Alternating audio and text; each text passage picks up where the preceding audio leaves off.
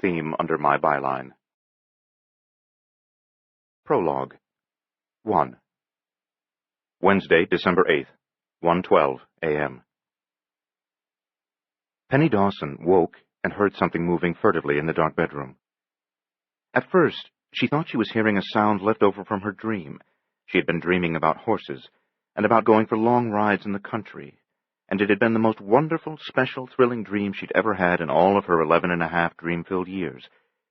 When she began to wake up, she struggled against consciousness, tried to hold on to sleep and prevent the lovely fantasy from fading. But she heard an odd sound, and it scared her.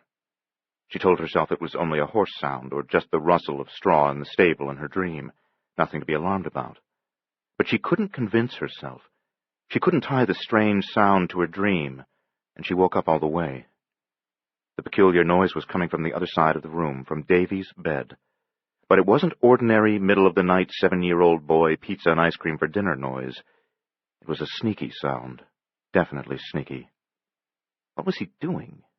What trick was he planning this time? Penny sat up in bed. She squinted into the impenetrable shadows, saw nothing, cocked her head, and listened intently. A rustling, sighing sound disturbed the stillness, then silence. She held her breath and listened even harder.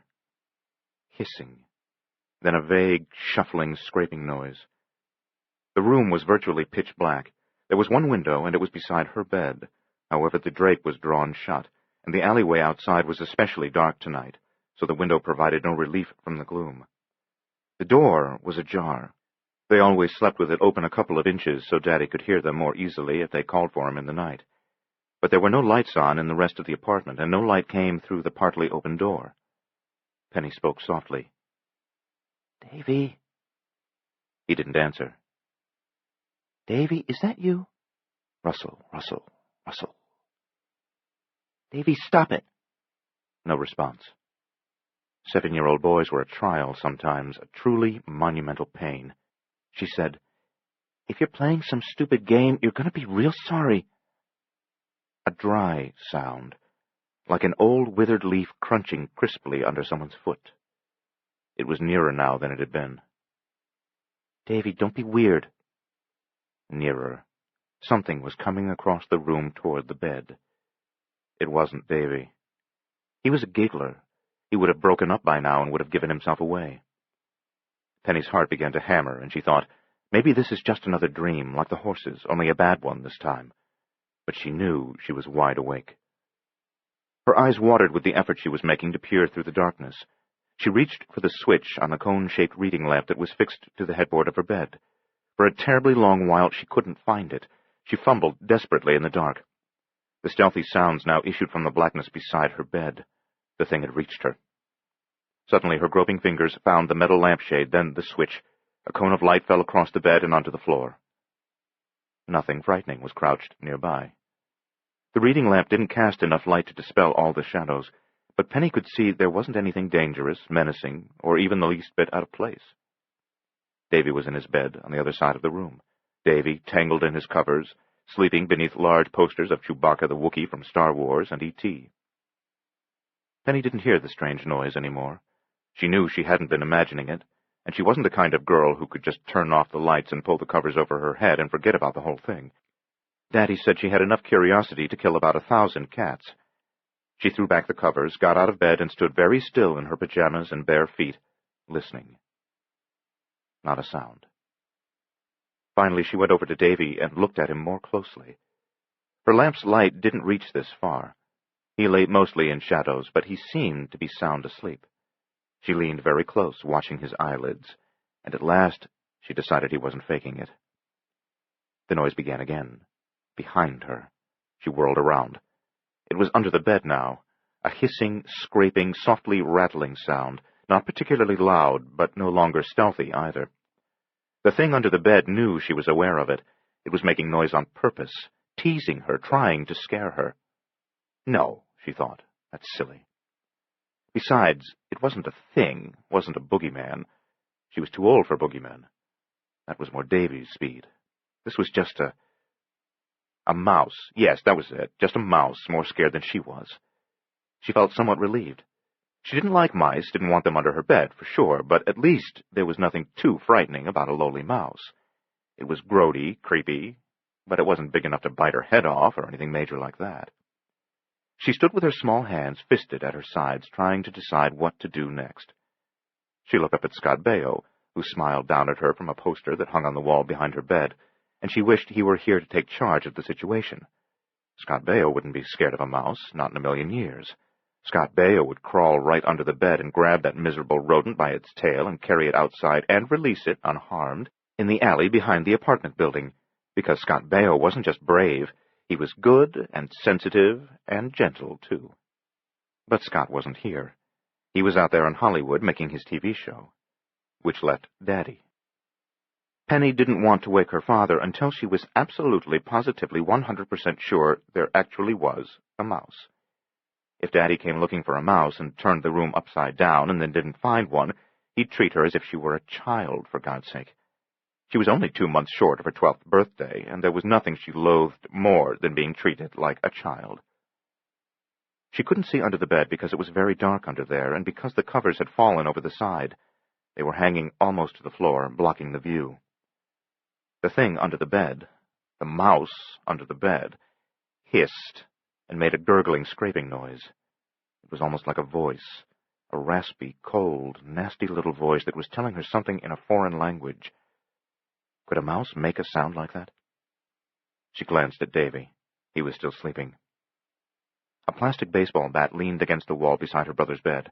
She grabbed it by the handle. Under her own bed, the peculiar, unpleasant hissing, scratching, scrabbling continued. She took a few steps toward her bed and got down on the floor on her hands and knees. Holding the plastic bat in her right hand, she extended it, pushed the other end under the drooping blankets, lifted them out of the way, and pushed them back onto the bed where they belonged. She still couldn't see anything under there. That low space was cave black. The noises had stopped. Penny had the spooky feeling that something was peering at her from those oily black shadows. Something more than just a mouse. Worse than just a mouse. Something that knew she was only a weak little girl. Something smart, not just a dumb animal. Something at least as smart as she was. Something that knew it could rush out and gobble her up alive if it really wanted to. Cripes, no, kid stuff, silliness. Biting her lip, determined not to behave like a helpless child, she thrust the fat end of the baseball bat under the bed. She probed with it, trying to make the mouse squeal or run out into the open. The other end of the plastic club was suddenly seized, held. Penny tried to pull it loose. She couldn't. She jerked and twisted it, but the bat was held fast. Then it was torn out of her grip. The bat vanished under the bed with a thump and a rattle. Penny exploded backwards across the floor until she bumped into Davy's bed. She didn't even remember moving. One instant she was on her hands and knees beside her own bed. The next instant she banged her head against the side of Davy's mattress. Her little brother groaned, snorted, blew out a wet breath, and went right on sleeping. Nothing moved under Penny's bed. She was ready to scream for her father now, ready to risk being treated like a child, more than ready, and she did scream, but the word reverberated only in her mind. "Daddy! Daddy! Daddy!" No sound issued from her mouth. She had been stricken temporarily dumb. The light flickered. The cord trailed down to an electrical outlet in the wall behind the bed. The thing under the bed was trying to unplug the lamp. "Daddy!" She made some noise this time, though not much. The word came out as a hoarse whisper. And the lamp winked off. In the lightless room she heard movement. Something came out from under the bed and started across the floor. "Daddy?" She could still only manage a whisper. She swallowed, found it difficult, swallowed again, trying to regain control of her half-paralyzed throat. A creaking sound. Peering into the blackness, Penny shuddered, whimpered. Then she realized it was a familiar creaking sound. The door to the bedroom. The hinges needed oiling. In the gloom, she detected the door swinging open, sensed more than saw it. A slab of darkness moving through more darkness. It had been ajar. Now, almost certainly, it was standing wide open. The hinges stopped creaking. The eerie, rasping, hissing sound moved steadily away from her. The thing wasn't going to attack after all. It was going away. Now it was in the doorway, at the threshold. Now it was in the hall. Now at least 10 feet from the door. Now gone. Seconds ticked by, slow as minutes. What had it been? Not a mouse. Not a dream. Then what? Eventually, Penny got up. Her legs were rubbery. She groped blindly, located the lamp on Davy's headboard. The switch clicked, and light poured over the sleeping boy. She quickly turned the cone-shaped shade away from him. She went to the door, stood on the threshold, listened to the rest of the apartment. Silence. Still shaky, she closed the door. The latch clicked softly. Her palms were damp. She blotted them on her pajamas. Now that sufficient light fell on her bed, she returned and looked beneath it. Nothing threatening crouched under there. She retrieved the plastic baseball bat, which was hollow, very lightweight, meant to be used with a plastic wiffle ball. The fat end, seized when she'd shoved it under the bed, was dented in 3 places where it had been gripped and squeezed. 2 of the dents were centered around small holes. The plastic had been punctured. But by what? Claws? Penny squirmed under the bed far enough to plug in her lamp. Then she crossed the room and switched off Davy's lamp. Sitting on the edge of her own bed, she looked at the closed hall door for a while and finally said, "Well, what had it been?" The longer she thought about it, the less real the encounter seemed. Maybe the baseball bat had merely been caught in the bed's frame somehow. Maybe the holes in it had been made by bolts or screws protruding from the frame. Maybe the hall door had been opened by nothing more sinister than a draft. Maybe. At last, itchy with curiosity, she got up, went into the hall, snapped on the light, saw that she was alone, and carefully closed the bedroom door behind her. Silence. The door to her father's room was ajar, as usual. She stood beside it, ear to the crack, listening. He was snoring. She couldn't hear anything else in there, no strange rustling noises. Again, she considered waking Daddy. He was a police detective, Lieutenant Jack Dawson. He had a gun. If something was in the apartment, he could blast it to smithereens. On the other hand, if she woke him and they found nothing, he would tease her and speak to her as if she were a child. Geez, even worse than that, as if she were an infant. She hesitated, then sighed. No, it just wasn't worth the risk of being humiliated. Heart-pounding, she crept along the hall to the front door and tried it. It was still securely locked. A coat rack was fixed to the wall beside the door. She took a tightly rolled umbrella from one of the hooks. The metal tip was pointed enough to serve as a reasonably good weapon. With the umbrella thrust out in front of her, she went into the living room, turned on all the lights, looked everywhere. She searched the dining alcove and the small L-shaped kitchen as well. Nothing. Except a window. Above the sink, the kitchen window was open. Cold December air streamed through the 10-inch gap. Penny was sure it hadn't been open when she'd gone to bed. And if Daddy had opened it to get a breath of fresh air, he'd have closed it later. He was conscientious about such things because he was always setting an example for Davy, who needed an example because he wasn't conscientious about much of anything. She carried the kitchen stool to the sink, climbed onto it, and pushed the window up farther, far enough to lean out and take a look. She winced as the cold air stung her face and sent icy fingers down the neck of her pajamas. There was very little light. 4 stories beneath her, the alleyway was blacker than black at its darkest, ash-gray at its brightest. The only sound was the soughing of the wind in the concrete canyon. It blew a few twisted scraps of paper along the pavement below and made Penny's brown hair flap like a banner. It tore the frosty plumes of her breath into gossamer rags. Otherwise, nothing moved. Farther along the building near the bedroom window, an iron fire escape led down to the alley. But here at the kitchen, there was no fire escape, no ledge. No way that a would-be burglar could have reached the window, no place for him to stand or hold on while he pried his way inside. Anyway, it hadn't been a burglar. Burglars weren't small enough to hide under a young lady's bed. She closed the window and put the stool back where she'd gotten it. She returned the umbrella to the coat rack in the hall, although she was somewhat reluctant to give up the weapon. Switching off the lights as she went, refusing to glance behind into the darkness that she'd left in her wake, she returned to her room and got back into bed and pulled up the covers. Davy was still sleeping soundly. Night wind pressed at the window. Far off across the city, an ambulance or police siren made a mournful song. For a while, Penny sat up in bed, leaning against the pillows, the reading lamp casting a protective circle of light around her. She was sleepy, and she wanted to sleep, but she was afraid to turn out the light. Her fear made her angry. Wasn't she almost 12 years old? And wasn't 12 too old to fear the dark? Wasn't she the woman of the house now? And hadn't she been the woman of the house for more than a year and a half, ever since her mother had died? After about 10 minutes, she managed to shame herself into switching off the lamp and lying down. She couldn't switch her mind off as easily. What had it been? Nothing. A remnant of a dream, or a vagrant draft. Just that and nothing more. Darkness. She listened. Silence. She waited. Nothing. She slept.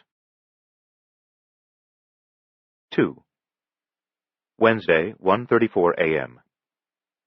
Vince Vestagliano was halfway down the stairs when he heard a shout, then a hoarse scream.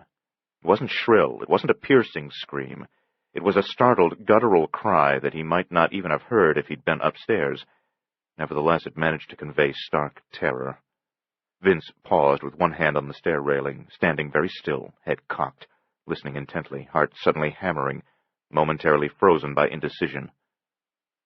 Another scream. Ross Morant, Vince's bodyguard, was in the kitchen making a late-night snack for both of them, and it was Morant who had screamed. No mistaking the voice. There were sounds of struggle, too. A crash and clatter as something was knocked over, a hard thump, the brittle, unmelodic music of breaking glass. Ross Morant's breathless, fear-twisted voice echoed along the downstairs hallway from the kitchen, and between grunts and gasps and unnerving squeals of pain there were words. "No! No! Please! Jesus! No! Help! Someone help me! Oh, my God! My God, please, no!" Sweat broke out on Vince's face. Morant was a big, strong, mean son of a bitch. As a kid, he'd been an ardent street fighter. By the time he was 18, he was taking contracts, doing murder for hire, having fun, and being paid for it.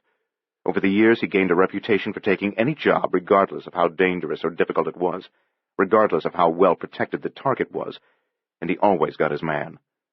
For the past 14 months, he had been working for Vince as an enforcer, collector, and bodyguard.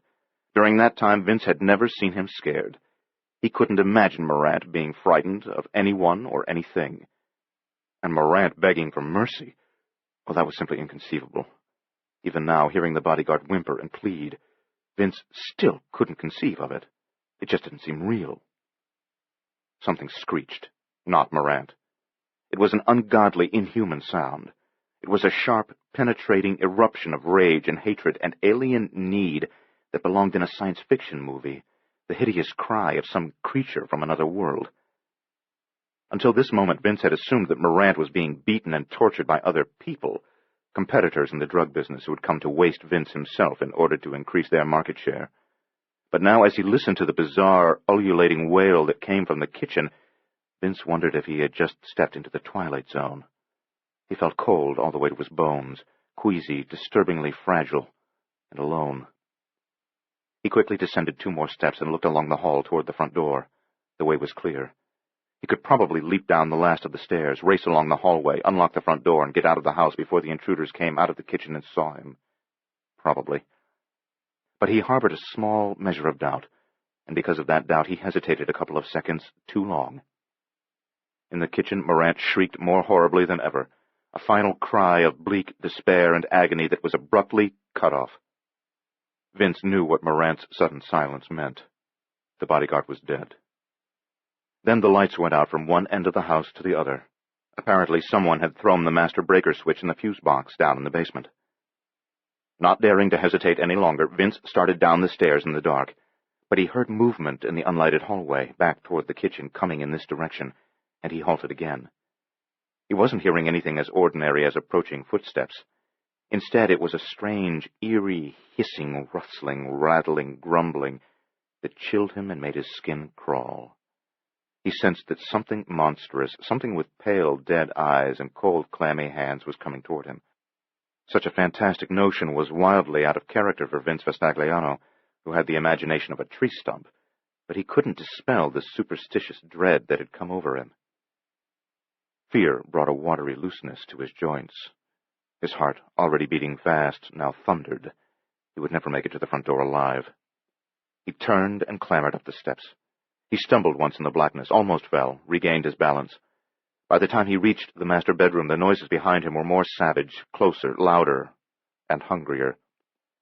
Vague shafts of weak light came through the bedroom windows, errant beams from the street lamps outside, lightly frosting the 18th-century Italian canopy bed and the other antiques, gleaming on the beveled edges of the crystal paperweights that were displayed along the top of the writing desk that stood between the two windows. If Vince had turned and looked back, he would have been able to see at least the bare outline of his pursuer. But he didn't look. He was afraid to look. He got a whiff of a foul odor. Sulphur? Not quite, but something like it. On a deep, instinctual level, he knew what was coming after him. His conscious mind could not, or would not, put a name to it, but his subconscious knew what it was, and that was why he fled from it in blind panic, as wide-eyed and spooked as a dumb animal reacting to a bolt of lightning. He hurried through the shadows to the master bath, which opened off the bedroom. In the cloying darkness, he collided hard with the half-closed bathroom door. It crashed all the way open. Slightly stunned by the impact, he stumbled into the large bathroom, groped for the door, slammed and locked it behind him. In that last moment of vulnerability, as the door swung shut, he had seen nightmarish, silvery eyes glowing in the darkness. Not just 2 eyes, a dozen of them, maybe more. Now something struck the other side of the door. Struck it again and again. There were several of them out there, not just one. The door shook and the lock rattled, but it held. The creatures in the bedroom screeched and hissed considerably louder than before. Although their icy cries were utterly alien, like nothing Vince had ever heard before, the meaning was clear. These were obviously bleats of anger and disappointment. The things pursuing him had been certain that he was within their grasp, and they had chosen not to take his escape in a spirit of good sportsmanship. The things. Odd as it was, that was the best word for them, the only word. Things. He felt as if he were losing his mind, yet he could not deny the primitive perceptions and instinctive understanding that had raised his hackles. Things. Not attack dogs, not any animal he'd ever seen or heard about. This was something out of a nightmare. Only something from a nightmare could have reduced Ross Morant to a defenseless, whimpering victim. The creatures scratched at the other side of the door, gouged and scraped and splintered the wood. Judging from the sound, their claws were sharp, damned sharp. What the hell were they? Vince was always prepared for violence, because violence was an integral part of the world in which he moved. You couldn't expect to be a drug dealer and lead a life as quiet as that of a schoolteacher. But he had never anticipated an attack like this. A man with a gun? Yes. A man with a knife? He could handle that, too. A bomb wired to the ignition of his car? That was certainly within the realm of possibility. But this was madness. As the things outside tried to chew and claw and batter their way through the door, Vince fumbled in the darkness until he found the toilet. He put the lid down on the seat, sat there, and reached for the telephone. When he'd been 12 years old, he had seen for the first time the telephone in his Uncle Gennaro Karamazza's bathroom, and from that moment it had seemed to him that having a phone in the can was the ultimate symbol of a man's importance, proof that he was indispensable and wealthy. As soon as he'd been old enough to get an apartment of his own, Vince had had a phone installed in every room, including the John, and he'd had one in every master bath in every apartment and house since then. In terms of self-esteem, the bathroom phone meant as much to him as his white Mercedes-Benz. Now, he was glad he had the phone right here because he could use it to call for help. But there was no dial tone. In the dark, he rattled the disconnect lever, trying to command service. The line had been cut. The unknown things in the bedroom continued to scratch and pry and pound on the door. Vince looked up at the only window. It was much too small to provide an escape route. The glass was opaque, admitting almost no light at all. They won't be able to get through the door, he told himself desperately. They'll eventually get tired of trying, and they'll go away. Sure they will, of course. A metallic screech and clank startled him. The noise came from within the bathroom, from this side of the door. He got up, stood with his hands fisted at his sides, tense, looking left and right into the deep gloom. A metal object of some kind crashed to the tile floor, and Vince jumped and cried out in surprise. The doorknob. Oh, Jesus. They had somehow dislodged the knob and the lock. He threw himself at the door, determined to hold it shut, but he found it was still secure. The knob was still in place. The lock was firmly engaged. With shaking hands, he groped frantically in the darkness, searching for the hinges, but they were also in place and undamaged. Then what had clattered to the floor? Panting, he turned around, putting his back to the door, and he blinked at the featureless black room, trying to make sense of what he'd heard. He sensed that he was no longer safely alone in the bathroom. A many-legged quiver of fear slithered up his back. The grill that covered the outlet from the heating duct, that was what had fallen to the floor. He turned, looked up at the wall above the door. 2 radiant silver eyes glared at him from the duct opening. That was all he could see of the creature. Eyes without any division between whites and irises and pupils, eyes that shimmered and flickered as if they were composed of fire, eyes without any trace of mercy. A rat? No. A rat couldn't have dislodged the grill. Besides, rats had red eyes, didn't they? It hissed at him. "No," Vince said softly. There was nowhere to run. The thing launched itself out of the wall, sailing down at him. It struck his face. Claws pierced his cheeks, sank all the way through into his mouth, scraped and dug at his teeth and gums. The pain was instant and intense. He gagged and nearly vomited in terror and revulsion, but he knew he would strangle on his own vomit, so he choked it down. Fangs tore at his scalp. He lumbered backward, flailing at the darkness. The edge of the sink slammed painfully into the small of his back, but it was nothing compared to the white-hot blaze of pain that consumed his face. This couldn't be happening, but it was. He hadn't just stepped into the twilight zone, he had taken a giant leap into hell. His scream was muffled by the unnameable thing that clung to his head, and he couldn't get his breath. He grabbed hold of the beast. It was cold and greasy, like some denizen of the sea that had risen up from watery depths. He pried it off his face and held it at arm's length. It screeched and hissed and chattered wordlessly, wriggled and twisted, writhed and jerked, bit his hand, but he held on to it, afraid to let go, afraid that it would fly straight back at him and go for his throat or for his eyes this time. What was it? Where did it come from? Part of him wanted to see it, had to see it, needed to know what in God's name it was. But another part of him, sensing the extreme monstrousness of it, was grateful for darkness. Something bit his left ankle. Something else started climbing his right leg, ripping his trousers as it went. Other creatures had come out of the wall duct. As blood ran down his forehead from his scalp wounds and clouded his vision, he realized that there were many pairs of silvery eyes in the room. Dozens of them. This had to be a dream, a nightmare. But the pain was real. The ravenous intruders swarmed up his chest, up his back, and onto his shoulders, all of them the size of rats, but not rats, all of them clawing and biting. They were all over him, pulling him down. He went to his knees. He let go of the beast he was holding, and he pounded at the others with his fists. One of them bit off part of his ear. Wickedly pointed little teeth sank into his chin. He heard himself mouthing the same pathetic pleas that he had heard from Ross Morant. Then the darkness grew deeper, and an eternal silence settled over him. Part 1. Wednesday, 7:53 a.m. to 3:30 p.m. Holy men tell us life is a mystery. They embrace that concept happily. But some mysteries bite and bark, and come to get you in the dark. The Book of Counted Sorrows. A rain of shadows, a storm, a squall. Daylight retreats, night swallows all. If good is bright, if evil is gloom, high evil walls the world entombs.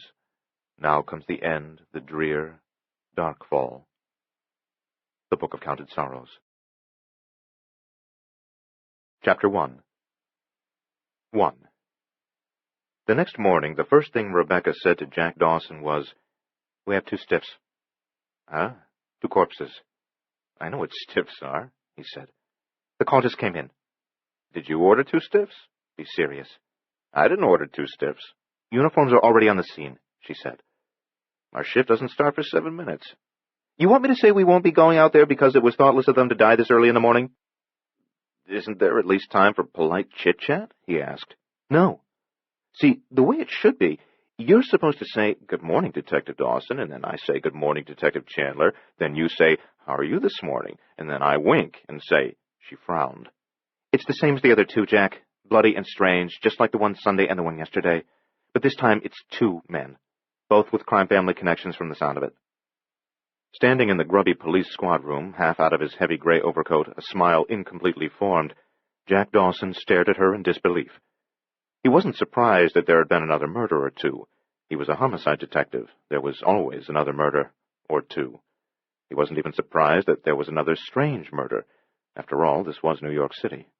What he couldn't believe was her attitude, the way she was treating him, this morning of all mornings. "Better put your coat back on," she said. "Rebecca, they're expecting us." "Rebecca, last night—" "Another weird one," she said, snatching up her purse from the top of a battered desk. "Didn't we— We sure got a sick one on our hands this time," she said, heading for the door. "Really sick." "Rebecca!" She stopped in the doorway and shook her head. "You know what I wish sometimes?" He stared at her. She said, "Sometimes I wish I'd married Tiny Taylor. Right now I'd be up there in Connecticut, snug in my all-electric kitchen, having coffee and Danish, the kids off to school for the day, that twice-a-week maid taking care of the housework, looking forward to lunch at the country club with the girls." Why is she doing this to me? He wondered. She noticed that he was still half out of his coat, and she said, "Didn't you hear me, Jack? We've got a call to answer." "Yeah, We've got 2 more stiffs." She left the squad room, which was colder and shabbier for her departure. He sighed. He shrugged back into his coat. He followed her. 2. Jack felt gray and washed out, partly because Rebecca was being so strange, but also because the day itself was gray and he was always sensitive to the weather. The sky was flat and hard and gray. Manhattan's piles of stone, steel, and concrete were all gray and stark.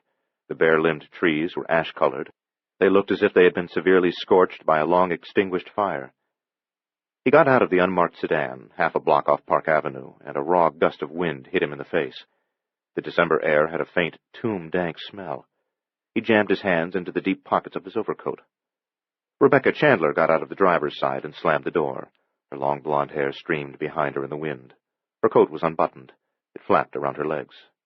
She didn't seem bothered by the chill or by the omnipresent grayness that had settled like soot over the entire city. Viking woman, Jack thought. Stoical, resolute. And just look at that profile. Hers was the noble, classic feminine face that seafarers had once carved on the prows of their ships ages ago, when such beauty was thought to have sufficient power to ward off the evils of the sea and the more vicious whims of fate. Reluctantly, he took his eyes from Rebecca and looked at the 3 patrol cars that were angled in at the curb. On one of them, the red emergency beacons were flashing, the only spot of vivid color in this drab day. Harry Ulbeck, a uniformed officer of Jack's acquaintance, was standing on the steps in front of the handsome Georgian-style brick townhouse where the murders had occurred. He was wearing a dark blue regulation greatcoat, a woolen scarf, and gloves, but he was still shivering. From the look on Harry's face, Jack could see it wasn't the cold weather bothering him. Harry Ulbeck was chilled by what he had seen inside the townhouse. "Bad one?" Rebecca asked. Harry nodded. "It worst, Lieutenant." He was only 23 or 24, but at the moment he appeared years older. His face was drawn, pinched. "Who are the deceased?" Jack asked. "Guy named Vincent Vestagliano and his bodyguard Ross Morant." Jack drew his shoulders up and tucked his head down as a vicious gust of wind blasted through the street. "Rich neighborhood," he said. "Wait till you see inside," Harry said. "It's like a Fifth Avenue antique shop in there." "Who found the bodies?" Rebecca asked. "A woman named Shelley Parker. She's a real looker. Vestagliano's girlfriend, I think." "She here now?" "Inside, but I doubt she'll be much help. You'll probably get more out of Nevesky and Blaine." Standing tall in the shifting wind, her coat still unbuttoned, Rebecca said, "Nevesky and Blaine, who are they?" "Narcotics," Harry said. "They were running a stakeout on this Vestagliano." "And he got killed right under their noses?" Rebecca asked. "Better not put it quite like that when you talk to them," Harry warned. "They're touchy as hell about it. I mean, it wasn't just the 2 of them. They were in charge of a 6-man team watching all the entrances to the house, had the place sealed tight, but somehow somebody got in anyway, killed Vestagliano and his bodyguard, and got out again without being seen. Makes poor Nevesky and Blaine look like they were sleeping." Jack felt sorry for them. Rebecca didn't. She said, "Well, damn it, they won't get any sympathy from me. It sounds as if they were screwing around." "I don't think so," Harry Ulbeck said. "They were really shocked. They swear they had the house covered." "What else would you expect them to say?" Rebecca asked sourly. "Always give a fellow officer the benefit of the doubt," Jack admonished her. "Oh, yeah?" she said. "Like hell. I don't believe in blind loyalty. I don't expect it. Don't give it. I've known good cops, more than a few, and if I know they're good, I'll do anything to help them. But I've also known some real jerks who couldn't be trusted to put their pants on with a fly in front. Harry blinked at her. She said, I won't be surprised if Nevetsky and Blaine are two of those types, the ones who walk around with zippers up their butts. Jack sighed. Harry stared at Rebecca, astonished. A dark, unmarked van pulled to the curb. 3 men got out, one with a camera case, the other 2 with small suitcases. Labmen are here, Harry said. The new arrivals hurried along the sidewalk toward the townhouse. Something about their sharp faces and squinted eyes made them seem like a trio of stilt-legged birds eagerly rushing toward a new piece of carrion. Jack Dawson shivered. The wind shook the day again. Along the street, the stark branches of the leafless trees rattled against one another. That sound brought to mind a Halloween-like image of animated skeletons engaged in a macabre dance. 3. The assistant medical examiner and 2 other men from the pathology lab were in the kitchen, where Ross Morant, the bodyguard, was sprawled in a mess of blood, mayonnaise, mustard, and salami. He had been attacked and killed while preparing a midnight snack. On the 2nd floor of the townhouse, in the master bathroom, blood patterned every surface, decorated every corner. Sprays of blood, streaks of it, smears and drops, bloody handprints on the walls and on the edge of the tub. Jack and Rebecca stood at the doorway, peering in, touching nothing. Everything had to remain undisturbed until the lab men were finished. Vincent Vestagliano, fully clothed, lay jammed between the tub and sink, his head resting against the base of the toilet. He had been a big man, somewhat flabby, with dark hair and bushy eyebrows. His slacks and shirt were blood-soaked. One eye had been torn from its socket. The other was open wide, staring sightlessly. One hand was clenched. The other was open, relaxed. His face, neck, and hands were marked by dozens of small wounds. His clothes had been ripped in at least 50 or 60 places, and through those narrow rents in the fabric other dark and bloody injuries could be seen.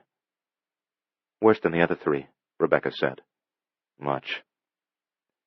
This was the 4th hideously disfigured corpse they'd seen in the past 4 days. Rebecca was probably right. There was a psychopath on the loose. But this wasn't merely a crazed killer who slaughtered while in the grip of a psychotic rage or fugue. This lunatic was more formidable than that, for he seemed to be a psychopath with a purpose, perhaps even a holy crusade. All 4 of his victims had been in one way or another involved in the illegal drug trade. Rumors were circulating to the effect that a gang war was getting underway, a dispute over territories, but Jack didn't put much faith in that explanation. For one thing, the rumors were strange. Besides, these didn't look like gangland killings. They certainly weren't the work of a professional assassin. There was nothing clean, efficient, or professional about them. They were savage killings, the product of a badly, darkly twisted personality. Actually, Jack would have preferred tracking down an ordinary hitman. This was going to be tougher. Few criminals were as cunning, clever, bold, or difficult to catch as a maniac with a mission. The number of wounds fits the pattern, Jack said. But they're not the same kind of wounds we've seen before. Those were stabbings. These definitely aren't punctures. They're too ragged for that. So maybe this one isn't by the same hand. It is, he said. Too soon to say. It's the same case, he insisted. You sound so certain. I feel it. Don't get mystical on me like you did yesterday. I never. Oh, yes, you did. We were only following up viable leads yesterday. In a voodoo shop that sells goat's blood and magic amulets. So it was still a viable lead, he said. They studied the corpse in silence.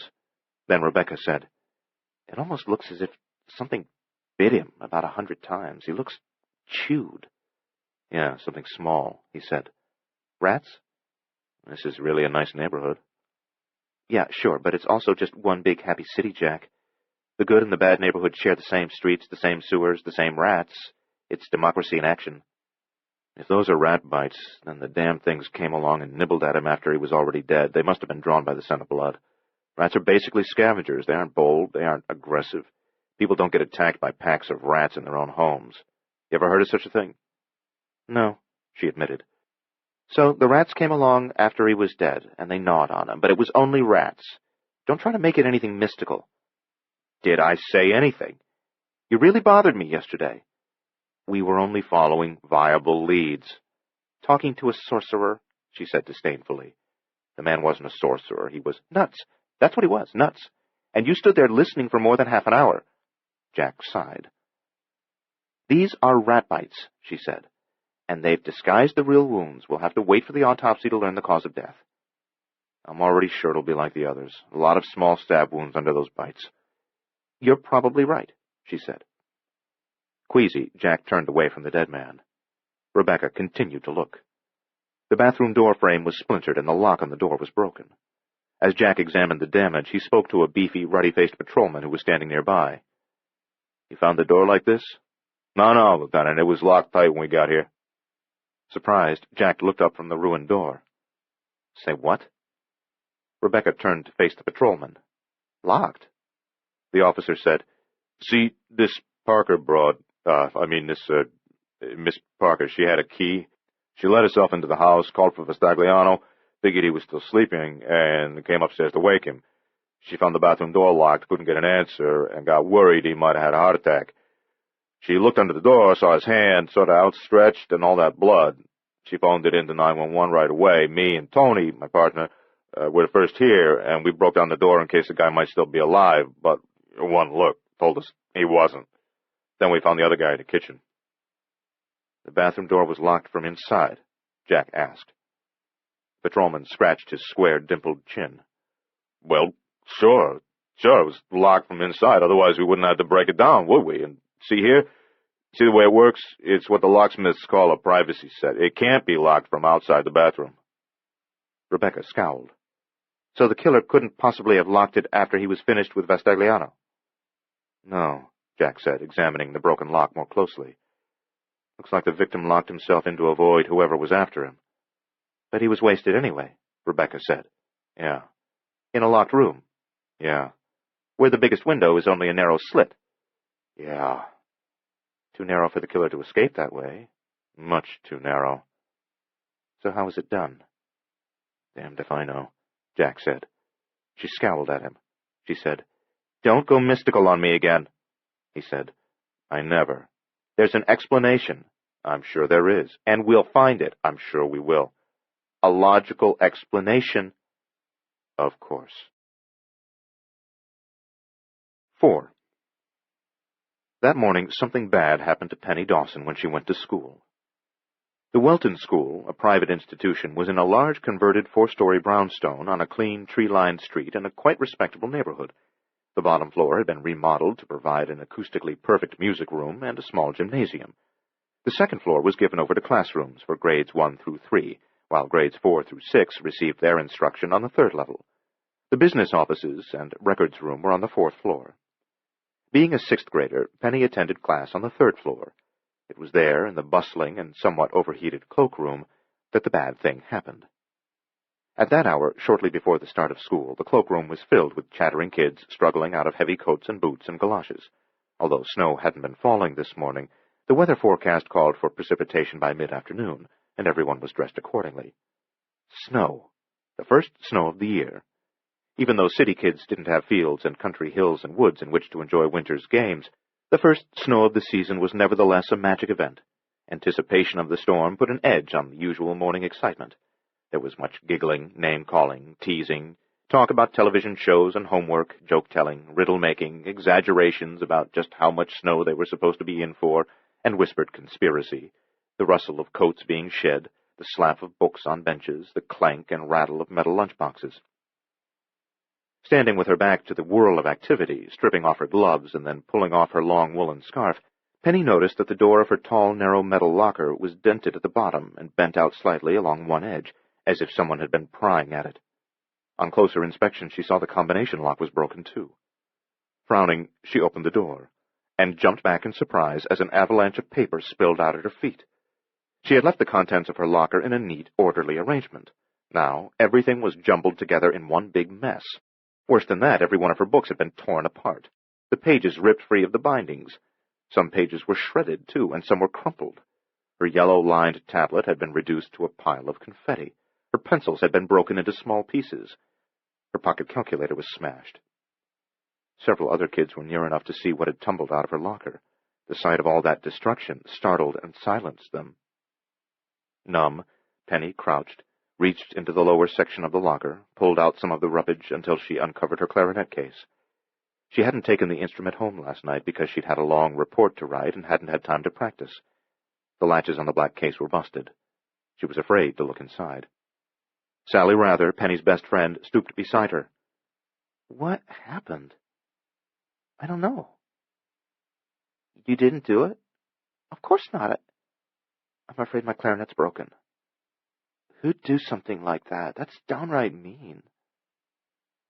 Chris Howe, a sixth-grade boy who was always clowning around, and who could at times be childish and obnoxious and utterly impossible, but who could also be cute because he looked a little like Scott Baio, crouched next to Penny. He didn't seem to be aware that something was wrong. He said, "Geez, Dawson, I never knew you were such a slob." Sally said, "She didn't," but Chris said, "I'll bet you got a family of big Gertie cockroaches in there, Dawson." And Sally said, "I'm blowing out your ears, Chris." He gaped at her in surprise because Sally was a petite, almost fragile-looking redhead who was usually very soft-spoken. When it came to standing up for her friends, however, Sally could be a tiger. Chris blinked at her and said, "Huh? What did you say?" "Go stick your head in the toilet and flush twice," Sally said. "We don't need your stupid jokes. Somebody trashed Penny's locker. It isn't funny." Chris looked at the rubble more closely. "Oh, hey, I didn't realize. Sorry, Penny." Reluctantly, Penny opened the damaged clarinet case. The silver keys had been snapped off. The instrument had also been broken in two. Sally put a hand on Penny's shoulder. "Who did it?" Chris asked. "We don't know," Sally said. Penny stared at the clarinet, wanting to cry, not because it was broken, although that was bad enough, but because she wondered if someone had smashed it as a way of telling her she wasn't wanted here. At Welton School, she and Davy were the only kids who could boast a policeman for a father. The other children were the offspring of attorneys, doctors, businessmen, dentists, stockbrokers, and advertising executives. Having absorbed certain snobbish attitudes from their parents, there were those in the student body who thought a cop's kids didn't really belong at an expensive private school like Welton. Fortunately, there weren't many of that kind. Most of the kids didn't care what Jack Dawson did for a living, and there were even a few who thought it was special and exciting and better to be a cop's kid than to have a banker or an accountant for a father. By now, everyone in the cloakroom realized that something big had happened, and everyone had fallen silent. Penny stood, turned, and surveyed them. Had one of the snobs trashed her locker?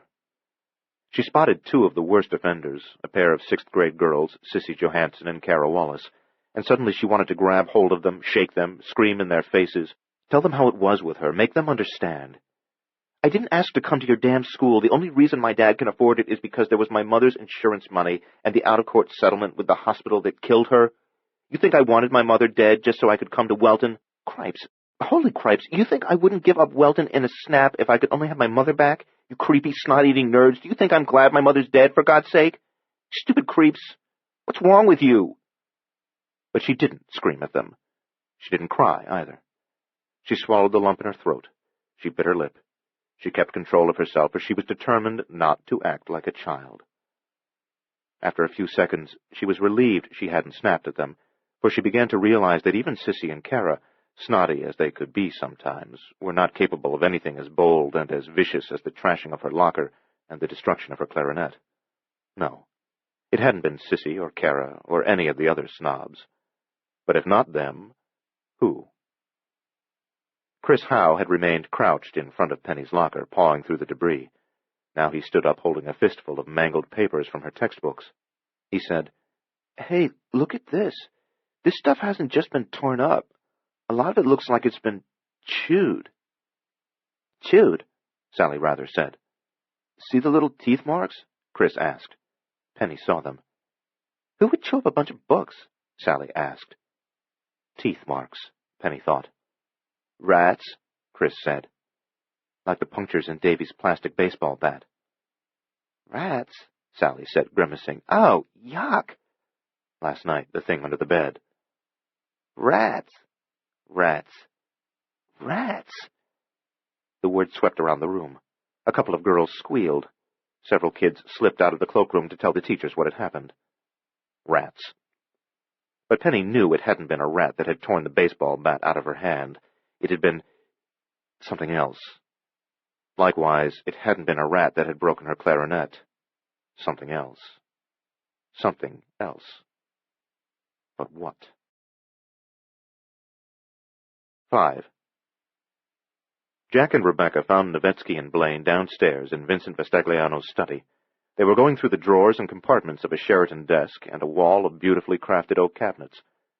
Roy Novetzke looked like a high school English teacher, circa 1955. White shirt, clip-on bow tie, gray V-neck sweater.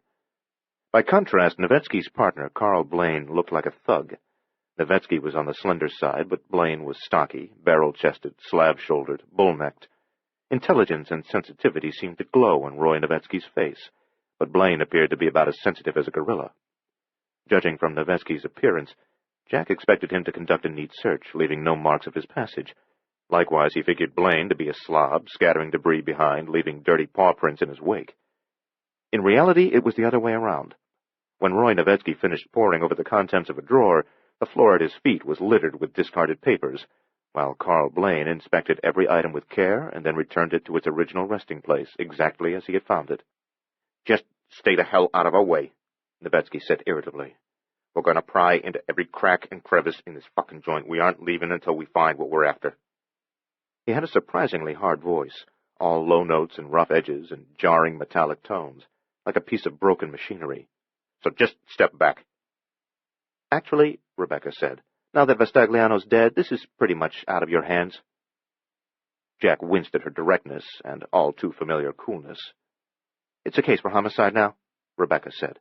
"It's not so much a matter for narcotics anymore." "Haven't you ever heard of interdepartmental cooperation, for Christ's sake?" Novetzke demanded. "Haven't you ever heard of common courtesy?" Rebecca asked. Wait, Jack said quickly, placatingly. "There's room for all of us. Of course there is." Rebecca shot a malevolent look at him. He pretended not to see it. He was very good at pretending not to see the look she gave him. He'd had a lot of practice at it. To Novetzke, Rebecca said, "There's no reason to leave the place like a pigsty." "Vestagliano's too dead to care," Novetzke said. "You're just making it harder for Jack and me when we have to go through all this stuff ourselves." "Listen," Novetzke said. "I'm in a hurry. Besides, when I run a search like this, there's no fucking reason for anyone else to double-check me. I never miss anything."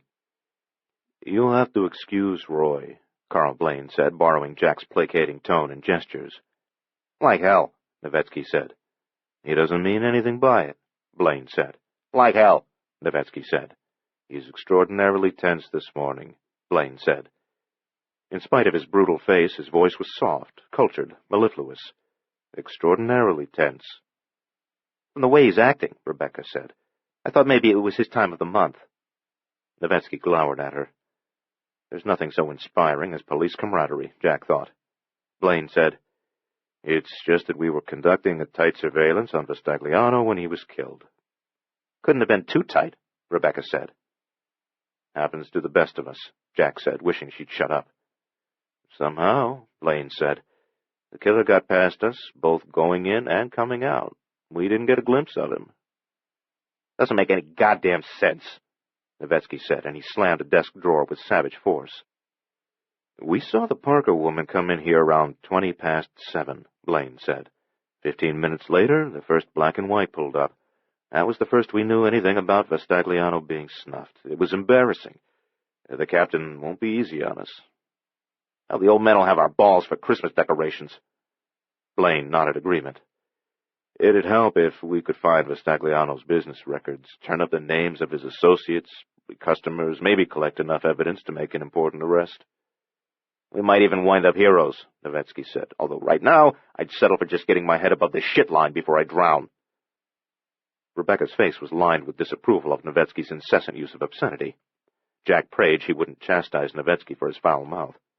She leaned against the wall beside what appeared to be, at least to Jack's unschooled eye, an original Andrew Wyeth oil painting. It was a farm scene rendered in intricate and exquisite detail. Apparently oblivious of the exceptional beauty of the painting, Rebecca said, "So this Vincent Vestagliano was in the dope trade?" "Does McDonald's sell hamburgers?" Novetzke asked. "He was a blood member of the Karamazov family," Blaine said. Of the 5 mafia families that controlled gambling, prostitution, and other rackets in New York, the Karamazovs were the most powerful. "In fact," Blaine said, "Vestagliano was the nephew of Gennaro Karamazov himself. His uncle Gennaro gave him the Gucci route." "The what?" Jack asked. The upper-crust clientele in the dope business, Blaine said. The kind of people who have 20 pairs of Gucci shoes in their closet. Novetzky said, Vistagliano didn't sell shit to school kids. His uncle wouldn't have let him do anything that seamy. Vince dealt strictly with show business and society types, highbrow muckety-mucks. Not that Vince Vistagliano was one of them, Blaine quickly added. He was just a cheap hood who moved in the right circles only because he could provide the nose candy some of those limousine types were looking for. He was a scumbag, Novetzky said. This house, all those antiques, this wasn't him. This was just an image he thought he should project if he was going to be the candy man of the jet set. He didn't know the difference between an antique and a Kmart coffee table, Blaine said. All these books, take a closer look. They're old textbooks, incomplete sets of outdated encyclopedias, odds and ends, bought by the yard from a used book dealer. Never meant to be read, just dressing for the shelves.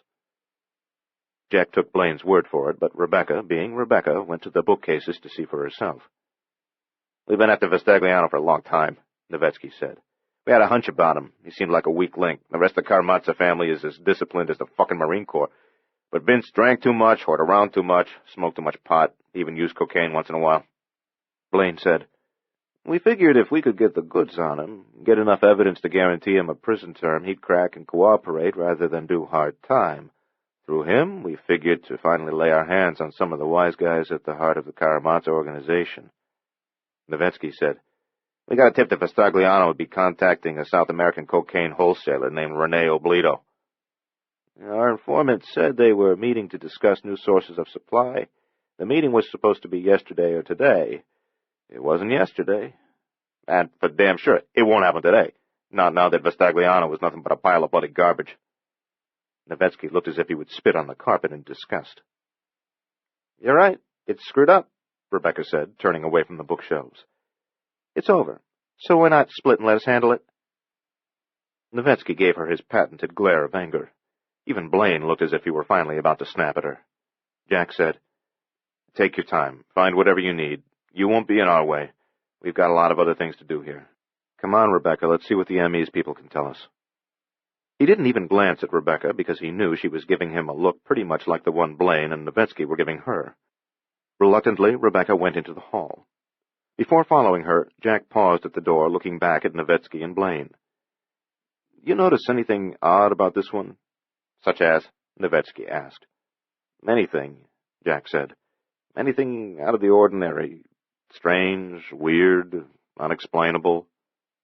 I can't explain how the hell the killer got in here, Novetzky said irritably. That's damn strange. Anything else? Jack asked.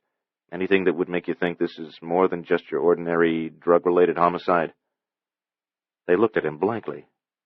He said, Okay, what about this woman, Vistagliano's girlfriend, or whatever she is? Shelley Parker, Blaine said. She's waiting in the living room if you want to talk to her. Have you spoken with her yet? Jack asked. A little, Blaine said. She's not much of a talker. A real sleazebag is what she is, Novetzky said. Reticent, Blaine said. An uncooperative sleazebag. Self-contained, very composed, Blaine said. $2 pump, a bitch, a scuzz, but gorgeous. Jack said, Did she mention anything about a Haitian? A what? You mean someone from Haiti, the island? The island, Jack confirmed. No, Blaine said. Didn't say anything about a Haitian. What fucking Haitian are we talking about? Novetzky demanded. Jack said, A guy named Lavelle, Baba Lavelle. Baba? Blaine said. Sounds like a clown, Novetzky said. Did Shelley Parker mention him? No. How's this Lavelle fit in? Jack didn't answer that. Instead, he said, Listen, did Miss Parker say anything to you about... Well, did she say anything at all that seemed strange? Novetzky and Blaine frowned at him. What do you mean? Blaine said. Yesterday they'd found the second victim, a black man named Freeman Colson, a middle-level dope dealer who distributed to 70 or 80 street pushers in a section of lower Manhattan that had been conferred upon him by the Karamazov family, which had become an equal opportunity employer in order to avoid ill-feeling and racial strife in the New York underworld. Colson had turned up dead, leaking from more than 100 small stab wounds, just like the first victim on Sunday night. His brother, Darl Colson, had been panicky, so nervous he was pouring sweat. He had told Jack and Rebecca a story about a Haitian who was trying to take over the cocaine and heroin trade. It was the weirdest story Jack had ever heard, but it was obvious that Darl Colson believed every word of it. If Shelley Parker had told a similar tale to Novetzky and Blaine, they wouldn't have forgotten it. They wouldn't have needed to ask what sort of strange he was talking about. Jack hesitated, then shook his head. Never mind, it's not really important. If it's not important, why did you bring it up? That would be Novetzky's next question. Jack turned away from them before Novetzky could speak, kept moving through the door into the hall where Rebecca was waiting for him. She looked angry. 6. Last week, on Thursday evening, at the twice-a-month poker game he'd been attending for more than 8 years, Jack had found himself defending Rebecca. During a pause in the game, the other players, 3 detectives, Al Dufresne, Whit Yardman, and Phil Abrahams, had spoken against her. "I don't see how you put up with it, Jack," Whit said. "She's the cold one," Al said. "Yeah, regular ice maiden," Phil said. As the cards snapped and clicked and softly hissed in Al's busy hands, the 3 men dealt out insults. "Yeah, she's colder than a witch's tit." "And about as friendly as a Doberman with one fierce damn toothache and a bad case of constipation." "Yeah, acts like she don't ever have to breathe or take a piss like the rest of humanity." "Yeah, real ball-buster," Al Dufresne said. Finally, Jack said, "She's not so bad once you know her." "A ball-buster," Al repeated. "Listen," Jack said. "If she was a guy, you'd say she was just a hard-nosed cop, and you'd even sort of admire her for it. Because she's a hard-nosed female cop, you say she's just a cold bitch." "I know a ball-buster when I see one," Al said. "Yeah, a ball crusher," Whit said. "She's got her good qualities," Jack said. "Yeah?" Phil Abrahams said. "Name one." "She's observant." "So's a vulture." "She's smart. She's efficient," Jack said. "So was Mussolini. He made the trains run on time." Jack said. "And she'd never fail to back up her partner if things got hairy out there on the street." "Hell's bells, no cop would fail to back up a partner," Al said. "Some would," Jack said. "Damn few, and if they did, they wouldn't be cops for long." "She's a hard worker," Jack said. "Carries her weight." Okay, Whit said. "So maybe she can do the job well enough, but why can't she be a human being, too?" "I don't think I ever heard her laugh," Phil said. Al said. "Where's her heart? Doesn't she have a heart?" "Sure, she does," Whit said. "A little stone heart." "Well," Jack said, "I suppose I'd rather have Rebecca for a partner than any of you brass-plated monkeys." "Is that so?" "Yeah, she's more sensitive than you give her credit for." Oh, sensitive. Now it comes out. He's not just being chivalrous. He's sweet on her. She'll have your balls for a necklace, old buddy. And from the look of him, I'd say she's already had him. Any day now she'll be wearing a brooch made out of his—" Jack said, "Listen, you guys, there's nothing between me and Rebecca except—" "Does she go in for whips and chains, Jax?" "Yeah, I bet she does. Boots and dog collars. Take off your shirt and show us your bruises, Jack." "Neanderthals," Jack said. "Does she wear a leather bra?" "Leather? Man, that broad must wear steel." "Cretins," Jack said. "I thought you've been looking poorly the last couple months," Al said. "Now I know what it is. You're pussy whipped, Jack." "And definitely pussy whipped," Phil said. Jack knew there was no point in resisting them. His protestations would only amuse and encourage them. He smiled and let the wave of good-natured abuse wash over him until they were at last tired of the game. Eventually, he said, "All right, you guys have had your fun. But I don't want any stupid rumors starting from this. I want you to understand there's nothing between Rebecca and me. I think she is a sensitive person under all those calluses. Beneath that cold-as-an-alligator pose she works so hard at, there's some warmth, tenderness. That's what I think, but I don't know from personal experience. Understand?" "Maybe there's nothing between you two," Phil said. "But judging by the way your tongue hangs out when you talk about her, it's obvious you wish there was." "Yeah," Al said. "When you talk about her, you drool." The taunting started all over again, but this time they were much closer to the truth than they had been before. Jack didn't know from personal experience that Rebecca was sensitive and special, but he sensed it, and he wanted to be closer to her. He would have given just about anything to be with her, not merely near her. He'd been near her 5 or 6 days a week for almost 10 months. but really with her, sharing her innermost thoughts, which she always guarded jealously. The biological pull was strong, the stirring in the gonads, no denying it. After all, she was quite beautiful. But it wasn't her beauty that most intrigued him. Her coolness, the distance she put between herself and everyone else, made her a challenge that no male could resist. But that wasn't the thing that most intrigued him either.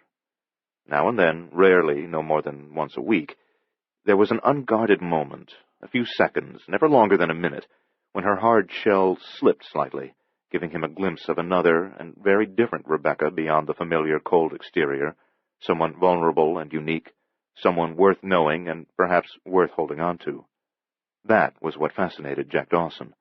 That brief glimpse of warmth and tenderness, the dazzling radiance she always cut off the instant she realized she had allowed it to escape through her mask of austerity. Last Thursday, at the poker game, he had felt that getting past Rebecca's elaborate psychological defenses would always be, for him, nothing more than a fantasy, a dream forever unattainable. After 10 months as her partner, 10 months of working together and trusting each other and putting their lives in each other's hands, he felt that she was, if anything, more of a mystery than ever.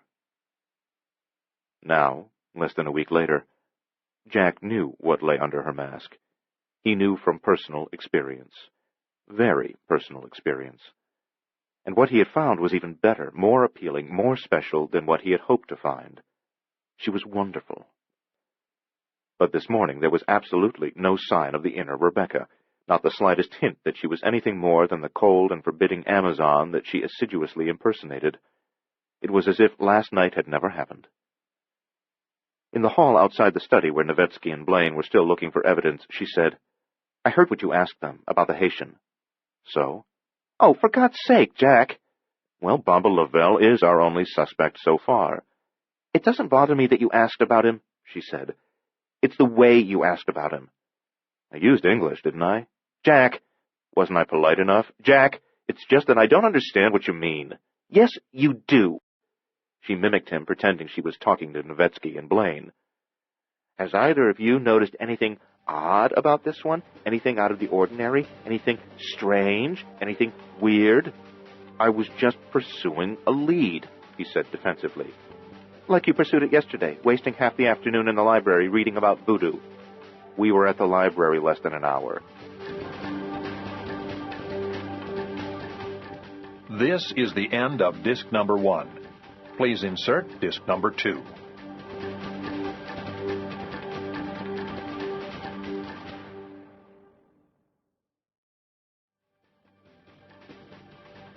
This is disc number 2.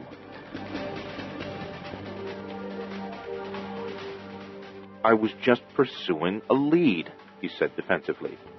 "Like you pursued it yesterday, wasting half the afternoon in the library reading about voodoo." "We were at the library less than an hour." "And then running up there to Harlem to talk to that sorcerer." "He's not a sorcerer." "That nut." "Carver Hampton isn't a nut," Jack said. "A real nutcase," she insisted. "There was an article about him in that book." "Being written about in a book doesn't automatically make him respectable." "He's a priest." "He's not. He's a fraud." "He's a voodoo priest who practices only white magic, good magic. A Hunjan. That's what he calls himself." "I can call myself a fruit tree, but don't expect me to grow any apples on my ears," she said. "Hampton's a charlatan, taking money from the gullible." "His religion may seem exotic." "It's foolish. That shop he runs? Jesus! Selling herbs and bottles of goat's blood? Charms and spells? All that other nonsense?" "It's not nonsense to him." "Sure it is." "He believes in it." "Because he's a nut."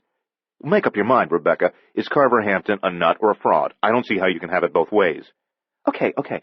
Maybe this Baba Lavelle did kill all 4 of the victims." "He's our only suspect so far." "But he didn't use voodoo. There's no such thing as black magic. He stabbed them, Jack. He got blood on his hands just like any other murderer." Her eyes were intensely, fiercely green, always a shade greener and clearer when she was angry or impatient. "I never said he killed them with magic," Jack told her. "I didn't say I believe in voodoo, but you saw the bodies. You saw how strange—" "Stabbed," she said firmly. "Mutilated, yes. Savagely and horribly disfigured, yes. Stabbed 100 times or more, yes. But stabbed with a knife. A real knife, an ordinary knife." "The medical examiner says the weapon used in those first 2 murders would have had to have been no bigger than a penknife. Okay, so it was a penknife. Rebecca, that doesn't make sense. Murder never makes sense. What kind of killer goes after his victims with a penknife, for God's sake? A lunatic? Psychotic killers usually favor dramatic weapons. Butcher knives, hatchets, shotguns. In the movies, maybe. In reality, too. This is just another psycho like all the psychos who are crawling out of the walls these days, she insisted. There's nothing special or strange about him. But how does he overpower them? If he's only wielding a penknife, why can't his victims fight him off or escape? There's an explanation, she said doggedly. We'll find it. The house was warm, getting warmer. Jack took off his overcoat. Rebecca left her coat on. The heat didn't seem to bother her any more than the cold. And in every case, Jack said, the victim has fought his assailant. There are always signs of a big struggle. Yet none of the victims seems to have managed to wound his attacker. There's never any blood but the victim's own. That's damn strange. And what about Vestagliano? Murdered in a locked bathroom? She stared at him suddenly, but didn't respond. Look, Rebecca, I'm not saying it's voodoo or anything the least bit supernatural. I'm not a particularly superstitious man. My point is that these murders might be the work of someone who does believe in voodoo, that there might be something ritualistic about them. The condition of the corpses certainly points in that direction. I didn't say voodoo works. I'm only suggesting that the killer might think it works, and his belief in voodoo might lead us to him and give us some of the evidence we need to convict him. She shook her head. Jack, I know there's a certain streak in you. What certain streak is that? Call it an excessive degree of open-mindedness. How is it possible to be excessively open-minded? It's like being too honest. When Darl Colson said this Baba Lavelle was taking over the drug trade by using voodoo curses to kill his competition, you listened as if you were a child, enraptured. I didn't. You did. Then the next thing I know, we're off to Harlem to a voodoo shop. If this Baba Lavelle really is interested in voodoo, then it makes sense to assume that someone like Carver Hampton might know him or be able to find out something about him for us. A nut like Hampton won't be any help at all. You remember the Holderbeck case? What's that got to do with the old lady who was murdered during the seance? Emily Holderbeck, I remember. You were fascinated with that one, she said. I never claimed there was anything supernatural about it. Absolutely fascinated. Well, it was an incredible murder. The killer was so bold. The room was dark, sure, but there were 8 people present when the shot was fired. But it wasn't the facts of the case that fascinated you the most, Rebecca said. It was the medium that interested you, that Mrs. Donatella with her crystal ball. You couldn't get enough of her ghost stories, her so-called psychic experiences. So? Do you believe in ghosts, Jack? You mean, do I believe in an afterlife? Ghosts. I don't know, maybe not. Who can say? I can say. I don't believe in ghosts. But your equivocation proves my point. Rebecca, there are millions of perfectly sane, respectable, intelligent, level-headed people who believe in life after death. A detective's a lot like a scientist, she said. He's got to be logical. He doesn't have to be an atheist, for God's sake. Ignoring him, she said, Logic is the best tool we have. All I'm saying is that we're onto something strange. And since the brother of one of the victims thinks voodoo is involved, a good detective has to be reasonable, methodical. We should follow it up even if it seems ridiculous. A good detective has to be tough-minded, realistic. A good detective also has to be imaginative, flexible, he countered. Then abruptly, changing the subject, he said, Rebecca, what about last night? Her face reddened. She said, Let's go have a talk with the Parker woman. And she started to turn away from him. He took hold of her arm, stopped her. I thought something very special happened last night. She said nothing. Did I just imagine it? He asked. Let's not talk about it now. Was it really awful for you? Later, she said. Why are you treating me like this? She wouldn't meet his eyes. That was unusual for her. It's complicated, Jack. I think we've got to talk about it. Later, she said. Please. When? When we have the time. When will that be? He persisted. If we have time for lunch, we can talk about it then. We'll make time. We'll see. Yes, we will. Now we've got work to do, she said, pulling away from him. He let her go this time. She headed toward the living room where Shelley Parker waited. He followed her, wondering what he'd gotten himself into when he'd become intimately involved with this exasperating woman. Maybe she was a nutcase herself. Maybe she wasn't worth all the aggravation she caused him. Maybe she would bring him nothing but pain, and maybe he would come to regret the day he'd met her. At times, she certainly seemed neurotic. Better to stay away from her. The smartest thing he could do was call it quits right now. He could ask for a new partner, perhaps even transfer out of the homicide division. He was tired of dealing with death all the time anyway. He and Rebecca should split, go their separate ways, both personally and professionally, before they got too tangled up with each other. Yes, that was for the best. That was what he should do. But as Novetzky would say, like hell. He wasn't going to put in a request for a new partner. He wasn't a quitter. Besides, he thought maybe he was in love. 7. At 58, Neva Rooney looked like a grandmother, but moved like a dock worker. She kept her gray hair in tight curls. Her round, pink, friendly face had bold rather than delicate features, and her merry blue eyes were never evasive, always warm. She was a stocky woman, but not fat. Her hands weren't smooth, soft, grandmotherly hands. They were strong, quick, efficient, with no trace of either the pampered life or arthritis, but with a few calluses. When Neva walked, she looked as if nothing could stand in her way, not other people, and not even brick walls. There was nothing dainty or graceful or even particularly feminine about her walk. She strode from place to place in the manner of a no-nonsense army sergeant. Neva had been cleaning the apartment for Jack Dawson since shortly after Linda Dawson's death. She came in once a week, every Wednesday. She also did some babysitting for him. In fact, she'd been here last evening watching over Penny and Davy while Jack had been out on a date. This morning she let herself in with the key that Jack had given her, and she went straight to the kitchen. She brewed a pot of coffee and poured a cup for herself and drank half of it before she took off her coat. It was a bitter day indeed, and even though the apartment was warm, she found it difficult to rid herself of the chill that had seeped deep into her bones during the 6-block walk from her own apartment. She started cleaning in the kitchen. Nothing was actually dirty. Jack and his 2 young ones were clean and reasonably orderly, not at all like some for whom Neva worked. Nonetheless, she labored diligently, scrubbing and polishing with the same vigor and determination that she brought to really grimy jobs, for she prided herself on the fact that a place positively gleamed when she was finished with it. Her father, dead these many years, and God rest his soul, had been a uniformed policeman, a foot patrolman, who took no graft whatsoever, and who strived to make his beat a safe one for all who lived or toiled within its boundaries. He had taken considerable pride in his job, and he taught Neva, among other things, 2 valuable lessons about work. First, there is always satisfaction and esteem in a piece of work well done, regardless of how menial it might be. Second, if you cannot do a job well, then there's not much use in doing it at all. Initially, other than the noises Neva made as she cleaned, the only sounds in the apartment were the periodic humming of the refrigerator motor, occasional thumps and creaks as someone rearranged the furniture in the apartment above, and the moaning of the brisk winter wind as it pressed at the windows. Then, as she paused to pour a little more coffee for herself, an odd sound came from the living room. A sharp, short squeal, an animal sound. She put down the coffee pot. Cat? Dog? It hadn't seemed like either of those, like nothing familiar. Besides, the Dawsons had no pets. She started across the kitchen toward the door to the dining alcove and the living room beyond. The squeal came again, and it brought her to a halt, froze her, and suddenly she was uneasy. It was an ugly, angry, brittle cry, again of short duration, but piercing and somehow menacing. This time it didn't sound as much like an animal as it had before. It didn't sound particularly human either, but she said, "Is someone there?"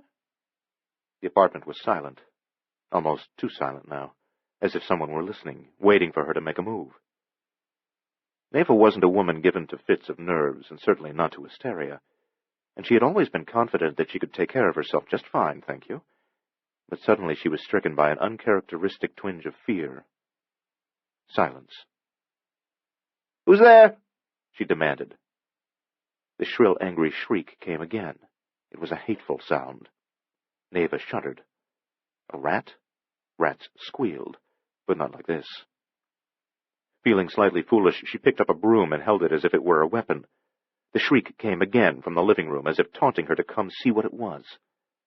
Broom in hand, she crossed the kitchen and hesitated at the doorway. Something was moving around in the living room. She couldn't see it, but she could hear an odd, dry-paper, dry-leaf rustling and a scratching, hissing noise that sometimes sounded like whispered words in a foreign language. With a boldness she had inherited from her father, Neva stepped through the doorway. She edged past the tables and chairs, looking beyond them at the living room, which was visible through the wide archway that separated it from the dining alcove. She stopped beneath the arch and listened, trying to get a better fix on the noise. From the corner of her eye she saw movement. The pale yellow drapes fluttered, but not from a draft. She wasn't in a position to see the lower half of the drapes, but it was clear that something was scurrying along the floor, brushing them as it went. Neva moved quickly into the living room, past the first sofa, so that she could see the bottom of the drapes. Whatever had disturbed them was nowhere in sight. The drapes became still again. Then behind her she heard a sharp little squeal of anger.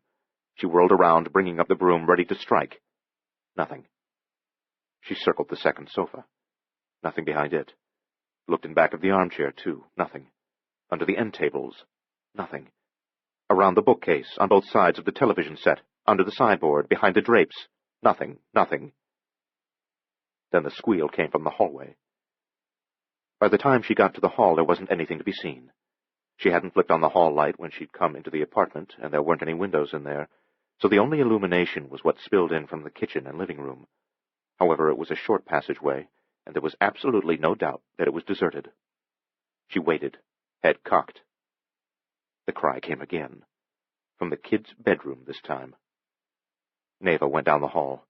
The bedroom was more than half dark. There was no overhead light. You had to go into the room and snap on one of the lamps in order to dispel the gloom. She paused for a moment on the threshold, peering into the shadows. Not a sound. Even the furniture movers upstairs had stopped dragging and heaving things around. The wind had slacked off and wasn't pressing at the windows right now. Neva held her breath and listened. If there was anything here, anything alive, it was being as still and alert as she was. Finally, she stepped cautiously into the room, went to Penny's bed, and clicked on the lamp. That didn't burn away all the shadows, so she turned toward Davy's bed, intending to switch on that lamp as well. Something hissed, moved. She gasped in surprise. The thing darted out of the open closet, through shadows, under Davy's bed. It didn't enter the light, and she wasn't able to see it clearly. In fact, she had only a vague impression of it, something small, about the size of a large rat, sleek and streamlined, and slithery like a rat. But it sure didn't sound like a rodent of any kind. It wasn't squeaking or squealing now.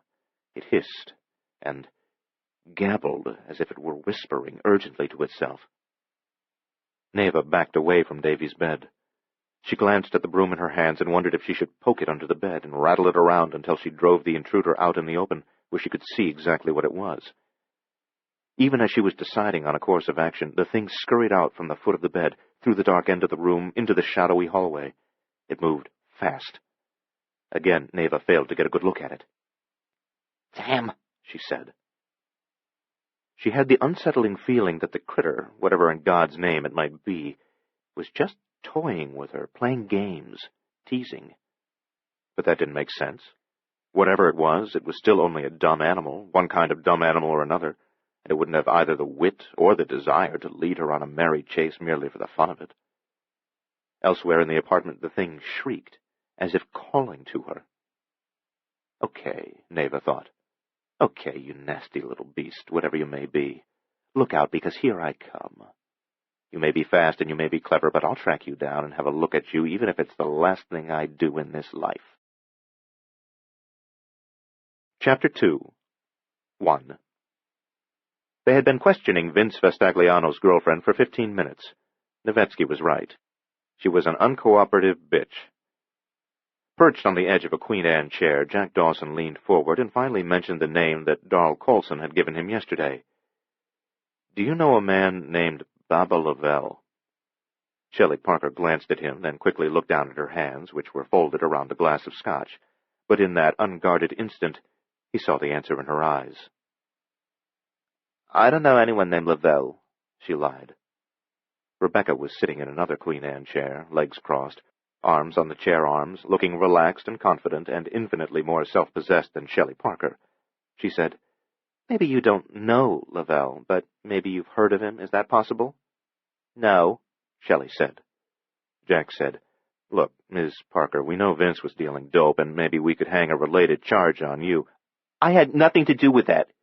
But we don't intend to charge you with anything. You can't if you cooperate. You had nothing on me, she said.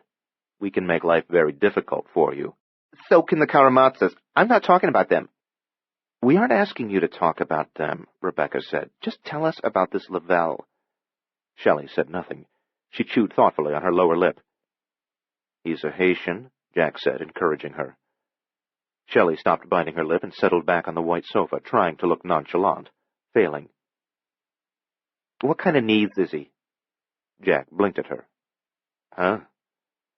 What kind of needs is this Lavelle? She repeated. Japanese, Chinese, Vietnamese. You said he was Asian. Haitian. He's from Haiti. Oh. Then he's no kind of needs at all. No kind of needs at all, Rebecca agreed. Shelley apparently detected the scorn in Rebecca's voice, for she shifted nervously, although she didn't seem to understand exactly what had elicited that scorn. Is he a black dude? Yes, Jack said, as you know perfectly well. I don't hang around with black dudes, Shelley said, lifting her head and squaring her shoulders and assuming an affronted air. Rebecca said, We heard Lavelle wants to take over the drug trade. I wouldn't know anything about that. Jack said, Do you believe in voodoo, Ms. Parker? Rebecca sighed wearily. Jack looked at her and said, Bear with me. This is pointless. I promise not to be excessively open-minded, Jack said, smiling. To Shelley Parker, he said, Do you believe in the power of voodoo? Of course not. I thought maybe that's why you won't talk about Lavelle, because you're afraid he'll get you with the evil eye or something. That's all a bunch of crap. Is it? All that voodoo stuff is crap. But you have heard of Baba Lavelle, Jack said. No, I just told you. If you didn't know anything about Lavelle, Jack said, you would have been surprised when I mentioned something as off-the-wall as voodoo. You would have asked me what the hell voodoo had to do with anything, but you weren't surprised. Which means you know about Lavelle. Shelley raised one hand to her mouth, put a fingernail between her teeth, almost began to chew on it, caught herself, decided the relief provided by biting them was not worth ruining a $40 nail job. She said, All right, I know about Lavelle. Jack winked at Rebecca. See? Not bad, Rebecca admitted. Clever interrogational technique, Jack said. Imagination. Shelley said, Can I have more scotch? Wait till we finished questioning you, Rebecca said. I'm not drunk, Shelley said. I didn't say you were, Rebecca told her. I never get potted, Shelley said. I'm not a lush. She got up from the sofa, went to the bar, picked up a Waterford decanter, and poured more scotch for herself. Rebecca looked at Jack, raised her eyebrows. Shelley returned and sat down. She put the glass of scotch on the coffee table without taking a sip of it, determined to prove that she had all the willpower she needed. Jack saw the look Shelley gave Rebecca, and he almost winced. She was like a cat with her back up, spoiling for a fight. The antagonism in the air wasn't really Rebecca's fault, this time. She hadn't been as cold and sharp with Shelley as it was in her power to be. In fact, she had been almost pleasant until Shelley had started the niece stuff.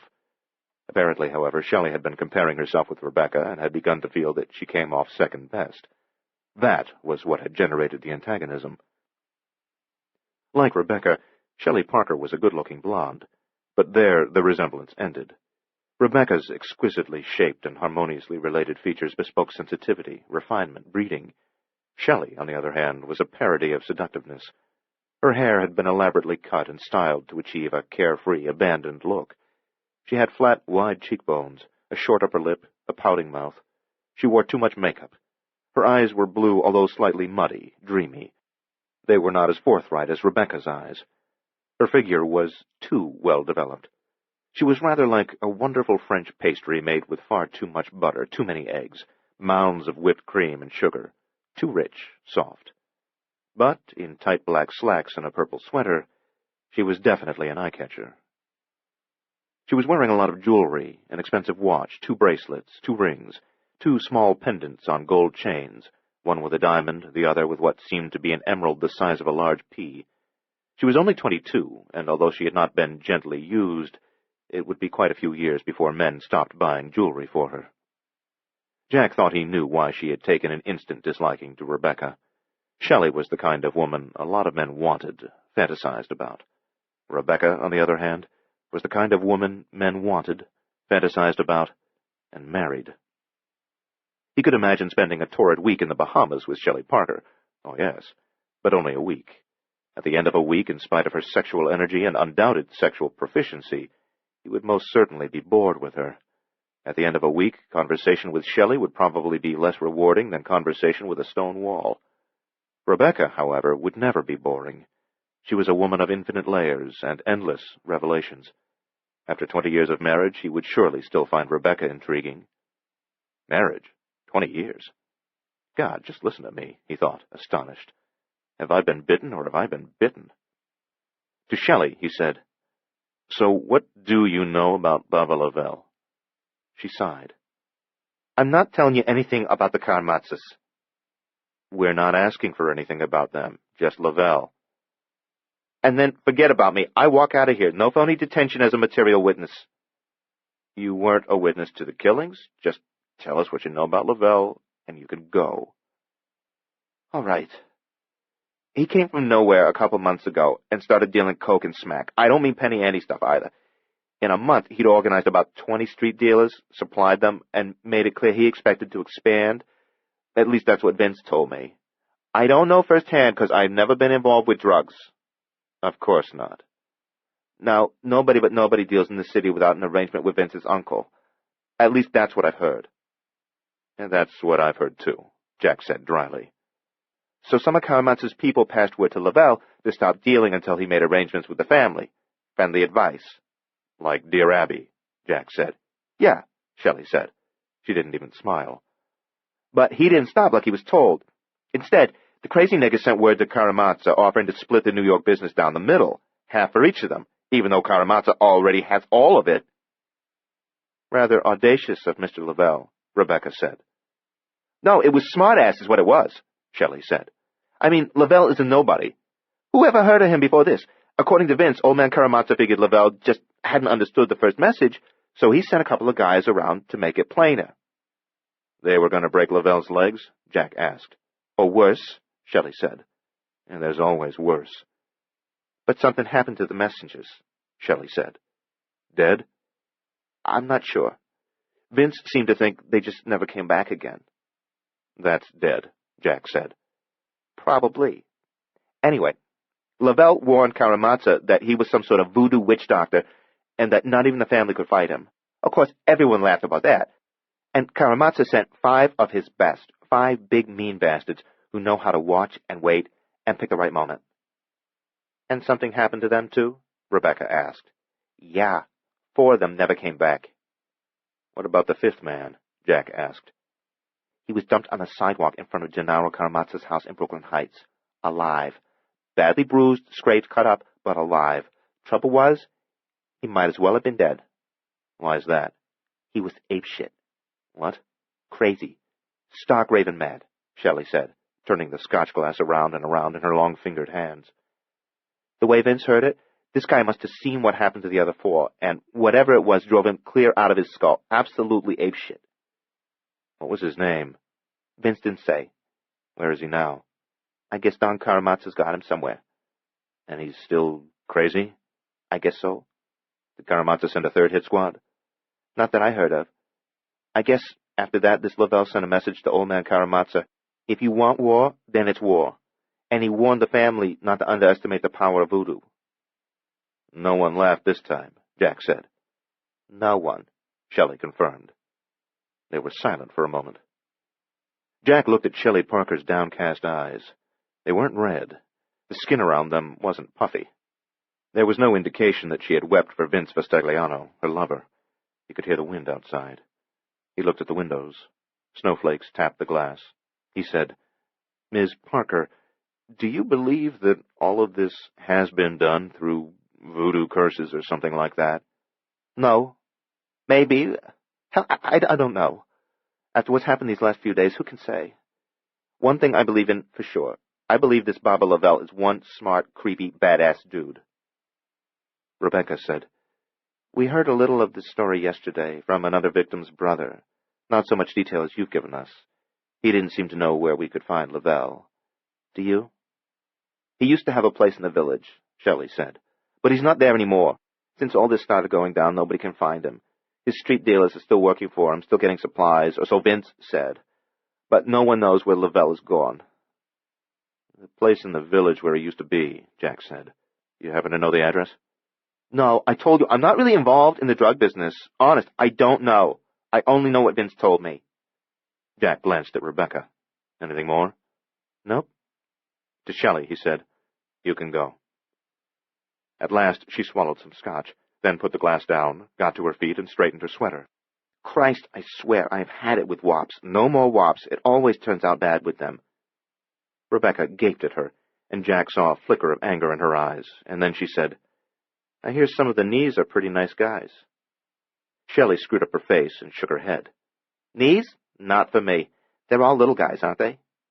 Well, Rebecca said sarcastically, so far you've ruled out blacks, wops, and Knees of all descriptions. You're a very choosy girl. Jack watched the sarcasm sail right over Shelley's head. She smiled tentatively at Rebecca, misapprehending, imagining that she saw a spark of sisterhood. She said, Oh, yeah. Hey, look, even if I say so myself, I'm not exactly your average girl. I've got a lot of fine points. I can afford to be choosy. Rebecca said, Better watch out for spics, too. Yeah? Shelley said. I never had a spic for a boyfriend. Bad? Sherpas are worst, Rebecca said. Jack coughed into his hand to stifle his laughter. Picking up her coat, Shelley frowned. Sherpas? Who are they? From Nepal, Rebecca said. Where's that? The Himalayas. Shelley paused halfway into her coat. Those mountains? Those mountains, Rebecca confirmed. That's the other side of the world, isn't it? The other side of the world. Shelley's eyes were wide. She finished putting on her coat. She said, Have you traveled a lot? Jack was afraid he'd draw blood if he bit his tongue any harder. I've been around a little, Rebecca said. Shelley sighed, working on her buttons. I haven't traveled much myself. Haven't been anywhere but Miami and Vegas once. I've never even seen a Sherpa, let alone slept with one. Well, Rebecca said, if you happen to meet up with one, better walk away from him fast. No one will break your heart faster or into more pieces than a Sherpa will. And by the way, I guess you know not to leave the city without checking with us first? I'm not going anywhere, Shelley assured them. She took a long white knit scarf from a coat pocket and wrapped it around her neck as she started out of the room. At the doorway, she looked back at Rebecca. Hey, Lieutenant Chandler, I'm sorry if maybe I was a little snappy with you. Don't worry about it. And thanks for the advice. Us girls gotta stick together, Rebecca said. Isn't that the truth? Shelley said. She left the room. They listened to her footsteps along the hallway. Rebecca said, Jesus, what a dumb, egotistical, racist bitch. Jack burst out laughing and plopped down on the Queen Anne chair again. You sound like Mavetsky. Imitating Shelley Parker's voice, Rebecca said, Even if I say so myself, I'm not exactly your average girl. I've got a lot of fine points. Jesus, Jack, the only fine points I saw on that broad were the two on her chest. Jack fell back in the chair, laughing harder. Rebecca stood over him, looking down, grinning. I saw the way you were drooling over her. Not me, he managed between gales of laughter. Yes, you, positively drooling. But you might as well forget about her, Jack. She wouldn't have you. Oh? Well, you've got a bit of Irish blood in you. Isn't that right? Your grandmother was Irish, right? Imitating Shelley Parker's voice again, she said, Oh, there's nothing worse than those damn pope-kissing, potato-sucking Irish. Jack howled. Rebecca sat on the sofa. She was laughing, too. And you've got some British blood, too, if I remember right. Oh, yes, he said, gasping. I'm a tea-swilling limey, too. Not as bad as a Sherpa, she said. They were convulsed with laughter when one of the uniformed cops looked in from the hallway. What's going on? He asked. Neither of them were able to stop laughing and tell him. Well, show some respect, huh? He said. We have 2 dead men here. Perversely, that admonition made everything seem even funnier. The patrolman scowled at them, shook his head, and went away. Jack knew it was precisely because of the presence of death that Shelley Parker's conversations with Rebecca had seemed so uproariously funny. After having encountered 4 hideously mutilated bodies in as many days, they were desperately in need of a good laugh. Gradually they regained their composure and wiped the tears from their eyes. Rebecca got up and went to the windows and stared out at the snow flurries. For a couple of minutes they shared a most companionable silence, enjoying the temporary but nonetheless welcome release from tension that the laughter had provided. This moment was the sort of thing Jack couldn't have explained to the guys at the poker game last week when they'd been putting Rebecca down. At times like this, when the other Rebecca revealed herself, the Rebecca who had a sly sense of humor and a gimlet eye for life's absurdities, Jack felt a special kinship with her. Rare as those moments were, they made the partnership workable and worthwhile, and he hoped that eventually this secret Rebecca would come into the open more often. Perhaps someday, if he had enough patience, the other Rebecca might even replace the Ice Maiden altogether. As usual, however, the change in her was short-lived. She turned away from the window and said, "Better go talk with the M.E. and see what he's found." "Yeah," Jack said. "And let's try to stay glum-faced from now on, Chandler. Let's show them we really do have the proper respect for death." She smiled at him, but it was only a vague smile now. She left the room. He followed. 2. As Neva Rooney stepped into the hall, she closed the door to the kid's bedroom behind her so that the rat, or whatever it was, couldn't scurry back in there. She searched for the intruder in Jack Dawson's bedroom, found nothing, and closed the door on that one, too. She carefully inspected the kitchen, even looked in cupboards. No rat. There were 2 doors in the kitchen. One led to the hall, the other to the dining alcove.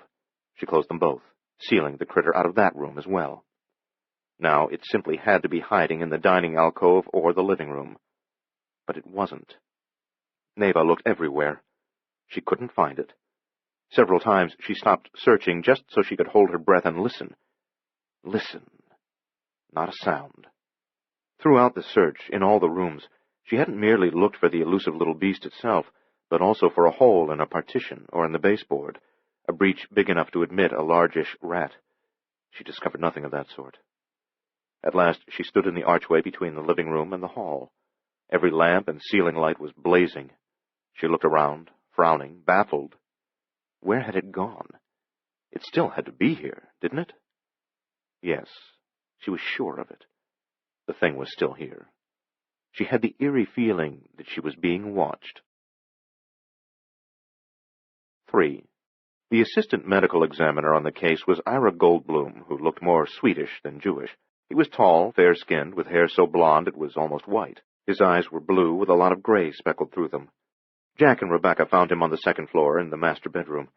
He had completed his examination of the bodyguard's corpse in the kitchen, had taken a look at Vince Vestagliano, and was getting several instruments out of his black leather case. "For a man with a weak stomach," he said, "I'm in the wrong line of work." Jack saw that Goldblum did appear paler than usual. Rebecca said, "We figure these 2 are connected with the Charlie Novello homicide on Sunday and the Colson murder yesterday. Can you make the link for us?" Maybe. Only maybe? "Well, yeah, there's a chance we can tie them together," Goldblum said. "The number of wounds, the mutilation factor. There are several similarities, but let's wait for the autopsy report." Jack was surprised. "But what about the wounds? Don't they establish a link?" "The number, yes, not the type. Have you looked at these wounds?" "At a glance," Jack said. "They appear to be bites of some kind, rat bites, we thought. But we figured they were just obscuring the real wounds, the stab wounds," Rebecca said. Jack said, "Obviously, the rats came along after the men were already dead, right?" "Wrong," Goldblum said. "So far as I can tell from a preliminary examination, there aren't any stab wounds in either victim. Maybe tissue dissections will reveal wounds of that nature underneath some of the bites, but I doubt it. Vestagliano and his bodyguard were savagely bitten. They bled to death from those bites. The bodyguard suffered at least 3 torn arteries, major vessels, the external carotid, the left brachial, and the femoral artery in the left thigh. Vestagliano looks like he was chewed up even worse." Jack said, "But rats aren't that aggressive, damn it. You just don't get attacked by packs of rats in your own home." "I don't think these were rats," Goldblum said. "I mean, I've seen rat bites before.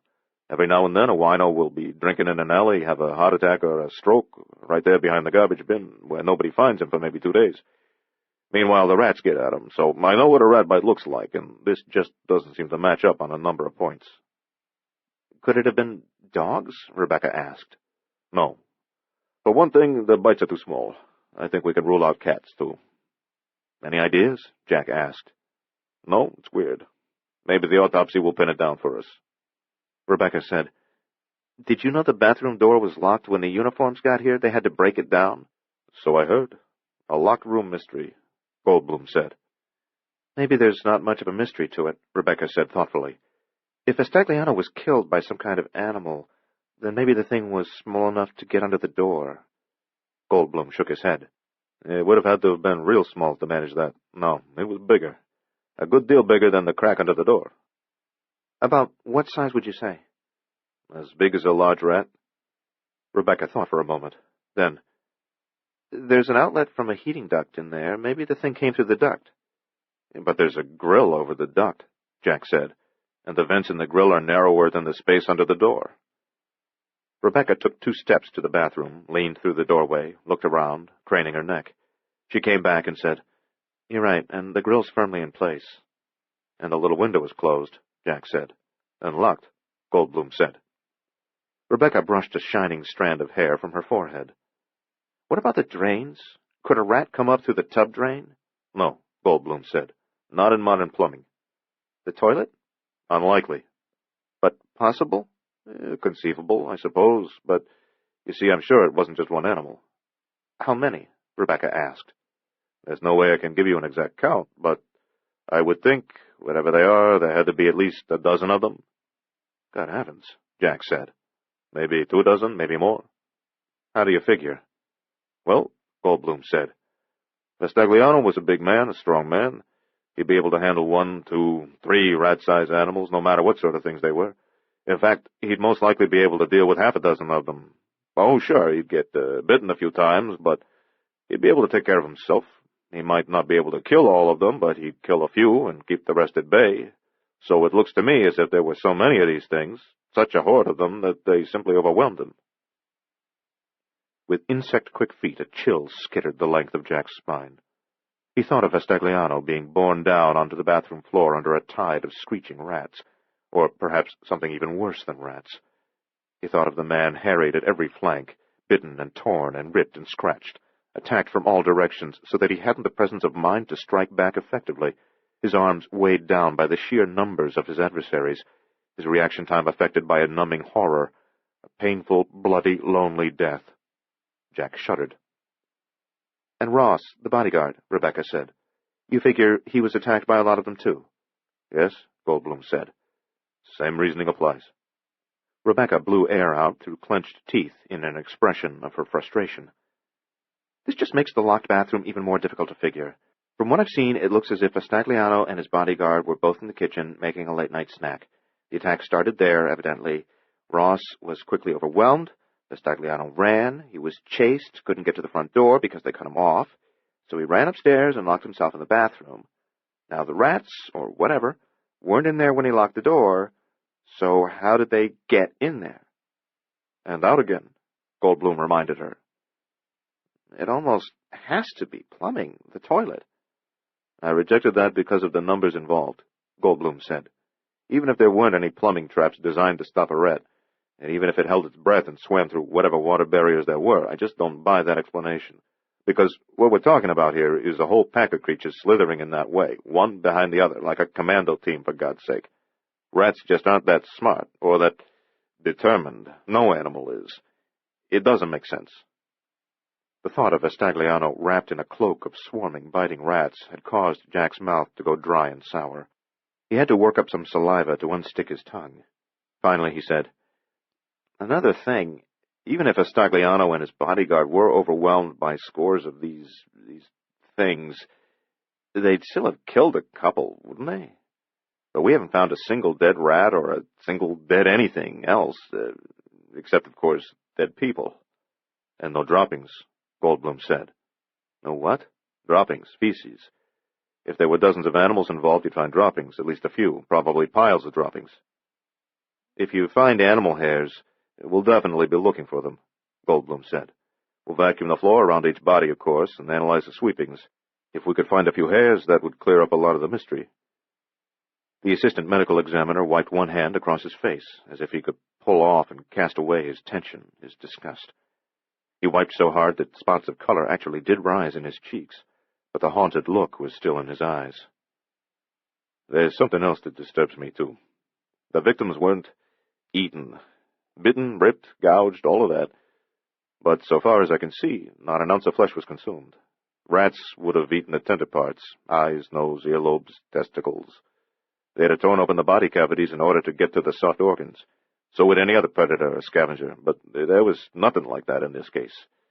These things killed purposefully, efficiently, methodically, and then just went away without devouring a scrap of their prey. It's unnatural, uncanny. What motive or force was driving them, and why? 4. After talking with Ira Goldblum, Jack and Rebecca decided to question the neighbors. Perhaps one of them had heard or seen something important last night. Outside Vistagliano's house, they stood on the sidewalk for a moment, hands in their coat pockets. The sky was lower than it had been an hour ago, darker, too. The gray clouds were smeared with others that were soot dark. Snowflakes drifted down, not many. They descended lazily, except when the wind gusted, and they seemed like fragments of burnt sky, cold bits of ash. Rebecca said, "I'm afraid we'll be pulled off this case." "You mean off these 2 murders, or off the whole business?" "And just these 2. They're going to say there's no connection." "There's a connection," Jack said. "I know, but they're going to say Vistagliano and Ross are unrelated to the Novello and Coulson cases." "I think Goldblum will tie them together for us." She looked sour. "I hate to be pulled off a case, damn it. I like to finish what I start." "We won't be pulled off." "But don't you see, if some sort of animal did it—" "Yes?" "Then how can they possibly classify it as murder?" "It's murder," he said emphatically. "But you can't charge an animal with homicide." He nodded. "I see what you're driving at." "Damn." "Listen, if these were animals that were trained to kill, then it's still homicide. The trainer is the murderer."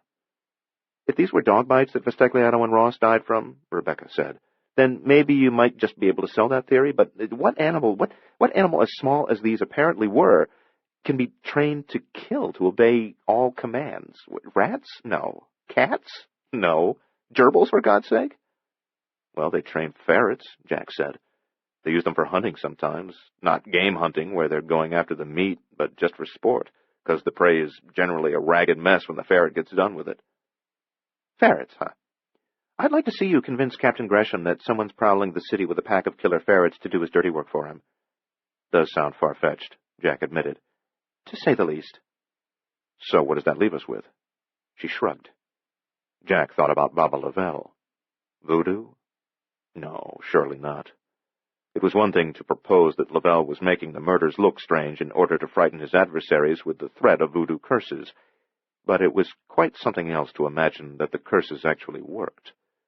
Then again, what about the locked bathroom? What about the fact that Vistagliano and Ross hadn't been able to kill even one of their attackers? What about the lack of animal droppings? Rebecca must have known what he was thinking, for she scowled and said, "Come on, let's talk to the neighbors." The wind suddenly woke, breathed, raged. Spitting flecks of snow, it came along the street as if it were a living beast, a very cold and angry wind. 5. Mrs. Quillen, Penny's teacher at Welton School, was unable to understand why a vandal would have wrecked only one locker. Well, perhaps he intended to ruin them all, but had second thoughts? Or maybe he started with yours, Penny, dear, then heard a sound he couldn't place, thought someone was coming, got frightened, and ran. But we keep the school locked up tight as a drum at night, of course, and there's the alarm system, too. However did he get in and out? Penny knew it wasn't a vandal. She knew it was something a whole lot stranger than that. She knew the trashing of her locker was somehow connected with the eerie experience she'd had last night in her room. But she didn't know how to express this knowledge without sounding like a child afraid of boogeymen, so she didn't try to explain to Mrs. Quillen those things which, in truth, she couldn't even explain to herself. After some discussion, much sympathy, and even more bafflement, Mrs. Quillen sent Penny to the basement where the supplies and spare textbooks were kept on well-ordered storage shelves. "Get replacements for everything that was destroyed, Penny. All the books, new pencils, a 3-ring notebook with a pack of filler, and a new tablet. And don't dawdle, please. We'll be starting the math lesson in a few minutes, and you know that's where you need to work the hardest. Penny went down the front stairs to the ground floor, paused at the main doors to look through the beveled glass windows at the swirling puffs of snow, then hurried back through the hall to the rear of the building, past the deserted gymnasium, past the music room where a class was about to begin. The cellar door was at the very end of the hallway. She opened it and found the light switch. A long, narrow flight of stairs led down. The ground-floor hallway through which she'd just passed had smelled of chalk dust that had escaped from classrooms, pine-scented floor wax, and the dry heat of the forced-air furnace.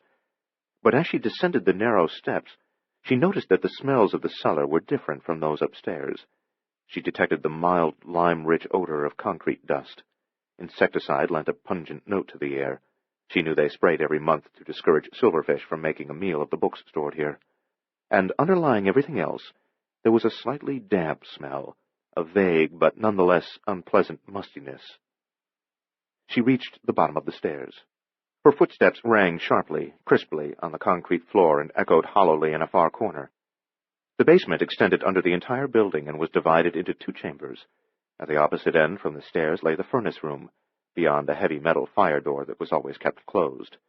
The largest of the 2 rooms was on this side of the door. A work table occupied the center, and freestanding metal storage shelves were lined up along the walls, all crammed full of books and supplies. Penny took a folding carry-all basket from a rack, opened it, and collected the items she needed. She had just located the last of the textbooks when she heard a strange sound behind her. That sound. The hissing, scrabbling, muttering noise that she had heard last night in her bedroom. She whirled. As far as she could see, she was alone. The problem was that she couldn't see everywhere. Deep shadows coiled under the stairs. In one corner of the room, over by the fire door, a ceiling light was burned out. Shadows had claimed that area. Furthermore, each unit of metal shelving stood on 6-inch legs, and the gap between the lowest shelf and the floor was untouched by light.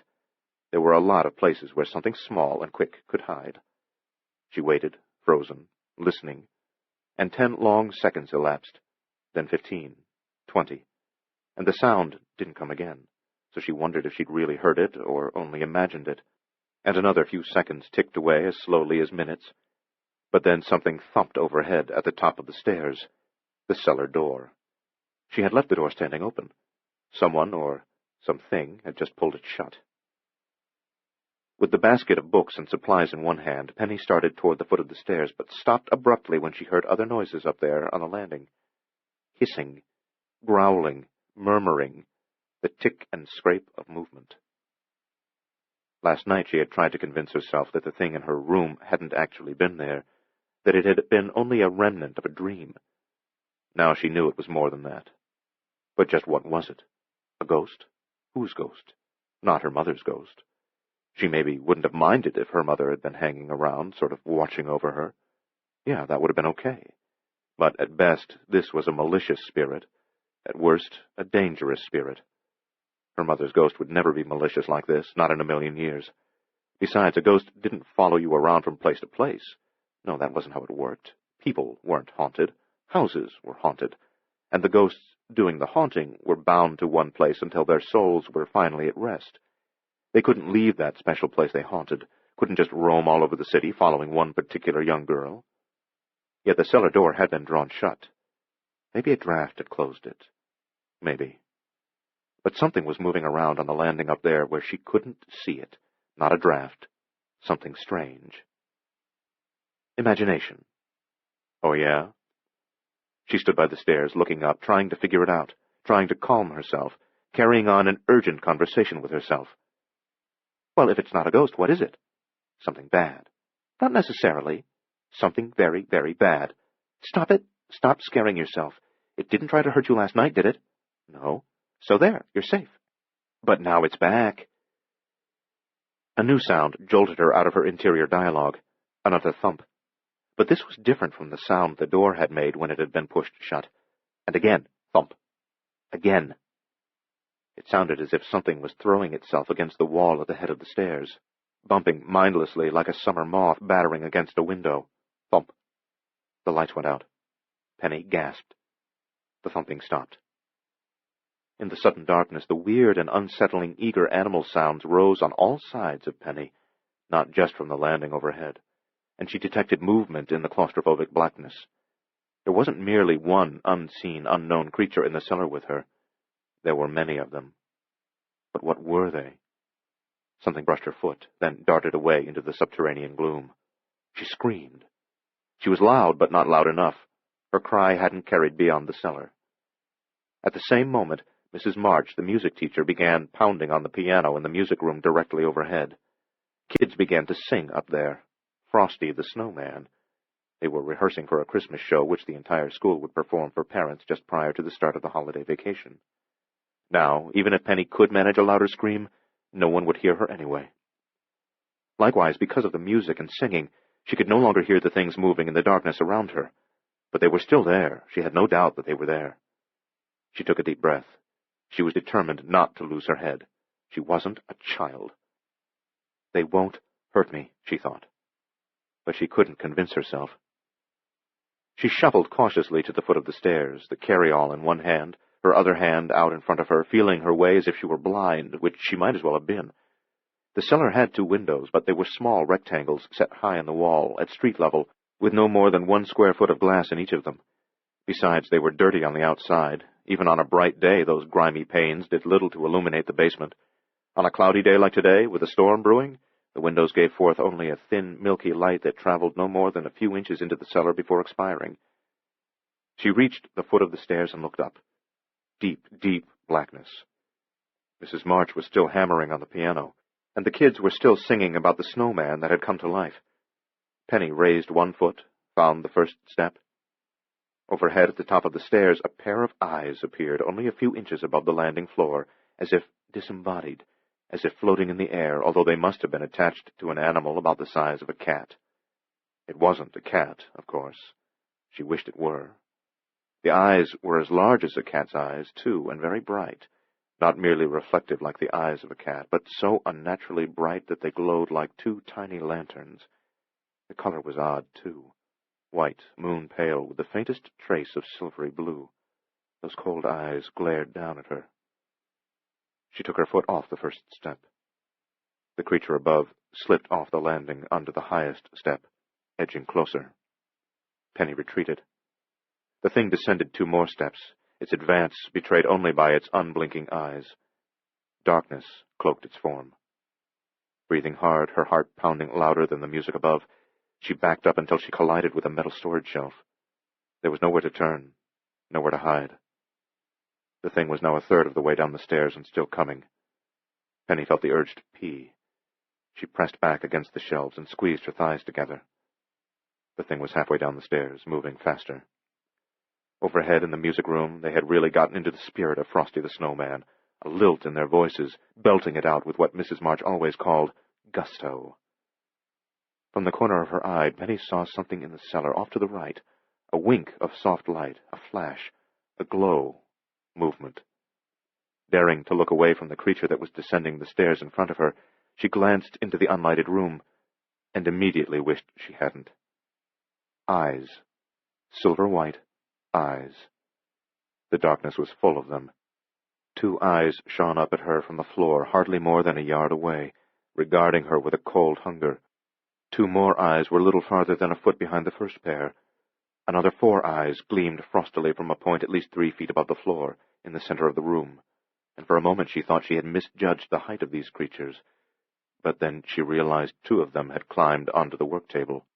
2, 4, 6 pair of eyes peered malevolently at her from various shelves along the far wall. 3 more pair were at floor level near the fire door that led to the furnace room. Some were perfectly still. Some were moving restlessly back and forth. Some were creeping slowly toward her. None of them blinked. Others were moving out from the space under the stairs. There were about 20 of the things. 40 brightly glowing, vicious, unearthly eyes. Shaking, whimpering, Penny tore her own gaze away from the demonic horde in the cellar and looked at the stairs again. The lone beast that had started slinking down from the landing no more than a minute ago had now reached the bottom. It was on the last step. 6. Both to the east and to the west of Vincent Vestagliano's house, The neighbors were established in equally large, comfortable, elegantly furnished homes that might as well have been isolated country manors instead of townhouses. The city did not intrude into these stately places, and none of the occupants had seen or heard anything unusual during the night of blood and murder. In less than half an hour, Jack and Rebecca had exhausted that line of inquiry and had returned to the sidewalk. They kept their heads tucked down to present as small a target as possible to the wind, which had grown steadily more powerful. It was now a wicked, icy, lashing whip that snatched litter out of the gutters and flung it through the air, shook the bare trees with almost enough violence to crack the brittle limbs, snapped coattails with sharp reports, and stung exposed flesh. The snow flurries were falling in greater numbers now. In a few minutes they would be coming down too thick to be called flurries any more. The street was still bare black macadam, but soon it would boast a fresh white skin. Jack and Rebecca headed back toward Vastagliano's place and were almost there when someone called to them. Jack turned and saw Harry Ulbeck, the young officer who had earlier been on watch at the top of Vastagliano's front steps. Harry was leaning out of one of the 3 black and whites that were parked at the curb. He said something, but the wind ripped his words into meaningless sounds. Jack went to the car, bent down to the open window, and said, "Sorry, Harry, I didn't hear what you said," and his breath smoked out of him in cold white plumes. "Just came over to radio," Harry said. "They want you right away, you and Detective Chandler." "Want us for what?" "Looks as if it's part of this case you're working on. There's been more killing. More like this here. Maybe even worse, even bloodier." 7. Their eyes weren't at all like eyes should be. They looked instead like slots in a furnace grate, providing glimpses of the fire beyond. A silver-white fire. These eyes contained no irises, no pupils, as did human and animal eyes. There was just that fierce glow, the white light from within them, pulsing and flickering. The creature on the stairs moved down from the last step onto the cellar floor.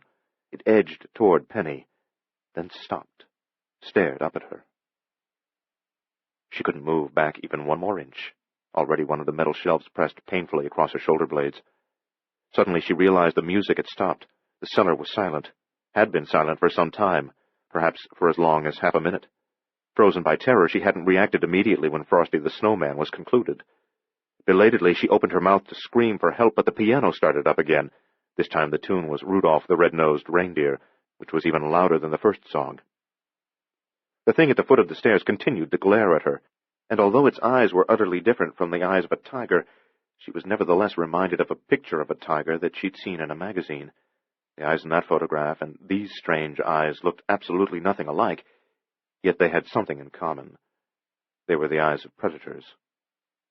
Even though her vision was beginning to adjust somewhat to the darkness, Penny still couldn't see what the creatures looked like, couldn't tell whether they were well armed with teeth and claws. There were only the menacing, unblinking eyes, a dance with white flame. In the cellar to her right, the other creatures began to move, almost as one, with a single purpose. She swung toward them, her heart racing faster than ever, her breath caught in her throat. From the gleam of silvery eyes, she could tell they were leaping down from the shelves where they'd perched. "They're coming for me." The 2 on the work table jumped to the floor. Penny screamed as loud as she could. The music didn't stop, didn't even miss a beat. No one had heard her. Except for the one at the foot of the stairs, all the creatures had gathered into a pack. Their blazing eyes looked like a cache of diamonds spread on black velvet. None of them advanced on her. They waited. After a moment she turned to the stairs again. Now the beast at the bottom of the stairs moved, too. But it didn't come toward her. It darted into the cellar and joined the others of its kind. The stairs were clear, though dark. It's a trick. As far as she could see, there was nothing to prevent her from climbing the stairs as fast as she could. It's a trap. But there was no need for them to set a trap. She was already trapped. They could have rushed her at any time. They could have killed her if they'd wanted to kill her. The flickering ice-white eyes watched her. Mrs. March pounded on the piano. The kids sang. Penny bolted away from the shelves, dashed to the stairs, and clambered upward. Step by step she expected the things to bite her heels, latch onto her, and drag her down. She stumbled once, almost fell back to the bottom, grabbed the railing with her free hand, and kept going. The top step, the landing, fumbling in the dark for the doorknob, finding it, the hallway, light, safety. She slammed the door behind her, leaned on it, gasping. In the music room they were still singing Rudolph the Red-Nosed Reindeer. The corridor was deserted. Dizzy, Weak in the legs, Penny slid down and sat on the floor, her back against the door. She let go of the carryall. She had been gripping it so tightly that the handle had left its mark across her palm. Her hand ached. The song ended. Another song began. Silver Bells. Gradually, Penny regained her strength, calmed herself, and was able to think clearly. What were those hideous little things? Where did they come from? What did they want from her? Thinking clearly wasn't any help. She couldn't come up with a single acceptable answer. A lot of really dumb answers kept occurring to her, however. Goblins, gremlins, ogres, cripes. Couldn't be anything like that. This was real life, not a fairy tale. How could she ever tell anyone about her experience in the cellar without seeming childish, or worse, even slightly crazy? Of course, grown-ups didn't like to use the term crazy with children. You could be as nuts as a walnut tree, babble like a loon, chew on furniture, set fire to cats, and talk to brick walls, and as long as you were still a kid, the worst they'd say about you, in public at least, was that you were emotionally disturbed, although what they meant by that was crazy. If she told Mrs. Quillen or her father or any other adult about the things she had seen in the school basement, everyone would think she was looking for attention and pity. They'd figure she hadn't yet adjusted to her mother's death. For a few months after her mother passed away, Penny had been in bad shape, confused, angry, frightened, a problem to her father and to herself. She had needed help for a while. Now, if she told them about the things in the basement, they would think she needed help again. They would send her to a counselor, who would actually be a psychologist or some other kind of head doctor, and they'd do their best for her, give her all sorts of attention and sympathy and treatment. But they simply wouldn't believe her, until with their own eyes they saw such things as she had seen. Or until it was too late for her. Yes, they'd all believe then, when she was dead. She had no doubt whatsoever that the fiery-eyed things would try to kill her sooner or later. She didn't know why they wanted to take her life, but she sensed their evil intent, their hatred. They hadn't harmed her yet, true, but they were growing bolder. Last night, the one in her bedroom hadn't damaged anything except the plastic baseball bat she'd poked at it, but by this morning they had grown bold enough to destroy the contents of her locker, and now, bolder still, they had revealed themselves and had threatened her. What next? Something worse. They enjoyed her terror. They fed on it. But like a cat with a mouse, they would eventually grow tired of the game, and then... She shuddered. What am I going to do? She wondered miserably. What am I going to do? 8. The hotel, one of the best in the city, overlooked Central Park. It was the same hotel at which Jack and Linda had spent their honeymoon 13 years ago. They hadn't been able to afford the Bahamas or Florida, or even the Catskills. Instead, they had remained in the city and had settled for 3 days at this fine old landmark, and even that had been an extravagance. They'd had a memorable honeymoon, nevertheless, 3 days filled with laughter and good conversation and talk of their future, and lots of loving. They'd promised themselves a trip to the Bahamas on their 10th anniversary, something to look forward to. But by the time that milestone rolled around, they had 2 kids to think about and a new apartment to get in order, and they renegotiated the promise, rescheduling the Bahamas for their 15th anniversary. A little more than a year later, Linda was dead. In the 18 months since her funeral, Jack had often thought about the Bahamas, which were now forever spoiled for him, and about this hotel. The murders had been committed on the 16th floor, where there were now 2 uniformed officers, Yeager and Tufton, stationed at the elevator alcove. They weren't letting anyone through, except those with police ID and those who could prove they were registered guests with lodgings on that level. Who are the victims? Rebecca asked Yeager. Civilians? Nope, Yeager said. He was a lanky man with enormous yellow teeth. Every time he paused, he probed at his teeth with his tongue, licked and pried at them. 2 of them were pretty obviously professional muscle. You know the type, Tufton said, as Yeager paused to probe again at his teeth. Tall, big hands, big arms. You could break axe handles across their necks, and they'd think it was just a sudden breeze. The 3rd one, Yeager said, was one of the Karamatzes. He paused. His tongue curled out over his upper teeth, swept back and forth. One of the immediate family, too. He scrubbed his tongue over his lowers. In fact, probe, is Dominic Karamatza. Oh, shit, Jack said. Gennaro's brother? Yeah, the Godfather's little brother, his favorite brother, his right hand, Tufton said quickly before Yeager started to answer. Tufton was a fast-spoken man with a sharp face, an angular body, and quick movements, brisk and efficient gestures. Yeager's slowness must be a constant irritant to him, Jack thought. And they didn't just kill him, they tore him up bad. There isn't any mortician alive who can put Dominic back together well enough for an open-casket funeral. And you know how important funerals are to these Sicilians. There'll be blood in the streets now, Jack said wearily. A gang war like we haven't seen in years, Tufton agreed. Rebecca said, Dominic? Wasn't he the one who was in the news all summer? Yeah, Yeager said. The DA thought he had him nailed for... When Yeager paused to swab his yellowed teeth with his big pink tongue, Tufton quickly said, Trafficking in narcotics. He's in charge of the entire Karamazov narcotics operation. They've been trying to put him in the stir for 20 years, maybe longer, but he's a fox. He always walks out of the courtroom a free man. What was he doing here in the hotel? Jack wondered. I think he was hiding out, Tufton said. Registered under a phony name, Yeager said. Tufton said, Hold up here with those two apes to protect him. They must have known he was targeted, but he was hit anyway. Hit? Yeager said scornfully. He paused to tend to his teeth and made an unpleasant sucking sound. Then, hell, this was more than just a hit. This was total devastation. This was crazy, totally off the wall. That's what this was. Christ, if I didn't know better, I'd say these three here had been chewed, just chewed to pieces.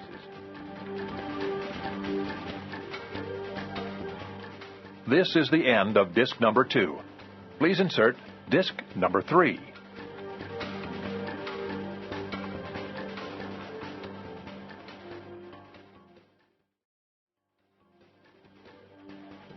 This is disc number 3. This was crazy, totally off the wall. That's what this was. Christ, if I didn't know better, I'd say these three here had been chewed, just chewed to pieces. The scene of the crime was a 2-room suite. The door had been broken down by the first officers to arrive. An assistant medical examiner, a police photographer, and a couple of lab technicians were at work in both rooms. The parlor, decorated entirely in beige and royal blue, was elegantly appointed with a stylish mixture of French provincial and understated contemporary furniture. The room would have been warm and welcoming if it hadn't been thoroughly splattered with blood. The first body was sprawled on the parlor floor on its back, beside an overturned oval-shaped coffee table. A man in his 30s, tall, husky. His dark slacks were torn. His white shirt was torn, too, and much of it was stained to crimson. He was in the same condition as Vastagliano and Ross, savagely bitten, mutilated. The carpet around the corpse was saturated with blood, but the battle hadn't been confined to that small portion of the room. A trail of blood, weaving and erratic, led from one end of the parlor to the other, then back again. It was the route the panicked victim had taken in a futile attempt to escape from and slough off his attackers. Jack felt sick. It's a damn slaughterhouse, Rebecca said. The dead man had been packing a gun. His shoulder holster was empty. A silencer-equipped .38 pistol was at his side. Jack interrupted one of the lab technicians who was moving slowly around the parlor, collecting blood samples from various stains. You didn't touch the gun? Of course not, the technician said. We'll take it back to the lab in a plastic bag, see if we can work up any prints. I was wondering if it had been fired, Jack said. Well, that's almost a sure thing. We found 4 expended shell casings. Same caliber as this weapon? Yep. Find any of the loads? Rebecca asked. All 4, the technician said. He pointed. 2 in that wall, 1 in the door frame over there, and 1 right through the upholstery button on the back of that armchair. So it looks as if he didn't hit whatever he was shooting at, Rebecca said. Probably not. 4 shell casings, 4 slugs. Everything's been neatly accounted for. Jack said, How could he have missed 4 times in such close quarters? Damn if I know, the technician said. He shrugged and went back to work. The bedroom was even bloodier than the parlor. 2 dead men shared it. There were 2 living men as well. A police photographer was snapping the bodies from every angle. An assistant medical examiner named Brendan Mulgrew, a tall, thin man with a prominent Adam's apple, was studying the positions of both corpses. One of the victims was on the king-size bed, his head at the foot of it, his bare feet pointed toward the headboard, one hand at his torn throat. the other hand at his side, the palm turned up, open. He was wearing a bathrobe and a suit of blood. "Dominic Karamazza," Jack said. Looking at the ruined face, Rebecca said, "How can you tell?" "Just barely." The other dead man was on the floor, flat on his stomach, head turned to one side, face torn to ribbons. He was dressed like the one in the parlor, white shirt open at the neck, dark slacks, a shoulder holster. Jack turned away from the gouged and oozing flesh. His stomach had gone sour. An acid burning etched its way up from his gut to a point under his heart. He fumbled in his coat pocket for a roll of Tums. Both of the victims in the bedroom had been armed, but the guns had been of no more help to them than to the man in the parlor. The cadaver on the floor was still clutching a silencer-equipped pistol, which was as illegal as a howitzer at a presidential press conference. It was like the gun on the floor in the first room. The man on the bed hadn't been able to hold on to his weapon. It was lying on the tangled sheets and blankets. "Smith & Wesson .357 Magnum," Jack said. "Powerful enough to blow a hole as big as a fist right through anyone in its way." Being a revolver instead of a pistol, it wasn't fitted with a silencer, and Rebecca said, "Fired indoors, it'd sound like a cannon. They'd have heard it from one end of this floor to the other." To Mulgrew, Jack said, "Does it look as if both guns were fired?" The ME nodded. "Yeah. Judging from the expended shell casings, the magazine of the pistol was completely emptied, 10 rounds, and the guy with the .357 Magnum managed to get off 5 shots." "And didn't hit his assailant," Rebecca said. "Apparently not," Mulgrew said, "although we're taking blood samples from all over the suite, hoping we'll come up with a type that doesn't belong to one of the 3 victims." They had to move to get out of the photographer's way. Jack noticed 2 impressive holes in the wall to the left of the bed. "Those from the .357? "Yes," Mulgrew said. He swallowed hard. His Adam's apple bobbled. "Both slugs went through the wall into the next room." "Jesus, anyone hurt over there?" "No, but it was a close thing. The guy in the next room is mad as hell." "I don't blame him," Jack said. "Has anyone gotten his story yet?" Rebecca asked. "He may have talked to the uniforms," Mulgrew said, "but I don't think any detectives have formally questioned him." Rebecca looked at Jack. "Let's get to him while he's still fresh." "Okay, but just a second." To Mulgrew, Jack said, "These 3 victims, were they bitten to death?" "It looks that way." "Rat bites?" "I'd rather wait for lab results. The autopsy—" "I'm only asking for an unofficial opinion," Jack said. "Well, unofficially, not rats. Dogs, cats? Highly unlikely." "Find any droppings?" Mulgrew was surprised. "I thought of that, but it's funny you should. I looked everywhere, couldn't find a single dropping." "Anything else strange?" "You noticed the door, didn't you?" "Besides that." "Isn't that enough?" Mulgrew said, astonished. "Listen, the first 2 bulls on the scene had to break down the door to get in. The suite was locked up tight from the inside. The windows are locked from the inside, too, and in addition to that, I think they're probably painted shut, so no matter whether they were men or animals, how did the killers get away? You have a locked room mystery on your hands. I think that's pretty strange, don't you?" Jack sighed. "Actually, it's getting to be downright common." 9. Ted Guernsby, a telephone company repairman, was working on a junction box in a storm drain not far from Welton School. He was bracketed by work lights that he and Andy Carnes had brought down from the truck, and the lights were focused on the box. Otherwise, the man-high drainage pipe was filled with cool, stagnant darkness. The lights threw off a small measure of heat, and the air was naturally warmer underground than on the windswept street, although not much warmer. Ted shivered. Because the job involved delicate work, he had removed his gloves. Now his hands were growing stiff from the cold. Although the storm drains weren't connected to the sewer system, and although the concrete conduits were relatively dry after weeks of no precipitation, Ted occasionally got a whiff of a dark, rotten odor that, depending on its intensity, sometimes made him grimace and sometimes made him gag. He wished Andy would hurry back with the circuit board that was needed to finish the repair job. He put down a pair of needle-nose pliers, cupped his hands over his mouth, and blew warm air into them. He leaned past the work lights in order to see beyond the glare and into the unilluminated length of the tunnel. A flashlight bobbled in the darkness, coming this way. It was Andy, at last. But why was he running? Andy Carnes came out of the gloom, breathing fast. He was in his early 20s, about 20 years younger than Ted. They had been working together only a week. Andy was a beach boy type with white blonde hair and a healthy complexion and freckles that were like water spots on warm, dry sand. He would have looked more at home in Miami or California. In New York, he seemed misplaced. Now, however, he was so pale that, by contrast, his freckles looked like dark holes in his face.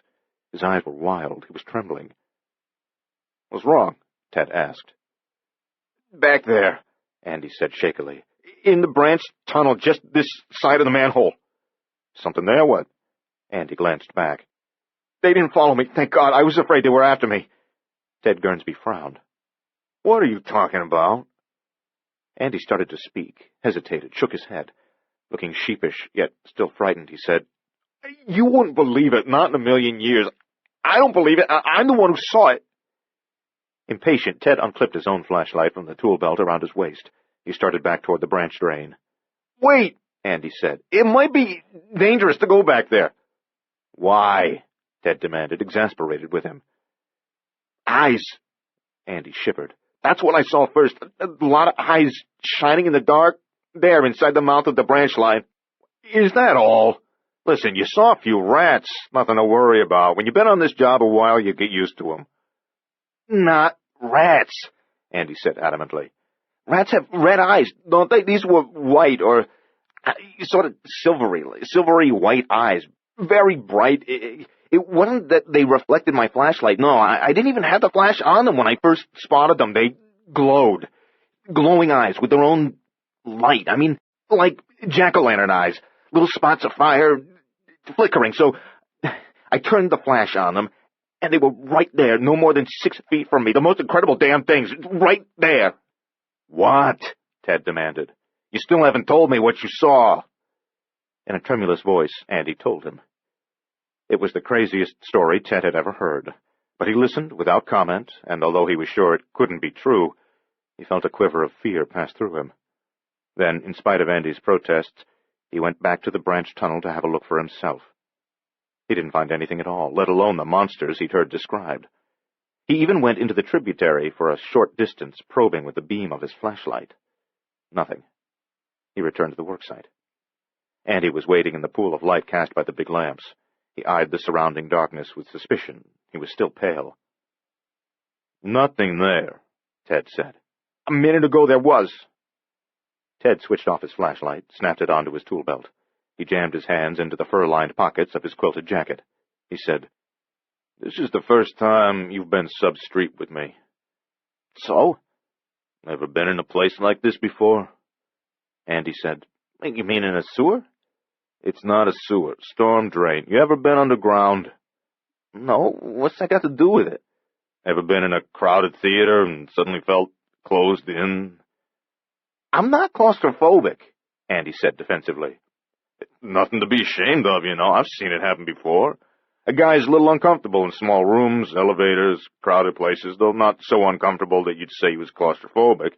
Then he comes down here on a repair job for the first time, and he starts feeling cramped up, starts to shake, gets short of breath, feels the walls closing in, starts hearing things, imagining things. If that's the case with you, don't worry about it. Doesn't mean you'll be fired or anything like that. Hell no. They'll just make sure that they don't give you another underground assignment, that's all." "I saw those things, Ted." "Nothing's there." "I saw them." 10. Down the hall from the late Dominic Karamazza's hotel suite, the next room was large and pleasant, with a queen-size bed, a writing desk, a bureau, a chest of drawers, and 2 chairs. The color scheme was coral with turquoise accents. Bert Wick, the occupant, was in his late 40s. He was about 6 feet tall, and at one time he'd been solid and strong, but now all the hard meat of him was sheathed with fat. His shoulders were big but round, and his chest was big, and his gut overhung his belt, and as he sat on the edge of the bed, his slacks were stretched tight around his hammy thighs. Jack found it hard to tell if Wick had ever been good-looking. Too much rich food, too much booze, too many cigarettes, too much of everything had left him with a face that looked partly melted. His eyes protruded just a bit and were bloodshot. In that coral and turquoise room, Wick looked like a toad on a birthday cake. His voice was a surprise, higher-pitched than Jack expected. He had figured Bert Wick to be slow-moving, slow-talking, a weary and sedentary man, but Wick spoke with considerable nervous energy. He couldn't sit still, either. He got up from the bed, paced the room, sat down in a chair, bolted up almost at once, paced, all the while talking, answering questions, and complaining. He was a non-stop complainer. This won't take long. Well, I've already had to cancel one business meeting. If this takes long, I'll have to cancel another. It shouldn't take long, Jack said. I had breakfast here in the room. Not a very good breakfast. The orange juice was too warm, and the coffee wasn't warm enough. I asked for my eggs over well, and they came sunny side up. You'd think a hotel like this, a hotel with this reputation, a hotel this expensive, would be able to give you a decent room service breakfast. Anyway, I shaved, I got dressed, I was standing in the bathroom combing my hair when I heard somebody shouting, then screaming. I stepped out of the bathroom and listened, and I was pretty sure it was all coming from next door there, more than one voice. What were they shouting? Rebecca asked. Sounded surprised, startled, scared, real scared. No, what I mean is, do you remember any words they shouted? No words. Or maybe names? They weren't shouting words or names, nothing like that. What were they shouting? Well, maybe it was words and names or both, but it didn't come through the wall all that distinctly. It was just noise, and I thought to myself, Christ, not something else gone wrong. This has been a rotten trip all the way. Wick wasn't only a complainer, he was a whiner. His voice had the power to set Jack's teeth on edge. Then what? Rebecca asked. Well, the shouting part didn't last long. Almost right away, the shooting started. Those 2 slugs came through the wall? Jack asked, pointing to the holes. Not right then. Maybe a minute later, and what the hell is this joint made of, anyway, if the walls can't stop a bullet? It was a .357 Magnum, Jack said. Nothing will stop that. Walls like tissue paper, Wick said, not wanting to hear anything that might contribute to the hotel's exoneration. He went to the telephone that stood on a nightstand by the bed, and he put his hand on the receiver. As soon as the shooting started, I scrambled over here, dialed the hotel operator, told her to get the cops. They were a very long time coming. Are you always such a long time coming in this city when someone needs help? We do our best, Jack said.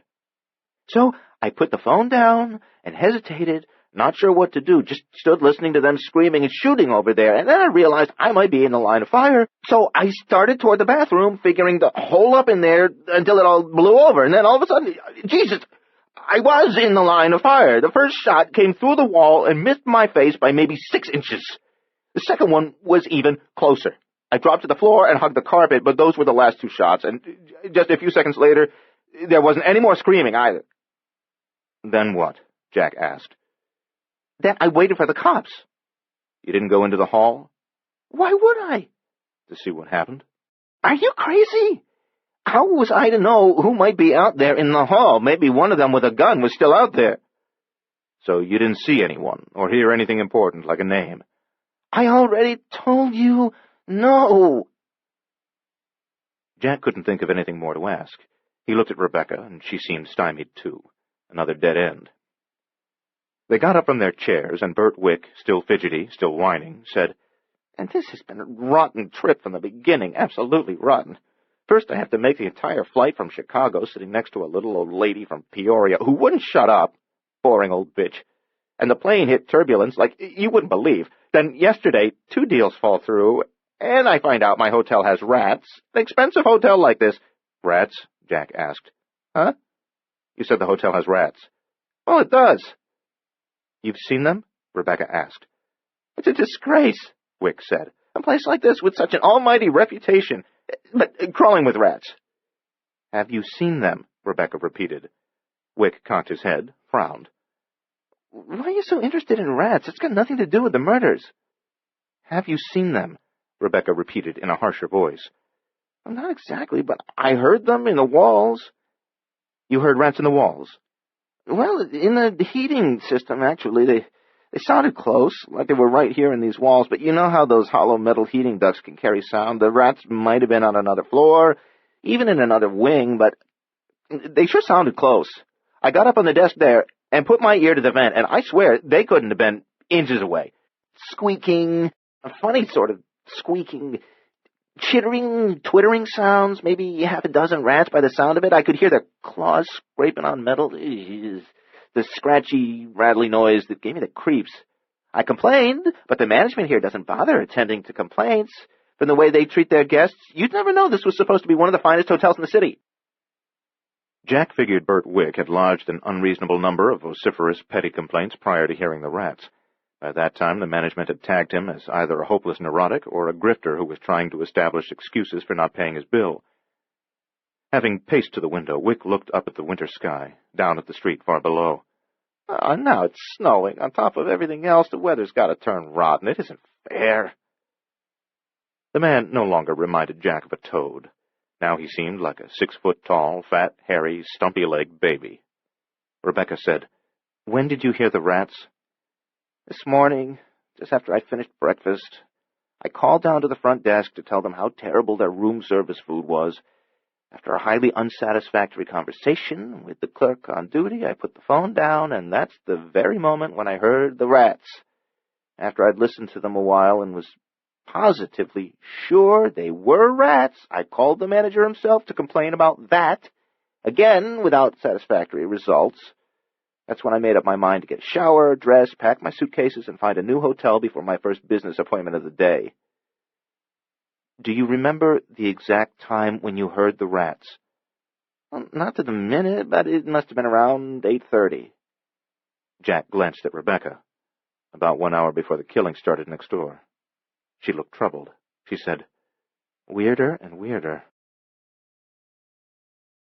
11. In the death suite, the 3 ravaged bodies still lay where they had fallen. The lab men hadn't finished their work. In the parlor, one of them was vacuuming the carpet around the corpse. The sweepings would be analyzed later. Jack and Rebecca went to the nearest heating vent, a 1-foot by 8-inch rectangular plate mounted on the wall, a few inches below the ceiling. Jack pulled a chair under it, stood on the chair, and examined the grill. He said, "The end of the duct has an inward bent flange all the way around it. The screws go through the edges of the grill and through the flange." "From here," Rebecca said, "I see the heads of 2 screws. And that's all there are. But anything trying to get out of the duct would have to remove at least one of those screws to loosen the grill." "And no rat is that smart," she said. "Even if it was a smart rat, like no other rat God ever put on this earth, a regular Albert Einstein of the rat kingdom, it still couldn't do the job. From inside the duct, it'd be dealing with the pointed threaded end of the screw. Couldn't grip and turn the damn thing with only its paws. And not with its teeth, either. No, the job would require fingers." The duct, of course, was much too small for a man or even a child to crawl through it. Rebecca said, "Suppose a lot of rats, a few dozen of them, jammed up against one another in the duct, all struggling to get out through a ventilation grill. If a real horde of them put enough pressure on the other side of the grill, would they be able to pump the screws through the flange and then shove the grill into the room out of their way?" Maybe, Jack said, with more than a little doubt. "Even that sounds too smart for rats. But I guess if the holes in the flange were too much bigger than the screws that passed through them, the threads wouldn't bite on anything and the grill could be forced off." He tested the vent plate that he had been examining. It moved slightly back and forth, up and down, but not much. He said, "This one's pretty tightly fitted. One of the others might be looser." Jack stepped down from the chair and put it back where he'd gotten it. They went through the suite until they'd found all the vents from the heating system. 2 in the parlor, 1 in the bedroom, 1 in the bath. At each outlet, the grill was fixed firmly in place. "Nothing got into the suite through the heating ducts," Jack said. "Maybe I can make myself believe that rats could crowd up against the back of the grill and force it off, but I'll never in a million years believe that they left through the same duct and somehow managed to replace the grill behind them. No rat, no animal of any kind you can name could be that well-trained, that dexterous." "Well, no, of course not. It's ridiculous." "So?" he said. "So?" she said. She sighed. "Then you think it's just an odd coincidence that the men here were apparently bitten to death shortly after Wick heard rats in the walls?" "I don't like coincidences," he said. "Neither do I. They usually turn out not to be coincidences." "Exactly. But it's still the most likely possibility. Coincidence, I mean. Unless—" "Unless what?" she asked. "Unless you want to consider voodoo, black magic." "No, thank you. Demons creeping through the walls. Jack, for God's sake! Coming out to kill, melting back into the walls, and just disappearing. I won't listen to this." He smiled. "I'm just teasing, Rebecca."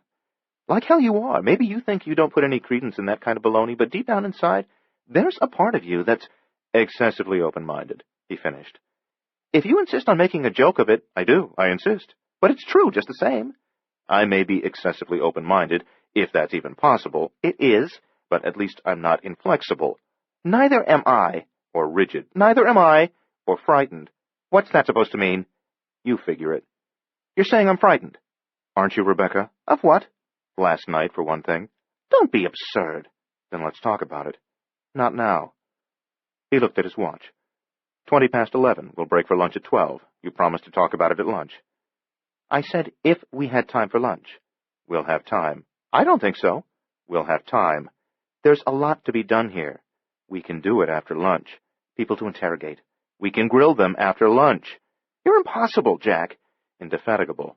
Stubborn. Determined. Damn it. Charming, too, he said. She apparently didn't agree. She walked away from him. She seemed to prefer looking at one of the mutilated corpses.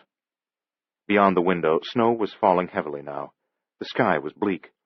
Although it wasn't noon yet, it looked like twilight out there. 12. Lavelle stepped out of the back door of the house. He went to the end of the porch, down 3 steps. He stood at the edge of the dead brown grass and looked up into the whirling chaos of snowflakes. He had never seen snow before. Pictures, of course, but not the real thing. Until last spring, he had spent his entire life, 30 years, in Haiti, the Dominican Republic, Jamaica, and on several other Caribbean islands. He had expected winter in New York to be uncomfortable, even arduous, for someone as unaccustomed to it as he was. However, much to his surprise, the experience had been exciting and positive thus far. If it was only the novelty of winter that appealed to him, then he might feel differently when that novelty eventually wore off. But for the time being, he found the brisk winds and cold air invigorating. Besides, in this great city he had discovered an enormous reservoir of the power on which he depended in order to do his work. The infinitely useful power of evil. Evil flourished everywhere, of course, in the countryside and in the suburbs, too, not merely within the boundaries of New York City.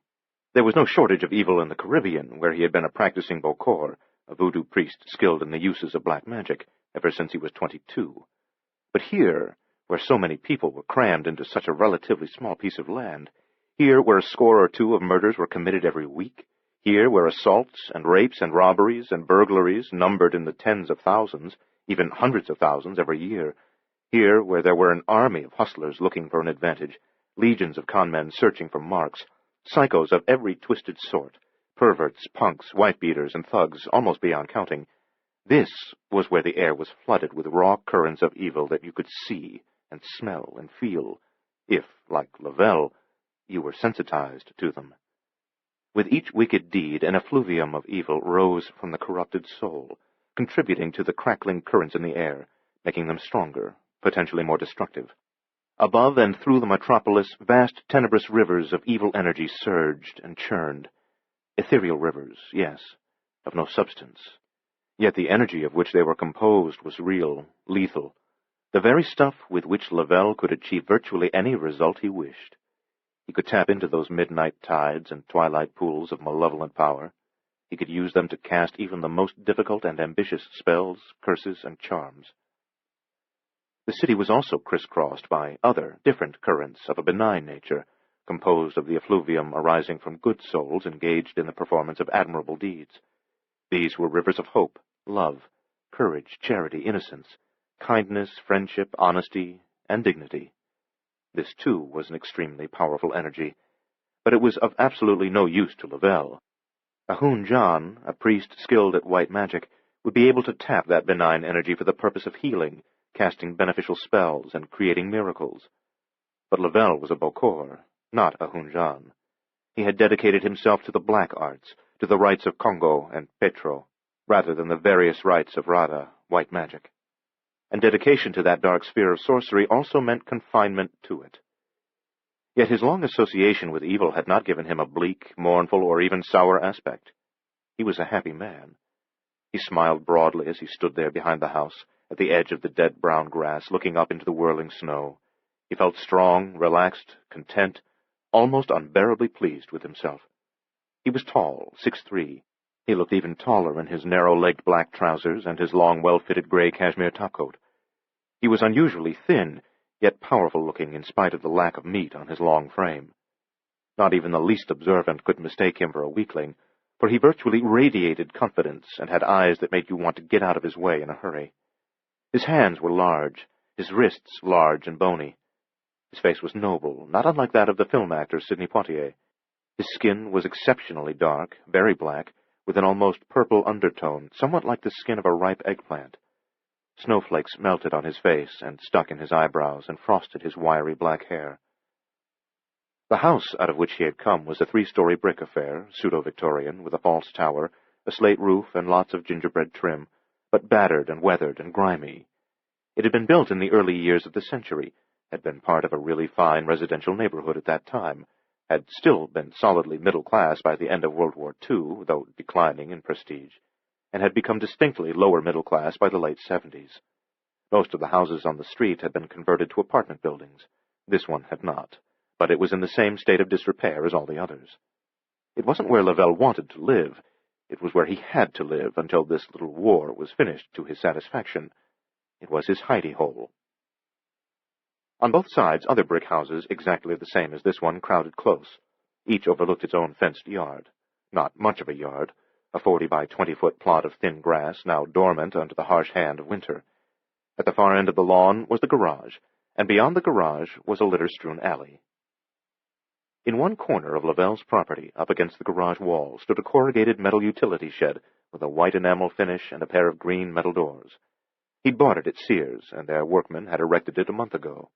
Now, when he'd had enough of looking up into the falling snow, he went to the shed, opened one of the doors, and stepped inside. Heat assaulted him. Although the shed wasn't equipped with a heating system, and although the walls weren't even insulated, the small building, 12 foot by 10, was nevertheless extremely warm. Lavelle had no sooner entered and pulled the door shut behind him than he was obliged to strip out of his $900 topcoat in order to breathe comfortably.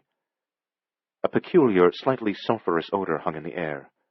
Most people would have found it unpleasant, but Lavelle sniffed, then breathed deeply and smiled. He savored the stench. To him, it was a sweet fragrance because it was the scent of revenge. He had broken into a sweat. He took off his shirt. He was chanting in a strange tongue. He took off his shoes, his trousers, his underwear. Naked, he knelt on the dirt floor. He began to sing softly. The melody was pure, compelling, and he carried it well. He sang in a low voice that could not have been heard by anyone beyond the boundaries of his own property. Sweat streamed from him. His black body glistened. He swayed gently back and forth as he sang. In a little while he was almost in a trance. The lines he sang were lilting, rhythmic chains of words, in an ungrammatical, convoluted but mellifluous mixture of French, English, Swahili, and Bantu. It was partly a Haitian patois, partly a Jamaican patois, partly an African juju chant, the pattern-rich language of voodoo. He was singing about vengeance, about death, about the blood of his enemies.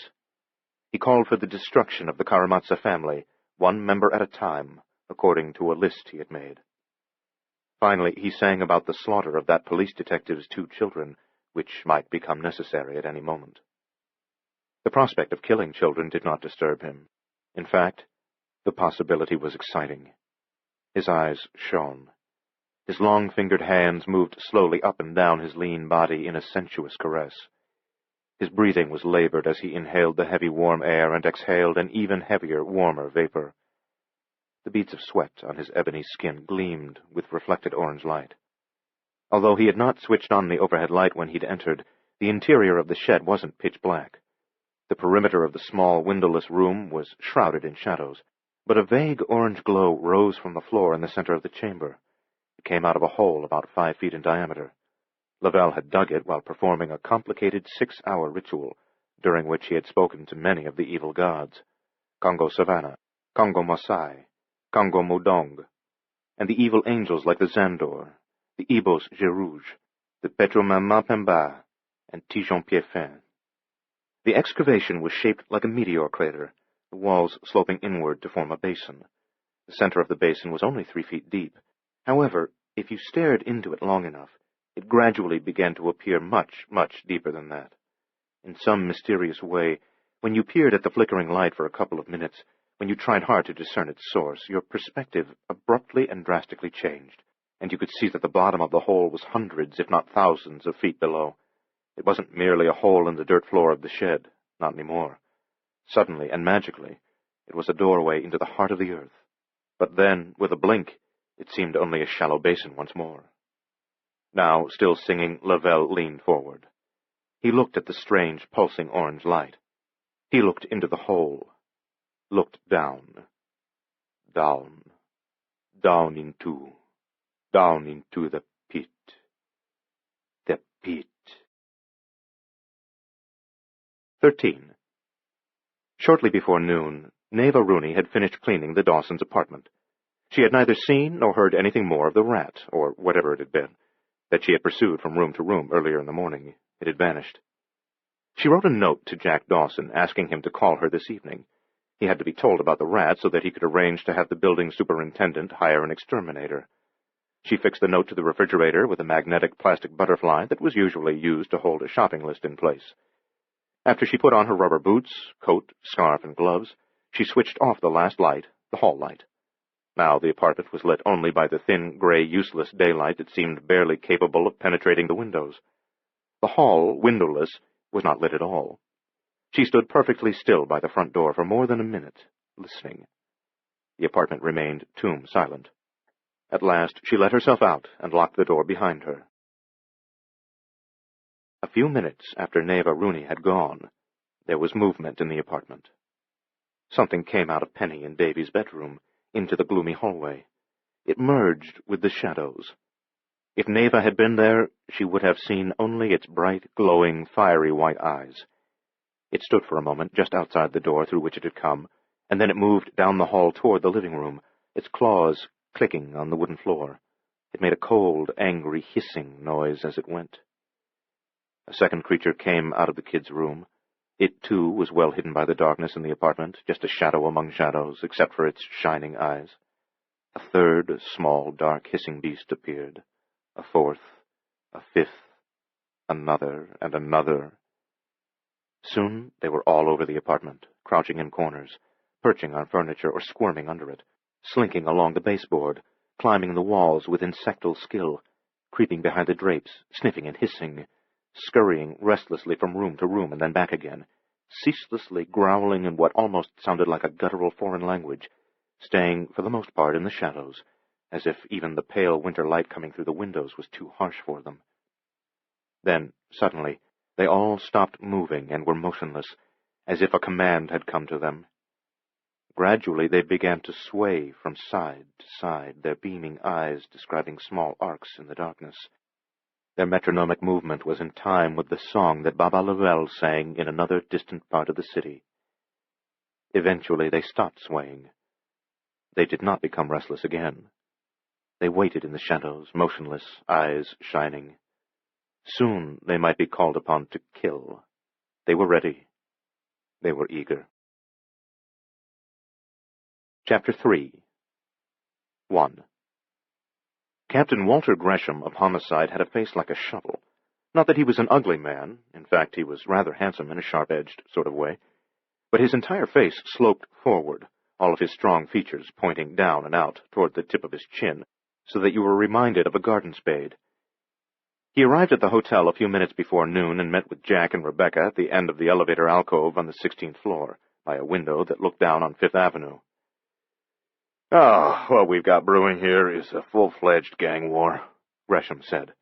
"We haven't seen anything like this in my time. It's like something out of the Roaring Twenties, for God's sake.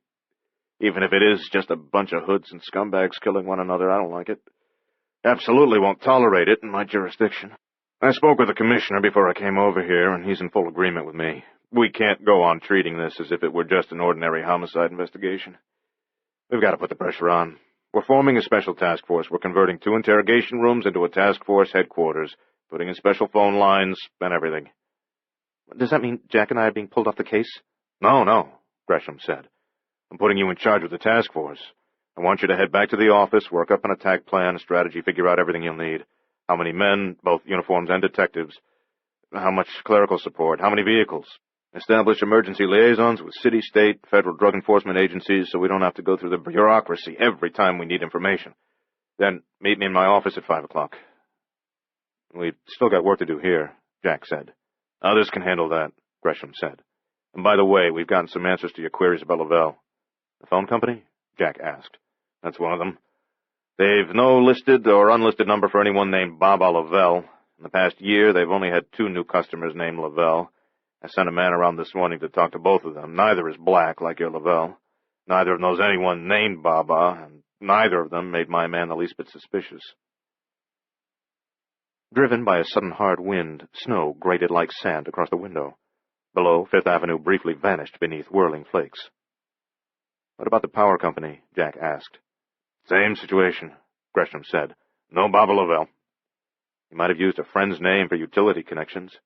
Gresham shook his head. Also heard back from the Department of Immigration. No one named Lavelle, Baba or otherwise, applied for any residency permit, either short-term or long-term, in the past year. Jack frowned. So he's in the country illegally. Or he's not here at all, Rebecca said. They looked at her, puzzled. She elaborated. I'm not convinced there is a Baba Lavelle. Of course there is, Jack said. But she said, we've heard a lot about him, and we've seen some smoke, but when it comes to getting hold of physical evidence of his existence, we keep coming up empty-handed. Gresham was keenly interested, and his interest disheartened Jack. You think maybe Lavelle is just a red herring, sort of a paper man behind which the real killer or killers are hiding? Could be, Rebecca said. A bit of misdirection, Gresham said, clearly intrigued. In reality, maybe it's one of the other mafia families making a move on the Caramazzas, trying to take the top rung of the ladder. Lavelle exists, Jack said. Gresham said, You seem so certain of that. Why? I don't know, really. Jack looked out the window at the snow-swept towers of Manhattan. I won't pretend I've got good reasons. It's just instinct. I feel it in my bones. Lavelle is real. He's out there somewhere. He's out there. And I think he's the most vicious, dangerous son of a bitch any of us is ever going to run up against. 2. At Welton School, when classes on the 3rd floor recessed for lunch, Penny Dawson wasn't hungry. She didn't even bother to go to her newly assigned locker and get her lunchbox. She stayed at her desk and kept her head down on her folded arms, eyes closed, pretending to nap. A sour, icy ball lay lead-heavy in the pit of her stomach. She was sick, not with any virus, but with fear. She hadn't told anyone about the silver-eyed goblins in the basement. No one would believe she'd really seen them, and for sure no one would believe the goblins were eventually going to attempt to kill her. But she knew what was coming. She didn't know why it was happening to her, of all people. She didn't know exactly how it would happen or when. She didn't know where the goblins came from. She didn't know if she had a chance of escaping them. Maybe there was no way out. But she did know what they intended to do to her. Oh, yes. It wasn't merely her own fate that worried her. She was scared for Davy, too. If the goblins wanted her, they might also want him. She felt responsible for Davy, especially since their mother had died. After all, she was his big sister. A big sister had an obligation to watch over a little brother and protect him, even if he could be a pain in the neck sometimes. Right now, Davy was down on the 2nd floor with his classmates and teachers. For the time being, at least, he was safe. The goblins surely wouldn't show themselves when a lot of people were around. They seemed to be very secretive creatures. But what about later? What would happen when school was out and it was time to go home? She didn't see how she could protect herself, or Davy. Head down on her arms, eyes closed, pretending to nap, she said a silent prayer. But she didn't think it would do any good. 3. In the hotel lobby, Jack and Rebecca stopped at the public phones. He tried to call neighbor Rooney. Because of the task force assignment, he wouldn't be able to pick up the kids after school as planned, and he hoped Neva would be free to meet them and keep them at her place for a while. She didn't answer her phone, and he thought perhaps she was still at his apartment cleaning, so he tried his own number too, but he didn't have any luck. Reluctantly, he called Faye Jameson, his sister-in-law, Linda's only sister. Faye had loved Linda almost as much as Jack himself had loved her. For that reason, he had considerable affection for Faye, although she wasn't always an easy person to like. She was convinced that no one else's life could be well run without the benefit of her advice. She meant well. Her unsolicited counsel was based on a genuine concern for others, and she delivered her advice in a gentle, motherly voice, even if the target of her kibitzing was twice her age. But she was nonetheless irritating for all of her good intentions, and there were times when her soft voice seemed, to Jack, as piercing as a police siren. Like now, on the telephone, after he asked if she would pick up the kids at school this afternoon, she said, "Of course, Jack. I'll be glad to, but if they expect you to be there and you don't show, they're going to be disappointed. And if this sort of thing happens too often, they're going to feel worse than just disappointed. They're going to feel abandoned." Faye. Psychologists say that when children have already lost one parent, they need... Faye, I'm sorry, but I don't really have time right now to listen to what the psychologists say. But you should make time for just that sort of thing, dear. He sighed. Perhaps I should. Every modern parent ought to be well-versed in child psychology. Jack glanced at Rebecca, who was waiting impatiently by the phones. He raised his eyebrows and shrugged as Faye rattled on. "You're an old-fashioned, seat-of-the-pants parent, dear. You think you can handle everything with love and cookies. Now, of course, love and cookies are a part of it, but there's a whole lot more to the job than—" Faye, listen, 9 times out of 10, I am there when I tell the kids I will be, but sometimes it isn't possible. This job doesn't have the most regular hours. A homicide detective can't walk away in the middle of pursuing a hot lead just because it's the end of his shift. Besides, there's a crisis here, a big one. Now, will you pick up the kids for me?" "Of course, dear," she said, sounding slightly hurt. "I appreciate it, Faye." "It's nothing." "I'm sorry if I sounded abrupt." "You didn't at all. Don't worry about it. Will Davy and Penny be staying for dinner?" "If it's all right with you." "Of course it is. We love having them here, Jack. You know that. And will you be eating with us?" "I'm not sure I'll be free by then." "Don't miss too many dinners with them, dear." "I don't plan to." "Dinner time is an important ritual, an opportunity for the family to share the events of the day." "I know." "Children need that period of tranquility, of togetherness, at the end of each day." "I know. I'll try my best to make it. I hardly ever miss." "Will they be sleeping over?" "I'm sure I won't be that late. Listen, thanks a lot, Faye. I don't know what I'd do without you and Keith to lean on now and then. Really, I don't. But I've got to run now. See you later." Before Faye could respond with more advice, Jack hung up, feeling both guilty and relieved.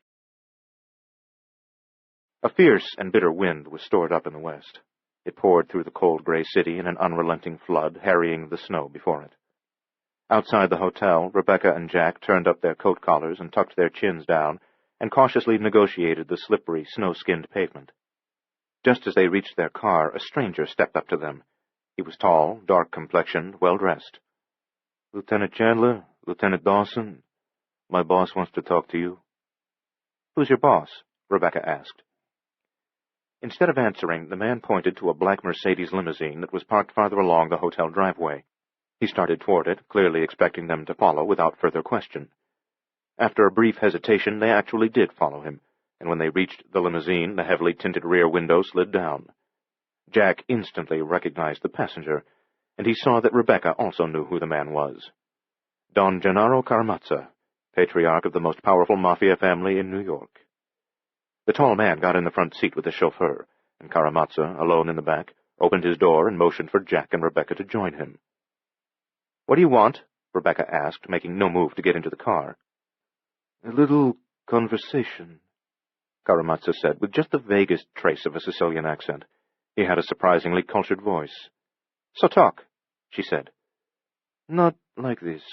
It's too cold," Caramazza said. Snow blew past him into the car. "Let's be comfortable." "I am comfortable," she said. "Well, I'm not," Caramazza said. He frowned. "Listen, I have some extremely valuable information for you. I chose to deliver it myself, me. Doesn't that tell you how important this is? But I'm not going to talk on the street in public, for Christ's sake." Jack said, "Get in, Rebecca." With an expression of distaste, she did as he said. Jack got into the car after her. They sat in the 2 seats that flanked the built-in bar and television set facing the rear of the limousine, where Caramazza sat facing forward. Up front, Rudy touched a switch, and a thick plexiglass partition rose between that part of the car and the passenger compartment. Caramazza picked up an attaché case and put it on his lap, but didn't open it. He regarded Jack and Rebecca with sly contemplation. The old man looked like a lizard. His eyes were hooded by heavy, pebbled lids. He was almost entirely bald. His face was wizened and leathery, with sharp features and a wide, thin-lipped mouth. He moved like a lizard, too, very still for long moments, then brief flurries of activity, quick dartings and swivelings of the head. Jack wouldn't have been surprised if a long, forked tongue had flickered out from between Karamazov's dry lips. Karamazov swiveled his head to Rebecca. "There's no reason to be afraid of me, you know." She looked surprised. "Afraid? But I'm not." "When you were reluctant to get into the car, I thought—" "Oh, that wasn't fear," she said icily. "I was worried the dry cleaner might not be able to get the stink out of my clothes." Karamazov's hard little eyes narrowed. Jack groaned inwardly. The old man said, "I see no reason why we can't be civil with one another, especially when it's in our mutual interest to cooperate." He didn't sound like a hoodlum. He sounded like a banker. "Really," Rebecca said. "You really see no reason. Please, allow me to explain." Jack said, Rebecca. She let Karamazov have it. "You're a thug, a thief, a murderer, a dope peddler, a pimp. Is that explanation enough?" Rebecca. "Don't worry, Jack. I haven't insulted him. You can't insult a pig merely by calling it a pig." "Remember," Jack said, "he lost a nephew and a brother today. Both of whom were dope peddlers, thugs, and murderers," she said. Karamazov was startled speechless by her ferocity. Rebecca glared at him and said, "You don't seem particularly grief-stricken by the loss of your brother. Does he look grief-stricken to you, Jack?" Without a trace of anger or even any excitement in his voice, Karamazov said, "In the Fratellanza, Sicilian men don't weep." Coming from a withered old man, that macho declaration was outrageously foolish. Still, without apparent animosity, continuing to employ the soothing voice of a banker, Karamazov said, "We do feel, however, and we do take our revenge." Rebecca studied him with obvious disgust. The old man's reptilian hands remained perfectly still on top of the attaché case. He turned his cobra eyes on Jack. "Lieutenant Dawson, perhaps I should deal with you in this matter. You don't seem to share Lieutenant Chandler's prejudices." Jack shook his head. "That's where you're wrong. I agree with everything she said. I just wouldn't have said it." He looked at Rebecca. She smiled at him, pleased by his support. Looking at her, but speaking to Karamazov, Jack said, "Sometimes my partner's zeal and aggressiveness are excessive and counterproductive, a lesson she seems unable or unwilling to learn." Her smile faded fast. With evident sarcasm, Karamazov said, "What do I have here? A couple of self-righteous, holier-than-thou types. I suppose you've never accepted a bribe, not even back when you were a uniformed cop walking a beat and earning barely enough to pay the rent." Jack met the old man's hard, watchful eyes and said, "Yeah, that's right, I never have."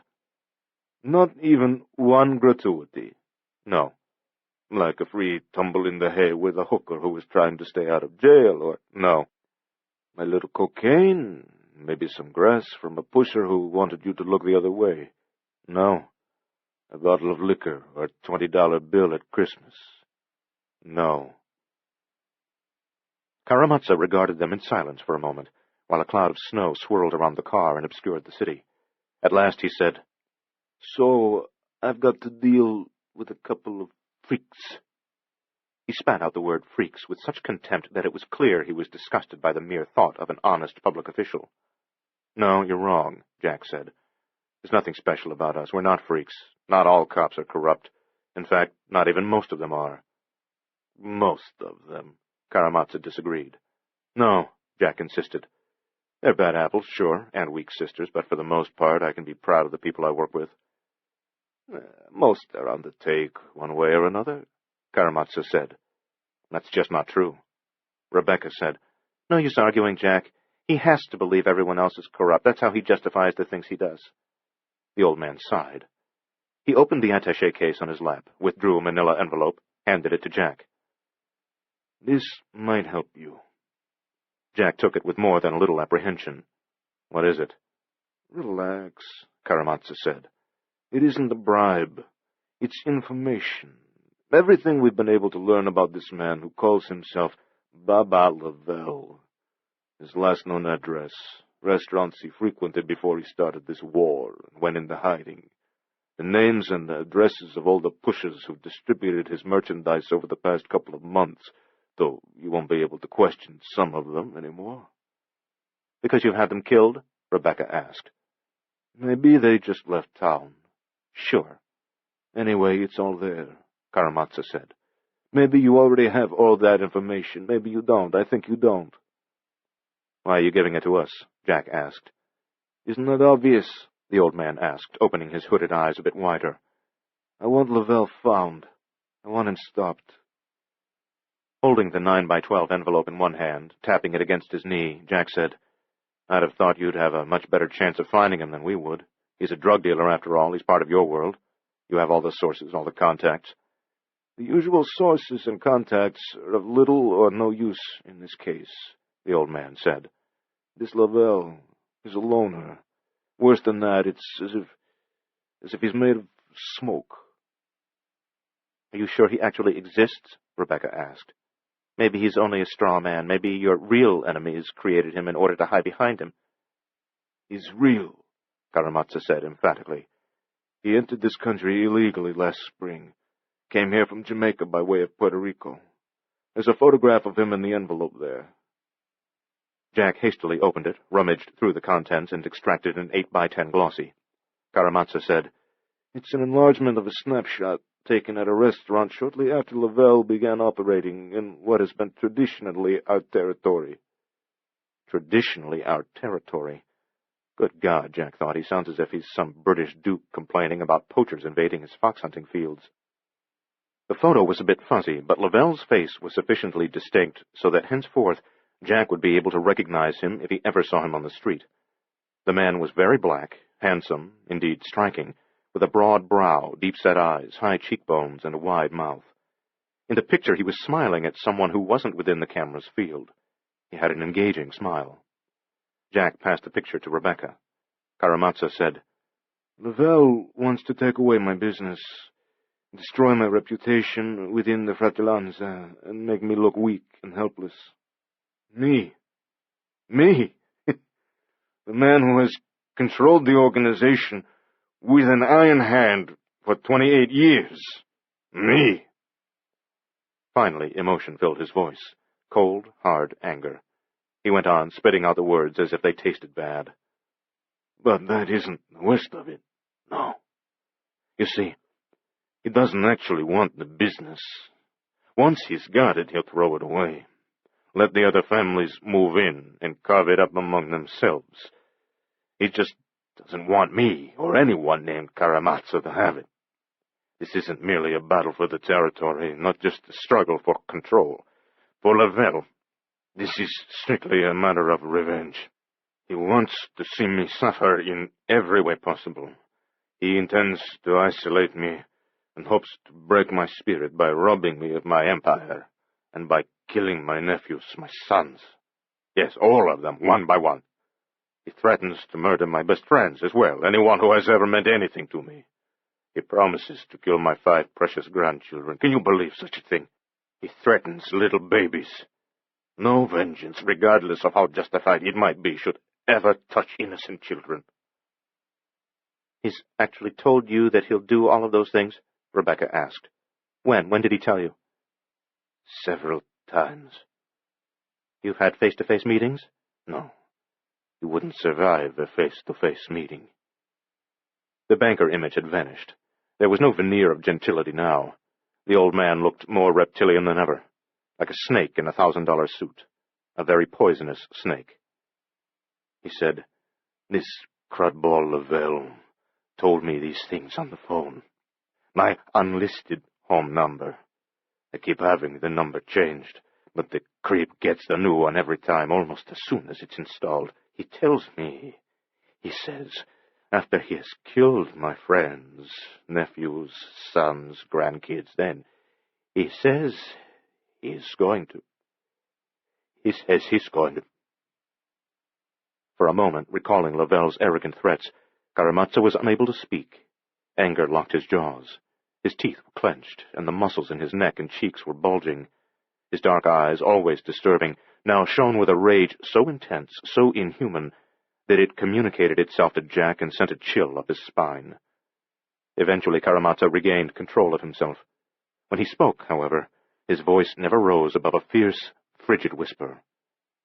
"This scum, this nigger bastard, this piece of shit.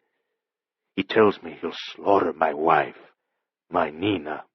Slaughter was the word he used. And when he's butchered her, he says, he'll then take my daughter from me, too." The old man's voice softened when he spoke of his daughter. "My Rosie, my beautiful Rosie, the light of my life. 27, but she looks 17. And smart, too, a medical student, going to be a doctor. Starts her internship this year. Skin like porcelain, the loveliest eyes you've ever seen." He was quiet for a moment, seeing Rosie in his mind's eye, and then his whisper became harsh again. "Lavelle says he'll rape my daughter, and then cut her to pieces, dismember her in front of my eyes. He has the balls to say such things to me." With that last declaration, Karamazov sprayed spittle on Jack's overcoat. For a few seconds the old man said nothing more. He just took deep, shuddering breaths. His talon-like fingers closed into fists, opened, closed, opened, closed. Then, "I want the bastard stopped." "You've put all your people into the search for him?" Jack asked. "Used all your sources?" "Yes." "But you still can't find him?" "No," Karamazov said, and in the drawing out of that one word he revealed a frustration almost as great as his rage. "He's left his place in the village, gone to ground, hiding out. That's why I'm bringing this information to you. You can put out an APB now that you've got his picture. Then every cop in the city will be looking for him, and that's a lot more men than I've got. You can even put it on the TV news, in the papers, and then virtually everyone in the whole damn city will have an eye out for him. If I can't get to him, then at least I want you to nail him and put him away. Once he's behind bars."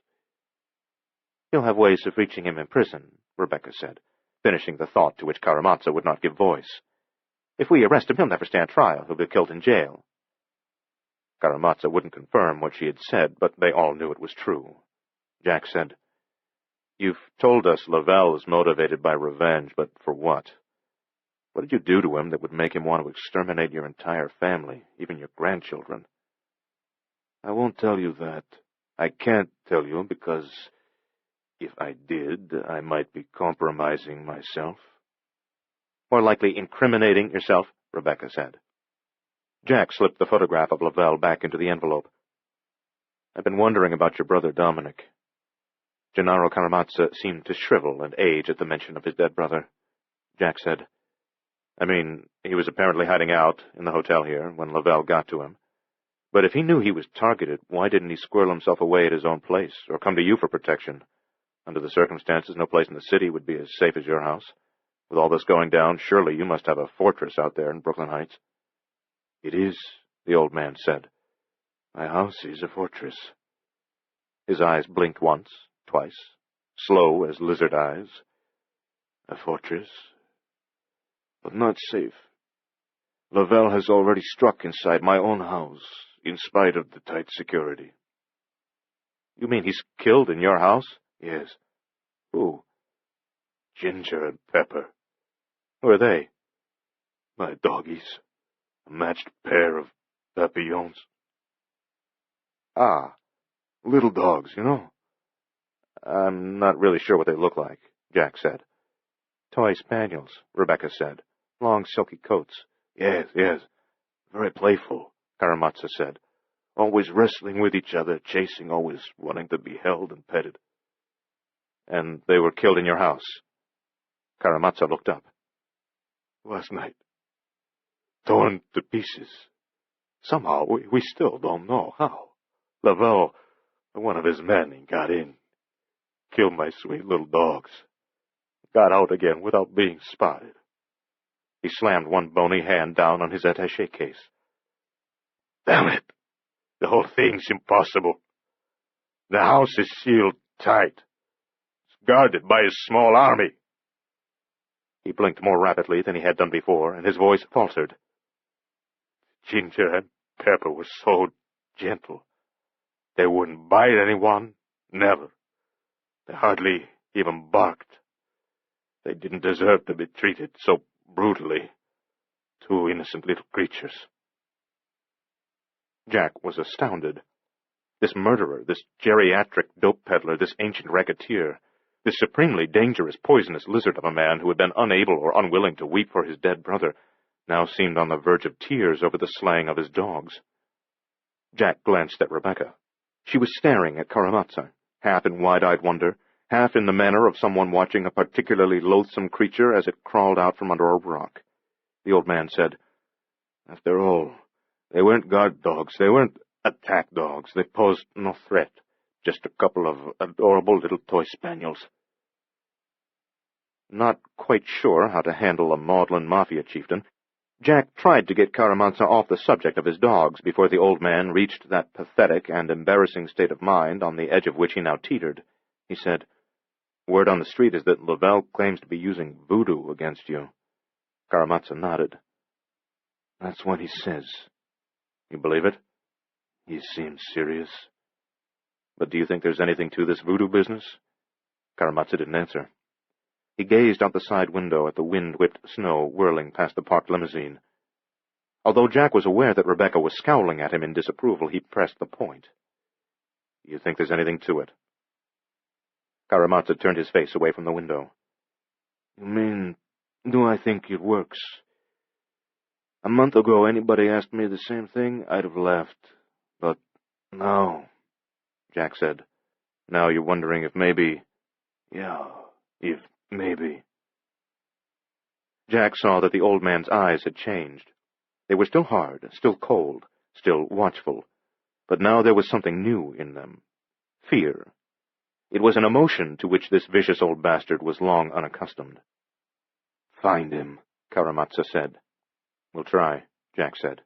Because it's our job, Rebecca said quickly, as if to dispel any notion that they were motivated by concern for Gennaro Karamazov and his bloodthirsty family. Stop him, Karamazov said, and the tone of his voice was the closest he would ever come to saying, please, to an officer of the law. The Mercedes limousine pulled away from the curb and down the hotel driveway, leaving tracks in the quarter-inch skin of snow that now covered the pavement. For a moment, Jack and Rebecca stood on the sidewalk, watching the car. The wind had abated. Snow was still falling, even more heavily than before, but it was no longer wind-driven. The lazy, swirling descent of the flakes made it seem, to Jack, as if he were standing inside one of those novelty paperweights that would produce a neatly contained snowstorm any time you shook it. Rebecca said, We better get back to headquarters. He took the photograph of Lavelle out of the envelope that Karamazov had given him, tucked it inside his coat. What are you doing? Rebecca asked. He handed her the envelope. I'll be at headquarters in an hour. What are you talking about? 2 o'clock at the latest. Where are you going? There's something I want to look into. Jack, we've got to set up the task force. Prepare a... You get it started. There's too much work for one. I'll be there by 2:15 at the latest. Damn it, Jack. You can handle it on your own for a while. You're going up to Harlem, aren't you?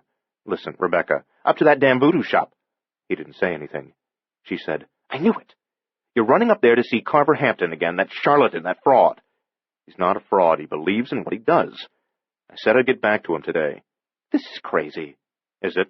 Lavelle does exist. We have a photo now. So he exists. That doesn't mean voodoo works. I know that. If you go up there, how am I supposed to get to the office? You can take the car. I'll get a uniform to drive me. Jack, damn it! I have a hunch, Rebecca. Hell.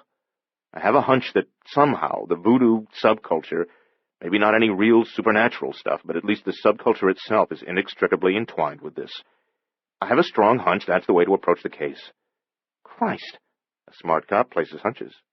And if you don't get back when you promise, if I'm stuck all afternoon handling everything myself, and then I have to go in and face Gresham with, I'll be back by 2:15, 2:30 at the latest.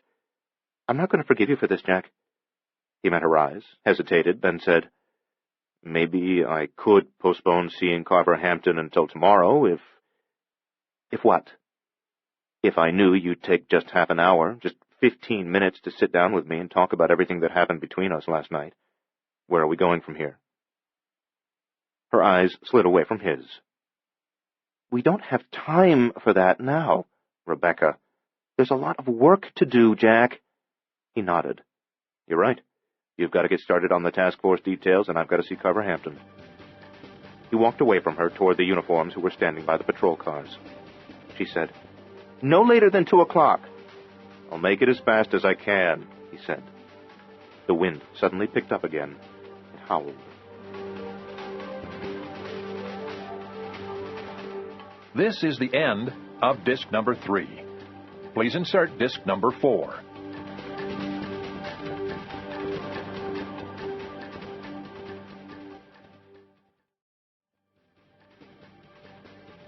This is disc number 4. He walked away from her toward the uniforms who were standing by the patrol cars. She said, "No later than 2 o'clock. "I'll make it as fast as I can," he said. The wind suddenly picked up again. It howled. 4. The new snow had brightened and softened the street. The neighborhood was still seedy, grimy, litter-strewn, and mean, but it didn't look half as bad as it had yesterday without snow. Carver Hampton's shop was near the corner. It was flanked by a liquor store with iron bars permanently fixed over the display windows, and by a shabby furniture store, also huddled behind bars. Hampton's place was the only business on the block that looked prosperous, and there were no bars over its windows either. The sign above the door contained only a single word, Radha. Yesterday, Jack had asked Hampton what the shop's name signified, and he had learned that there were 3 great rites or spiritual divisions governing voodoo. 2 of those were composed of evil gods, and were called Congo and Petro. The pantheon of benevolent gods was called the Radha. Since Hampton dealt only in substances, implements, and ceremonial clothing necessary for the practice of white, good magic, that one word above the door was all he needed to attract exactly the clientele he was looking for, those people of the Caribbean and their descendants who, having been transplanted to New York City, had brought their religion with them. Jack opened the door, a bell announcing his entrance, and he went inside, closing out the bitter December wind. The shop was small, 20 feet wide and 30 deep. In the center were tables displaying knives, staffs, bells, bowls, other implements, and articles of clothing used in various rituals. To the right, low cabinets stood along the entire wall. Jack had no idea what was in them. On the other wall, to the left of the door, there were shelves nearly all the way to the ceiling, and these were crammed full of bottles of every imaginable size and shape, blue and yellow and green, and red and orange and brown, and clear bottles, each carefully labeled, each filled with a particular herb or exotic root or powdered flower, or other substance used in the casting of spells and charms, the brewing of magical potions. At the rear of the shop, in answer to the bell, Carver Hampton came out of the back room through a green bead curtain.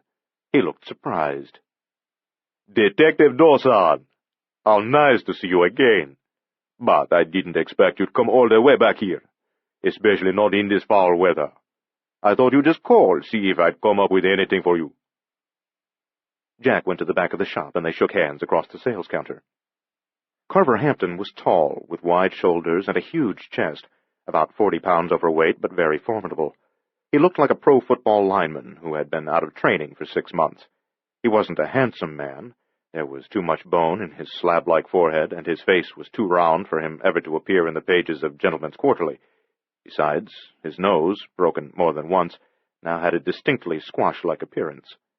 But if he wasn't particularly good-looking, he was very friendly-looking, a gentle giant, a perfect black Santa Claus.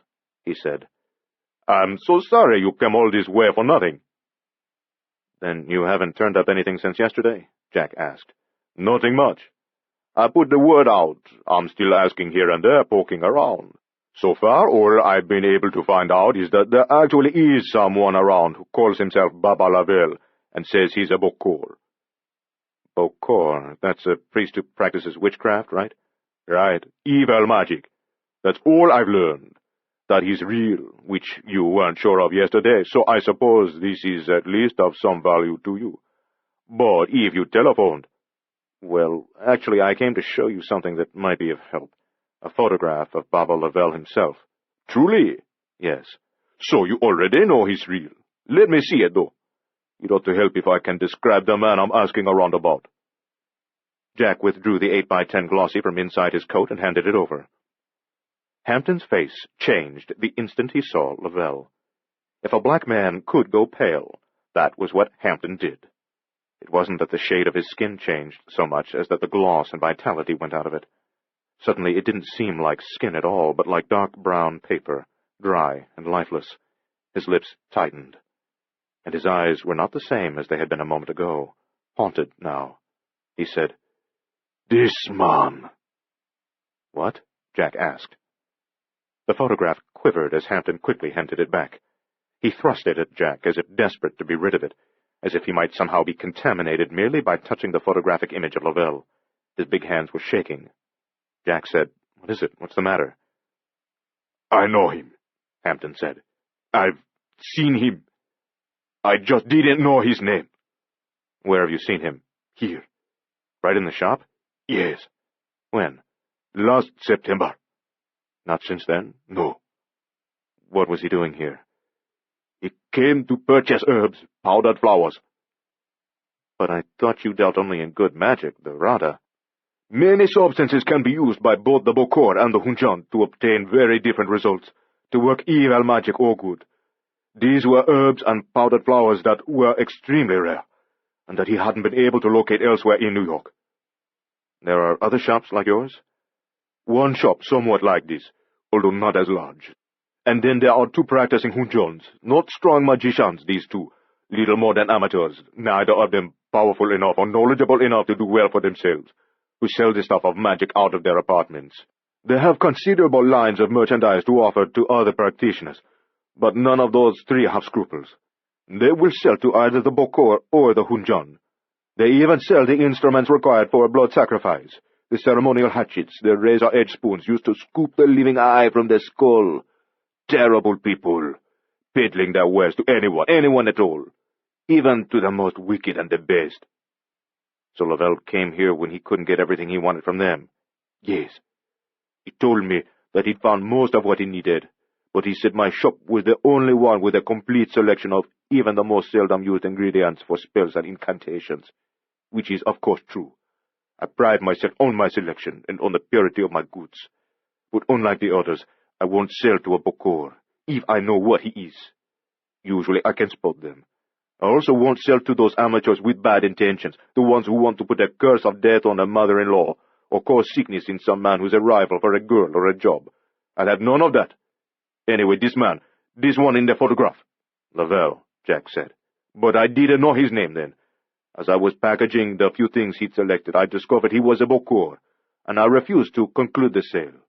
He thought I was like all the other merchants, that I'd sell to just anyone, and he was furious when I wouldn't let him have what he wanted.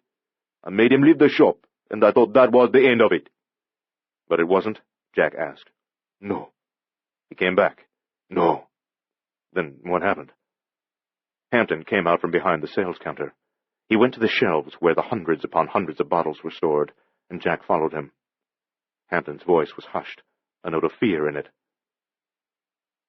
2 days after Lavelle was here, while I was alone in the shop, sitting at the counter back there, just reading, suddenly every bottle on those shelves was flung off to the floor, all in an instant. Such a crash! Half of them broke, and the contents mingled together, all ruined. I rushed over to see what had happened, what had caused it, and as I approached, some of the spilled herbs and powders and ground roots began to move, to form together, and take on life.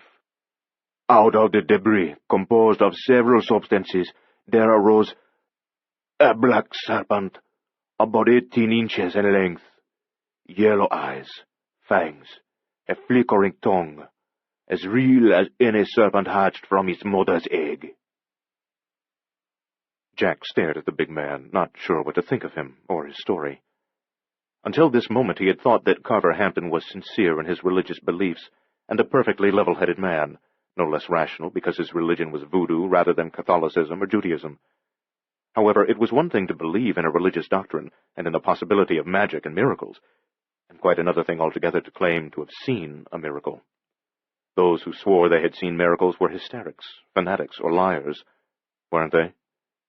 On the other hand, if you were at all religious, and Jack was not a man without faith, then how could you believe in the possibility of miracles and the existence of the occult without also embracing the claims of at least some of those who said they had been witness to manifestations of the supernatural? Your faith could have no substance if you did not also accept the reality of its effects in this world. It was a thought that hadn't occurred to him before, and now he stared at Carver Hampton with mixed feelings, with both doubt and cautious acceptance. Rebecca would say he was being excessively open-minded. Staring at the bottles that now stood on the shelves, Hampton said, "The serpent slithered toward me. I backed across the room. There was nowhere to go. I dropped to my knees, recited prayers. They were the correct prayers for the situation, and they had their effect. Either that or Lavelle didn't actually intend for the serpent to harm me. Perhaps he only meant it as a warning not to mess with him, a slap in the face for the way I had so unceremoniously ushered him out of my shop. At any rate, the serpent eventually dissolved back into the herbs and powders and ground roots of which it was composed." "How do you know it was Lavelle who did this thing?" Jack asked. "The phone rang a moment after the snake decomposed. It was this man, the one I had refused to serve. He told me that it was my prerogative whether to serve him or not, and that he didn't hold it against me. But he said he wouldn't permit anyone to lay a hand on him as I'd done. So he had smashed my collection of herbs, and had conjured up the serpent in retaliation. That's what he said. That's all he said. Then he hung up." "You didn't tell me that you'd actually physically thrown him out of the shop," Jack said. "I didn't. I merely put a hand on his arm and, shall we say, guided him out. Firmly, yes, but without any real violence, without hurting him. Nevertheless, that was enough to make him angry, to make him seek revenge." "This was all back in September?" "Yes." "And he's never returned?" "No." "Never called?" "No. And it took me almost 3 months to rebuild my inventory of rare herbs and powders. Many of these items are so very difficult to obtain, you can't imagine. I only recently completed restocking these shelves." "So you've got your own reasons for wanting to see this Lavelle brought down," Jack said. Hampton shook his head. "On the contrary. Huh? I want nothing more to do with this. But I can't help you any more, Lieutenant." "I don't understand." "It should be clear enough. If I help you, Lavelle will send something after me, something worse than the serpent. And this time it won't be just a warning. No, this time it'll surely be the death of me." Jack saw that Hampton was serious and genuinely terrified. The man believed in the power of voodoo. He was trembling. Even Rebecca, seeing him now, wouldn't be able to claim that he was a charlatan. He believed. Jack said, "But you ought to want him behind bars as much as I do. You ought to want to see him broken after what he did to you." "You'll never put him in jail." "Oh, yes." "No matter what he does, you'll never be able to touch him." "We'll get him all right." "He's an extremely powerful Bokor, Lieutenant. Not an amateur. Not your average spellcaster. He has the power of darkness, the ultimate darkness of death, the darkness of hell, the darkness of the other side. It is a cosmic power, beyond human comprehension. He isn't merely in league with Satan, your Christian and today king of demons. That would be bad enough. But you see, he is a servant as well, of all the evil gods of the African religions which go back into antiquity. He has that great malevolent pantheon behind him. Some of those deities are far more powerful and immeasurably more vicious than Satan has ever been portrayed. A vast legion of evil entities are at Lavelle's beck and call, eager to let him use them, because in turn they use him as a sort of doorway into this world. They are eager to cross over, to bring blood and pain and terror and misery to the living, for this world of ours is one into which they are usually denied passage by the power of the benevolent gods who watch over us." Hampton paused. He was hyperventilating. There was a faint sheen of perspiration on his forehead. He wiped his big hands over his face and took several slow, deep breaths. He went on then, trying to keep his voice calm and reasonable, but only half succeeding. "Lavelle is a dangerous man, Lieutenant. Infinitely more dangerous than you can ever comprehend. I also think he is very probably mad, insane.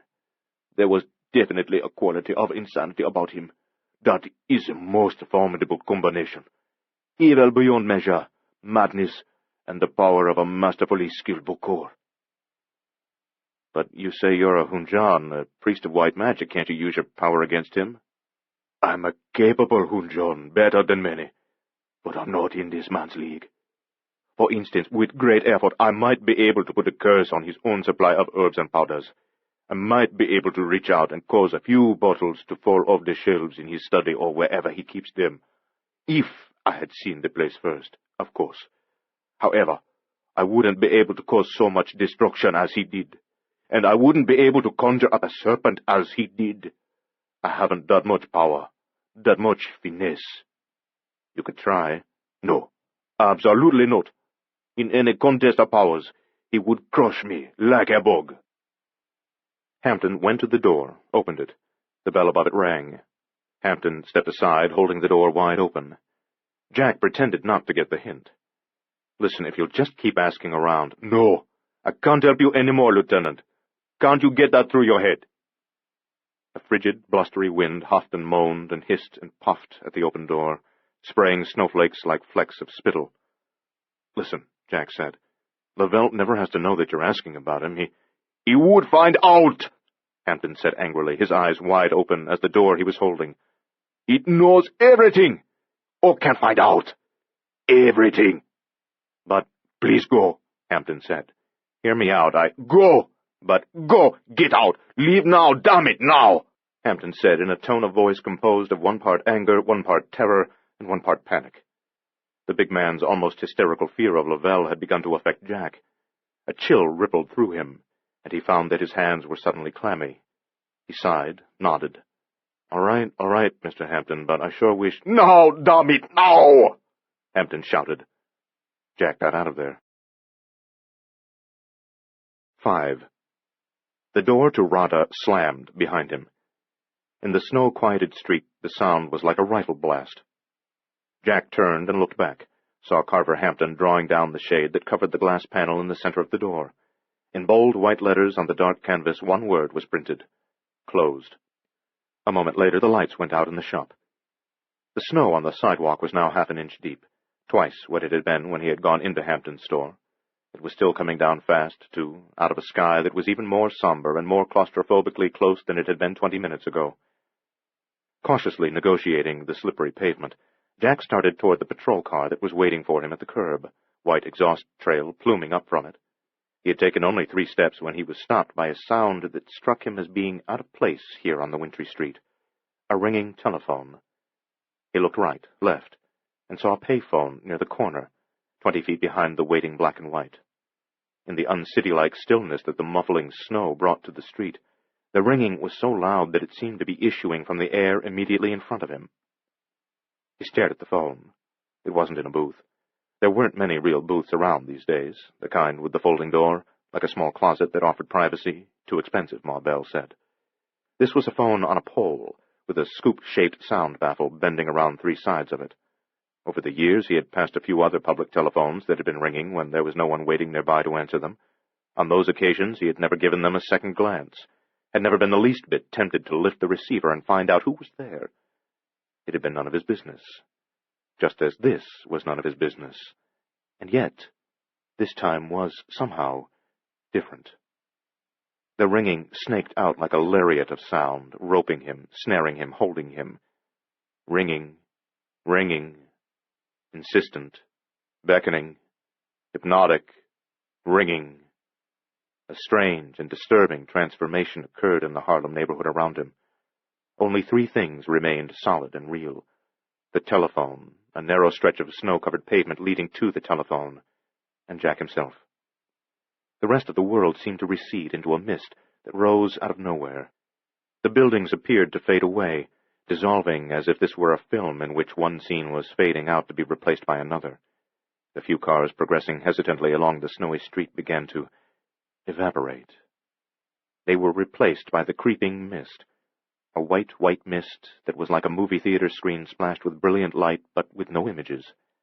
The pedestrians, heads bent, shoulders hunched, struggled against the wind and stinging snow, and gradually they receded and faded as well. Only Jack was real, and the narrow pathway to the phone, and the telephone itself. Ringing, he was drawn. Ringing, drawn toward the phone. He tried to resist. Ringing. He suddenly realized he'd taken a step toward the phone. And another. A third.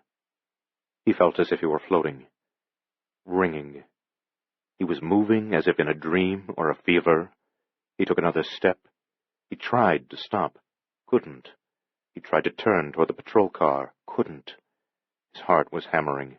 He was dizzy, disoriented. In spite of the frigid air, he was sweating along the back of his neck. The ringing of the telephone was analogous to the rhythmic, glittering pendulum movement of a hypnotist's pocket watch. The sound drew him relentlessly forward, as surely as, in ancient times, the sirens' songs had pulled unwary sailors to their death upon the reefs. He knew the call was for him, knew it without understanding how he knew it. He picked up the receiver. Hello? Detective Dawson, I'm delighted to have this opportunity to speak with you. My good man, we are most definitely overdue for a chat.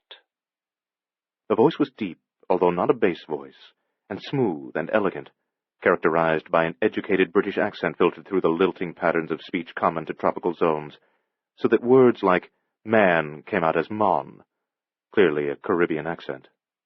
Jack said, Lavelle? Why, of course. Who else? But how did you know?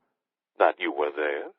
My dear fellow, in an off-handed sort of way, I am keeping tabs on you. You're here, aren't you? Somewhere along the street in one of the apartment buildings here. Far from it. Harlem is not to my taste. I'd like to talk to you, Jack said. We are talking.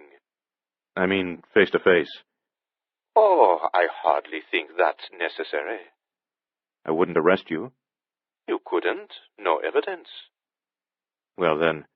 But you'd detain me for a day or two on one excuse or another. No. And I don't wish to be detained. I've work to do. I give you my word we'd only hold you a couple of hours just for questioning. Is that so? You can trust my word when I give it. I don't give it lightly. Oddly enough, I'm quite sure that's true. Then why not come in, answer some questions, and clear the air, remove the suspicion from yourself? Well, of course, I can't remove the suspicion because, in fact, I'm guilty, Lavelle said. He laughed. You're telling me you're behind the murders? Certainly. Isn't that what everyone's been telling you? You've called me to confess? Lavelle laughed again. Then, I've called to give you some advice. Yeah? Handle this as the police in my native Haiti would handle it. How's that? They wouldn't interfere with a Bokor who possessed powers like mine. Is that right? They wouldn't dare. This is New York, not Haiti. Superstitious fear isn't something they teach at the police academy.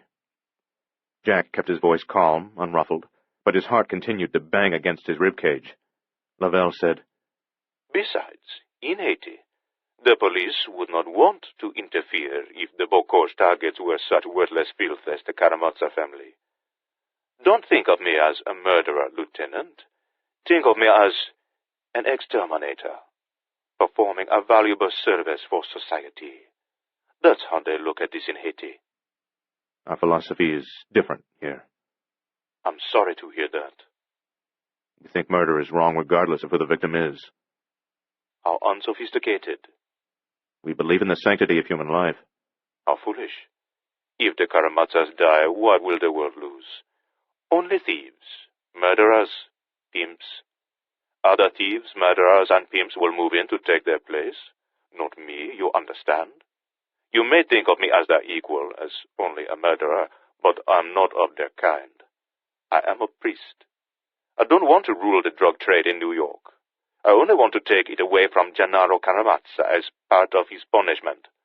I want to ruin him financially, leave him with no respect among his kind, and take his family and friends away from him, slaughter them, teach him how to grieve. When that is done, When he's isolated, lonely, afraid, when he has suffered for a while, when he's filled with blackest despair, I will at last dispose of him too, but slowly and with much torture. Then I'll go away, back to the islands, and you won't ever be bothered with me again. I am merely an instrument of justice, Lieutenant Dawson. Does justice really necessitate the murder of Karamatsa's grandchildren? Yes. Innocent little children? They aren't innocent. They carry his blood, his genes. That makes them as guilty as he is. Carver Hampton was right. Lavelle was insane. Now, Lavelle said, I understand that you will be in trouble with your superiors if you fail to bring someone to trial for at least a few of these killings. The entire police department will take a beating at the hands of the press if something isn't done. I quite understand. So if you wish, I will arrange to plant a wide variety of evidence incriminating members of one of the city's other mafia families. You can pin the murders of the Karamatsas on some other undesirables you see, put them in prison, and be rid of yet another troublesome group of hoodlums. I'd be quite happy to let you off the hook that way. It wasn't only the circumstances of this conversation, the dreamlike quality of the street around the payphone, the feeling of floating, the fever haze, that made it all seem so unreal. The conversation itself was so bizarre that it would have defied belief, regardless of the circumstances in which it had taken place. Jack shook himself, but the world wasn't jarred to life like a stubborn wristwatch. Reality didn't begin to tick again. He said, You actually think I could take such an offer seriously? The evidence I plant will be irrefutable. It will stand up in any court. You needn't fear you'd lose the case. That's not what I mean, Jack said. Do you really believe I'd conspire with you to frame innocent men? They wouldn't be innocent. Hardly. I'm talking about framing other murderers, thieves and pimps. But they'd be innocent of these crimes. A technicality. Not in my book. Lavelle was silent for a moment. Then, You're an interesting man, Lieutenant. Naive, foolish, but nonetheless interesting. Gennaro Karamatsa tells us that you're motivated by revenge. Yes. For what? He didn't tell you that. No. What's the story? Silence. Jack waited, almost asked the question again. Then Lavelle spoke at last, and there was a new edge to his voice, a hardness, a ferocity. I had a younger brother. His name was Gregory. Half-brother, really. Last name was Pontran. He didn't embrace the ancient arts of witchcraft and sorcery. He shunned them. He wouldn't have anything to do with the old religions of Africa. He had no time for voodoo, no interest in it. His was a very modern soul, a machine-age sensibility. He believed in science, not magic. He put his faith in progress and technology, not in the power of ancient gods. He didn't approve of my vocation, but he didn't believe I could really do harm to anyone, or do good either, for that matter. He thought of me as a harmless eccentric. Yet for all this misunderstanding, I loved him, and he loved me. We were brothers. I would have done anything for him. Gregory Pontran, Jack said thoughtfully. There's something familiar about that name. Years ago, Gregory came here as a legal immigrant. He worked very hard, worked his way through college, received a scholarship. He always had writing talent, even as a boy, and he thought he knew what he ought to do with it. Here he earned a degree in journalism from Columbia. He was first in his class, went to work for the New York Times. For a year or so he didn't even do any writing, just verified research in other reporters' pieces. Gradually he promoted several writing assignments for himself, small things, of no consequence, what you would call human interest stories. And then... Gregory Pontran, Jack said. Of course, the crime reporter. In time, my brother was assigned a few crime stories, robberies, dope busts. He did a good job of covering them. Indeed, he started going after stories that hadn't been handed to him, bigger stories that he dug up all by himself. And eventually, he became the Times' resident expert on narcotics trafficking in the city. No one knew more about the subject, the involvement of the Karamatsas, The way the Karamata organization had subverted so many vice squad detectives and city politicians. No one knew more than Gregory. No one. He published those articles. I read them. Good work. 4 pieces, I believe. Yes, he intended to do more. At least half a dozen more articles. There was talk of a Pulitzer, just based on what he'd written so far. Already he had dug up enough evidence to interest the police and to generate 3 indictments by the grand jury. He had the sources, you see, insiders in the police and in the Karamata family, insiders who trusted him. He was convinced he could bring down Dominic Karamata himself before it was all over. Poor, noble, foolish, brave little Gregory. He thought it was his duty to fight evil wherever he found it. The crusading reporter. He thought he could make a difference all by himself. He didn't understand that the only way to deal with the powers of darkness is to make peace with them. Accommodate yourself to them as I have done. One night last March, he and his wife Ona were on their way to dinner. The car bomb, Jack said. They were both blown to bits. Ona was pregnant. It would have been their first child. So I owe Gennaro Karamazza for 3 lives. Gregory, Ona, and the baby. The case was never solved, Jack reminded him. There was no proof that Karamazza was behind it. He was. You can't be sure. Yes, I can. I have my sources, too.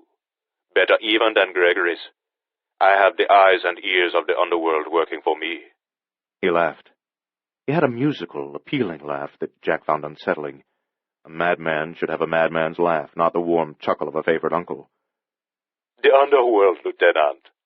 But I don't mean the criminal underworld. The miserable Cosa Nostra with its Sicilian pride and empty code of honor. The underworld of which I speak is a place much deeper than that which the Mafia inhabits. Deeper and darker. I have the eyes and ears of the Ancient Ones, the reports of demons and dark angels, the testimony of those entities who see all and know all. Madness, Jack thought. The man belongs in an institution.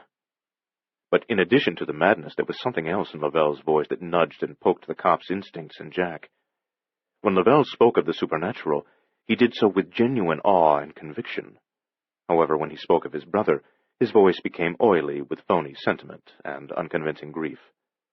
Jack sensed that revenge was not Lavelle's primary motivation, and that, in fact, he might even have hated his straight-arrow brother, might even be glad, or at least relieved, that he was dead.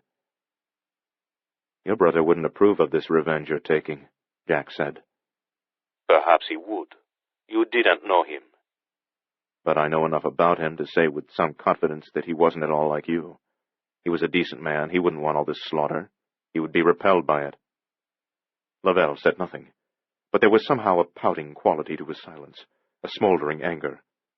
Jack said, he wouldn't approve of the murder of anyone's grandchildren, revenge under the 3rd generation. He wasn't sick like you. He wasn't crazy. It doesn't matter whether he would approve, Lavelle said impatiently. I suspect that's because it isn't really revenge that motivates you, not deep down. Again, Lavelle was silent. Pushing, probing for the truth, Jack said, so if your brother wouldn't approve of murder being done in his name, then why are you— I'm not exterminating these vermin in my brother's name, Lavelle said sharply, furiously. I'm doing it in my own name, mine and no one else's. That must be understood. I never claimed otherwise. These deaths accrue to my credit, not to my brother's. Credit? Since when is murder a credit, a character reference, a matter of pride? That's insane. It isn't insane, Lavelle said heatedly.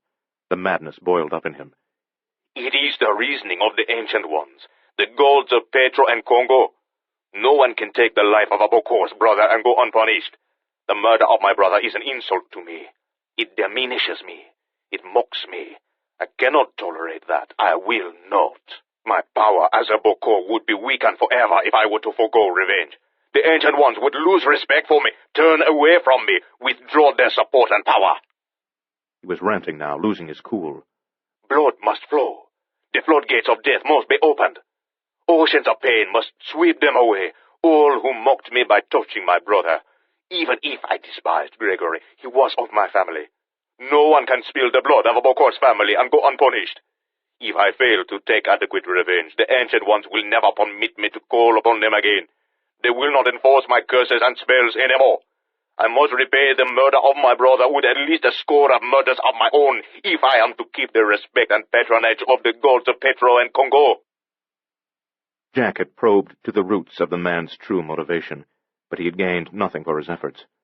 The true motivation made no sense to him. It seemed just one more aspect of Lavelle's madness. "You really believe this, don't you?" Jack asked. It's the truth. "It's crazy." Eventually, you will learn otherwise. "Crazy," Jack repeated. One more piece of advice," Lavelle said. "You're the only suspect I've ever known to be so brimming over with advice, a regular Ann Landers." Ignoring him, Lavelle said, "Remove yourself from this case. "You can't be serious."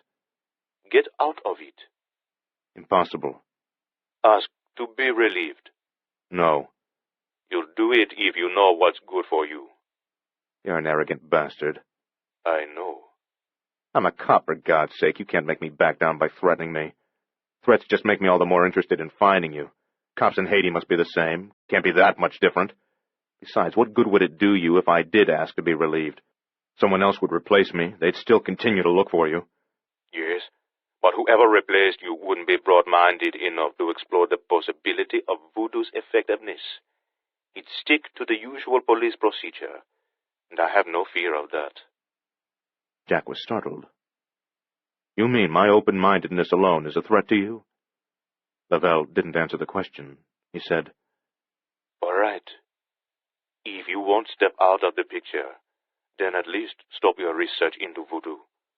Handle this as Rebecca Chandler wants to handle it, as if it were an ordinary homicide investigation." "I don't believe your gall," Jack said.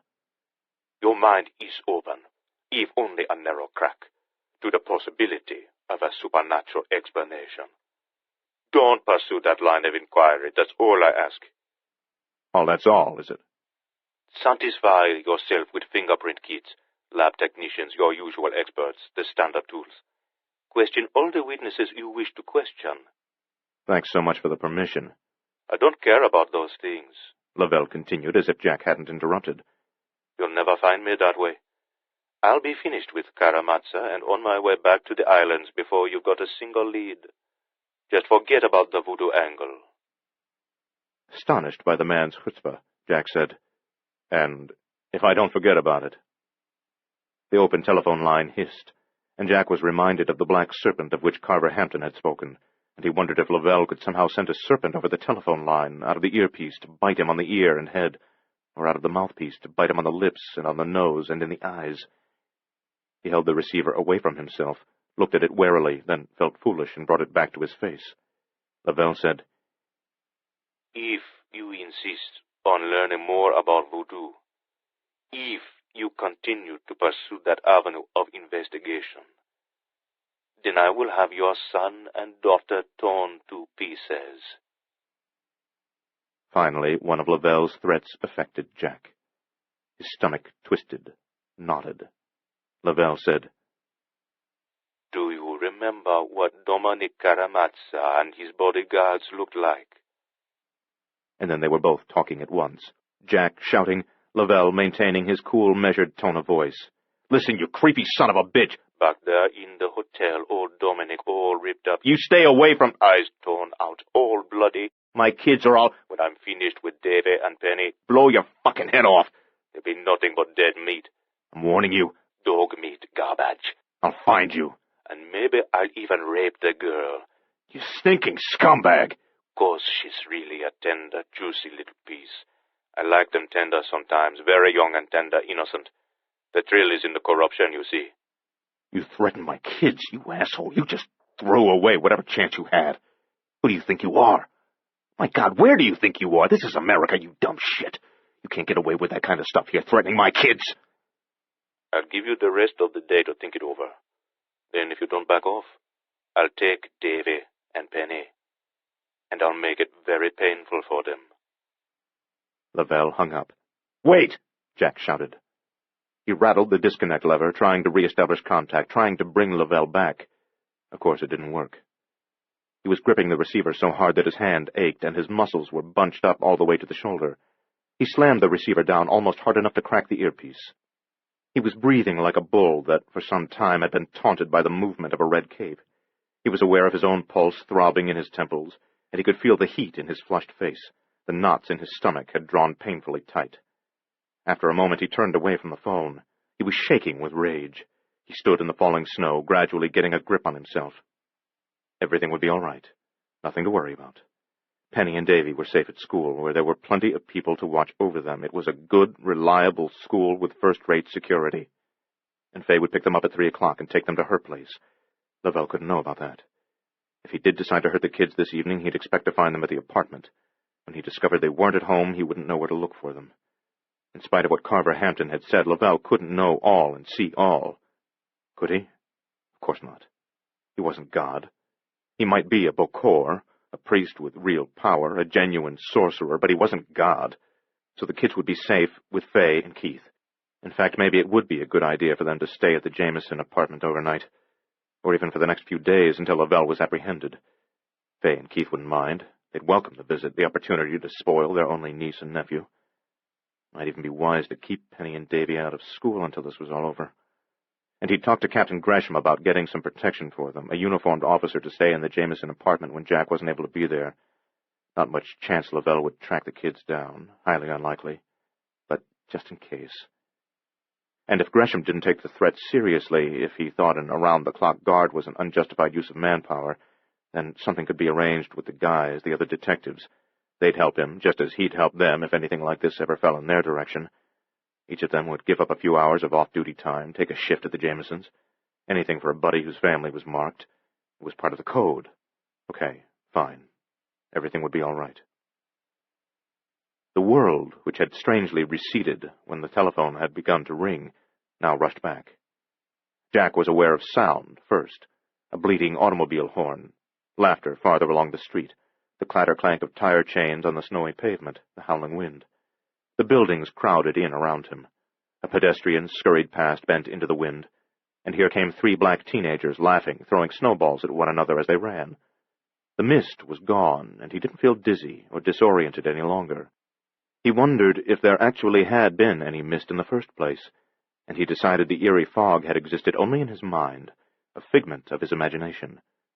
What must have happened was, he must have had an attack of some kind. Yeah, sure, nothing more than that. But exactly what kind of attack? And why had he been stricken by it? What had brought it on? He wasn't an epileptic. He didn't have low blood pressure, no other physical maladies as far as he was aware. He had never experienced a fainting spell in his life, nothing remotely like that. He was in perfect health. So why? And how had he known the phone call was for him? He stood there for a while, thinking about it, as thousands of snowflakes fluttered like moths around him. Eventually, he realized he ought to call Faye and explain the situation to her, warn her to be certain that she wasn't followed when she picked up the kids at Welton School. He turned to the payphone, paused. No, he wouldn't make the call here, not on the very phone Lavelle had used. It seemed ridiculous to suppose that the man could have a tap on a public phone, but it also seemed foolish to test the possibility. Calmer, still furious but less frightened than he had been, he headed back toward the patrol car that was waiting for him. 3/4 of an inch of snow lay on the ground. The storm was turning into a full-fledged blizzard. The wind had icy teeth. It bit. 6. Lavelle returned to the corrugated metal shed at the rear of his property. Outside, winter raged. Inside, fierce, dry heat made sweat pop out of Lavelle's ebony skin and stream down his face, and shimmering orange light cast odd, leaping shadows on the ribbed walls. From the pit in the center of the floor a sound arose, a chilling susurration, as of thousands of distant voices, angry whisperings. He had brought 2 photographs with him, one of Davy Dawson, the other of Penny Dawson. He had taken both photographs himself yesterday afternoon on the street in front of Welton School. He had been in his van, parked almost a block away, and he had used a 35mm Pentax with a telephoto lens. He had processed the film in his own closet-sized darkroom. In order to put a curse on someone and be absolutely certain that it would bring about the desired calamity, a Bokor required an icon of the intended victim. Traditionally, the priest prepared a doll, sewed it together from scraps of cotton cloth, and filled it with sawdust or sand, then did the best he could to make the doll's face resemble the face of the victim. That done, the ritual was performed with the doll as a surrogate for the real person. But that was a tedious chore, made even more difficult by the fact that the average Bokor, lacking the talent and skills of an artist, found it virtually impossible to make a cotton face look sufficiently like anyone's real countenance. Therefore, the need always arose to embellish the doll with a lock of hair, or a nail clipping, or a drop of blood from the victim. Obtaining any one of those items wasn't easy. You couldn't just hang around the victim's barber shop or beauty salon week after week, waiting for him or her to come in and get a haircut. You couldn't very well ask him to save a few nail clippings for you the next time he gave himself a manicure. And about the only way to obtain a sample of the would-be victim's blood was to assault him and risk apprehension by the police, which was the very thing you were trying to avoid by striking at him with magic rather than with fists or a knife or a gun. All of those difficulties could be circumvented by the use of a good photograph instead of a doll. As far as Lavelle knew, he was the only Bokor who had ever applied this bit of modern technology to the practice of voodoo. The first time he'd tried it, he hadn't expected it to work. However, 6 hours after the ritual was completed, the intended victim was dead, crushed under the wheels of a runaway truck. Since then, Lavelle had employed photographs in every ceremony that ordinarily would have called for a doll. Evidently, he possessed some of his brother Gregory's machine-age sensibility and faith in progress. Now, kneeling on the earthen floor of the shed, beside the pit, he used a ballpoint pen to punch a hole in the top of each of the 8x10 glossies. Then he strung both photographs on a length of slender cord. 2 wooden stakes had been driven into the dirt floor near the brink of the pit, directly opposite each other, with the void between them. Lavelle tied one end of the cord to one of the wooden stakes, stretched it across the pit, and fastened the other end to the second stake. The pictures of the Dawson children dangled over the center of the hole, bathed in the unearthly orange glow that shone up from the mysterious, shifting bottom of it. Soon he would have to kill the children. He was giving Jack Dawson a few hours yet, one last opportunity to back down, but he was fairly sure that Dawson would not relent. He didn't mind killing children. He looked forward to it. There was a special exhilaration in the murder of the very young. He lit his lips.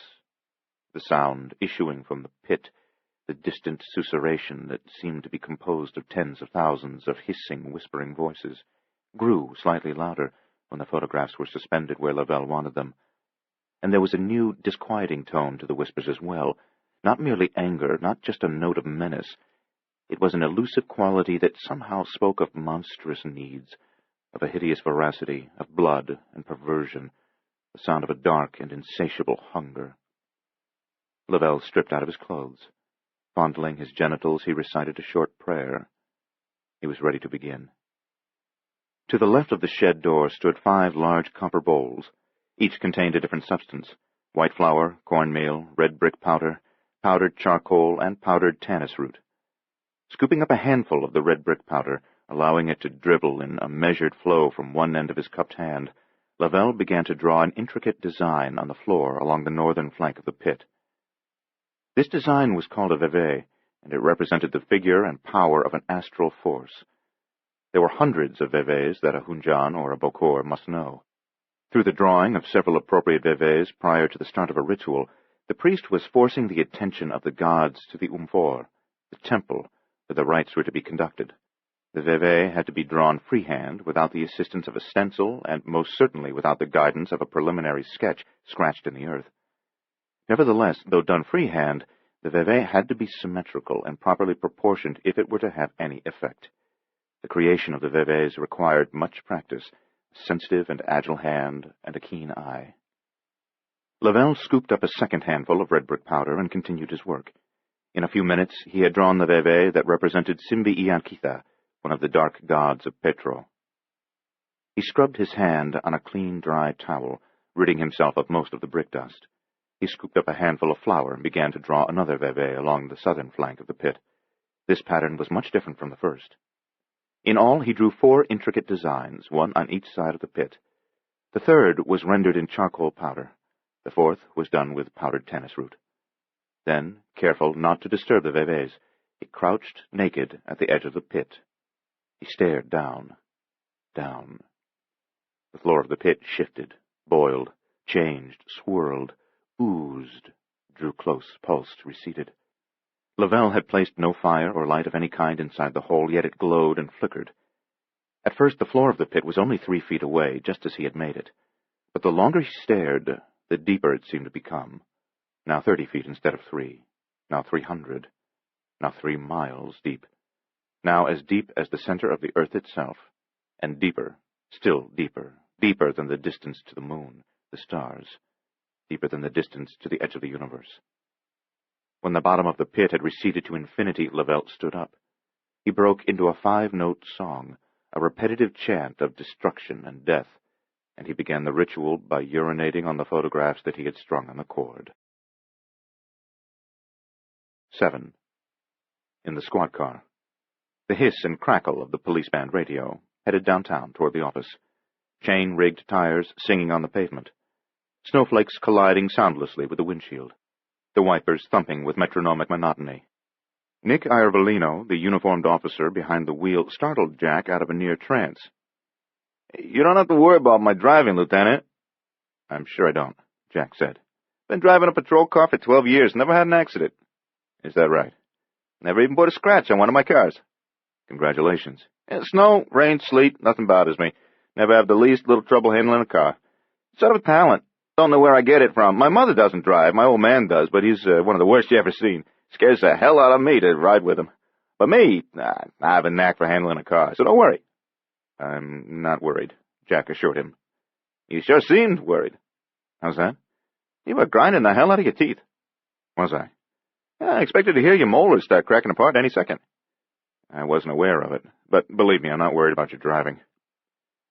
They were approaching an intersection where 6 cars were angled every which way, spinning their tires in the snow, trying to get reoriented or at least out of the way. Nick Iervolino braked slowly, cautiously, until they were traveling at a crawl, then found a snaky route through the stranded cars. On the other side of the intersection, he said, "So, if you aren't worried about my driving, what is eating at you?" Jack hesitated, then told him about the call from Lavelle. Nick listened, but without diverting his attention from the treacherous streets.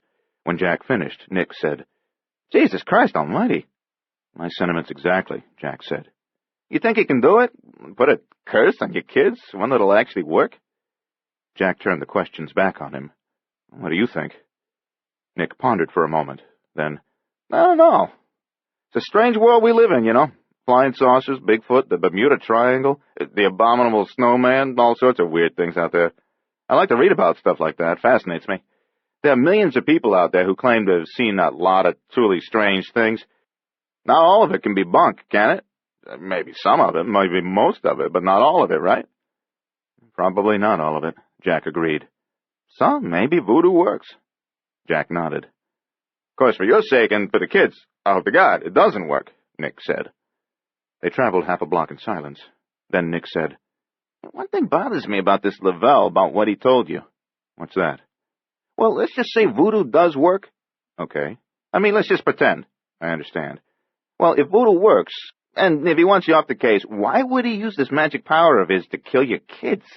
Why wouldn't he just use it to kill you? That'd be a lot more direct." Jack frowned. "You're right."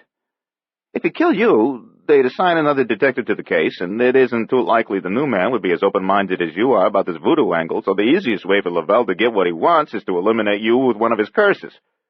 Now, why does he do that? Supposing the magic works, I mean." "I don't know why." "Neither do I," Nick said. "Can't figure it. But I think maybe this is important, Lieutenant, don't you?" "How?"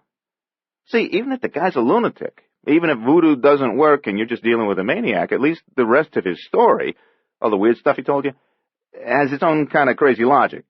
It's not filled with contradictions, know what I mean?" "Yes." "It hangs together, even if it's bullshit. It's strangely logical. Except for the threat against your kids. That doesn't fit. Illogical. It's too much trouble when he could just put a curse on you. So if he has the power, why doesn't he aim it at you, if he's going to aim it at anyone?" "Maybe it's just that he realizes he can't intimidate me by threatening my own life. Maybe he realizes the only way to intimidate me is through my kids." Yeah, but if he just destroyed you, had you chewed to pieces like all these others, then he wouldn't have to intimidate you. Intimidation's clumsy. Murder is cleaner. See what I mean?" Jack watched the snow hitting the windshield, and he thought about what Nick had said. He had a hunch that it was important. 8. In the storage shed, Lavelle completed the ritual. He stood in orange light, breathing hard, dripping sweat. The beads of perspiration reflected the light and looked like droplets of orange paint. The whites of his eyes were stained by the same preternatural glow, and his well-buffed fingernails also gleamed orange. Only one thing remained to be done in order to assure the deaths of the Dawson children. When the time came, when the deadline arrived for Jack Dawson and he didn't back off as Lavelle wanted, then Lavelle would only have to pick up 2 pair of ceremonial scissors and cut both ends of the slender cord from which the photographs hung. The pictures would fall into the pit and vanish in the furnace-like glow, and then the demonic powers would be set loose. The curse would be fulfilled. Penny and Davy Dawson wouldn't have a chance. Lavelle closed his eyes and imagined he was standing over their bloody, lifeless bodies. That prospect thrilled him. The murder of children was a dangerous undertaking, one which a Bokor did not contemplate unless he had no other choice. Before he placed a curse of death upon a child, he had better know how to shield himself from the wrath of the Rada gods, the gods of white magic, for they were infuriated by the victimization of children. If a Bokor killed an innocent child without knowing the charms and spells that would subsequently protect him from the power of the Rada, then he would suffer excruciating pain for many days and nights, and when the Rada finally snuffed him out, he wouldn't mind dying. Indeed, he would be grateful for an end to his suffering. Lavelle knew how to armor himself against the Rada. He had killed other children before this, and had gotten away with it every time, utterly unscathed. Nevertheless, he was tense and uneasy. There was always the possibility of a mistake. In spite of his knowledge and power, this was a dangerous scheme. On the other hand, if a Bokor used his command of supernatural machinery to kill a child, and if he got away with it, then the gods of Petro and Congo were so pleased with him that they bestowed even greater power upon him. If Lavelle could destroy Penny and Davy Dawson and deflect the wrath of Rada, his mastery of dark magic would be more awesome than ever before. Behind his closed eyelids, he saw images of the dead, torn, mutilated bodies of the Dawson children. He laughed softly. In the Dawson apartment far across town from the shed where Baba Lavelle was performing the ritual, 24 silver-eyed creatures swayed in the shadows, in sympathy with the rhythm of the Bokor's chanting and singing. His voice could not be heard in the apartment, of course, yet these things with demented eyes were somehow aware of it. Swaying, they stood in the kitchen, the living room, and in the dark hallway where they watched the door with panting anticipation. When Lavelle reached the end of the ritual, all of the small beasts stopped swaying at exactly the same time. At the very instant, Lavelle fell silent. They were rigid now, watchful, alert, ready. In a storm drain beneath Welton School, other creatures rocked back and forth in the darkness, eyes gleaming, keeping time with Lavelle's chants, though he was much too far away to be heard. When he ceased chanting, they stopped swaying, and were as still, as alert, as ready to attack as were the uninvited guests in the Dawson apartment. 9. The traffic light turned red, and the crosswalk filled with a river of heavily bundled pedestrians, their faces hidden by scarves and coat collars. They shuffled and slipped and slid past the front of the patrol car. Nick Iervolino said, "I wonder," Jack said. "What?" "Well, just suppose voodoo does work." "We've already been supposing it." "Just for the sake of argument." Yeah, we've been through this already. Go on." "Okay, so why does Lavelle threaten your kids? Why doesn't he just put a curse on you, bump you off, forget about them? That's the question." "That's the question," Jack agreed. "Well, maybe, for some reason, his magic won't work on you." "What reason?" "I don't know." "If it works on other people, which is what we're supposing, then why wouldn't it work on me?" "I don't know." "If it'll work on my kids, why wouldn't it work on me?" "I don't know, unless maybe there's something different about you." "Different? Like what?" "I don't know." "You sound like a broken record." "I know." Jack sighed. "This isn't much of an explanation you've come up with." "Can you think of a better one?" "No." The traffic light turned green. The last of the pedestrians had crossed. Nick pulled into the intersection and turned left. After a while, Jack said, "Different, huh?" Somehow." As they headed farther downtown toward the office, they talked about it, trying to figure out what the difference might be. 10. At Welton School, the last classes of the day were over at 3 o'clock. By 3:10, a tide of laughing, jabbering children spilled through the front doors, down the steps, onto the sidewalk, into the driving snow that transformed the gray urban landscape of New York into a dazzling fantasyland. Warmly dressed in knitted caps, earmuffs, scarves, sweaters, heavy coats, gloves, jeans, and high boots, they walked with a slight toddle, arms out at their sides because of all the layers of insulation they were wearing. They looked furry and cuddly and well-padded and stumpy-legged, not unlike a bunch of magically animated teddy bears. Some of them lived near enough and were old enough to be allowed to walk home, and 10 of them piled into a minibus that their parents had bought. But most were met by a mother or father or grandparent in the family car, or, because of the inclement weather, by one of those same relatives in a taxi. Mrs. Shepherd, one of the teachers, had the dismissal watch duty this week. She moved back and forth along the sidewalk, keeping an eye on everyone, making sure none of the younger kids tried to walk home, seeing that none of them got into a car with a stranger. Today she had the added chore of stopping snowball battles before they could get started. Penny and Davy had been told that their Aunt Fay would pick them up, instead of their father, but they couldn't see her anywhere when they came down the steps, so they moved off to one side, out of the way. They stood in front of the emerald-green wooden gate that closed off the service passageway between Welton School and the townhouse next door. The gate wasn't flush with the front walls of the 2 buildings, but recessed 8 or 10 inches. Trying to stay out of the sharp cold wind that cruelly pinched their cheeks and even penetrated their heavy coats, they pressed their backs to the gate, huddling in the shallow depression in front of it. Davy said, "Why isn't Dad coming?" "I guess he had to work." "Why?" "I guess he's on an important case." "What case?" "I don't know." "It isn't dangerous, is it?" "Probably not." "He won't get shot, will he?" "Of course not." "How can you be sure?" "I'm sure," she said, although she wasn't sure at all. "Cops get shot all the time." "Not that often." "What do we do if Dad gets shot?" Immediately after their mother's death, Davy had handled the loss quite well, better than anyone had expected, better than Penny had handled it, in fact. He hadn't needed to see a psychiatrist. He had cried, sure, he had cried a lot for a few days, but then he had bounced back. Lately, however, a year and a half after the funeral, he had begun to develop an unnatural fear of losing his father, too.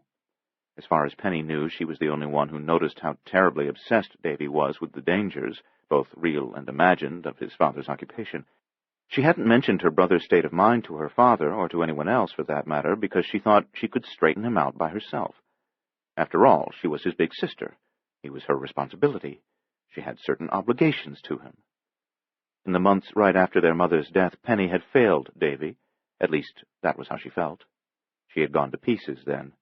She hadn't been there when he'd needed her the most. Now she intended to make it up to him. "What do we do if Dad gets shot?" he asked again.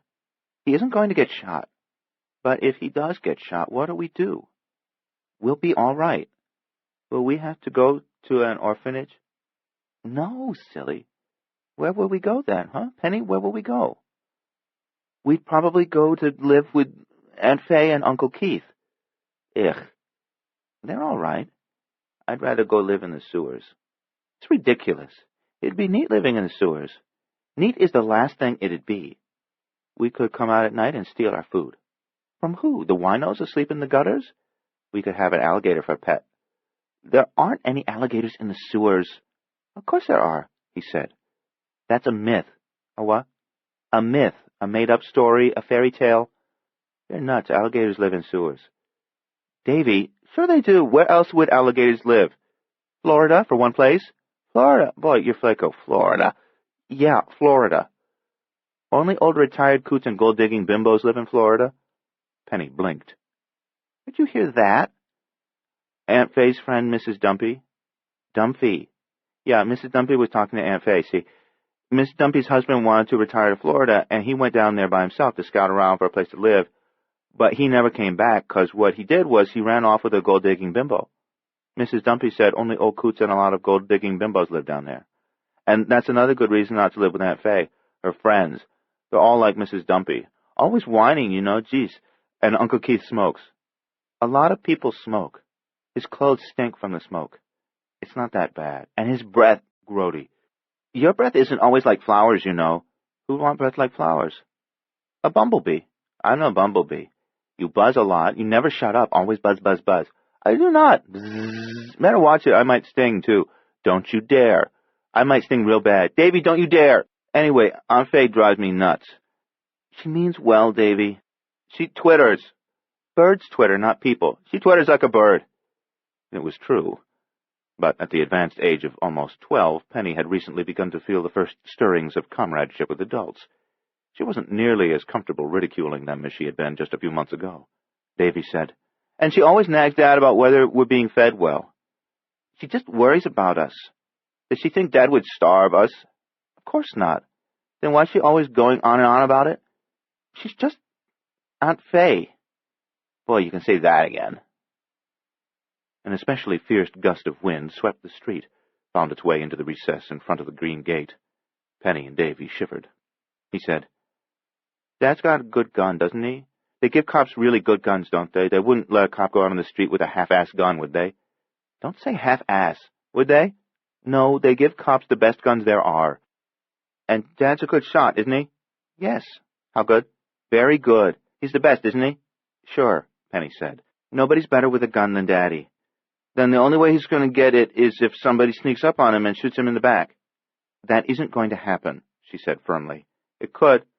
You watch too much TV. They were silent for a moment. Then he said, If somebody kills Dad, I want to get cancer and die too. Stop it, Davy. Cancer or a heart attack or something. You don't mean that. He nodded emphatically, vigorously. Yes, yes, yes, he did mean it. He absolutely, positively did. I asked God to make it happen that way if it has to happen. What do you mean? She asked, frowning at him. Each night when I say my prayers, I always ask God not to let anything happen to Dad, and then I say, well, God, if you, for some stupid reason, just have to let him get shot, then please let me get cancer and die too. Or let me get hit by a truck. Something. That's morbid. He didn't say anything more. He looked at the ground, at his gloved hands, at Mrs. Shepherd walking her patrol, everywhere but at Penny. She took hold of his chin, turned his face to her. Tears shimmered in his eyes.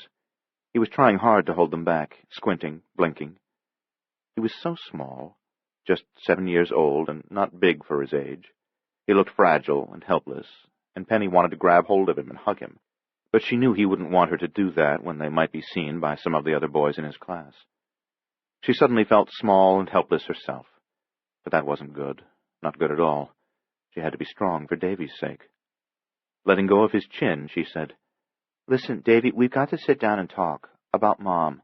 About people dying, why it happens, all that stuff, like what it means. How it's not the end for them, but maybe only the beginning up there in heaven. And how we've got to just go on, no matter what. 'Cause we do. We've got to go on. Mom would be very disappointed in us if we didn't just go on. And if anything happened to Dad, which nothing is going to happen to him, but if by some wild chance it did, then he'd want us to go on, just the way Mom would want. He'd be very unhappy with us if we... Penny! Davy, over here! A yellow cab was at the curb. The rear window was down, and Aunt Faye leaned out, waved at them. Davy bolted across the sidewalk, suddenly so eager to be away from any talk of death that he was even glad to see his twittering old Aunt Faye.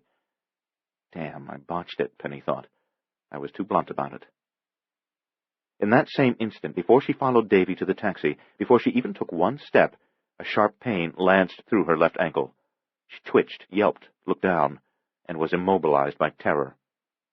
Between the bottom of the green gate and the pavement, there was a 4-inch gap. A hand had reached through that gap from the darkness in the covered surfaceway beyond, and it had seized her ankle. She couldn't scream. Her voice was gone. It wasn't a human hand, either. Maybe twice the size of a cat's paw, but not a paw. It was a completely, although crudely, formed hand with fingers and a thumb. This is the end of disc number 4. Please insert disc number 5.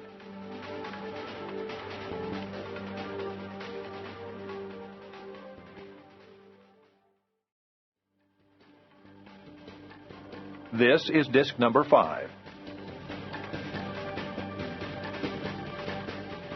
She couldn't scream. Her voice was gone. It wasn't a human hand, either. Maybe twice the size of a cat's paw, but not a paw.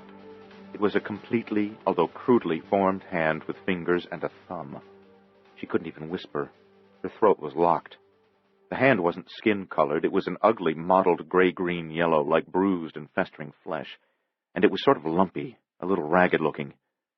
Breathing was no easier than screaming. The small gray-green yellow fingers were tapered and ended in sharp claws. 2 of those claws had punctured her rubber boot. She thought of the plastic baseball bat. Last night, in her room, the thing under the bed. She thought of the shining eyes in the school basement. And now this.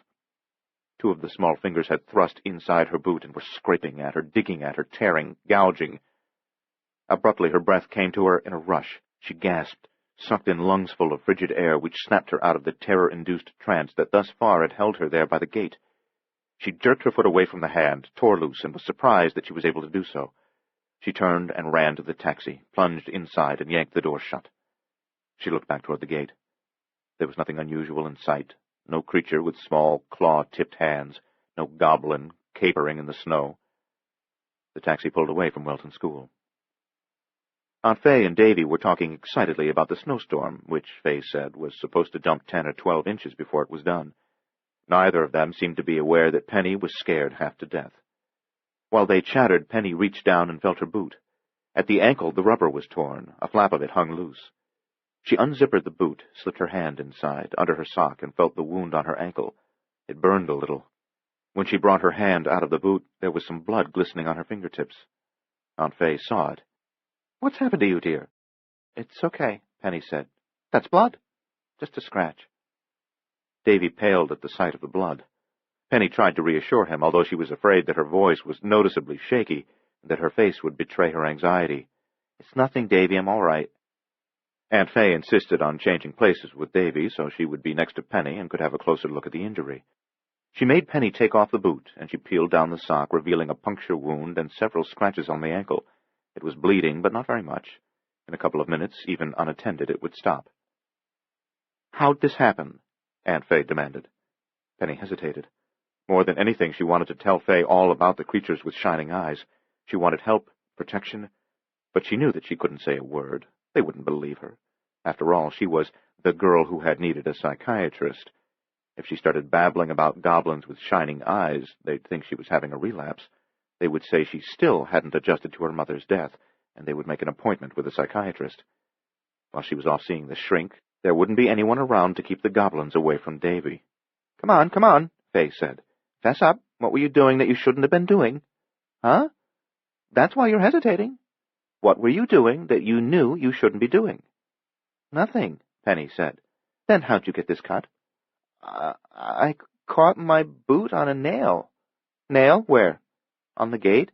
"What gate?" "Back at the school. The gate where we were waiting for you. A nail was sticking out of it, and I got caught up on it." Fay scowled. Unlike her sister, Penny's mother, Fay was a redhead with sharp features and gray eyes that were almost colorless. In repose, hers was a pretty enough face. However, when she wanted to scowl, she could really do a first-rate job of it. Davy called it her witch look. She said, "Was it rusty?" Penny said, "What?" "The nail, of course. Was it rusty?" "I don't know."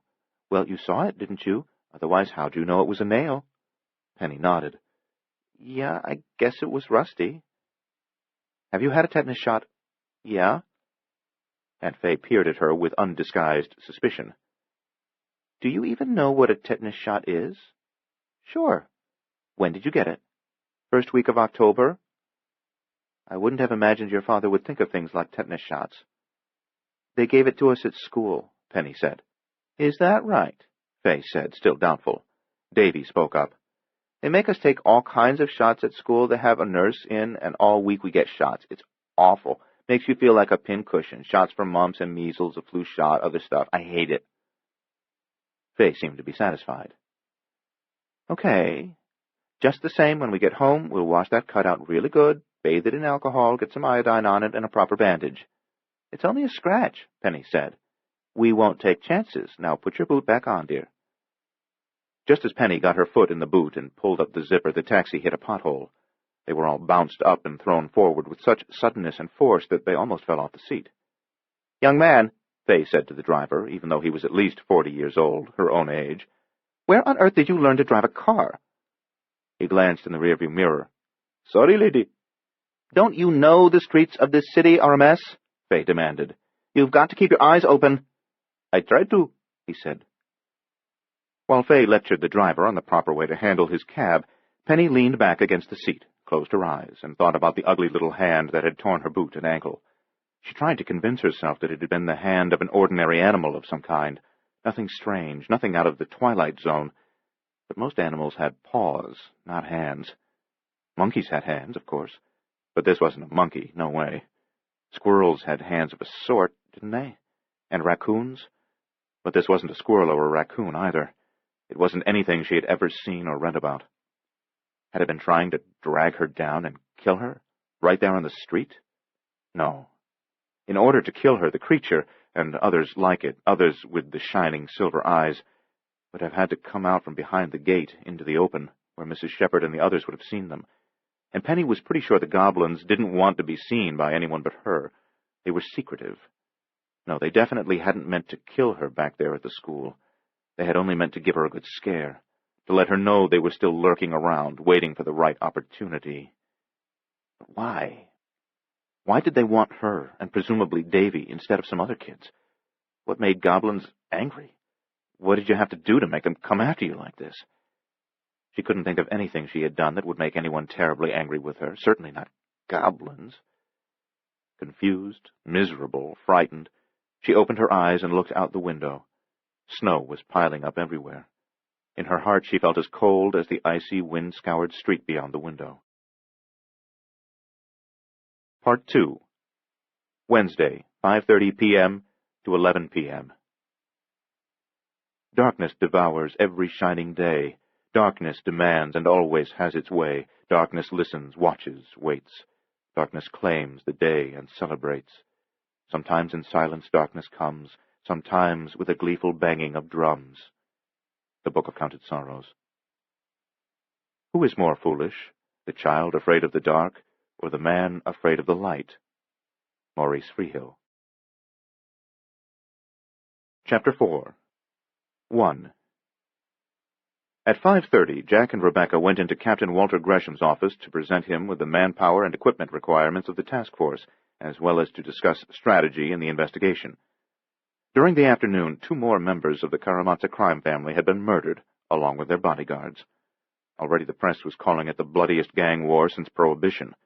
What the press still didn't know was that the victims, except for the first 2, had not been stabbed or shot or garroted or hung on meat hooks in traditional Cosa Nostra style.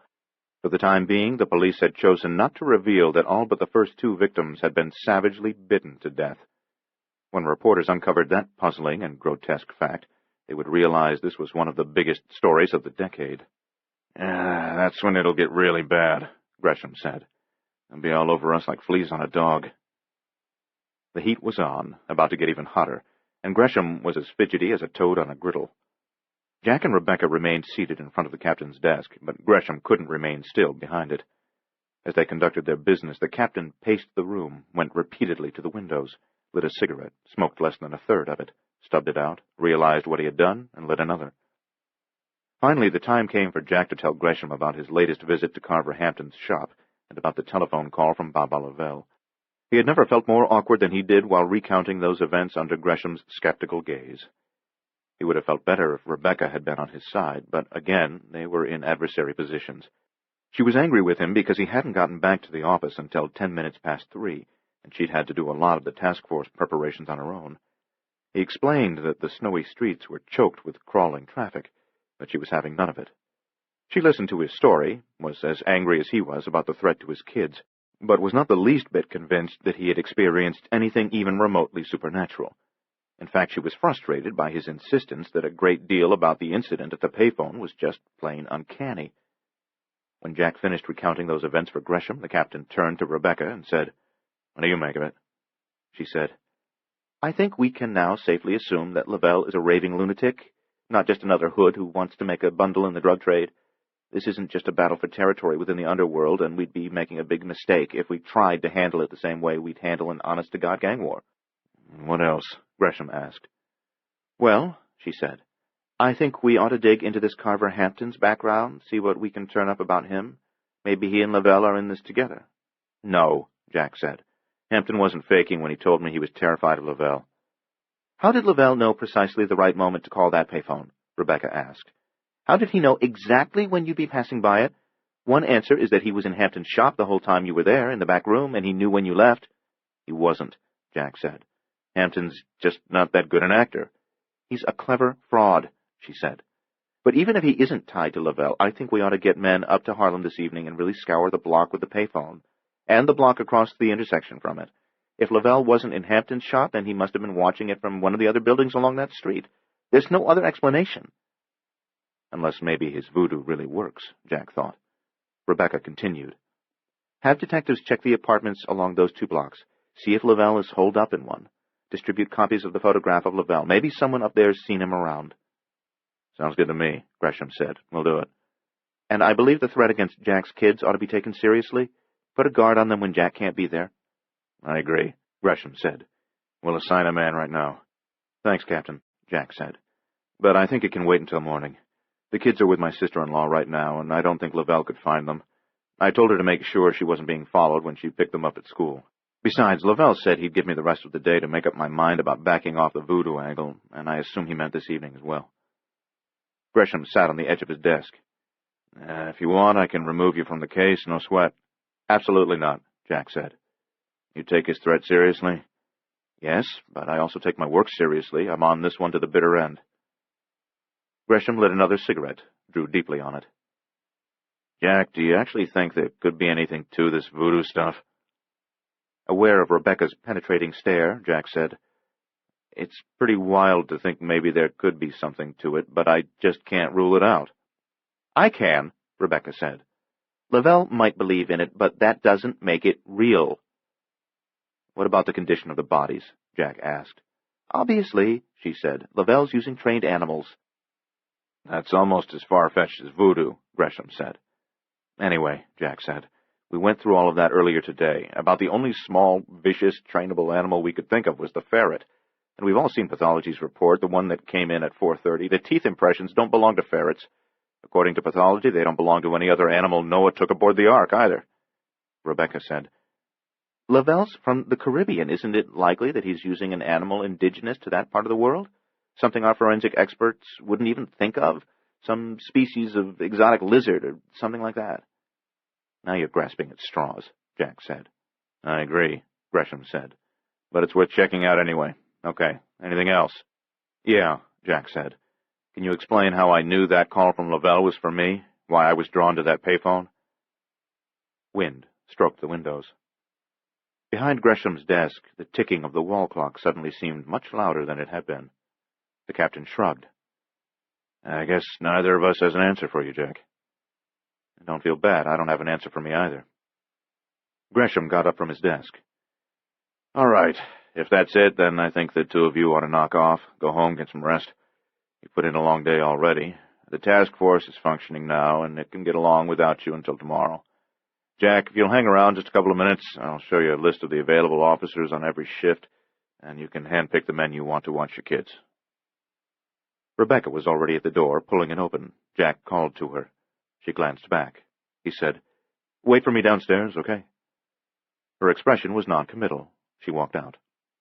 From the window, where he had gone to look down at the street, Walt Gresham said, It's like the Arctic out there. 2.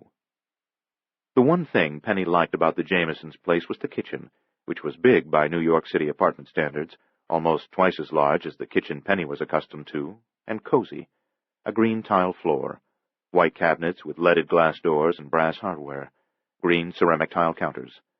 Above the double sink there was a beautiful out-thrusting greenhouse window with a 4-foot-long, 2-foot-wide planting bed in which a variety of herbs were grown all year long, even during the winter. Aunt Fay liked to cook with fresh herbs whenever possible. In one corner, jammed against the wall, was a small butcher's block table, not so much a place to eat as a place to plan menus and prepare shopping lists. Flanking the table, there was space for 2 chairs. This was the only room in the Jamesons' apartment in which Penny felt comfortable. At 20 minutes past 6, she was sitting at the butcher's block table, pretending to read one of Fay's magazines. The words blurred together in front of her unfocused eyes.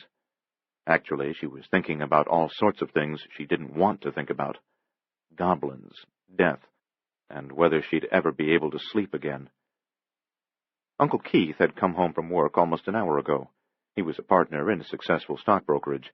Tall, lean, with a head as hairless as an egg, sporting a graying mustache and goatee, Uncle Keith always seemed distracted.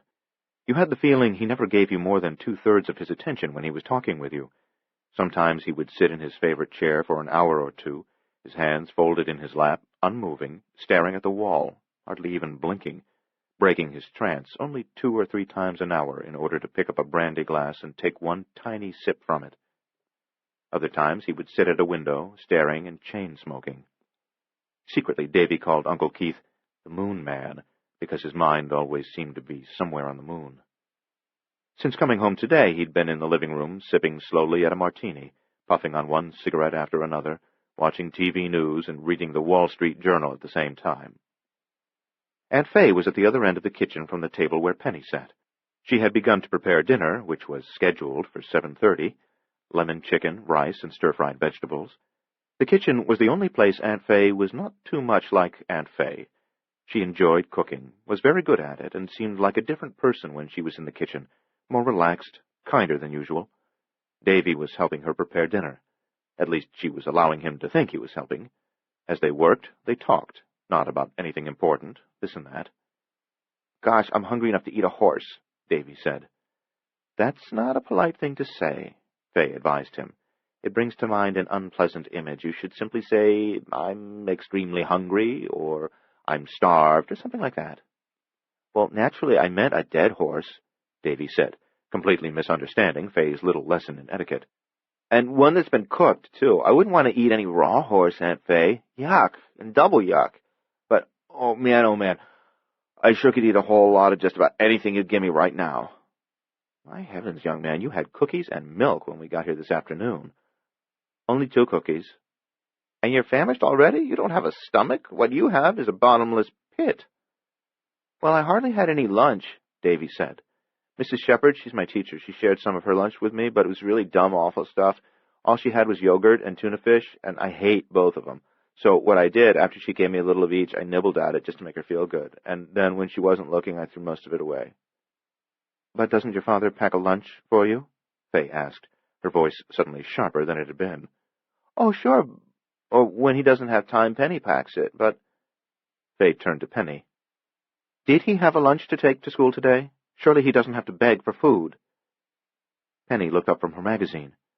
"I made his lunch myself this morning. He had an apple, a ham sandwich, and 2 big oatmeal cookies." "That sounds like a fine lunch to me," Fay said. "Why didn't you eat it, Davy?" "Well, because of the rats, of course," he said. Penny twitched in surprise, sat up straight in her chair, and stared intently at Davy. Fay said, "Rats? What rats?" "Holy moly, I forgot to tell you," Davy said. "Rats must have got in my lunchbox during morning classes. Big, old, ugly rats with yellow teeth come right up out of the sewers or somewhere. The food was all messed up, torn to pieces, and chewed on. Gross," he said, drawing the word out with evident pleasure, not disgusted by the fact that rats had been at his lunch, actually excited about it, thrilled by it, as only a young boy could be. At his age, an incident like this was a real adventure. Penny's mouth had gone dry as ashes. "Davy, did you see the rats?" "Nah," he said, clearly disappointed. "They were gone by the time I went to get my lunchbox." "Where'd you have your lunchbox?" Penny asked. "In my locker." "Did the rats chew on anything else in your locker?" "Like what?" "Like books or anything." "Why would they want to chew on books?" "Then it was just the food?" "Sure, what else?" "Did you have your locker door shut?" "I thought I did," he said. "Didn't you have it locked, too?" "I thought I did." "And wasn't your lunchbox shut tight?" "It should have been," he said, scratching his head, trying to remember. Fay said, "Well, obviously it wasn't. Rats can't open a lock, open a door, and pry the lid off a lunchbox. You must have been very careless, Davy. I'm surprised at you. I'll bet you ate one of those oatmeal cookies first thing when you got to school, just couldn't wait, and then forgot to put the lid back in the box." "But I didn't," Davy protested. "Your father's not teaching you to pick up after yourself," Fay said. "That's the kind of thing a mother teaches, and your father's just neglecting it." Penny was going to tell them about how her own locker had been trashed when she'd gone to school this morning. She was even going to tell them about the things in the basement, because it seemed to her that what had happened to Davy's lunch would somehow substantiate her story. But before Penny could speak, Aunt Fay spoke up in her most morally indignant tone of voice. "What I want to know is what kind of school this is your father's sent you to. What kind of dirty hole is this place, this Welton?" "It's a good school," Penny said defensively. "With rats?" Fay said. "No good school would have rats. No halfway decent school would have rats. Why, what if they'd still been in the locker when Davy went for his lunch? He might have been bitten. Rats are filthy. They carry all kinds of diseases. They're disgusting. I simply can't imagine any school for young children being allowed to remain open if it has rats. The Board of Health has got to be told about this first thing tomorrow. Your father's going to have to do something about the situation immediately. I won't allow him to procrastinate, not where your health is concerned.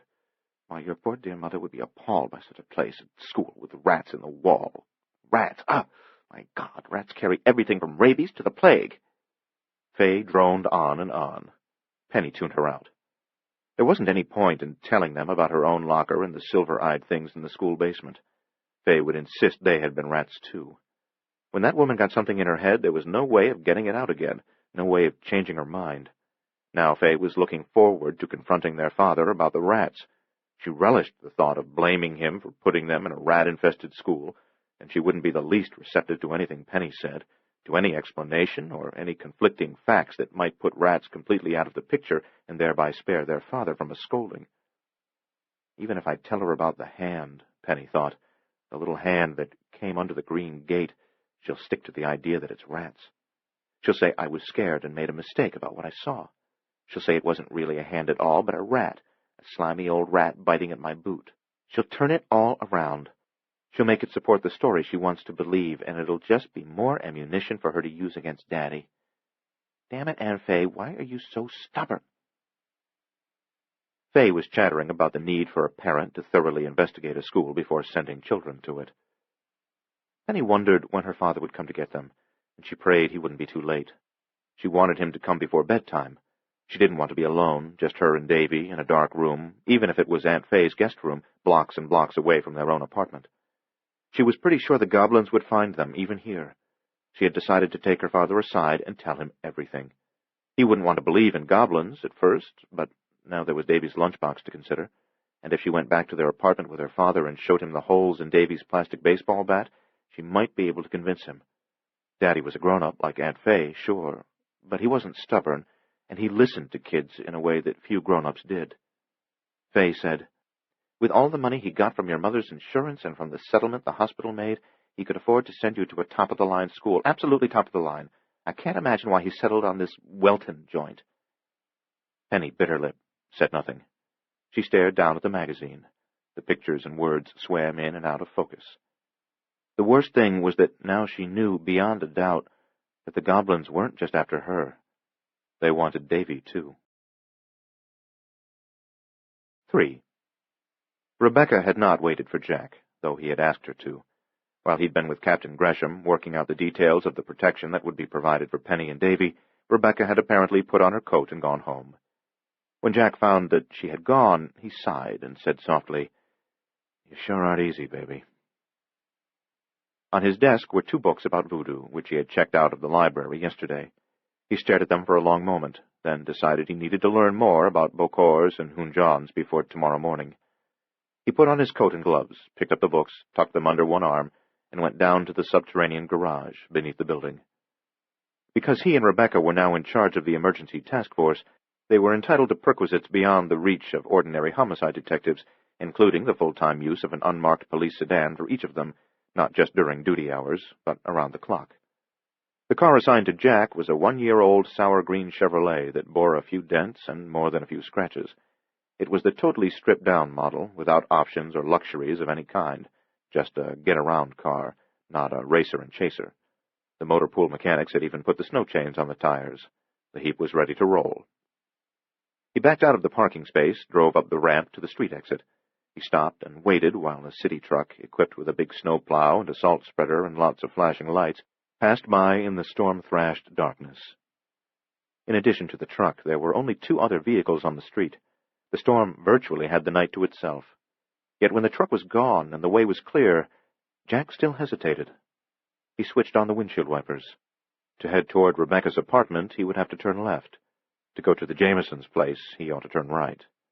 The wipers flogged back and forth, left, right, left, right.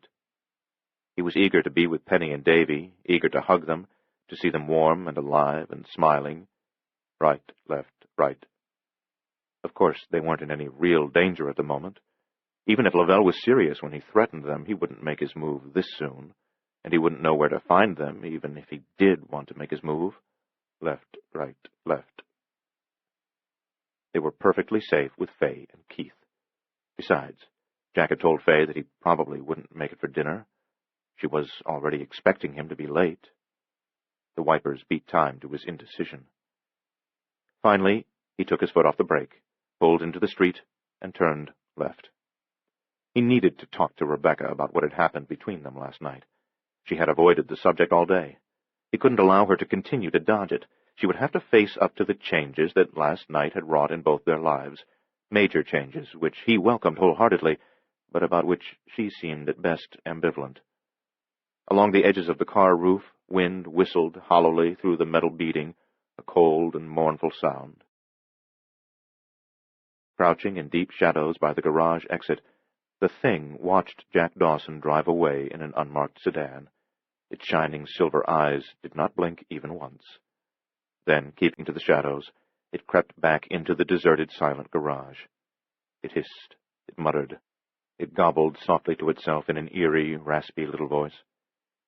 Finding the protection of darkness and shadows wherever it wished to go, even where there didn't seem to have been shadows only a moment before, the Thing slunk from car to car, beneath and around them, until it came to a drain in the garage floor.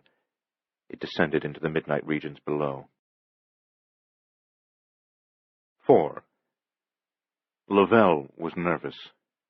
Without switching on any lamps, he stalked restlessly through his house, upstairs and down, back and forth, looking for nothing, simply unable to keep still, always moving in deep darkness, but never bumping into furniture or doorways, pacing as swiftly and surely as if the rooms were all brightly lighted. He wasn't blind in darkness, never the least disoriented. Indeed, he was at home in shadows. Darkness, after all, was a part of him. Usually, in either darkness or light, he was supremely confident and self-assured. But now, hour by hour, his self-assurance was steadily crumbling. His nervousness had bred uneasiness. Uneasiness had given birth to fear. He was unaccustomed to fear. He didn't know quite how to handle it, so the fear made him even more nervous. He was worried about Jack Dawson. Perhaps it had been a grave mistake to allow Dawson time to consider his options. A man like the detective might put that time to good use. If he senses that I'm even slightly afraid of him, Lavelle thought, and if he learns more about voodoo, then he might eventually understand why I've got good reason to fear him. If Dawson discovered the nature of his own special power, and if he learned to use that power, he would find and stop Lavelle. Dawson was one of those rare individuals, that 1 in 10,000, who could do battle with even the most masterful Beaucourt and be reasonably certain of victory. If the detective uncovered the secret of himself, then he would come for Lavelle, well-armored and dangerous. Lavelle paced through the dark house. Maybe he should strike now. Destroy the Dawson children this evening. Get it over with. Their deaths might send Dawson spiraling down into an emotional collapse. He loved his kids a great deal, and he was already a widower, already laboring under a heavy burden of grief. Perhaps the slaughter of Penny and Davy would break him. If the loss of his kids didn't snap his mind, then it would most likely plunge him into a terrible depression that would cloud his thinking and interfere with his work for many weeks. At the very least, Dawson would have to take a few days off from the investigation in order to arrange the funerals, and those few days would give Lavelle some breathing space. On the other hand, what if Dawson was the kind of man who drew strength from adversity instead of buckling under the weight of it? What if the murder and mutilation of his children only solidified his determination to find and destroy Lavelle? To Lavelle, that was an unnerving possibility. Indecisive, the Beaucourt rambled through the lightless rooms as if he were a ghost come to haunt. At last he knew he must consult the ancient gods and humbly request the benefit of their wisdom. He went to the kitchen and flicked on the overhead light. From a cupboard he withdrew a canister filled with flour. A radio stood on the counter. He moved it to the center of the kitchen table. Using the flour, he drew an elaborate veve on the table all the way around the radio. He switched on the radio. An old Beatles song, Eleanor Rigby. He turned the dial through a dozen stations that were playing every kind of music from pop to rock to country, classical, and jazz. He set the tuner at an unused frequency where there was no spillover whatsoever from the stations on either side. The soft crackle and hiss of the open airwaves filled the room and sounded like the sighing surf roar of a far-off sea. He scooped up one more handful of flour and carefully drew a small, simple veve on top of the radio itself. At the sink he washed his hands, then went to the refrigerator and got a small bottle full of blood. It was cat's blood, used in a variety of rituals. Once a week, always at a different pet store or animal pound, he bought or adopted a cat, brought it home, killed it, and drained it to maintain a fresh supply of blood. He returned to the table now, sat down in front of the radio. Dipping his fingers in the cat's blood, he drew certain runes on the table, and, last of all, on the plastic window over the radio dial. He chanted for a while, waited, listened, chanted some more, until he heard an unmistakable yet identifiable change in the sound of the unused frequency. It had been dead just a moment ago. Dead air. Dead, random, meaningless sound. Now it was alive. It was still just the crackle, sputter, hiss of static, a silk-soft sound, but somehow different from what it had been a few seconds ago. Something was making use of the open frequency, reaching out from the beyond.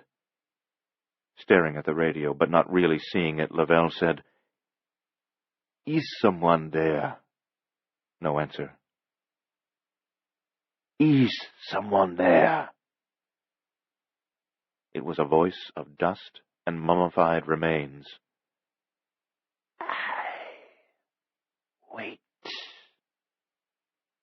It was a voice of dry paper, of sand and splinters, a voice of infinite age, as bitterly cold as the night between the stars, jagged and whispery and evil. It might be any one of 100,000 demons, or a full-fledged god of one of the ancient African religions, or the spirit of a dead man long ago condemned to hell. There was no way of telling for sure which it was, and Lavelle wasn't empowered to make it speak its name. Whatever it might be, it would be able to answer his questions. Wait. You know of my business here?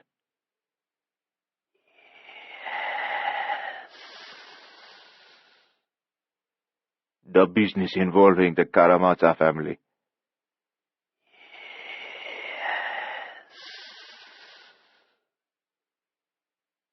If God had given snakes the power of speech, this was what they would have sounded like.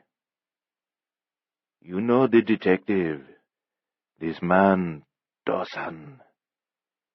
Yes. Will he ask his superiors to remove him from the case? Never. Will he continue to do research into voodoo?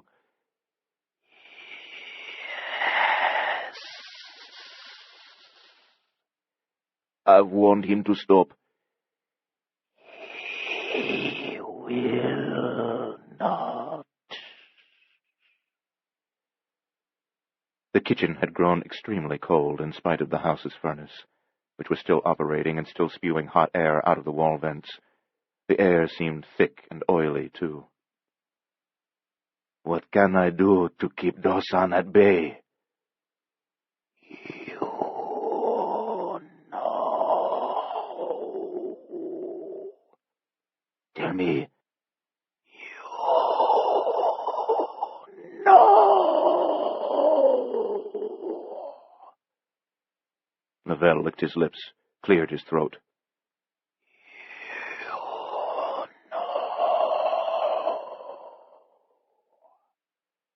Lavelle said, Should I have his children murdered now, tonight, without further delay? 5. Rebecca answered the door. She said, I sort of figured it would be you. He stood on the landing, shivering. We've got a raging blizzard out there. She was wearing a soft blue robe, slippers. Her hair was honey yellow. She was gorgeous. She didn't say anything. She just looked at him. He said, Yep. The storm of the century is what it is. Maybe even the start of a new ice age. End of the world. I asked myself who I'd most like to be with if this actually was the end of the world. And you decided on me? Not exactly. Oh? I just didn't know where to find Jacqueline Bissett. So I was second choice. I didn't know Raquel Welch's address either. Third. But out of 4 billion people on Earth, third isn't bad. She almost smiled at him. He said, "Can I come in? I already took my boots off, see? I won't track up your carpet. And I've got very good manners. I never belch or scratch my ass in public. Not intentionally, anyway." She stepped back. He went in. She closed the door and said, "I was about to make something to eat. Are you hungry?" "What have you got?" "Drop-in guests can't afford to be choosy." They went into the kitchen, and he draped his coat over the back of a chair. She said, "Roast beef sandwiches and soup." "What flavor soup?" "Minestrone." "Homemade?" "Canned." "Good." "Good." "I hate homemade stuff." "Is that so?" "Too many vitamins in homemade stuff." "Can there be too many?" "Sure. Makes me all jumpy with excess energy." "Ah." "And there's too much taste in homemade," he said. "Overwhelms the palate." "You do understand. Give me canned any day." "Never too much taste in canned." "Nice and bland, easy to digest." "I'll set the table and get the soup started." "Good idea."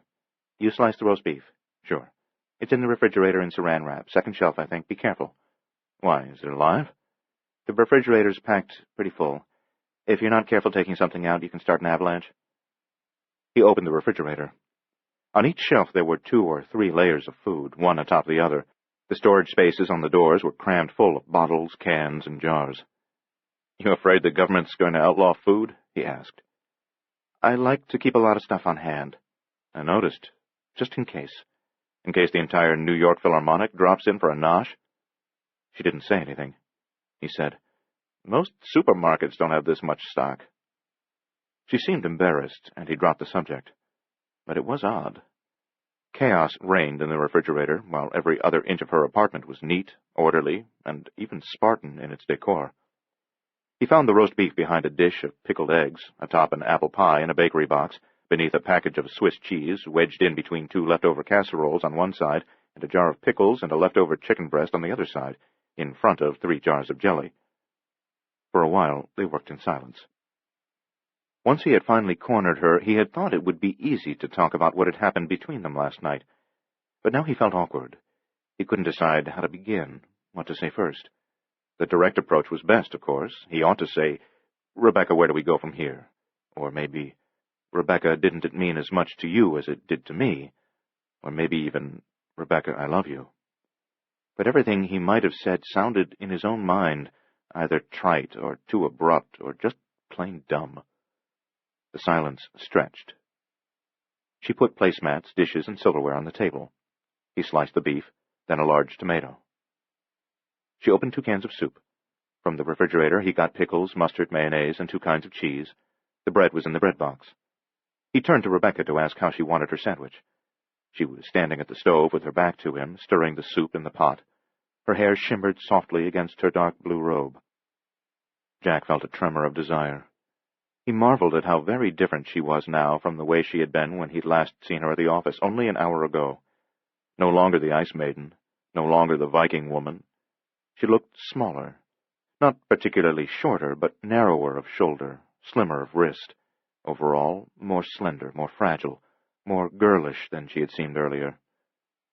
Before he realized what he was doing, he moved toward her, stepped up behind her, and put his hands on her shoulders. She wasn't startled. She had sensed him coming. Perhaps she had even willed him to come to her. At first her shoulders were stiff beneath his hands, her entire body rigid. He pulled her hair aside and kissed her neck, made a chain of kisses along the smooth, sweet skin. She relaxed, softened, leaned back against him. He slid his hands down her sides to the swell of her hips. She sighed, but said nothing. He kissed her ear. He slid one hand up, cupped her breast. She switched off the gas burner on which the pot of minestrone was heating. His arms were around her now, both hands on her flat belly. He leaned over her shoulder, kissed the side of her throat. Through his lips, pressed to her supple flesh, he felt one of her arteries throb with her strong pulse. A rapid pulse, faster now and faster still. She seemed to melt back into him. No woman except his lost wife had ever felt this warm to him. She pressed her bottom against him. He was so hard he ached. She murmured wordlessly, a feline sound. His hands would not remain still, but moved over her in gentle, lazy exploration. She turned to him. They kissed. Her hot tongue was quick, but the kiss was long and slow. When they broke, drawing back only inches to take a much-needed breath, their eyes met, and hers were such a fiercely bright shade of green that they didn't seem real. Yet he saw a very real longing in them. Another kiss. This one was harder than the first, hungrier. Then she pulled back from him, took his hand in hers. They walked out of the kitchen, into the living room, the bedroom. She switched on a small lamp with an amber glass shade. It wasn't bright.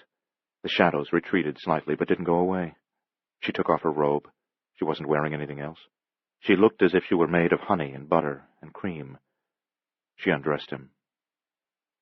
Many minutes later, on the bed, when he finally entered her, he said her name with a small gasp of wonder, and she said his. Those were the first words they had spoken since he had put his hands on her shoulders out in the kitchen. They found a soft, silken, satisfying rhythm, and gave pleasure to each other on the cool, crisp sheets. 6. Lavelle sat at the kitchen table, staring at the radio. Wind shook the old house. To the unseen presence using the radio as a contact point with this world, Lavelle said, "Should I have his children murdered now, tonight, without further delay?" Yes. But if I kill his children, isn't there a danger that Dawson will be more determined than ever to find me? Kill them. Do you mean killing them might break Dawson? Contribute to an emotional or mental collapse? Yes. Destroy him? Yes. There is no doubt about that. He loves them very much. And there's no doubt what it would do to him. Lavelle pressed. Kill them. I want to be sure. Kill them brutally. It must be especially brutal. I see. The brutality of it is the thing that will make Dawson snap, is that it?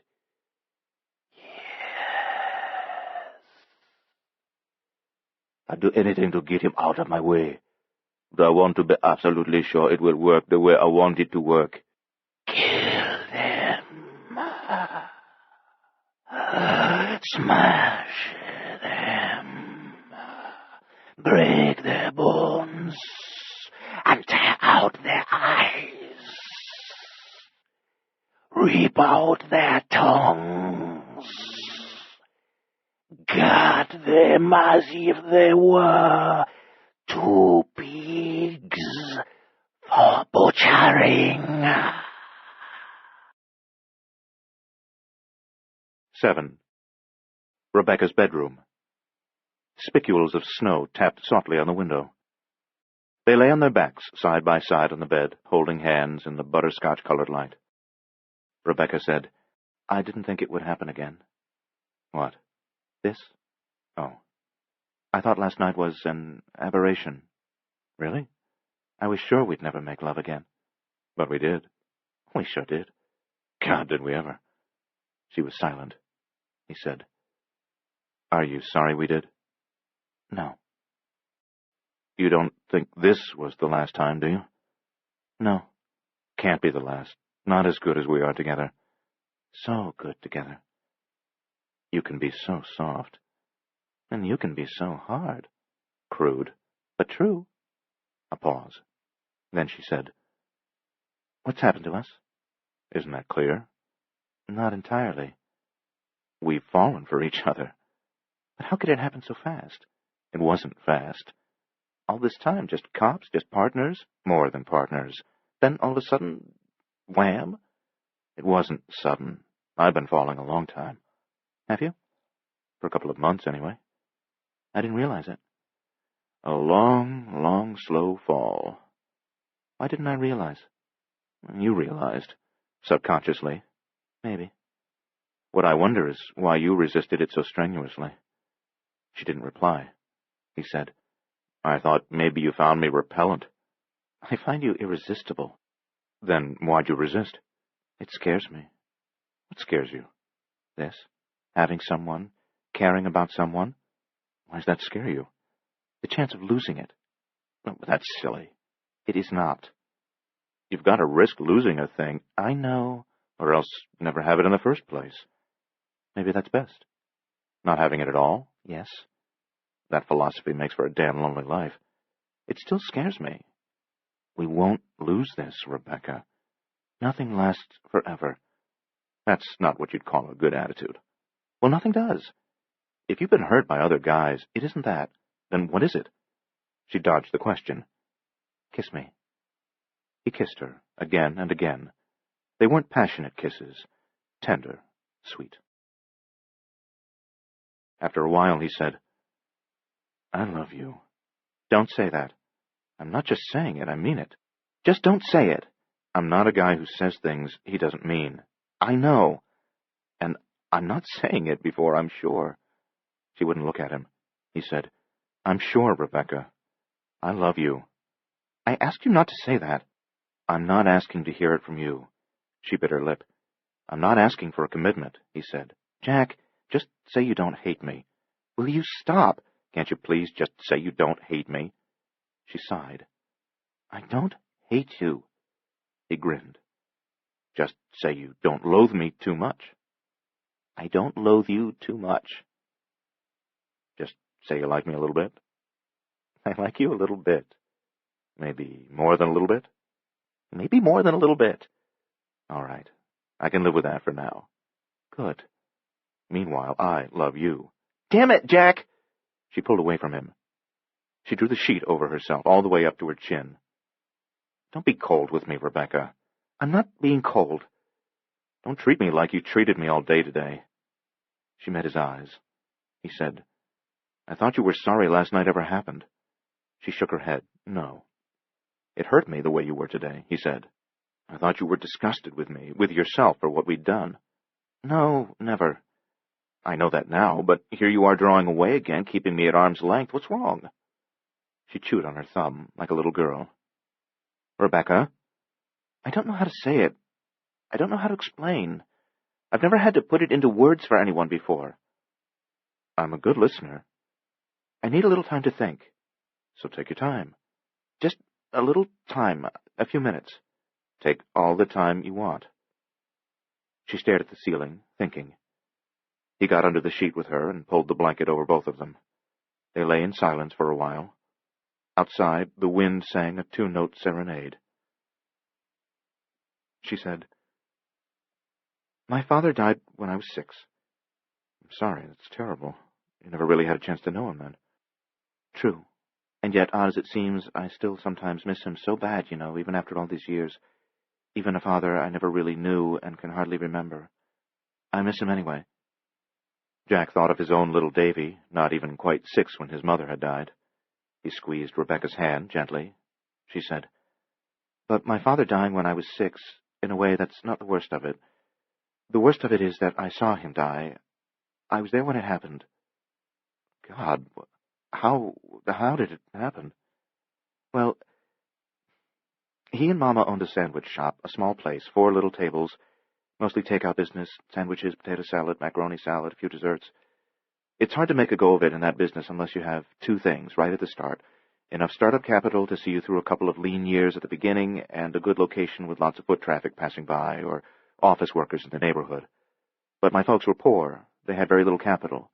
They couldn't pay the high rent in a good location, so they started in a bad one and kept moving whenever they could afford to, 3 times in 3 years, each time to a slightly better spot. They worked hard, so hard. My father held down another job, too, janitorial work late at night, after the shop closed until just before dawn.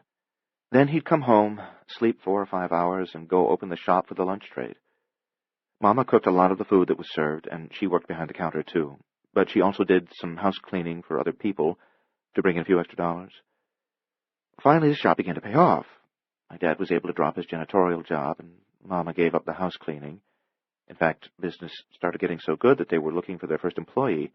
They couldn't handle the shop all by themselves anymore. The future looked bright. And then, one afternoon, during the slack time between the lunch and dinner crowds, when Mama was out on an errand and I was alone in the shop with my father, this guy came in with a gun. "Oh, shit," Jack said. He knew the rest of it. He'd seen it all before, many times. Dead storekeepers, sprawled in pools of their own blood, beside their emptied cash registers. "There was something strange about this creep," Rebecca said. "Even though I was only 6 years old, I could tell there was something wrong with him the moment he came in, and I went to the kitchen and peeked out at him through the curtain. He was fidgety, pale, funny around the eyes, a junkie. And that's the way it turned out, yeah. If I close my eyes now, I can still see his pale face, the way his mouth twitched. The awful thing is, I can see it clearer than I can see my own father's face. Those terrible eyes." She shuddered. Jack said, "You don't have to go on." "Yes, I do. I have to tell you, so you'll understand why I am like I am about certain things." "Okay, if you're sure." "I'm sure." "Then, did your father refuse to hand over the money to this son of a bitch, or what?" "No. Dad gave him the money. All of it."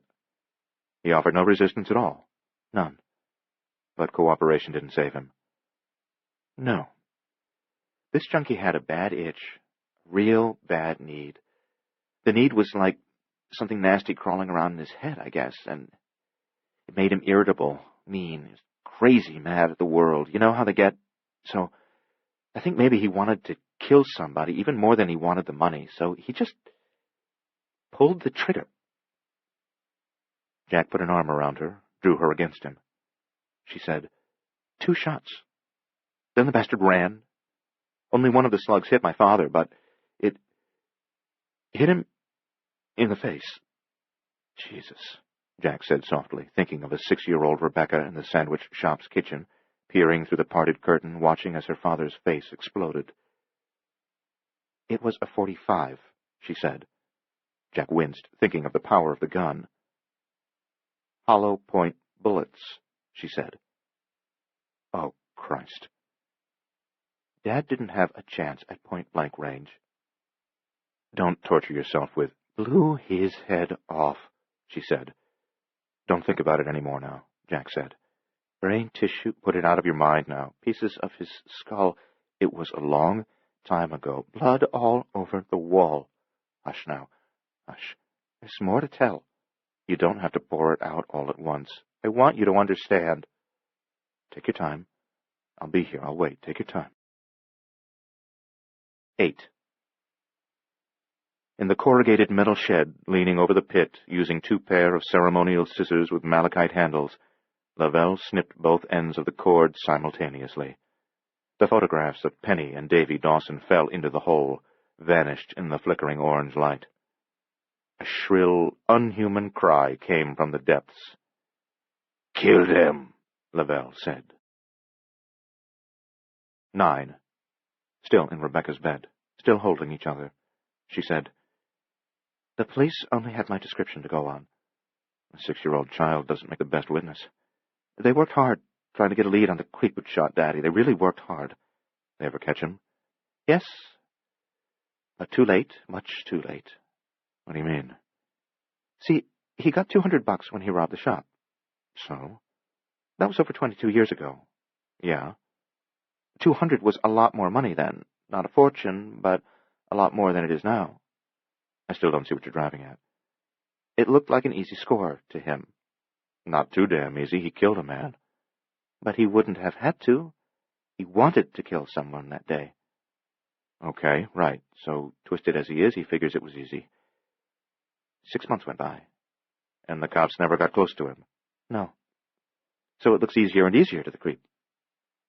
A sickening dread filled Jack. His stomach turned over. He said, "You don't mean—" "Yes." He came back.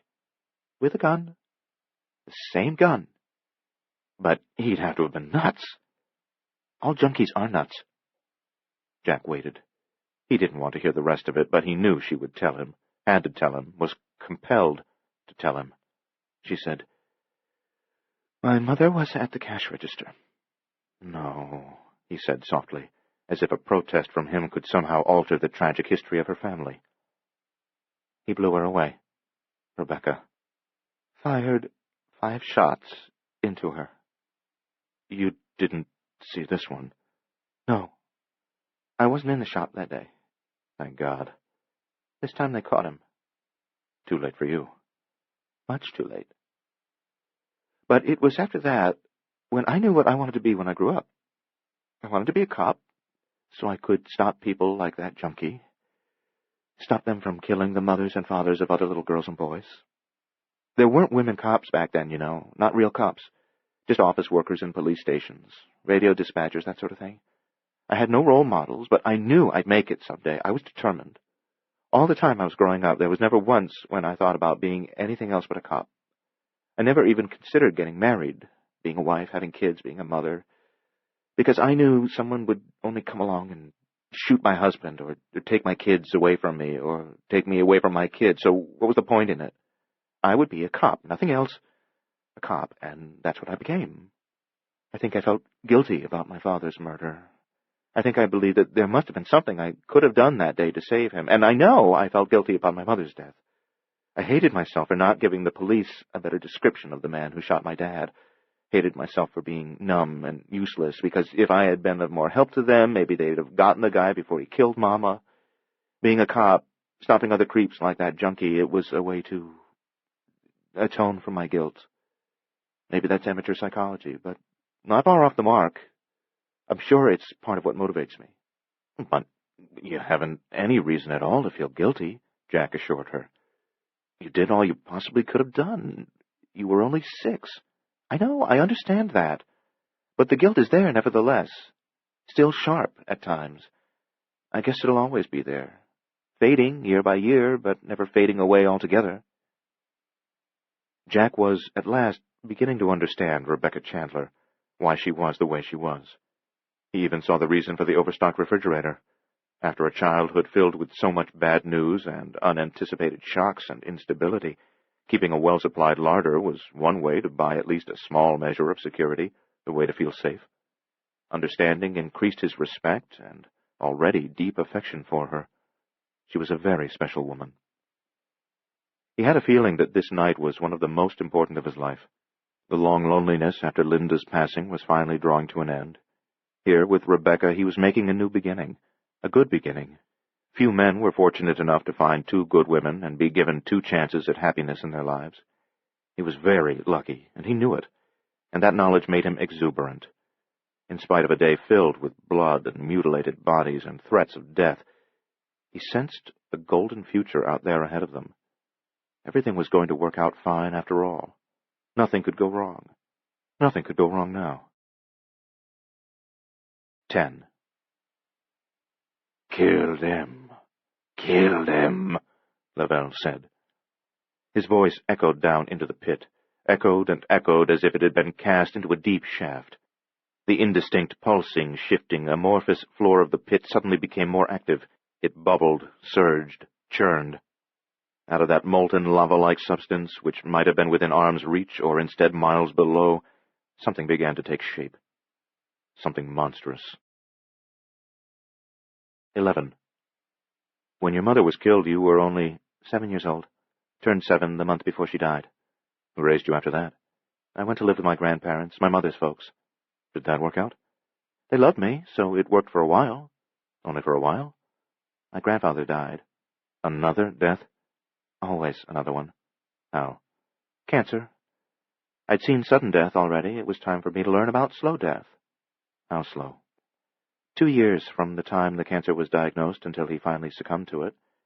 He wasted away, lost 60 pounds before the end, Lost all his hair from the radium treatments. He looked and acted like an entirely different person during those last few weeks. It was a ghastly thing to watch. How old were you when you lost him? 11 and a half. Then it was just you and your grandmother? For a few years. Then she died when I was 15. Her heart, not real sudden, not real slow either. After that, I was made a ward of the court.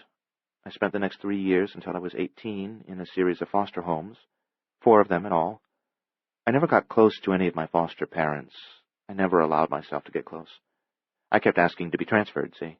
Because by then, even as young as I was, I realized that loving people, depending on them, needing them, is just too dangerous. Love is just a way to set you up for a bad fall. It's the rug they pull out from under you at the very moment you finally decide that everything's going to be fine. We're all so ephemeral, so fragile, and life's so unpredictable. But that's no reason to insist on going it alone, Jack said. In fact, don't you see? That's the reason we must find people to love, people to share our lives with, to open our hearts and minds to, people to depend on, cherish, people who'll depend on us when they need to know they're not alone. Caring for your friends and family, knowing they care for you, that's what keeps our minds off the void that waits for all of us.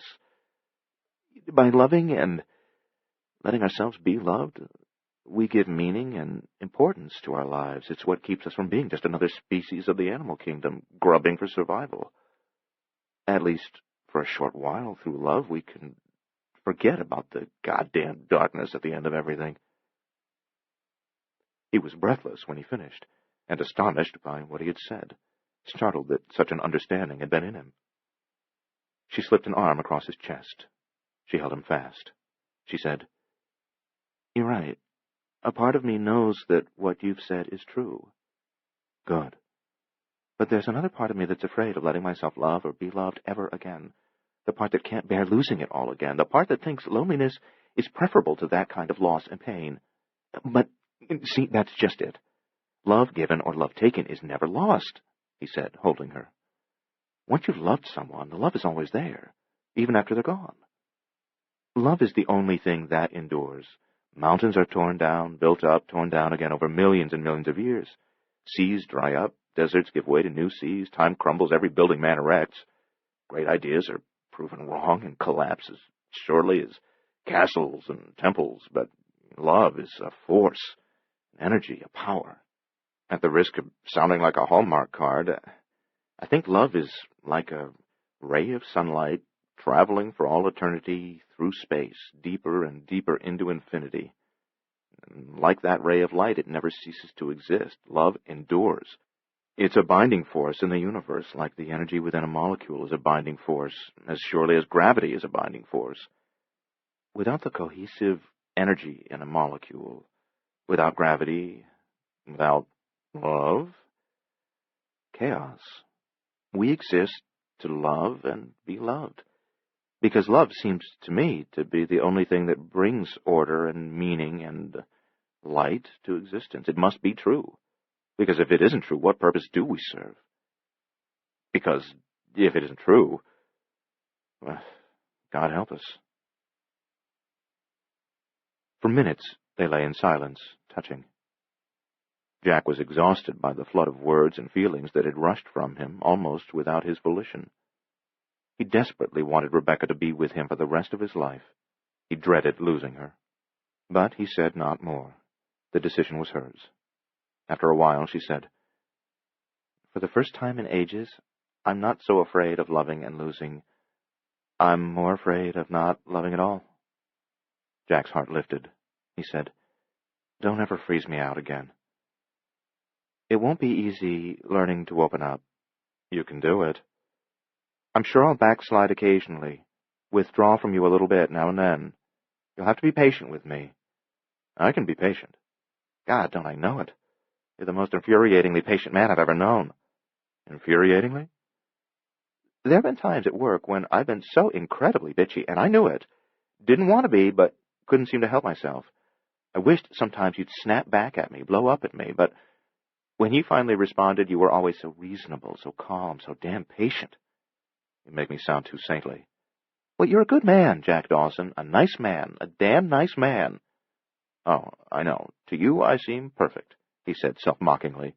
Believe it or not, even I, paragon that I am, even I have a few faults. No, she said, pretending astonishment. It's true. Name one. I actually like to listen to Barry Manilow. No. Oh, I know his music's slick, too smooth, a little plastic, but it sounds good anyway. I like it. And another thing, I don't like Alan Alda. Everyone likes Alan Alda. I think he's a phony. You disgusting fiend. And I like peanut butter and onion sandwiches. Ah, Alan Alda wouldn't eat peanut butter and onion sandwiches. But I have one great virtue that more than makes up for all those terrible faults, he said. She grinned. What's that? I love you. This time she didn't ask him to refrain from saying it. She kissed him. Her hands moved over him. She said, Make love to me again. 12. Ordinarily, no matter how late Davy was allowed to stay up, Penny was permitted 1 more hour than he was. Being the last to bed was her just due, by virtue of her 4-year age advantage over him. She always fought valiantly and tenaciously at the first sign of any attempt to deny her this precious and inalienable right. Tonight, however, at 9 o'clock, when Aunt Fay suggested that Davy brush his teeth and hit the sack, Penny feigned sleepiness and said that she, too, was ready to call it a night. She couldn't leave Davy alone in a dark bedroom where the goblins might creep up on him. She would have to stay awake, watching over him until their father arrived. Then she would tell Daddy all about the goblins and hope that he would at least hear her out before he sent for the men with the straitjackets. She and Davy had come to the Jamesons without overnight bags, but they had no difficulty getting ready for bed. Because they occasionally stayed with Fay and Keith when their father had to work late, they kept spare toothbrushes and pajamas here. And in the guest bedroom closet there were fresh changes of clothes for them, so they wouldn't have to wear the same thing tomorrow that they'd worn today. In 10 minutes they were comfortably nestled in the twin beds under the covers. Aunt Fay wished them sweet dreams, turned out the light, and closed the door. The darkness was thick, smothering. Penny fought off an attack of claustrophobia. Davy was silent a while, then, Penny? Huh? You there? Who do you think just said, huh? Where's Dad? Working late. I mean, really? Really? Working late? What if he's been hurt? He hasn't. What if he got shot? He didn't. They'd have told us if he'd been shot. They'd probably even take us to the hospital to see him. No, they wouldn't either. They'd try to protect kids from bad news like that. Will you stop worrying, for God's sake? Dad's all right. If he'd been shot or anything, Aunt Fay and Uncle Keith would know all about it. But maybe they do know. We'd know if they knew. This is the end of disc number 5. Please insert disc number 6.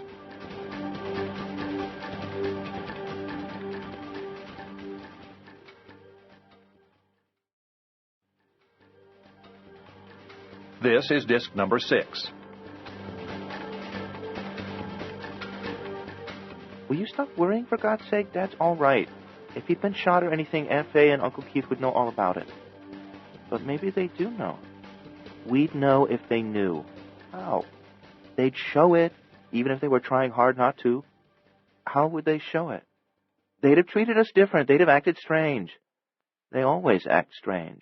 I mean strange in a different sort of way. They'd have been especially nice to us. They'd have pampered us because they'd have felt sorry for us. And do you think Aunt Fay would have criticized Daddy all evening the way she did if she'd known he was shot and in a hospital somewhere? Well, no. I guess you're right. Not even Aunt Fay would do that. They were silent. Penny lay with her head propped up on the pillow, listening. Nothing to be heard, just the wind outside, far off the grumble of a snowplow. She looked at the window, a rectangle of vague, snowy luminosity. Would the goblins come through the window, the door? Maybe they'd come out of a crack in the baseboard, come in the form of smoke, and then solidify when they had completely seeped into the room. Vampires did that sort of thing. She'd seen it happen in an old Dracula movie. Or maybe they'd come out of the closet. She looked toward the darkest end of the room where the closet was. She couldn't see it, only blackness. Maybe there was a magical, invisible tunnel at the back of the closet, a tunnel that only goblins could see and use. That was ridiculous. Or was it? The very idea of goblins was ridiculous, too. Yet they were out there. She'd seen them. Davy's breathing became deep and slow and rhythmic. He was asleep. Penny envied him. She knew she'd never sleep again. Time passed, slowly. Her gaze moved around and around the dark room, the window, the door, the closet, the window. She didn't know where the goblins would come from, but she knew, without doubt, that they would come. 13. Lavelle sat in his dark bedroom. The additional assassins had risen out of the pit and had crept off into the night, into the storm-lashed city. Soon both of the Dawson children would be slaughtered, reduced to nothing more than bloody mounds of dead meat. That thought pleased and excited Lavelle. It even gave him an erection. The rituals had drained him. Not physically or mentally. He felt alert, fresh, strong. But his Bocor's power had been depleted, and it was time to replenish it. At the moment he was a Bocor in name only. Drained like this, he was really just a man, and he didn't like being just a man. Embraced by the darkness, he reached upward with his mind, up through the ceiling, through the roof of the house, through the snow-filled air, up toward the rivers of evil energy that flowed across the great city. He carefully avoided those currents of benign energy that also surged through the night, for they were of no use whatsoever to him. Indeed, they posed a danger to him. He tapped into the darkest, foulest of those ethereal waters, and let them pour down into him, until his own reservoirs were full once more. In minutes he was reborn. Now he was more than a man, less than a god, yes, but much, much more than just a man. He had one more act of sorcery to perform this night, and he was happily anticipating it. He was going to humble Jack Dawson. At last he was going to make Dawson understand how awesome was the power of a masterful Bocor. Then, when Dawson's children were exterminated, the detective would understand how foolish he had been to put them at such risk, to defy a Bocor. He would see how easily he could have saved them, simply by swallowing his pride and walking away from the investigation. Then it would be clear to the detective that he himself had signed his own children's death warrants, and that terrible realization would shatter him. 14. Penny sat straight up in bed and almost shouted for Aunt Fay. She had heard something, a strange, shrill cry. It wasn't human, faint, far away, maybe in another apartment several floors farther down in the building. The cry seemed to have come to her through the heating ducts. She waited tensely. A minute, 2 minutes, 3. The cry wasn't repeated. There were no other unnatural sounds either. But she knew what she had heard and what it meant. They were coming for her and Davy. They were on their way now. Soon they would be here. 15. This time their lovemaking was slow, lazy, achingly tender, filled with much nuzzling and wordless murmuring and soft, soft stroking. A series of dreamy sensations, a feeling of floating, a feeling of being composed only of sunlight and other energy, an exhilaratingly weightless tumbling. This time it was not so much an act of sex as it was an act of emotional bonding, a spiritual pledge made with the flesh. And when at last Jack spurted deep within her velvet recesses, he felt as if he were fusing with her, melting into her, becoming one with her, and he sensed that she felt the same thing. That was wonderful. Perfect. Better than a peanut butter and onion sandwich? Almost. You bastard. Hey, peanut butter and onion sandwiches are pretty darn terrific, you know. I love you, he said. I'm glad, she said. That was an improvement. She still couldn't bring herself to say she loved him, too, but he wasn't particularly bothered by that. He knew she did. He was sitting on the edge of the bed, dressing. She was standing on the other side of the bed, slipping into her blue robe.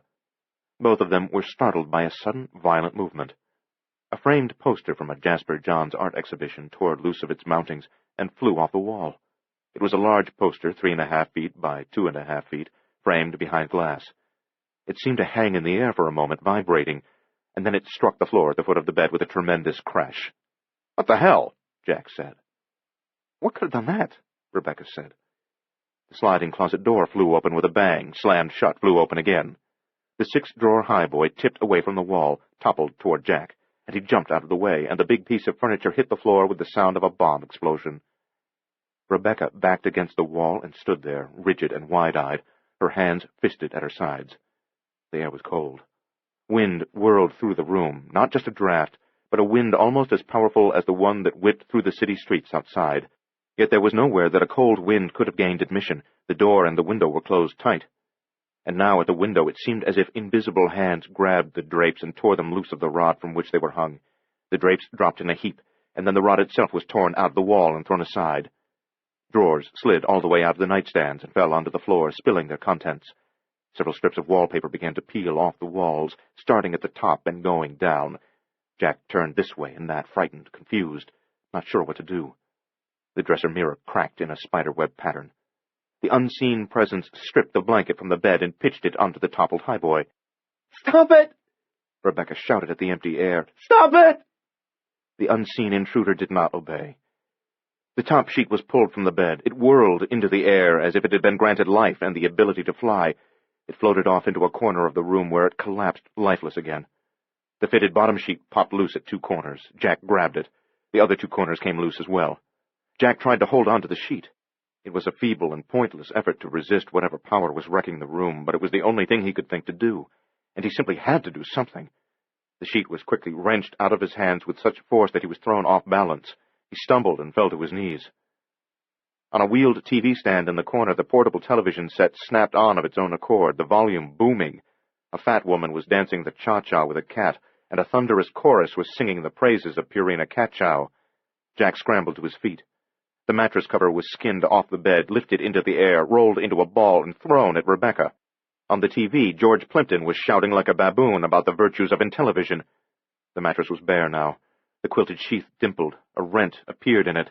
The fabric tore right down the middle from top to bottom, and stuffing erupted along with a few uncoiling springs that rose like cobras to an unheard music. More wallpaper peeled down. On the TV, a barker for the American Beef Council was shouting about the benefits of eating meat, while an unseen chef carved a bloody roast on camera. The closet door slammed so hard that it jumped partially out of its track and rattled back and forth. The TV screen imploded. Simultaneously with the sound of breaking glass, there was a brief flash of light within the guts of the set, and then a little smoke. Silence. Stillness.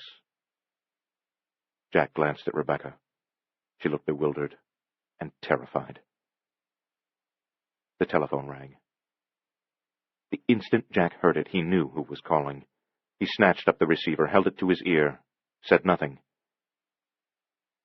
"You're panting like a dog, Detective Dawson," Lavelle said. "Excited? Evidently my little demonstration thrilled you." Jack was shaking so badly and uncontrollably that he didn't trust his voice. He didn't reply because he didn't want Lavelle to hear how scared he was. Besides, Lavelle didn't seem interested in anything Jack might have to say. He didn't wait long enough to hear a reply, even if one had been offered. The Bokor said, "When you see your kids dead, mangled, their eyes torn out, their lips eaten off, their fingers bitten to the bone, remember that you could have saved them. Remember that you're the one who signed their death warrants. You bear the responsibility for their deaths as surely as if you'd seen them walking in front of a train and didn't even bother to call out a warning to them. You threw away their lives as if they were nothing but garbage to you." A torrent of words spewed from Jack before he even realized he was going to speak. "You fucking sleazy son of a bitch, you better not touch one hair on them, you better not!" Lavelle had hung up. Rebecca said, "Who? Lavelle? You mean all of this? You believe in black magic now? Sorcery? Voodoo? Oh, my God. I sure as hell believe in it now." She looked around at the demolished room, shaking her head, trying without success to deny the evidence before her eyes. Jack remembered his own skepticism when Carver Hampton had told him about the falling bottles and the black serpent. No skepticism now, only terror now. He thought of the bodies he had seen this morning and this afternoon, those hideously ravaged corpses. His heart jackhammered. He was short of breath. He felt as if he might vomit. He still had the phone in his hand. He punched out a number. Rebecca said, "Who are you calling?" "Faye. She's got to get the kids out of there fast. But Lavelle can't know where they are. He couldn't have known where I was, either. I didn't tell anyone I was coming to see you. I wasn't followed here. I'm sure I wasn't. He couldn't have known where to find me, and yet he knew. So he probably knows where to find the kids, too. Damn it, why isn't it ringing? He rattled the telephone buttons, got another dial tone, tried Faye's number again. This time he got a recording telling him that her phone was no longer in service. Not true, of course. Somehow Lavelle screwed up Faye's line, he said, dropping the receiver. We've got to get over there right away. Jesus, we've got to get the kids out. Rebecca had stripped off her robe, had yanked a pair of jeans and a pullover sweater from the closet. She was already half-dressed. Don't worry, she said. It'll be all right. We'll get to them before Lavelle does. But Jack had the sickening feeling that they were already too late. Chapter 5 1. Again, sitting alone in his dark bedroom, with only the phosphoric light of the snowstorm piercing the windows, Lavelle reached up with his mind and tapped the psychic rivers of malignant energy that coursed through the night above the city. His sorcerer's power was not only depleted this time, but utterly exhausted. Calling forth a poltergeist and maintaining control over it, as he had done in order to arrange the demonstration for Jack Dawson a few minutes ago, was one of the most draining of all the rituals of black magic. Unfortunately, it wasn't possible to use a poltergeist to destroy one's enemies. Poltergeists were merely mischievous, at worst nasty, spirits. They were not evil. If a Bokor, having conjured up such an entity, attempted to employ it to murder someone, it would then be able to break free of his controlling spell and turn its energies upon him. However, when used only as a tool to exhibit a Bokor's powers, a poltergeist produced impressive results. Skeptics were transformed into believers. The bold were made meek. After witnessing the work of a poltergeist, those who were already believers in voodoo and the supernatural were humbled, frightened, and reduced to obedient servants, pitifully eager to do whatever a Bokor demanded of them. Lavelle's rocking chair creaked in the quiet room. In the darkness he smiled and smiled. From the night sky malignant energy poured down. Lavelle, the vessel, was soon overflowing with power. He sighed, for he was renewed. Before long the fun would begin. The slaughter. 2. Penny sat on the edge of her bed, listening. The sounds came again. Scraping, hissing. A soft thump, a faint clink, and again a thump. A far-off, rattling, shuffling noise. Far off, but getting closer. She snapped on the bedside lamp. The small pool of light was warm and welcome. Davy remained asleep, undisturbed by the peculiar sounds. She decided to let him go on sleeping for the time being. She could wake him quickly if she had to, and one scream would bring Aunt Fay and Uncle Keith. The raspy cry came again, faint, though perhaps not quite as faint as it had been before. Penny got up from the bed, went to the dresser which lay in shadows, beyond the fan of light from her nightstand lamp. In the wall above the dresser, approximately a foot below the ceiling, was a vent for the heating and air-conditioning systems. She cocked her head, trying to hear the distant and furtive noises, and she became convinced that they were being transmitted through the ducts in the walls. She climbed onto the dresser, but the vent was still almost a foot above her head. She climbed down. She fetched her pillow from the bed and put it on the dresser. She took the thick seat cushions from the 2 chairs that flanked the window, and she piled those atop her bed pillow. She felt very clever and capable. Once on the dresser again, she stretched, rose up onto her toes, and was able to put her ear against the vent plate that covered the outlet from the ventilation system. She had thought the goblins were in other apartments or common hallways, farther down in the building. She had thought the ducts were only carrying the sound of them. Now, with a jolt, she realized the ducts were carrying not merely the sound of the goblins, but the goblins themselves. This was how they intended to get into the bedroom, not through the door or window, not through some imaginary tunnel in the back of the closet. They were in the ventilation network, making their way up through the building, twisting and turning, slithering and creeping, hurrying along the horizontal pipes, climbing laboriously through the vertical sections of the system, but steadily rising nearer and nearer as surely as the warm air was rising from the huge furnace below.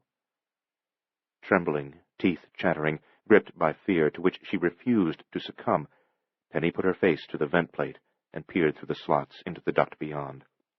The darkness in there was as deep and as black and as smooth as the darkness in a tomb.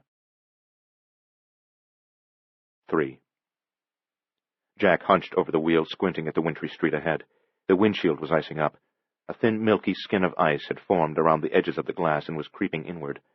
The wipers were caked with snow that was steadily compacting into lumps of ice. "Is that damned defroster on full blast?" he asked, even though he could feel the waves of heat washing up into his face. Rebecca leaned forward and checked the heater controls. "Full blast," she affirmed. "Temperature sure dropped once it got dark. It must be 10 degrees out there, colder if you figure in the wind chill factor." Trains of snowplows moved along the main avenues, but they were having difficulty getting the upper hand on the blizzard. Snow was falling in blinding sheets, so thick it obscured everything beyond the distance of 1 block. Worse, the fierce wind piled the snow in drifts that began to form again and reclaim the pavement only minutes after the plows had scraped it clean. Jack had expected to make a fast trip to the Jamesons' apartment building. The streets helped little or no traffic to get in his way. Furthermore, although his car was unmarked, it had a siren, and he had clamped the detachable red emergency beacon to the metal beading at the edge of the roof, thereby ensuring right-of-way over what other traffic there was. He had expected to be holding Penny and Davy in his arms in 10 minutes. Now, clearly, the trip was going to take twice that long. Every time he tried to put on a little speed, the car started to slide in spite of the snow chains on the tires. "We could walk faster than this," Jack said ferociously. "We'll get there in time," Rebecca said. "What if Lavelle is already there?" "He's not. Of course he's not." And then a terrible thought rocked him, and he didn't want to put it into words, but he couldn't stop himself. "What if he called from the Jamesons?" "He didn't," she said. But Jack was abruptly obsessed with that horrendous possibility, and he could not control the morbid compulsion to say it aloud, even though the words brought hideous images to him. What if he killed all of them? Mangled bodies. Killed Penny and Davy, eyeballs torn from sockets. Killed Fay and Keith, throats chewed open. And then called from right there, fingertips bitten off. Called me from right there in the apartment, for Christ's sake. Lips torn, ears hanging loose, while he was standing over their bodies. She had been trying to interrupt him. Now she shouted at him. "Stop torturing yourself, Jack! We'll make it in time!" "How the hell do you know we'll make it in time?" he demanded angrily, not sure why he was angry with her, just striking out at her because she was a convenient target, because he couldn't strike out at Lavelle or at the weather that was hindering him, and because he had to strike out at someone, something, or go absolutely crazy from the tension that was building in him like excess current flowing into an already overcharged battery. "You can't know!" "I know," she insisted calmly. "Just drive." "God damn it, stop patronizing me!" "Jack, he's got my kids!" He accelerated too abruptly, and the car immediately began to slide toward the right-hand curb. He tried to correct their course by pulling on the steering wheel instead of going along with the slide and turning into the direction of it, and even as he realized his mistake, the car started to spin, and for a moment they were traveling sideways, and Jack had the gut-wrenching feeling that they were going to slam into the curb at high speed, tip, and roll over. But even as they continued to slide, they also continued to swing around on their axis until they were completely reversed from where they had been, a full 180 degrees, half the circumference of a circle, now sliding backwards along the street, looking out the icy windshield at where they had been instead of at where they were going. And still they turned like a carousel, until at last the car stopped just short of one entire revolution. With a shudder engendered by a mental image of what might have happened to them, but aware that he couldn't waste time dwelling on their close escape, Jack started up again. He handled the wheel with even greater caution than before, and he pressed his foot lightly and slowly down on the accelerator. Neither he nor Rebecca spoke during the wild spin, not even to cry out in surprise or fear, and neither of them spoke for the next block either. Then he said, "I'm sorry." "Don't be. I shouldn't have snapped at you like that. I understand you were crazy with worry. Still am. No excuse. That was stupid of me. Won't be able to help the kids if I kill us before we ever get to Faye's place." "I understand what you're going through," she said again, softer than before. "It's all right, and everything will be all right, too." He knew that she did understand all the complex thoughts and emotions that were churning through him and nearly tearing him apart. She understood him better than just a friend could have understood, better than just a lover. They were more than merely compatible. In their thoughts and perceptions and feelings they were in perfect sympathy, physically and psychologically synchronous. It had been a long time since he'd had anyone that close, that much a part of him. 18 months, in fact, since Linda's death. Not so long, perhaps, considering he had never expected it to happen again. It was good not to be alone anymore. "Almost there, aren't we?" she asked. 2 or 3 minutes, he said, hunching over the wheel, peering ahead nervously at the slick, snowy street. The windshield wipers, thickly crusted with ice, grated noisily back and forth, cleaning less and less of the glass with each swipe they took at it. 4. Lavelle got up from his rocking chair. The time had come to establish psychic bonds with the small assassins that had come out of the pit and were now stalking the Dawson children. Without turning on any lights, Lavelle went to the dresser, opened one of the top drawers, and withdrew a fistful of silk ribbons. He went to the bed, put the ribbons down, and stripped out of his clothes. Nude, he sat on the edge of the bed and tied a purple ribbon to his right ankle, a white one to his left ankle. Even in the dark, he had no difficulty discerning one color from another. He tied a long scarlet ribbon around his chest, directly over his heart, yellow around his forehead, green around his right wrist, black around his left wrist. The ribbons were symbolic ties that would help to put him in intimate contact with the killers from the pit, as soon as he finished the ritual now begun. It was not his intention to take control of those demonic entities and direct their every move. He couldn't have done so, even if that was what he wanted. Once summoned from the pit and sent after their prey, the assassins followed their own whims and strategies until they had dealt with the intended victims. Then, murder done, they were compelled to return to the pit. That was all the control he had over them. The point of this ritual with the ribbons was merely to enable Lavelle to participate first-hand in the thrill of the slaughter. Psychically linked to the assassins, he would see through their eyes, hear with their ears, and feel with their golem bodies. When their razor-edged claws slashed at Davy Dawson, Lavelle would feel the boy's flesh rending in his own hands. When their teeth chewed open Penny's jugular, Lavelle would feel her warm throat against his own lips, too, and would taste the coppery sweetness of her blood. The thought of it made him tremble with excitement. And if Lavelle had timed it right, Jack Dawson would be there in the Jameson apartment when his children were torn to pieces. The detective ought to arrive just in time to see the horde descend on Penny and Davy. Although he would try to save them, he would discover that the small assassins couldn't be driven back or killed. He would be forced to stand there, powerless, while his children's precious blood spattered over him. That was the best part. Yes, oh, yes. Lavelle sighed. He shivered with anticipation. The small bottle of cat's blood was on the nightstand. He wet 2 fingertips in it, made a crimson spot on each cheek, wet his fingers again, anointed his lips. Then, still using blood, he drew a very simple veve on his bare chest. He stretched out on the bed, on his back. Staring at the ceiling, he began to chant quietly. Soon he was transported in mind and spirit. The real psychic links, which the ribbons symbolized, were successfully achieved, and he was with the demonic entities in the ventilation system of the Jamesons' apartment building. The creatures were only 2 turns and perhaps 20 feet away from the end of the duct, where it terminated in the wall of the guest bedroom. The children were near. The girl was the nearer of the 2. Like the small assassins, Lavelle could sense her presence. Close. Very close. Only another bend in the pipe, then a straightaway, then a final bend. Close. The time had come. 5. Standing on the dresser, peering into the duct, Penny heard a voice calling out from within the wall, from another part of the ventilation system, but not far away now. It was a brittle, whispery, cold, hoarse voice that turned her blood to icy slush in her veins. It said, "Penny! Penny!" She almost fell in her haste to get down from the dresser. She ran to Davy, grabbed him, shook him. "Wake up! Davy, wake up!" He hadn't been asleep long, no more than 15 minutes, but he was nevertheless groggy. "Oh, what?" "They're coming," she said. "They're coming. We've got to get dressed and get out of here fast. They're coming!"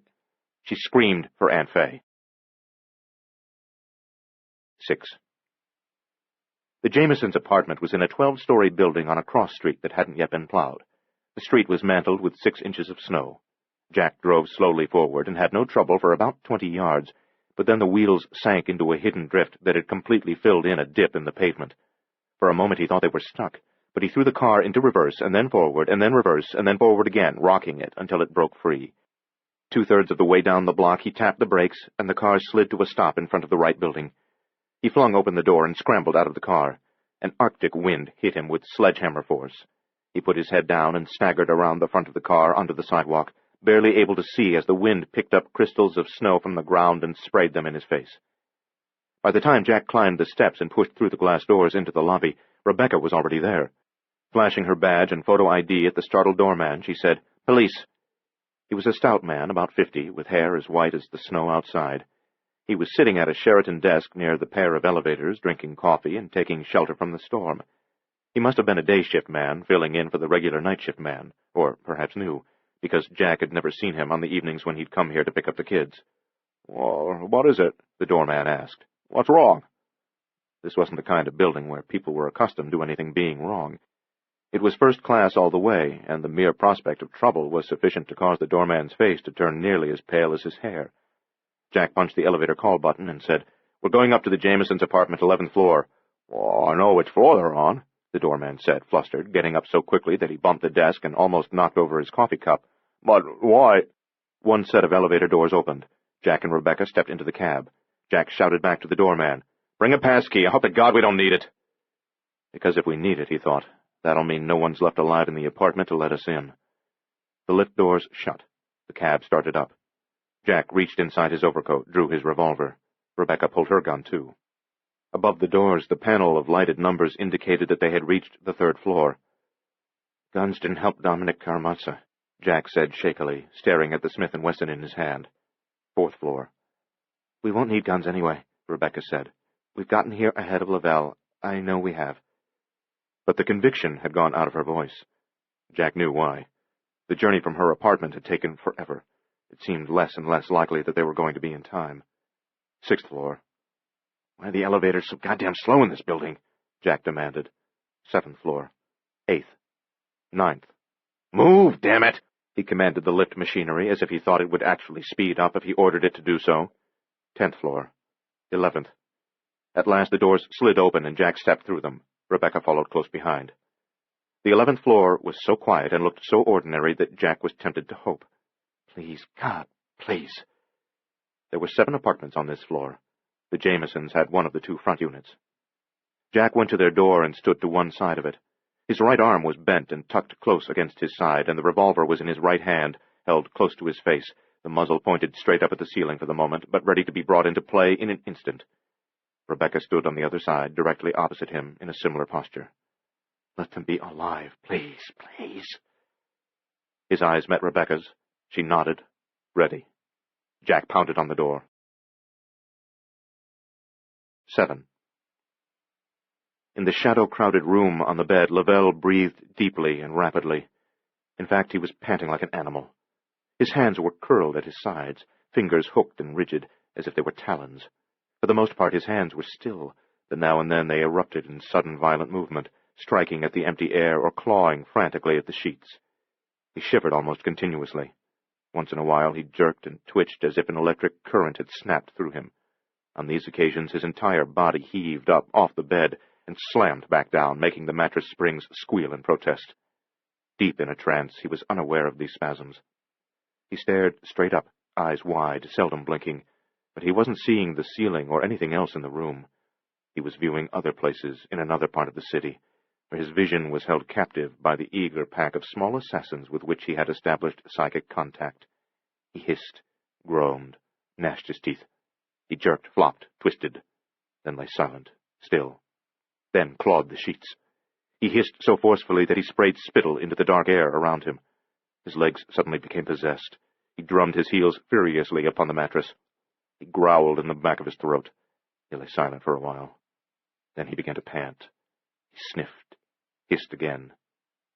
He smelled the girl, Penny Dawson. She had a wonderful scent, sweet, young, fresh, tender.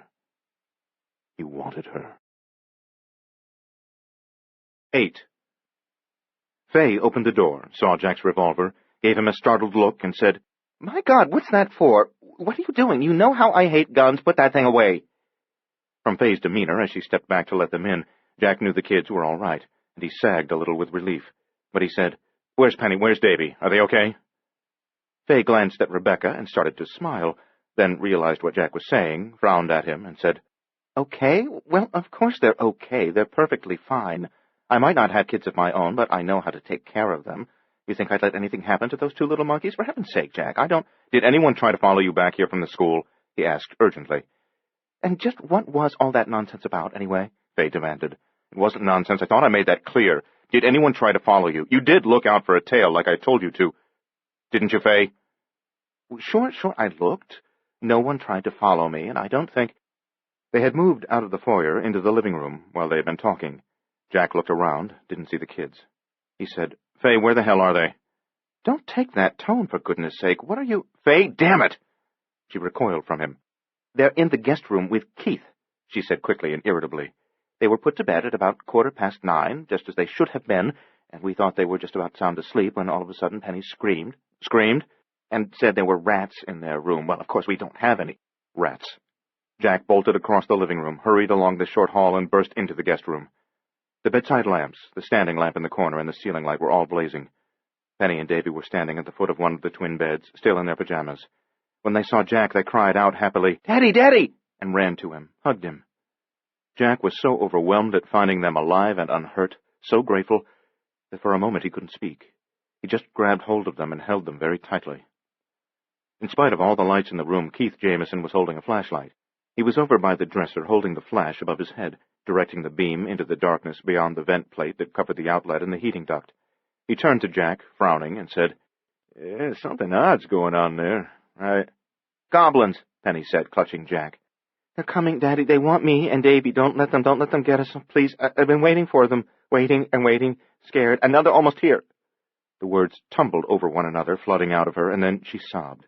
Whoa, Jack said, holding her close and petting her, smoothing her hair. Easy now, easy. Faye and Rebecca had followed him from the living room. Rebecca was being her usual cool, efficient self. She was at the bedroom closet, getting the kids' clothes off hangers. Faye said, First, Penny shouted that there were rats in her room, and then she started carrying on about goblins, nearly hysterical. I tried to tell her it was only a nightmare. It wasn't a nightmare, Penny shouted. Of course it was, Faye said. They've been watching me all day, Penny said. And there was one of them in our room last night, Daddy, and in the school basement today, a whole bunch of them. They chewed up Davy's lunch and my books, too. I don't know what they want, but they're after us, and they're goblins, real goblins, I swear. Okay, Jack said. I want to hear all of this, every detail, but later. Now we have to get out of here. Rebecca brought their clothes. Jack said, Get dressed. Don't bother taking off your pajamas. Just put your clothes on over them. Faye said, What on earth? We've got to get the kids out of here, Jack said. Fast. But you act as if you actually believe this goblin talk, Faye said, astonished. Keith said, I sure don't believe in goblins, but I sure do believe we have some rats. No, Faye said, scandalized. We can't, not in this building. In the ventilation system, Keith said. I heard it myself. That's why I was trying to see in there with the flashlight when you came busting in, Jack. Shh, Rebecca said. Listen. The kids continued to get dressed, but no one spoke. At first, Jack heard nothing. Then, a peculiar hissing, muttering, growling. That's no damned rat, he thought. Inside the wall, something rattled. Then a scratching sound, a furious scrabbling. Industrious noises, clinking, tapping, scraping, thumping. Faye said, My God. Jack took the flashlight from Keith, went to the dresser, pointed the light at the duct. The beam was bright and tightly focused, but it did little to dispel the blackness that pooled beyond the slots in the vent plate. Another thump in the wall. More hissing and muted growling. Jack felt a prickling along the back of his neck. Then, incredibly, a voice came out of the duct. It was a hoarse, crackling, utterly inhuman voice, thick with menace. Penny! Davy! Penny!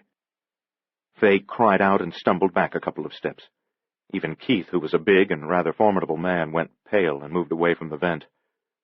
What the devil was that? To Faye, Jack said, Where are the kids' coats and boots, their gloves? Out in the kitchen, drying out. Get them. Faye nodded but didn't move. Jack put a hand on her shoulder. Get their coats and boots and gloves, then meet us by the front door. She couldn't take her eyes off the vent. He shook her. Faye, hurry! She jumped as if he'd slapped her face, turned and ran out of the bedroom. Penny was almost dressed, and she was holding up remarkably well, scared but in control. Davy was sitting on the edge of the bed, trying not to cry, crying anyway, wiping at the tears on his face, glancing apologetically at Penny and biting his lip, and trying very hard to follow her example. His legs were dangling over the side of the bed, and Rebecca was hastily tying his shoes for him. From the vent, Davy! Penny! Jack, for Christ's sake, what's going on here? Keith asked. Not bothering to respond, having no time or patience for questions and answers just now, Jack pointed the flashlight at the vent again and glimpsed movement in the duct. Something silvery lay in there. It glowed and flickered like a white-hot fire, then blinked and was gone. In its place, something dark appeared, shifted, pushed against the vent plate for a moment, as if trying hard to dislodge it, then withdrew when the plate held. Jack couldn't see enough of the creature to get a clear idea of its general appearance. Keith said, "Jack, the vent screw?" Jack had already seen it. The screw was revolving, slowly coming out of the edge of the vent plate. The creature inside the duct was turning the screw, unfastening it from the other side of the flange to which the plate was attached. The thing was muttering, hissing, and grumbling softly while it worked. "Let's go," Jack said, striving to keep his voice calm. Come on, let's get out of here right now." The screw popped loose. The vent plate swung down, away from the ventilation outlet, hanging from the one remaining screw. Rebecca hustled the kids toward the door. A nightmare crawled out of the duct.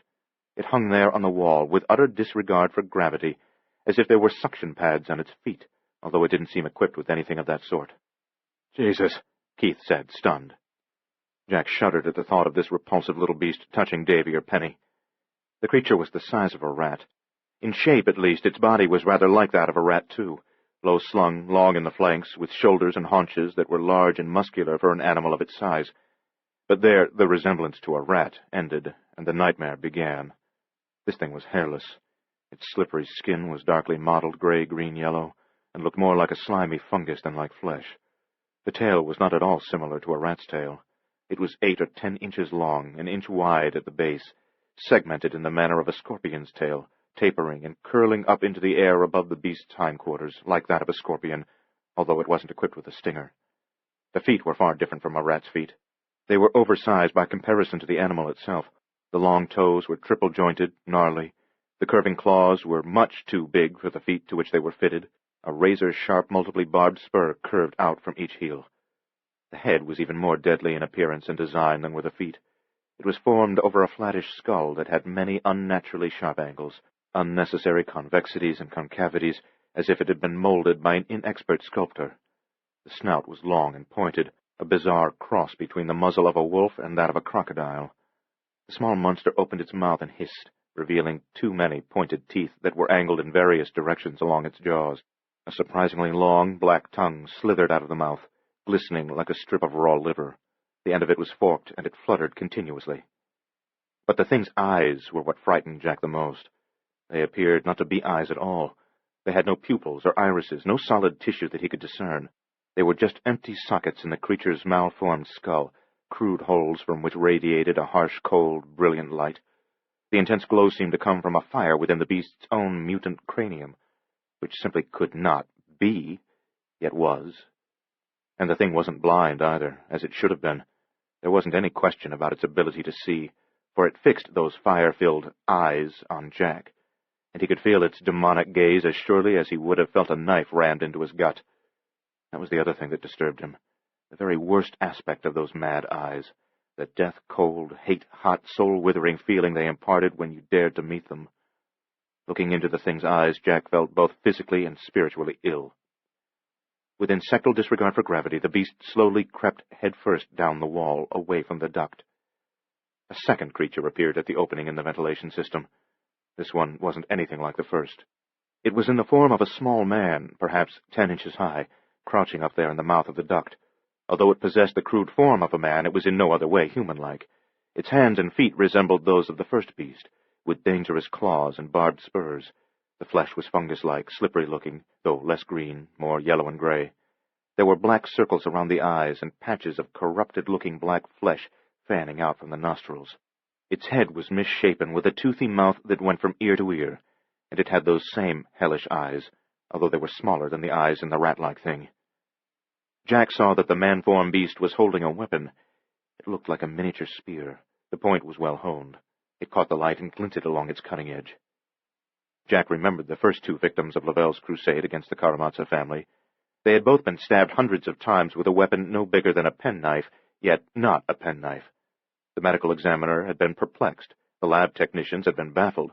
But, of course, it wouldn't have occurred to them to explore the possibility that those homicides were the work of 10-inch voodoo devils and that the murder weapons were miniature spears. Voodoo devils? Goblins? Gremlins? What exactly were these things? Did Lavelle mold them from clay and then somehow invest them with life and malevolent purpose? Or were they conjured up with the help of pentagrams and sacrifices and arcane chants, the way demons were supposedly called forth by Satanists? Were they demons? Where did they come from? The man-form thing didn't creep down the wall behind the first beast. Instead, it leaped out of the duct, dropping to the top of the dresser, landing on its feet, agile and quick. It looked past Jack and Keith, and it said, "Penny, Davy." Jack pushed Keith across the threshold into the hall, then followed him and pulled the door shut behind them. An instant later, one of the creatures, probably the man-like beast, crashed against the other side of the door and began to claw frantically at it. The kids were already out of the hall in the living room. Jack and Keith hurried after them. Faye shouted, "Jack, quick, they're coming through the vent out here!" "Trying to cut us off," Jack said. "Jesus, we're not going to make it. They're everywhere. The damn building's infested with them. They're all around us." In his mind, Jack quickly slammed the door on those bleak thoughts, closed it tight and locked it, and told himself that their worst enemies were their own pessimism and fear, which could enervate and immobilize them. Just this side of the foyer, in the living room, Faye and Rebecca were helping the kids put on coats and boots. Snarling, hissing, and eager, wordless jabbering issued from the vent plate in the wall above the long sofa. Beyond the slots in that grill, silver eyes blazed in the darkness. One of the screws was being worked loose from inside. Davy had only one boot on, but time had run out. Jack picked up the boy and said, "Faye, bring his other boot and let's get moving." Keith was already in the foyer. He'd been to the closet and had gotten coats for himself and Faye. Without pausing to put them on, he grabbed Faye by the arm and hurried her out of the apartment. Penny screamed. Jack turned toward the living room, instinctively crouching slightly and holding Davy even tighter. The vent plate was off the duct above the sofa. Something was starting to come out of the darkness there. But that wasn't why Penny had screamed. Another hideous intruder had come out of the kitchen, and that was what had seized her attention. It was 2/3 of the way through the dining room, scurrying toward the living room archway, coming straight at them. Its coloration was different from that of the other beasts, although no less disgusting. It was a sickly yellow-white with cancerous-looking green-black pockmarks all over it, and like the other beasts Lavelle had said, this one appeared to be slick, slimy. It was also a lot bigger than any of the others, almost 3 times the size of the rat-like creature in the bedroom. Somewhat resembling an iguana, although more slender through its body than an iguana, this spawn of nightmares was 3 to 4 feet in length, had a lizard's tail, a lizard's head and face. Unlike an iguana, however, the small monster had eyes of fire, 6 legs, and a body so slinky that it appeared capable of tying itself in knots. It was the very slinkiness and flexibility that made it possible for a creature of this size to slither through the ventilation pipes. Furthermore, it had a pair of bat-like wings which were atrophied, and surely useless, but which unfurled and flapped and fluttered with frightening effect. The thing charged into the living room, tail whipping back and forth behind it. Its mouth cracked wide, emitting a cold shriek of triumph as it bore down on them. Rebecca dropped to one knee and fired her revolver. She was at point-blank range. She couldn't miss. She didn't. The slug smashed squarely into its target. The shot lifted the beast off the floor and flung it backwards as if it were a bundle of rags. It landed hard, clear back at the archway to the dining room. It should have been blown to pieces. It wasn't. The floor and walls should have been splashed with blood, or whatever fluid pumped through these creatures' veins, but there was no mess whatsoever. The thing flopped and writhed on its back for a few seconds, then rolled over and got onto its feet, wobbled sideways. It was disoriented and sluggish, but unharmed. It scuttled around in a circle, chasing its own tail. Meanwhile, Jack's eyes were drawn to the repulsive thing that had come out of the duct above the sofa. It hung on the wall, mewling, approximately the size of a rat, but otherwise unlike a rodent. More than anything else, it resembled a featherless bird. It had an egg-shaped head perched atop a long, thin neck that might have been that of a baby ostrich, and it had a wickedly pointed beak with which it kept slashing at the air. However, its flickering, fiery eyes were not like those of any bird, and no bird on earth possessed stubby tentacles like these instead of legs. The beast was an abomination, a mutant horror. Just looking at it made Jack queasy. And now, behind it, another, similar, though not identical creature crept out of the duct. "Guns aren't any damn use against these things," Jack said. The iguana-form monstrosity was becoming less disoriented. In a moment it would regain its senses and charge at them again. 2 more creatures appeared at the far end of the dining room, crawling out of the kitchen, coming fast. A screech drew Jack's attention to the far end of the living room, where the hallway led back to the bedroom and baths. The man-shaped thing was standing there, squealing, holding the spear above its head. It ran toward them, crossing the carpet with shocking speed. Behind it came a horde of small but deadly creatures, reptilian, serpentine, canine, feline, insectal, rodent-like arachnoid grotesqueries. In that instant Jack realized that they were indeed the Hellborn. They were demonic entities summoned from the depths of hell by Lavelle's sorcery. That must be the answer, insane as it seemed, but there was no place else from which such gruesome horrors could have come. Hissing and chattering and snarling, they flopped and rolled over one another in their eagerness to reach Penny and Davy. Each of them was quite different from the one before it, although all of them shared at least two features: the eyes of silver-white fire, like windows in a furnace, and murderously sharp little teeth. It was as if the gates of hell had been flung open. Jack pushed Penny into the foyer. Carrying Davy, he followed his daughter out of the front door into the 11th-floor corridor and hurried toward Keith and Fay, who stood with the white-haired doorman at one of the elevators, keeping the lift open. Behind Jack, Rebecca fired 3 shots. Jack stopped, turned. He wanted to go back for her, but he wasn't sure how he could do that and still protect Davy. "Daddy, hurry!" Penny screamed from where she stood half in and half out of the elevator. "Daddy, let's go!" Davy said, clinging to him. Much to Jack's relief, Rebecca came out of the apartment unharmed. She fired 1 shot into the Jamesons' foyer, then pulled the door shut. By the time Jack reached the elevators, Rebecca was right behind him. Gasping for breath, he put Davy down, and all 7 of them, including the doorman, crowded into the cab, and Keith hit the button that was marked Lobby. The doors didn't immediately slide shut. "They're going to get in! They're going to get in!" Davy cried, voicing the fear that had just flashed into everyone's mind. Keith pushed the lobby button again, kept his thumb on it this time. Finally, the doors slid shut. But Jack didn't feel any safer.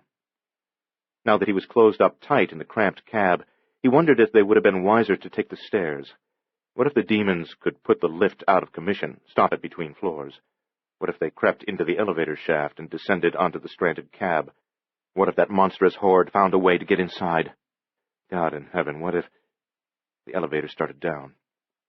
Jack looked up at the ceiling of the cab. There was an emergency escape hatch, a way out, and a way in. This side of the hatch was featureless, no hinges, no handles. Apparently it could be pushed up and out, or pulled up and out by rescue workers on the other side. There would be a handle out there on the roof of the cab, which would make it easy for the demons if they came. But since there wasn't a handle on the inside, the hatch couldn't be held down. The forced entrance of those vicious creatures couldn't be resisted if they came. God, please don't let them come. The elevator crawled down its long cables as slowly as it had pulled itself up. 10th floor. 9th. Penny had taken Davy's boot from Fay. She was helping her little brother get his foot into it. 8th floor. In a haunted voice that cracked more than once, but still with her familiar imperious tone, Fay said, "What were they, Jack? What were those things in the vents?" "Voodoo," Jack said, keeping his eyes on the lighted floor indicator above the doors. 7th floor. Is this some sort of joke?" the doorman asked. "Voodoo devils, I think," Jack told Fay. "But don't ask me to explain how they got here or anything about them." Shaken as she was, and in spite of what she'd heard and seen in the apartment, Fay said, "Are you out of your mind?" "Almost wish I was." 6th floor. "There aren't such things as voodoo devils," Fay said. "There aren't any—" "Shut up," Keith told her. "You didn't see them. You left the guest room before they came out of the vent in there." 5th floor. Penny said, "And you've gotten out of the apartment before they started coming through the living room vent, Aunt Fay. You just didn't see them, or you'd believe." 4th floor. The doorman said, "Mrs. Jameson, how well do you know these people? Are they—" Ignoring and interrupting him, Rebecca spoke to Fay and Keith. "Jack and I have been on a weird case. Psychopathic killer claims to waste his victims with voodoo curses." 3rd floor. Maybe we're going to make it, Jack thought. Maybe we won't be stopped between floors. Maybe we'll get out of here alive. And maybe not. To Rebecca, Fay said, "Surely you don't believe in voodoo." "I didn't," Rebecca said. "But now, yeah." With a nasty shock, Jack realized the lobby might be teeming with small, vicious creatures. When the elevator doors opened, the nightmare horde might come rushing in, clawing and biting. "If it's a joke, I don't get it," the doorman said. 2nd floor. Suddenly, Jack didn't want to reach the lobby, didn't want the lift doors to open. Suddenly he just wanted to go on descending in peace, hour after hour, on into eternity. The lobby. Please, no. The doors opened. The lobby was deserted. They poured out of the elevator, and Faye said, "Where are we going?" Jack said, "Rebecca and I have a car." "In this weather?" "Snow chains," Jack said, cutting her off sharply. "We're taking the car and getting the kids out of here. Keep moving around until I can figure out what to do." "We'll go with you," Keith said. "No," Jack said, ushering the kids toward the lobby doors. "Being with us is probably dangerous." "Oh, we can't go back upstairs," Keith said. "Not with those demons or devils or whatever the hell they are." "Rats," Faye said, apparently having decided that she could deal with the uncouth more easily than she could deal with the unnatural. "Only some rats. Of course we'll go back. Sooner or later we'll have to go back, set traps, exterminate them. The sooner the better, in fact." Paying no attention to Faye, talking over her head to Keith, Jack said, "I don't think the damn things will hurt you and Faye, not unless you were to stand between them and the kids. They'll probably kill anyone who tries to protect the kids. That's why I'm getting them away from you. Still, I wouldn't go back there tonight. A few of them might wait around." "You couldn't drag me back there tonight," Keith assured him. "Nonsense," Faye said. "Just a few rats." "Damn it, woman," Keith said. "It wasn't a rat that called for Davy and Penny from inside that duct." Faye was already pale. When Keith reminded her of the voice in the ventilation system, she went pure white. They all paused at the doors, and Rebecca said, "Keith, is there someone you can stay with?" "Sure," Keith said. "One of my business partners, Anson Dorset, lives on the same block, on the other side of the street, up near the avenue. We can spend the night there with Anson and Francine." Jack pushed the door open. The wind tried to slam it shut again, almost succeeded, and snow exploded into the lobby. Fighting the wind, turning his face away from the stinging crystals, Jack held the door open for the others and motioned them ahead of him. Rebecca went first, then Penny and Davy, then Faye and Keith. The doorman was the only one left. He was scratching his white-haired head and frowning at Jack. "Hey, wait, what about me?" "What about you? You're not in any danger," Jack said, starting through the door in the wake of the others. "Well, but what about all that gunfire upstairs?" Turning to the man again, Jack said, "Don't worry about it. You saw our ID when we came in here, right? We're cops." "Well, yeah, but who got shot?" "Nobody," Jack said. "Well, then who are you shooting at?" "Nobody." Jack went out into the storm, letting the door blow shut behind him. The doorman stood in the lobby, face pressed to the glass door, peering out at them, as if he were a fat and unpopular schoolboy who was being excluded from a game. 9. The wind was a hammer. The spicules of snow were nails. The storm was busily engaged on its carpentry work, building drifts in the street. By the time Jack reached the bottom of the steps in front of the apartment building, Keith and Faye were already angling across the street, heading up toward the avenue, toward the building where their friends lived. Step by step, they were gradually disappearing beyond the phosphorescent curtains of wind-blown snow. Rebecca and the kids were standing at the car.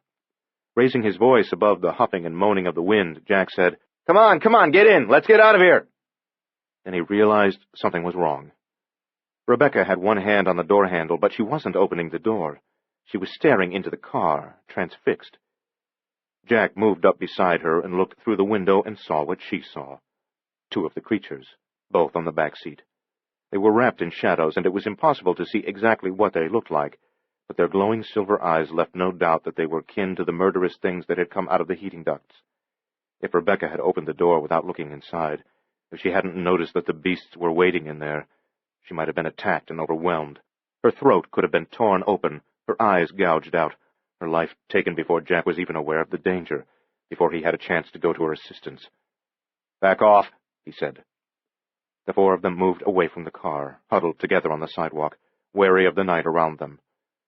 They were the only people on the wintry street now. Faye and Keith were out of sight.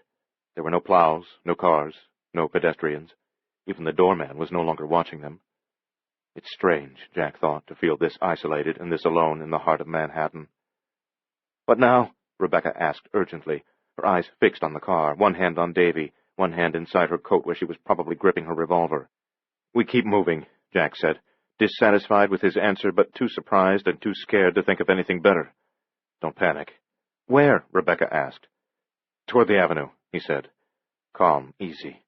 Panic will finish us." "The way Keith went?" Rebecca asked. "No, the other avenue, 3rd Avenue, it's closer." I hope there's people out there, she said. Maybe even a patrol car. And Penny said, I think we're a whole lot safer around people out in the open. I think so too, sweetheart, Jack said. So let's go now and stay close together. Penny took hold of Davy's hand. The attack came suddenly. The thing rushed out from beneath their car, squealing, hissing, eyes beaming silvery light. Dark against the snow, swift and sinuous, too damn swift, lizard-like. Jack saw that much in the storm-diluted glow of the street lamps, reached for his revolver, remembered that bullets couldn't kill these things, also realized that they were in too close quarters to risk using a gun anyway, and by then the thing was among them, snarling and spitting. All of this in but a single second, one tick of time, perhaps even less. Davy shouted, and tried to get out of the thing's way. He couldn't avoid it. The beast pounced on the boy's boot. Davy kicked. It clung to him. Jack lifted, pushed Penny out of the way, put her against the wall of the apartment building. She crouched there, gasping. Meanwhile, the lizard had started climbing Davy's legs. The boy flailed at it, stumbled, staggered backwards, shrieking for help, slipped, fell. All of this in only one more second, maybe two. Tick, tick. And Jack felt as if he were in a fever dream, with time distorted as it could be only in a dream. He went after the boy, but he seemed to be moving through air as thick as syrup. The lizard was on the front of Davy's chest now, its tail whipping back and forth, its clawed feet digging at the heavy coat, trying to tear the coat to shreds so that it could then rip open the boy's belly, and its mouth was wide, its muzzle almost at the boy's face. No! And Rebecca got there ahead of Jack. Tick. She tore the disgusting thing off Davy's chest. It wailed. It bit her hand. She cried out in pain, threw the lizard down. Penny was screaming, Davy! Davy! Davy! Tick. Davy had regained his feet. The lizard went after him again. This time Jack got hold of the thing, in his bare hands. On the way up to the Jamesons' apartment, he'd removed his gloves in order to be able to use his gun more easily. Now, shuddering at the feel of the thing, he ripped it off the boy, heard the coat shredding in its claws, held it at arm's length. Tick. The creature felt repulsively cold and oily in Jack's hands, although for some reason he had expected it to be hot, maybe because of the fire inside its skull. The silvery blaze that now flickered at him through the gaping sockets where the demon's eyes should have been. The beast squirmed. Tick.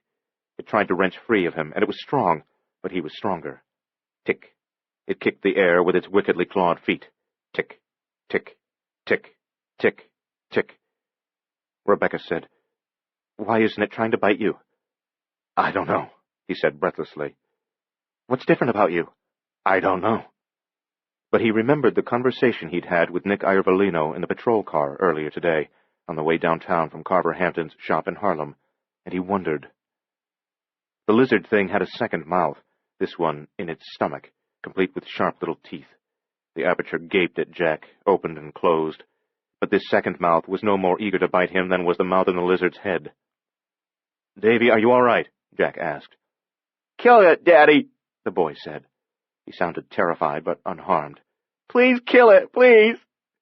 I only wish I could, Jack said. The small monster twisted, flopped, wriggled, did its best to slither out of Jack's hands. The feel of it revolted him, but he gripped it even tighter than before, harder, dug his fingers into the cold, oily flesh.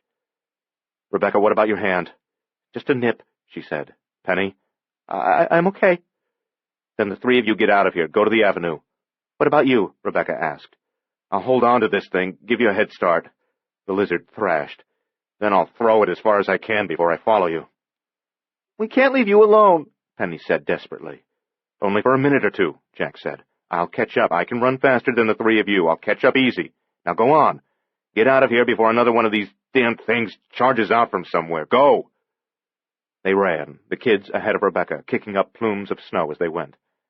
The lizard thing hissed at Jack. He looked into those eyes of fire. Inside the lizard's malformed skull, flames writhed, fluttered, flickered, but never wavered, burned bright and intense, all shades of white and silver. But somehow it didn't seem like a hot fire. It looked cool instead. Jack wondered what would happen if he poked a finger through one of those hollow sockets into the fire beyond. Would he actually find fire in there? Or was it an illusion? If there really was fire in the skull, would he burn himself? Or would he discover that the flames were as lacking in heat as they appeared to be? White flames, sputtering. Cold flames, hissing. The lizard's two mouths chewed at the night air. Jack wanted to see more deeply into that strange fire. He held the creature closer to his face. He stared into the empty sockets. Whirling flames, leaping flames. He had the feeling there was something beyond the fire, something amazing and important, something awesome that he could almost glimpse between those scintillating, tightly contained pyrotechnics. He brought the lizard even closer. Now his face was only inches from its muzzle. He could feel the light of its eyes washing over him. It was a bitterly cold light, incandescent, fascinating.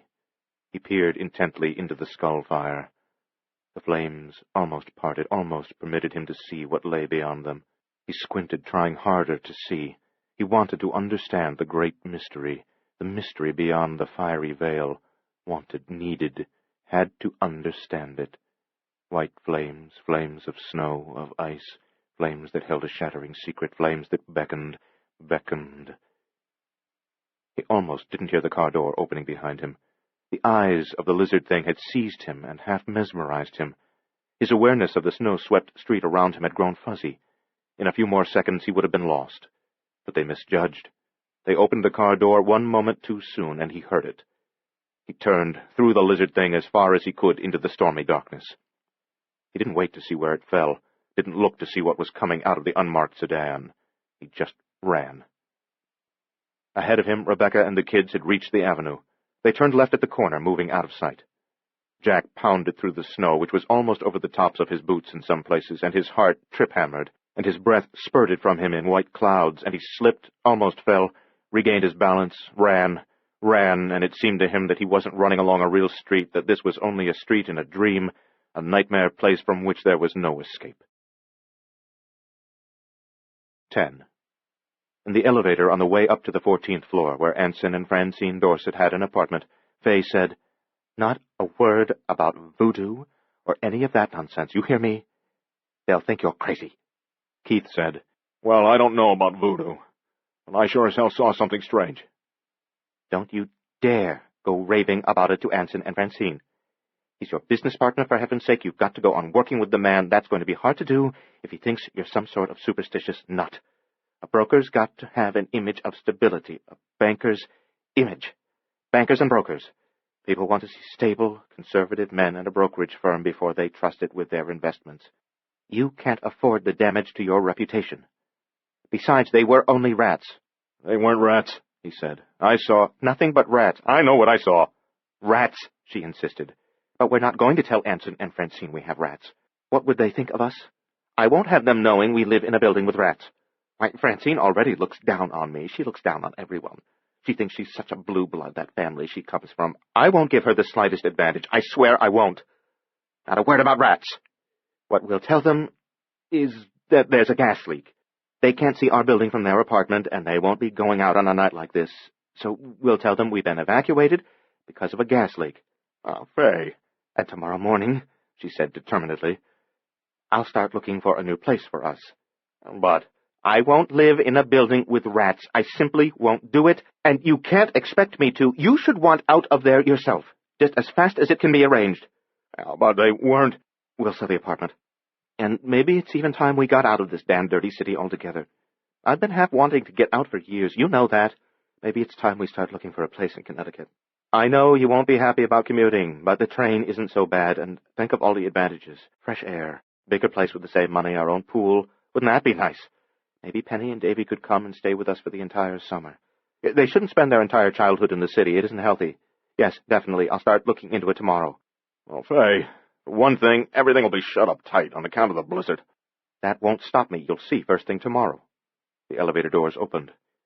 In the 14th floor corridor, Keith said, "Aren't you worried about Penny and Davy? I mean, we left them."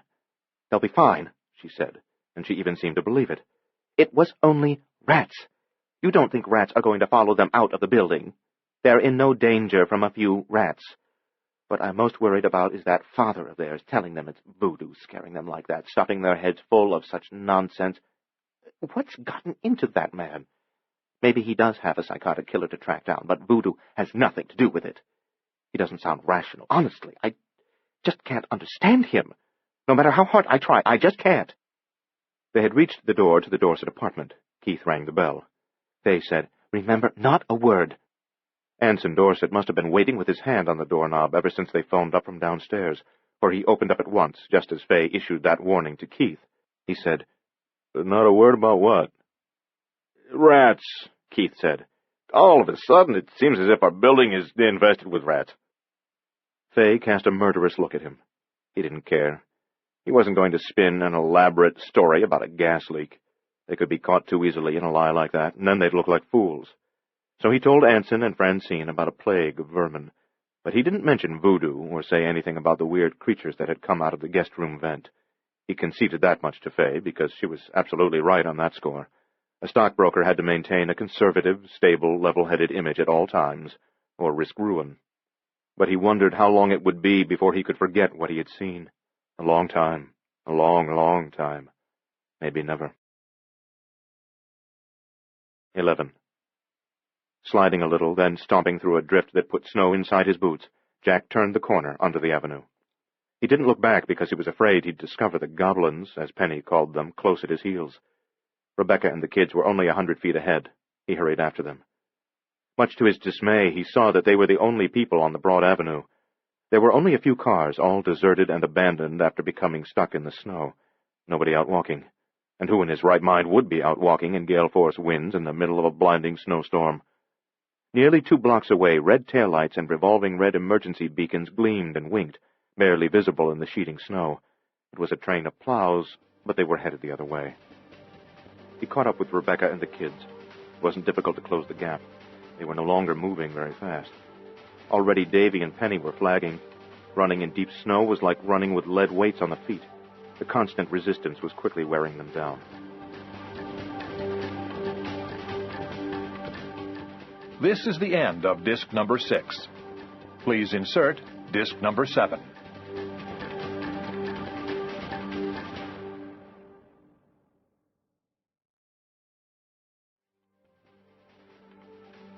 This is disc number 7. Already Davy and Penny were flagging. Running in deep snow was like running with lead weights on the feet. The constant resistance was quickly wearing them down. Jack glanced back the way they had come. No sign of the goblins. But those lantern-eyed creatures would show up, and soon. He couldn't believe they had given up this easily. When they did come, they would find easy prey. The kids would have slowed to a weary, shambling walk in another minute. Jack didn't feel particularly spry himself. His heart was pounding so hard and fast that it seemed as if it would tear loose of its moorings. His face hurt from the cold, biting wind, which also stung his eyes and brought tears to them. His hands hurt and were somewhat numb, too, because he hadn't had time to put on his gloves again. He was breathing hard, and the Arctic air cracked his throat, made his chest ache. His feet were freezing because of all the snow that had gotten into his boots. He wasn't in any condition to provide much protection to the kids, and that realization made him angry and fearful, for he and Rebecca were the only people standing between the kids and death. As if excited by the prospect of their slaughter, the wind howled louder, almost gleefully. The winter bare trees, rising from cut-out planting beds in the wide sidewalk, rattled their stripped limbs in the wind. It was the sound of animated skeletons. Jack looked around for a place to hide. Just ahead, 5 brownstone apartment houses, each 4 stories tall, were sandwiched between somewhat higher and more modern, though less attractive, structures. To Rebecca, he said, "We've got to get out of sight," and he hurried all of them off the sidewalk, up the snow-covered steps, through the glass-paneled front doors, into the security foyer of the first brownstone. The foyer wasn't well heated. However, by comparison with the night outside, it seemed wonderfully tropical. It was also clean and rather elegant, with brass mailboxes and a vaulted wooden ceiling, although there was no doorman. The complex mosaic tile floor, which depicted a twining vine, green leaves, and faded yellow flowers against an ivory background, was highly polished, and not one piece of tile was missing. But even as pleasant as it was, they couldn't stay here. The foyer was also brightly lighted. They would be spotted easily from the street. The inner door was also glass-paneled. Beyond it lay the first-floor hall, the elevator, and stairs. But the door was locked and could be opened only with a key or with a lock-release button in one of the apartments. There were 16 apartments in all, 4 on each floor. Jack stepped to the brass mailboxes and pushed the call button for a Mr. and Mrs. Evans on the 4th floor. A woman's voice issued tinnily from the speaker at the top of the mailbox. "Who is it?" "Is this the Grofield apartment?" Jack asked, knowing full well that it wasn't. No, the unseen woman said. you pressed the wrong button. The Grofield's mailbox is next to ours. Sorry, he said as Mrs. Evans broke the connection. He glanced toward the front door, at the street beyond. Snow, naked blackened trees shaking in the wind, the ghostly glow of storm-shrouded street lamps. But nothing worse than that. Nothing with silvery eyes. Nothing with lots of pointed little teeth. Not yet. He pressed the Grofields button, asked if this were the Santini apartment, and was curtly told that the Santinis' mailbox was the next one. He rang the Santinis and was prepared to ask if theirs was the Porterfield apartment, but the Santinis apparently expected someone and were considerably less cautious than their neighbors, for they buzzed him through the inner door without asking who he was. Rebecca ushered the kids inside, and Jack quickly followed, closing the foyer door behind them. He could have used his police ID to get past the foyer, but it would have taken too long. With the crime rate spiraling upward, most people were more suspicious these days than they'd once been. If he had been straightforward with Mrs. Evans right there at the start, she wouldn't have accepted his word that he was a cop. She would have wanted to come down, and rightly so, to examine his badge through the glass panel in the inner door. By that time, one of Lavelle's demonic assassins might have passed by the building and spotted them. Besides, Jack was reluctant to involve other people, for to do so would be to put their lives at risk if the goblins should suddenly arrive and attack.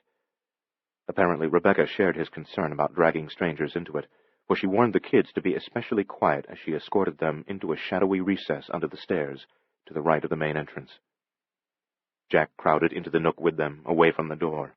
They couldn't be seen from the street or the stairs above, not even if someone leaned out over the railing and looked down. After less than a minute had passed, a door opened a few floors overhead. Footsteps.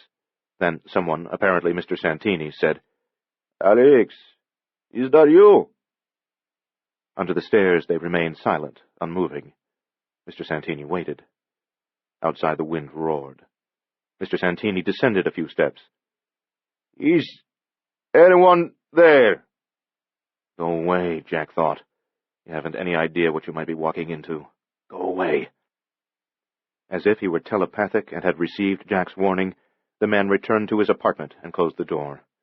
Jack sighed.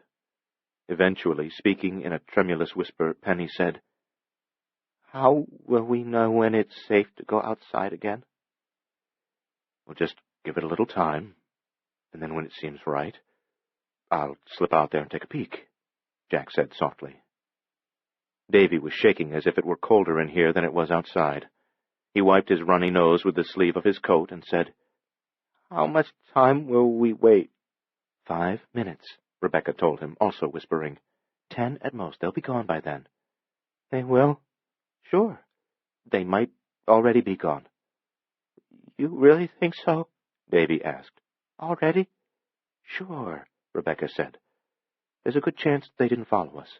But even if they did come after us, they won't hang around this area all night. Won't they? Penny asked doubtfully. No, Rebecca said. Of course they won't. Even goblins get bored, you know. Is that what they are? Davy asked. Goblins, really? Well, it's hard to know exactly what we ought to call them, Rebecca said. Goblins was the only word I could think of when I saw them, Penny said. It just popped into my mind. And it's a pretty darn good word, Rebecca assured her. You couldn't have thought of anything better so far as I'm concerned. And, you know, if you think back to all the fairy tales you ever heard, goblins were always more bark than bite. About all they ever really did to anyone was scare them. So if we're patient and careful, really careful, then everything will be all right. Jack admired and appreciated the way Rebecca was handling the children, alleviating their anxiety. Her voice had a soothing quality. She touched them continually as she spoke to them, squeezed and stroked them, gentled them down. Jack pulled up his sleeve and looked at his watch. 10:14. They huddled together in the shadows, under the stairs, waiting. Chapter 6. 1. For a while, Lavelle lay on the floor of the dark bedroom, stunned, breathing only with difficulty, numb with pain. When Rebecca Chandler shot a few of those small assassins in the Jamesons' apartment, Lavelle had been in psychic contact with them, and he'd felt the impact of the bullets on their golem bodies. He hadn't been injured, not any more than the demonic entities themselves had been injured. His skin wasn't broken, he wasn't bleeding. In the morning there would be no bruises, no tenderness of flesh. But the impact of those slugs had been agonizingly real and had rendered him briefly unconscious. He wasn't unconscious now, just disoriented. When the pain began to subside a little, he crawled around the room on his belly, not certain what he was searching for, not even certain where he was. Gradually he regained his senses. He crept back to the bed, levered himself onto the mattress, and flopped on his back, groaning. Darkness touched him. Darkness healed him. Snow tapped the windows. Darkness breathed over him. Roof rafters creaked in the wind. Darkness whispered to him. Darkness. Eventually the pain was gone, but the darkness remained. It embraced and caressed him. He suckled on it. Nothing else soothed as completely and as deeply as the darkness. In spite of his unsettling and painful experience, he was eager to re-establish the psychic link with the creatures that were in pursuit of the Dawsons. The ribbons were still tied to his ankles, wrists, chest, and head. The spots of cat's blood were still on his cheeks. His lips were still anointed with blood, and the blood veve was still on his chest. All he had to do was repeat the proper chants, which he did, staring at the tenebrous ceiling. Slowly, the bedroom faded around him, and he was once again with the silver-eyed horde, relentlessly stalking the Dawson children. 2. 10:15. 10:16. While they huddled under the stairs, Jack looked at the bite on Rebecca's left hand.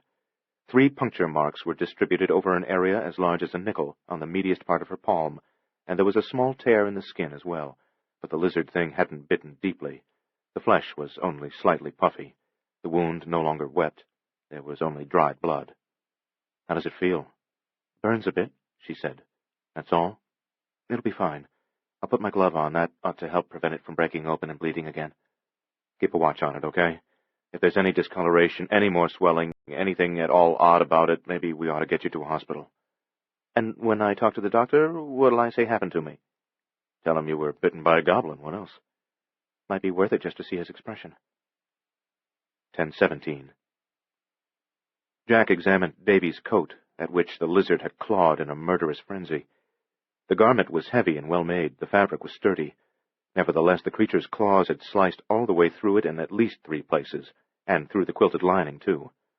It was a miracle that Davy was unharmed. Although the claws had pierced the coat as if it were so much cheesecloth, they hadn't torn the boy's sweater or his shirt. They hadn't left even one shallow scratch on his skin. Jack thought about how close he had come to losing both Davy and Penny, and he was acutely aware that he might still lose them before this case was closed. He put one hand to his son's fragile face. An icy premonition of dreadful loss began to blossom within him, spreading frozen petals of terror and despair. His throat clenched. He struggled to hold back tears. He must not cry. The kids would come apart if he cried. Besides, if he gave in to despair now, he would be surrendering, in some small but significant way, to Lavelle. Lavelle was evil, not just another criminal, not merely corrupted, but evil, the very essence and embodiment of it, and evil thrived on despair. The best weapons against evil were hope, optimism, determination, and faith. Their chances of survival depended on their ability to keep hoping, to believe that life, not death, was their destiny, to believe that good could triumph over evil, simply to believe. He would not lose his kids. He would not allow Lavelle to have them. "Well," he said to Davy, "it's too well ventilated for a winter coat, but I think we can fix that." He took off his long neck scarf, wound it over top the boy's damaged coat, twice around his small chest, and knotted it securely at his waist. "There. That ought to keep the gaps closed. You okay, Skipper?" Davy nodded and tried very hard to look brave. He said, "Dad, do you think maybe what you need here is a magic sword?" "A magic sword?" Jack said. "Well, isn't that what you've got to have if you're going to kill a bunch of goblins?" the boy asked earnestly. "In all the stories, they usually have a magic sword or a magic staff, see, or maybe just some magic powder, and that's what always does in the goblins or the witches or ogres or whatever it is that has to be done in. Oh, and sometimes what it is they have, it's a magic jewel, you know, or a sorcerer's ring. So, since you and Rebecca are detectives, maybe this time it's a goblin gun. Do you know if the police department has anything like that, a goblin gun?" "I don't really know," Jack said solemnly, wanting to hug the boy very close and very tight. "But it's a darn good suggestion, son. I'll look into it." And if they don't have one, Davy said, then maybe you could just ask a priest to sort of bless your own gun, the one you already have, and then you could load it up with lots and lots of silver bullets. That's what they do with werewolves, you know. I know. And that's a good suggestion, too. I'm real glad to see you're thinking about ways to beat these things. I'm glad you aren't giving up. That's what's important, not giving up. Sure, Davy said, sticking his chin out. I know that. Penny was watching her father over Davy's shoulder. She smiled and winked. Jack winked back at her. 10:20. With every minute that passed uneventfully, Jack felt safer. Not safe, just safer. Penny gave him a very abbreviated account of her encounters with the goblins. When the girl finished, Rebecca looked at Jack and said, "He's been keeping a watch on them, so he'd always know exactly where to find them when the time came." To Penny, Jack said, "My God, baby, why didn't you wake me last night when the thing was in your room? I didn't really see it, but you heard it. That's all. And the baseball bat. Anyway," Penny said with a sudden odd shyness, unable to meet his eyes, "I was afraid you'd think I'd gone crazy again." "Huh? Again?" Jack blinked at her. "What on earth do you mean, again?" "Well, you know, like after Mama died the way I was then, when I had my trouble." "But you weren't crazy," Jack said. "You just needed a little counseling, that's all, honey." "That's what you called him," the girl said, barely audible. "A counselor." "Yeah, Dr. Hannaby." "Aunt Fay, Uncle Keith, everyone called him a counselor, or sometimes a doctor." "That's what he was. He was there to counsel you, to show you how to deal with your grief over your mom's death." The girl shook her head no. "One day, when I was in his office waiting for him, and he didn't come in to start the session right away, I started to read the college degrees on his wall." "And?" With evident embarrassment, Penny said, "I found out he was a psychiatrist. Psychiatrists treat crazy people. That's when I knew I was a little bit crazy." Surprised and dismayed that such a misconception could have gone uncorrected for so long, Jack said, No. Sweetheart, you've got it all wrong." Rebecca said, "Penny, for the most part, psychiatrists treat ordinary people with ordinary problems. Problems that we all have at one time or another in our lives. Emotional problems, mostly. That's what yours were, emotional problems." Penny looked at her shyly. She frowned. Clearly, she wanted to believe. "They treat some mental problems, too, of course," Rebecca said. "But in their offices, among their regular patients, they hardly ever see anyone who's really, really insane. Truly crazy people are hospitalized or kept in institutions." "Sure," Jack said. He reached for Penny's hands, held them. They were small, delicate hands. The fragility of her hands, the vulnerability of an 11-year-old who liked to think of herself as grown up, it made his heart ache. "Honey, you were never crazy, never even close to crazy. What a terrible thing to have been worrying about all this time." The girl looked from Jack to Rebecca to Jack again. "You really mean it? You really mean lots of ordinary, everyday people go to psychiatrists?" "Absolutely," he said. "Honey, life threw you a pretty bad curve, what with your mom dying so young, and I was so broken up myself that I wasn't much good at helping you handle it. I guess I should have made an extra special effort, but I was feeling so bad, so lost, so helpless, so darn sorry for myself that I just wasn't able to heal both of us, you and me. That's why I sent you to Dr. Hannaby when you started having your problems, not because you were crazy. Because you needed to talk to someone who wouldn't start crying about your mom as soon as you started crying about your mom. Understand?" "Yeah," Penny said softly, tears shining in her eyes, brightly suspended but unspilled. "Positive?" "Yeah, I really do, Daddy. I understand now." "So you should have come to me last night when the thing was in your room. Certainly after it poked holes in that plastic baseball bat. I wouldn't have thought you were crazy." "Neither would I," Davy said. "I never ever thought you were crazy, Penny. You're probably the least craziest person I know." Penny giggled, and Jack and Rebecca couldn't help grinning, but Davy didn't know what was so funny. Jack hugged his daughter very tight. He kissed her face and her hair. He said, "I love you, Peanut." Then he hugged Davy and told him he loved him, too. And then, reluctantly, he looked at his wristwatch. 10:24. 10 minutes had elapsed since they had come into the brownstone and had taken shelter in the space under the big staircase. "Looks like they didn't follow us," Rebecca said. "Let's not be too hasty," he said. "Give it another couple of minutes." 10:25. 10:26. He didn't relish going outside and having a look around. He waited one more minute. 10:27. Finally, he could delay no longer. He eased out from the staircase. He took 2 steps, put his hand on the brass knob of the foyer door, and froze. They were here, the goblins. One of them was clinging to the glass panel in the center of the door. It was a 2-foot-long worm-like thing with a segmented body and perhaps 24 legs. Its mouth resembled that of a fish, oval, with the teeth set far back from the writhing, sucking lips, its fiery eyes fixed on Jack. He abruptly looked away from that white-hot gaze, for he recalled how the eyes of the lizard had nearly hypnotized him. Beyond the worm thing, the security foyer was crawling with other different devils, all of them small, but all of them so incredibly vicious and grotesque in appearance that Jack began to shake and felt his bowels turn to jelly. There were lizard things in various sizes and shapes, spider things, rat things, 2 of the man-form beasts, one of them with a tail, the other with a sort of coxcomb on its head and along its back.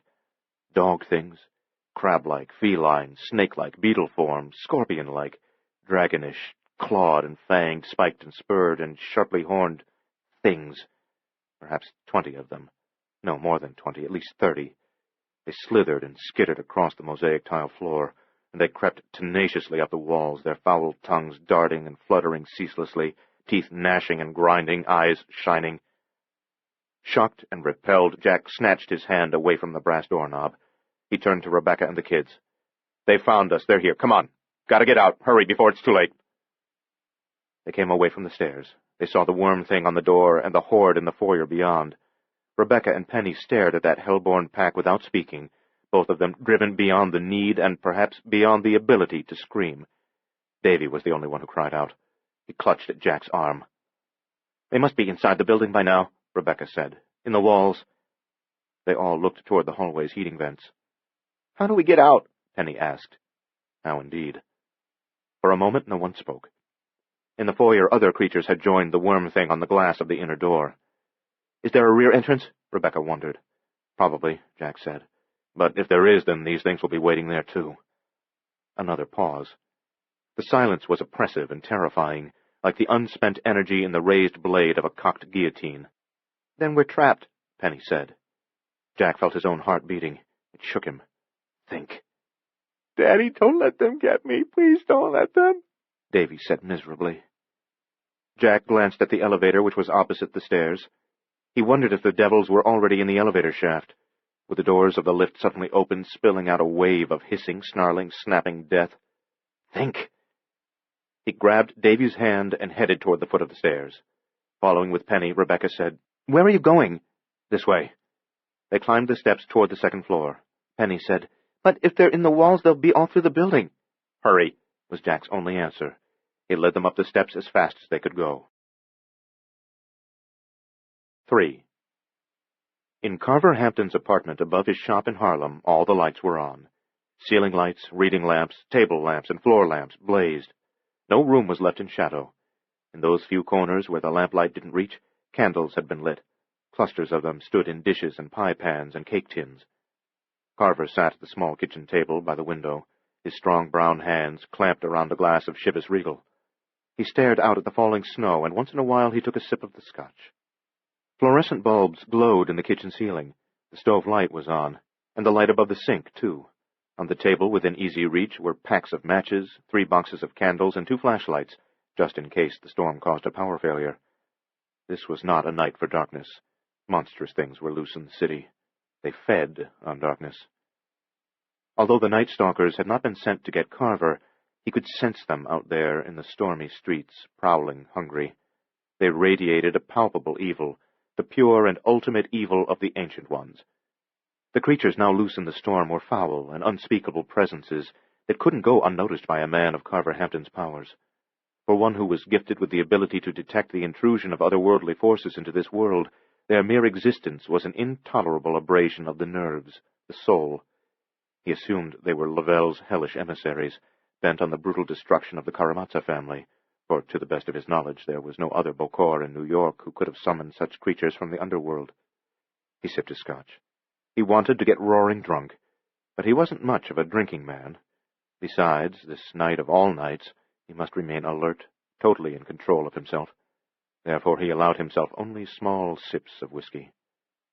The gates had been opened, the very gates of hell. Just a crack. The latch had barely been slipped.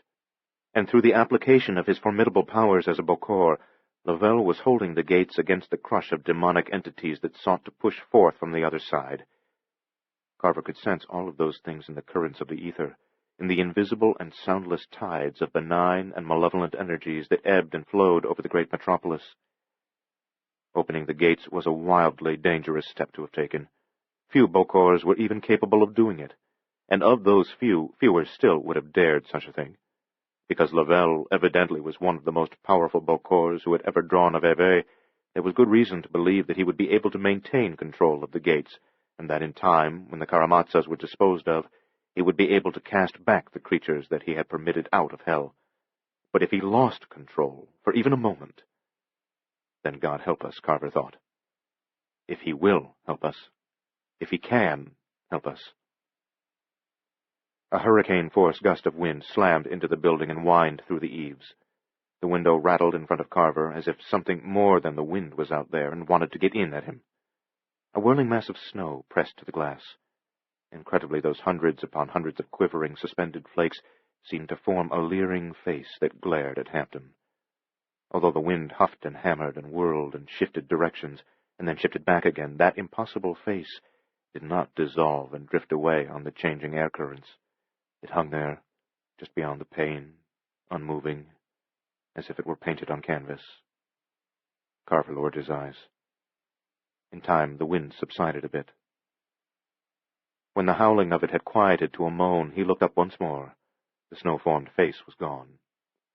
He sipped his scotch. The whiskey didn't warm him. Nothing could warm him this night. Guilt was one reason he wished he could get drunk. He was eaten by guilt because he had refused to give Lieutenant Dawson any more help. That had been wrong.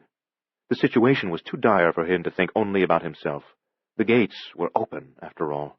The world stood at the brink of Armageddon, all because one Bokor, driven by ego and pride and an unslakable thirst for blood, was willing to take any risk, no matter how foolish, to settle a personal grudge. At a time like this, a Hunjan had certain responsibilities. Now was an hour for courage. Guilt gnawed at him because he kept remembering the midnight black serpent that Lavelle had sent, and with that memory tormenting him, he couldn't find the courage he required for the task that called. Even if he dared get drunk, he would still have to carry that burden of guilt. It was far too heavy, immense, to be lifted by booze alone. Therefore he was now drinking in hope of finding courage. It was a peculiarity of whiskey that, in moderation, it could sometimes make heroes of the very same men of whom it had made buffoons on other occasions. He must find the courage to call Detective Dawson and say, "I want to help." More likely than not, Lavelle would destroy him for becoming involved, and whatever death Lavelle chose to administer, it would not be an easy one. He sipped his scotch. He looked across the room at the wall phone. Call Dawson, he told himself. He didn't move. He looked at the blizzard-swept night outside. He shuddered. 4. Breathless, Jack and Rebecca and the kids reached the fourth-floor landing in the brownstone apartment house. Jack looked down the stairs they'd just climbed. So far, nothing was after them. Of course, something could pop out of one of the walls at any moment. The whole damn world had become a carnival funhouse. 4 apartments opened off the hall. Jack led the others past all 4 of them without knocking, without ringing any doorbells. There was no help to be found here. These people could do nothing for them. They were on their own. At the end of the hall was an unmarked door. Jack hoped to God it was what he thought it was. He tried the knob. From this side the door was unlocked. He opened it, hesitantly, afraid that the goblins might be waiting on the other side. Darkness. Nothing rushed at him. He felt for a light switch, half expecting to put his hand on something hideous, but he didn't. No goblins, just the switch. Click. And yes, it was what he hoped. A final flight of steps, considerably steeper and narrower than the 8 flights they had already conquered, leading up to a barred door. "Come on," he said. Following him without question, Davy and Penny and Rebecca clumped noisily up the stairs, weary but still too driven by fear to slacken their pace. At the top of the steps the door was equipped with 2 deadbolt locks, and it was braced by an iron bar. No burglar was going to get into this place by way of the roof. Jack snapped open both deadbolts and lifted the bar out of its braces, stood it to one side. The wind tried to hold the door shut. Jack shouldered it open, and then the wind caught it and pulled on it instead of pushing, tore it away from him, flung it outward with such tremendous force that it banged against the outside wall. He stepped across the threshold onto the flat roof. Up here, the storm was a living thing. With a lion's ferocity, it leapt out of the night across the parapet, roaring and sniffing and snorting. It tugged at Jack's coat. It stood his hair on end, then plastered it to his head, then stood it on end again. It expelled its frigid breath in his face, and slipped cold fingers under the collar of his coat. He crossed to that edge of the roof which was nearest the next brownstone. The crenellated parapet was waist-high. He leaned against it, looked out and down. As he had expected, the gap between the buildings was only about 4 feet wide. Rebecca and the kids joined him, and Jack said, "We'll cross over." "How do we bridge it?" Rebecca asked. "Must be something around that'll do the job." He turned and surveyed the roof, which wasn't entirely cast in darkness. In fact, it possessed a moon-pale luminescence thanks to the sparkling blanket of snow that covered it. As far as he could see, there were no loose pieces of lumber or anything else that could be used to make a bridge between the 2 buildings. He ran to the elevator housing and looked on the other side of it, and he looked on the far side of the exit box that contained the door at the head of the stairs, but he found nothing. Perhaps something useful lay underneath the snow, but there was no way he could locate it without first shoveling off the entire roof. He returned to Rebecca and the kids. Penny and Davy remained hunkered down by the parapet, sheltering against it, keeping out of the biting wind, but Rebecca rose to meet him. He said, "We'll have to jump." "What?" "Across. We'll have to jump across." "We can't," she said. "It's less than 4 feet." "But we can't get a running start." "Don't need it. Just a small gap." "We'll have to stand on this wall," she said, touching the parapet, "and jump from there." "Yeah." "In this wind, at least one of us is sure as hell going to lose his balance even before he makes the jump. Get hit by a hard gust of wind and just fall right off the wall." "We'll make it," Jack said, trying to pump up his own enthusiasm for the venture. She shook her head. Her hair blew in her face. She pushed it out of her eyes. She said, "Maybe with luck, both you and I could do it, maybe, but not the kids." "Okay, so one of us will jump on the other roof, and one of us will stay here, and between us we'll hand the kids across from here to there." "Past them over the gap?" "Yeah." "Over a 50-foot drop?" "There's really not much danger," he said, wishing he believed it. "From these 2 roofs we could reach across and hold hands." "Holding hands is one thing, but transferring something as heavy as a child?" "I'll make sure you have a good grip on each of them before I let go, and as you haul them in, you can brace yourself against the parapet over there. No sweat."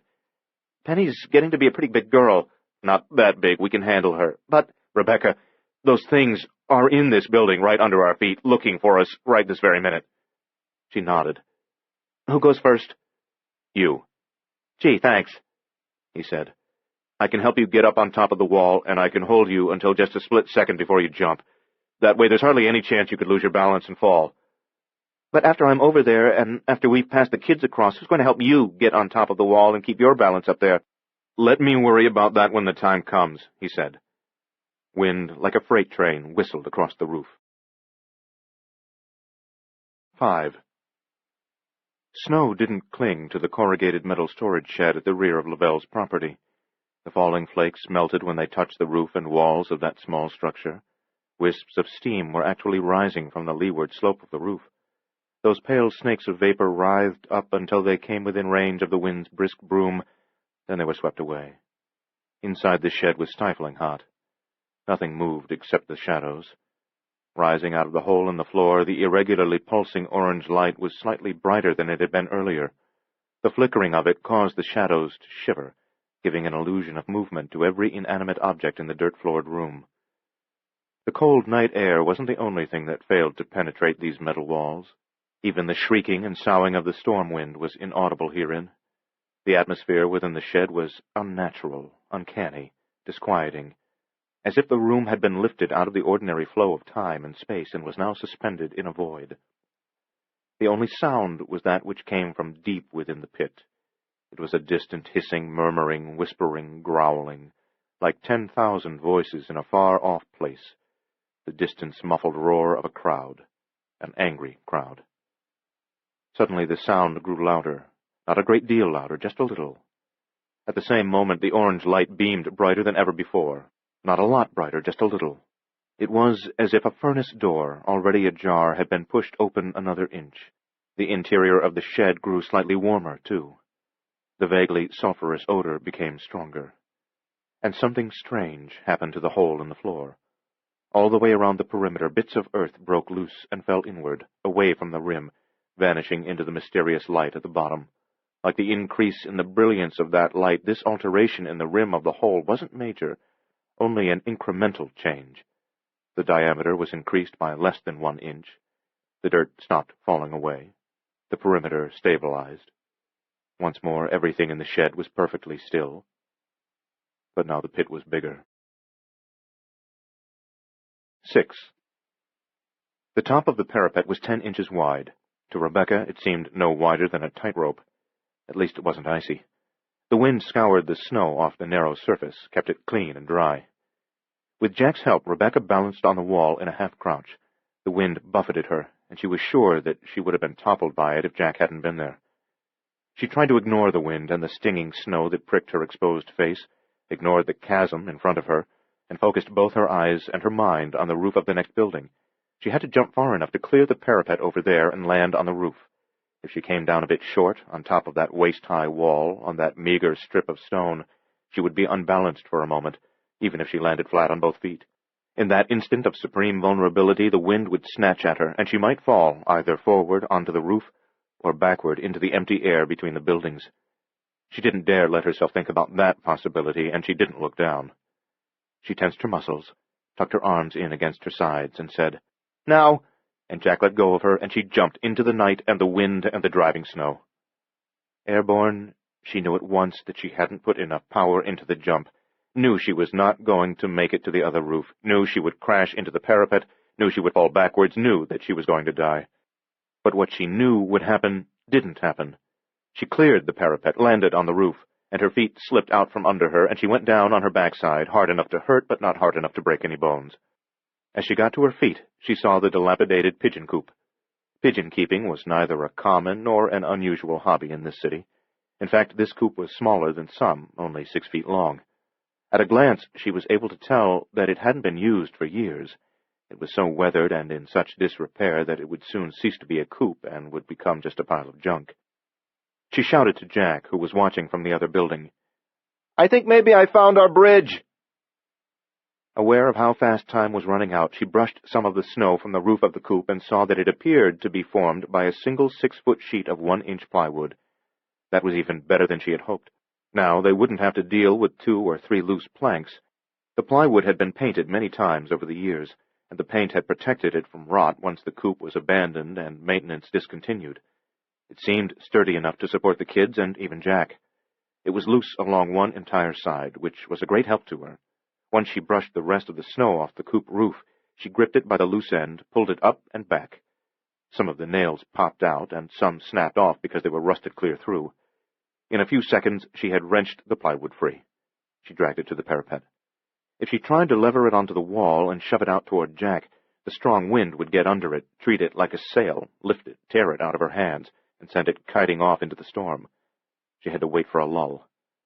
One came fairly soon, and she quickly heaved the plywood up, balanced it on top of the parapet, and slid it out toward Jack's reaching hands. In a moment, as the wind whipped up once more, they had the bridge in place. Now, with the 2 of them holding it, they would be able to keep it down even if a fierce wind got under it. Penny made the short journey first, to show Davy how easily it could be done. She wriggled across on her belly, gripping the edges of the board with her hands, pulling herself along. Convinced it could be done, Davy followed safely after her. Jack came last. As soon as he was on the bridge, there was, of course, no one holding the far end of it. However, his weight held it in place, and he didn't scramble completely off until there was another lull in the wind. Then he helped Rebecca drag the plywood back onto the roof. "Now what?" she asked. "1 building's not enough," he said. "We've got to put more distance between us and them." Using the plywood, they crossed the gulf between the 2nd and 3rd apartment houses. went from the 3rd roof to the 4th, then from the 4th to the 5th. The next building was 10 or 12 stories higher than this one. Their roof hopping had come to an end, which was just as well since their arms were beginning to ache from dragging and lifting the heavy sheet of plywood. At the rear of the 4th brownstone, Rebecca leaned over the parapet and looked down into the alley 4 stories below. There was some light down there, a street lamp at each end of the block, another in the middle, plus the glow that came from all the windows of the first-floor apartments. She couldn't see any goblins in the alley, or any other living creatures for that matter, just snow in blankets and mounds, snow twirling in small and short-lived tornadoes, snow in vaguely phosphorescent sheets like the gowns of ghosts racing in front of the wind.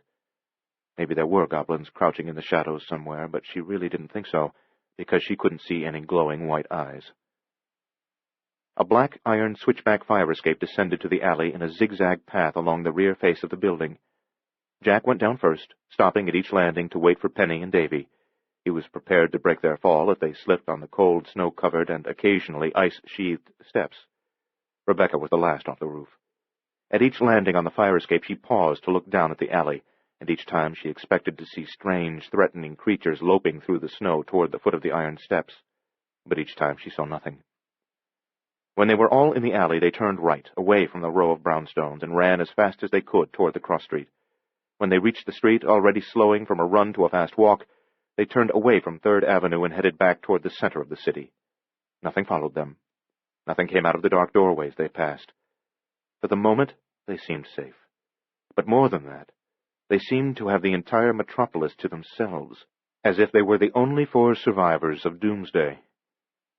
Rebecca had never seen it snow this hard. This was a rampaging, lashing, hammering storm more suitable to the savage polar ice fields than to New York. Her face was numb, and her eyes were watering, and she ached in every joint and muscle from the constant struggle required to resist the insistent wind. 2/3 of the way to Lexington Avenue, Davy stumbled and fell, and simply couldn't find the energy to continue on his own. Jack carried him. From the look of her, Penny was rapidly using up the last of her reserves as well. Soon Rebecca would have to take Davy, so Jack could then carry Penny. And how far and how fast could they expect to travel under those circumstances? Not far. Not very damn fast. They needed to find transportation within the next few minutes. They reached the avenue, and Jack led them to a large steel grate which was set in the pavement, and from which issued clouds of steam. It was a vent from one sort of underground tunnel or another, most likely from the subway system. Jack put Davy down, and the boy was able to stand on his own feet, but it was obvious that he would still have to be carried when they started out again. He looked terrible. His small face was drawn, pinched, and very pale, except for enormous dark circles around his eyes. Rebecca's heart went out to him, and she wished there was something she could do to make him feel better, but she didn't feel so terrific herself. The night air was too cold, and the heated air rising out of the street wasn't heated enough to warm Rebecca as she stood at the edge of the grate and allowed the wind to blow the foul-smelling steam in her face. However, there was an illusion of warmth, if not the real thing, and at the moment the mere illusion was sufficiently spirit-lifting to forestall everyone's complaints. To Penny, Rebecca said, "How are you doing, honey?" "I'm okay," the girl said, although she looked haggard. "I'm just worried about Davy." Rebecca was amazed by the girl's resilience and spunk. Jack said, "We've got to get a car. I'll only feel safe when we're in a car, rolling, moving. They can't get at us when we're moving." It'll be warm in a car," Davy said. But the only cars on the street were those that were parked at the curb, unreachable beyond a wall of snow thrown up by the plows and not yet hauled away. If any cars had been abandoned in the middle of the avenue, they had already been towed away by the snow emergency crews. None of those workmen were in sight now. No plows either. "Even if we could find a car along here that wasn't plowed in," Rebecca said, "it isn't likely there'd be keys in it or snow chains on the tires." "I wasn't thinking of these cars," Jack said. "But if we can find a payphone, put in a call to headquarters, we could have them send out a department car for us." "Isn't that a phone over there?" Penny asked, pointing across the broad avenue. "Snow's so thick I can't be sure," Jack said, squinting at the object that had drawn Penny's attention. "It might be a phone." "Let's go have a look," Rebecca said. Even as she spoke, a small but sharply clawed hand came out of the grating, from the space between 2 of the steel bars. Davy saw it first, cried out, stumbled back away from the rising steam. A goblin's hand. And another one, scrabbling at the toe of Rebecca's boot. She stomped on it, saw shining silver-white eyes in the darkness under the grate, and jumped back. A third hand appeared, and a fourth, and Penny and Jack got out of the way, and suddenly the entire steel grating rattled in its circular niche, tilted up at one end, slammed back into place, but immediately tilted up again, a little farther than an inch this time, but fell back, rattled, bounced. The horde below was trying to push out of the tunnel. Although the grating was large and immensely heavy, Rebecca was sure the creatures below would dislodge it and come boiling out of the darkness and steam. Jack must have been equally convinced, for he snatched up Davy and ran. Rebecca grabbed Penny's hand, and they followed Jack, fleeing down the blizzard-pounded avenue, not moving as fast as they should, not moving very fast at all. None of them dared to look back. Ahead on the far side of the divided thoroughfare, a Jeep station wagon turned the corner, tires churning effortlessly through the snow. It bore the insignia of the City Department of Streets. Jack and Rebecca and the kids were headed downtown, but the Jeep was headed uptown. Jack angled across the avenue toward the center divider and the other lanes beyond it, trying to get in front of the Jeep and cut it off before it was past them. Rebecca and Penny followed. If the driver of the Jeep saw them, he didn't give any indication of it. He didn't slow down. Rebecca was waving frantically as she ran, and Penny was shouting, and Rebecca started shouting too, and so did Jack, all of them shouting their fool heads off because the Jeep was their only hope of escape. 7. At the table in the brightly lighted kitchen above Rada, Carver Hampton played a few hands of solitaire. He hoped the game would take his mind off the evil that was loose in the winter night, and he hoped it would help him overcome his feelings of guilt and shame, which plagued him because he hadn't done anything to stop that evil from having its way in the world. But the cards couldn't distract him.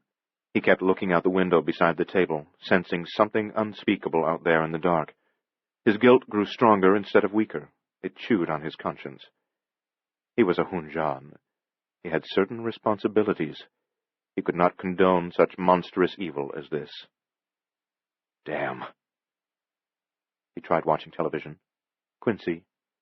Jack Klugman was shouting at his stupid superiors, crusading for justice, exhibiting a sense of social compassion greater than Mother Teresa's, and otherwise comporting himself more like Superman than like a real medical examiner. On Dynasty, a bunch of rich people were carrying on in the most licentious, vicious, Machiavellian manner, and Carver asked himself the same question he always asked himself when he was unfortunate enough to catch a few minutes of Dynasty or Dallas or one of their clones. If real rich people in the real world were this obsessed with sex, revenge, backstabbing, and petty jealousies, how could any of them ever have had the time and intelligence to make any money in the first place? He switched off the TV. He was a Hunjan. He had certain responsibilities. He chose a book from the living room shelf, the new Elmore Leonard novel, and although he was a big fan of Leonard's, and although no one wrote stories that moved faster than Leonard's stories, he couldn't concentrate on this one. He read 2 pages, couldn't remember a thing he'd read, and returned the book to the shelf. He was a Hunjan. He returned to the kitchen, went to the telephone. He hesitated with his hand on it. He glanced at the window. He shuddered because the vast night itself seemed to be demonically alive. He picked up the phone. He listened to the dial tone for a while. Detective Dawson's office and home numbers were on a piece of notepaper beside the telephone. He stared at the home number for a while. Then at last he dialed it. It rang several times, and he was about to give up when the receiver was lifted at the other end, but no one spoke. He waited a couple of seconds, then said, "Hello?" No answer. "Is someone there?" No response. At first he thought he hadn't actually reached the Dawson number, that there was a problem with the connection, that he was listening to dead air. But as he was about to hang up, a new and frightening perception seized him. He sensed an evil presence at the other end, a supremely malevolent entity whose malignant energy poured back across the telephone line. He broke out in a sweat. He felt soiled. His heart raced. His stomach turned sour, sick. He slammed the phone down.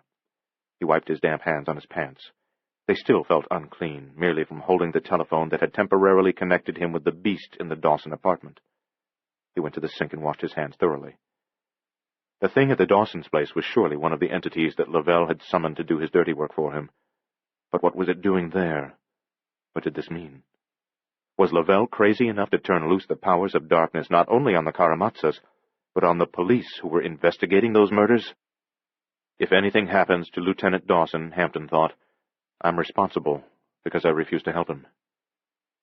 Using a paper towel to blot the cold sweat from his face and neck, he considered his options and tried to decide what he should do next. 8. There were only 2 men in the street department's Jeep station wagon, which left plenty of room for Penny, Davy, Rebecca, and Jack. The driver was a merry-looking, ruddy-faced man with a squashed nose and big ears.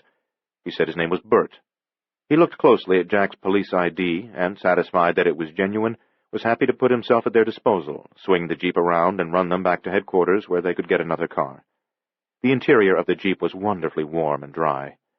Jack was relieved when the doors were all safely shut and the Jeep began to pull out. But just as they were making a U-turn in the middle of the deserted avenue, Bert's partner, a freckled-faced young man named Leo, saw something moving through the snow coming toward them from across the street. He said, Hey, Bert, hold on a sec. Isn't that a cat out there? So what if it is? Bert asked. He shouldn't be out in weather like this. Cats go where they want, Bert said. You're the cat fancier. You should know how independent they are. Yeah, but it'll freeze to death out there, Leo said. As the Jeep completed the turn, and as Bert slowed down a bit to consider Leo's statement, Jack squinted through the side window at the dark shape loping across the snow. It moved with feline grace. Farther back in the storm, beyond several veils of falling snow, there might have been other things coming this way. Perhaps it was even the entire Nightmare pack moving in for the kill, but it was hard to tell for sure. However, the first of the goblins, the cat-like thing that had caught Leo's eye, was undeniably out there, only 30 or 40 feet away and closing fast. Stop just a sec, Leo said. Let me get out and scoop up the poor little fella. No, Jack said. Get the hell out of here. There's no damn cat out there. Startled, Bert looked over his shoulder at Jack. Penny began to shout the same thing again and again, and Davy took up her chant. Don't let them in! Don't let them in here! Don't let them in! Face pressed to the window in his door, Leo said, Jesus, you're right. It isn't any cat. Move! Jack shouted. The thing leaped and struck the side window in front of Leo's face. The glass cracked but held. Leo yelped, jumped, scooted backwards across the front seat, crowding Bert. Bert tramped down on the accelerator and the tires spun for a moment. The hideous cat thing clung to the cracked glass. Penny and Davy were screaming. Rebecca tried to shield them from the sight of the goblin. It probed at them with eyes of fire. Jack could almost feel the heat of that inhuman gaze. He wanted to empty his revolver at the thing, put half a dozen slugs into it, though he knew he couldn't kill it. The tires stopped spinning, and the Jeep took off with a lurch and a shudder. Bert held the steering wheel with one hand and used the other to try to push Leo out of the way, but Leo wasn't going to move even an inch closer to the fractured window where the cat thing had attached itself. The goblin licked the glass with its black tongue. The Jeep careened toward the divider in the center of the avenue, and it started to slide. Jack said, "Damn it, don't lose control!" "I can't steer with him on my lap," Bert said. He rammed an elbow into Leo's side, hard enough to accomplish what all the pushing and shoving and shouting hadn't managed to do. Leo moved, although not much. The cat thing grinned at them. Double rows of sharp and pointed teeth gleamed. Bert stopped the sliding Jeep just before it would have hit the center divider. In control again, he accelerated. The engine roared. Snow flew up around them. Leo was making odd gibbering sounds, and the kids were crying, and for some reason Bert began blowing the horn, as if he thought the sound would frighten the thing and make it let go. Jack's eyes met Rebecca's. He wondered if his own gaze was as bleak as hers. Finally, the goblin lost its grip, fell off, tumbled away into the snowy street. Leo said, "Thank God," and collapsed back into his own corner of the front seat. Jack turned and looked out the rear window. Other dark beasts were coming out of the whiteness of the storm. They loped after the Jeep, but they couldn't keep up with it. They quickly dwindled, disappeared. But they were still out there, somewhere, everywhere. 9. The shed. The hot, dry air. The stench of hell. Again, the orange light abruptly grew brighter than it had been. Not a lot brighter, just a little. And at the same time, the air became slightly hotter, and the noises coming out of the pit grew somewhat louder and angrier, although they were still more of a whisper than a shout. Again, around the perimeter of the hole, the earth loosened of its own accord, dropped away from the rim, tumbled to the bottom, and vanished in the pulsing orange glow. The diameter had increased by more than 2 inches before the earth became stable once more, and the pit was bigger. Part 3. Wednesday, 11:20 p.m. to Thursday, 2:30 a.m. You know, Tolstoy, like myself, wasn't taken in by superstitions, like science and medicine. George Bernard Shaw. There is superstition in avoiding superstition. Francis Bacon. Chapter 7. 1. At headquarters, the underground garage was lighted, but not very brightly lighted. Shadows crouched in corners. They spread like a dark fungus on the walls. They lay in wait between the rows of cars and other vehicles. They clung to the concrete ceilings and watched all that went on beneath them. Tonight, Jack was scared of the garage. Tonight, the omnipresent shadows themselves seemed to be alive, and, worse, seemed to be creeping closer with great cleverness and stealth. Rebecca and the kids evidently felt the same way about the place. They stayed close together, and they looked around worriedly, their faces and bodies tense. It's all right, Jack told himself. The goblins can't have known where we were going. For the time being, they've lost track of us. For the moment, at least, we're safe. But he didn't feel safe. The night man in charge of the garage was Ernie Tukes. His thick black hair was combed straight back from his forehead, and he wore a pencil-thin mustache that looked odd on his wide upper lip. But each of you already signed out a car, Ernie said, tapping the requisition sheet on his clipboard. Well, we need 2 more, Jack said. Well, that's against regulations, and The hell with regulations, Rebecca said. Just give us the cars, now. Where are the 2 you already got? Ernie asked. You didn't rack them up, did you? Of course not, Jack said. They're bogged down. Mechanical trouble? No, stuck in snowdrifts, Jack lied. They had ruled out going back for the car at Rebecca's apartment, and they had also decided they didn't dare return to Fay and Keith's place. They were sure the devil things would be waiting at both locations. Drifts? Ernie said. Is that all? We'll just send a tow truck out, get you loose, and put you on the road again. We don't have time for that, Jack said impatiently, letting his gaze roam over the darker portions of the cavernous garage. We need 2 cars right now. Regulations say... Listen, Rebecca said. Weren't a number of cars assigned to the Karamatsa task force? Sure, Ernie said. And aren't some of those cars still here in the garage, right now, unused? Well, at the moment, nobody's using them, Ernie admitted. But maybe... And who's in charge of the task force? Rebecca demanded. Well, you are, the 2 of you. This is an emergency related to the Karamatsa case, and we need those cars. Well, you already got cars checked out, and regulations say you gotta fill out breakdown or loss reports on them before you can get... Forget the bullshit bureaucracy, Rebecca said angrily. Get us new wheels now, this minute, or so help me God, I'll rip that funny little mustache out of your face, take the keys off your pegboard there, and get the cars myself. Ernie stared wide-eyed at her, evidently stunned by both the threat and the vehemence with which it was delivered. In this particular instance, Jack was delighted to see Rebecca revert to a nail-eating, hard-nosed Amazon. Move, she said, taking 1 step toward Ernie. Ernie moved. Fast. While they waited by the dispatcher's booth for the first car to be brought around, Penny kept looking from one shadowy area to another. Again and again she thought she saw things moving in the gloom. Darkness slithering through darkness. A ripple in the shadows between 2 patrol cars. A throbbing in the pool of blackness that lay behind a police riot wagon. A shifting, malevolent shape in the pocket of darkness in that corner over there. A watchful, hungry shadow hiding among the ordinary shadows in that other corner. Movement just beyond the stairway, and more movement on the other side of the elevators. And something scuttling stealthily across the dark ceiling, and...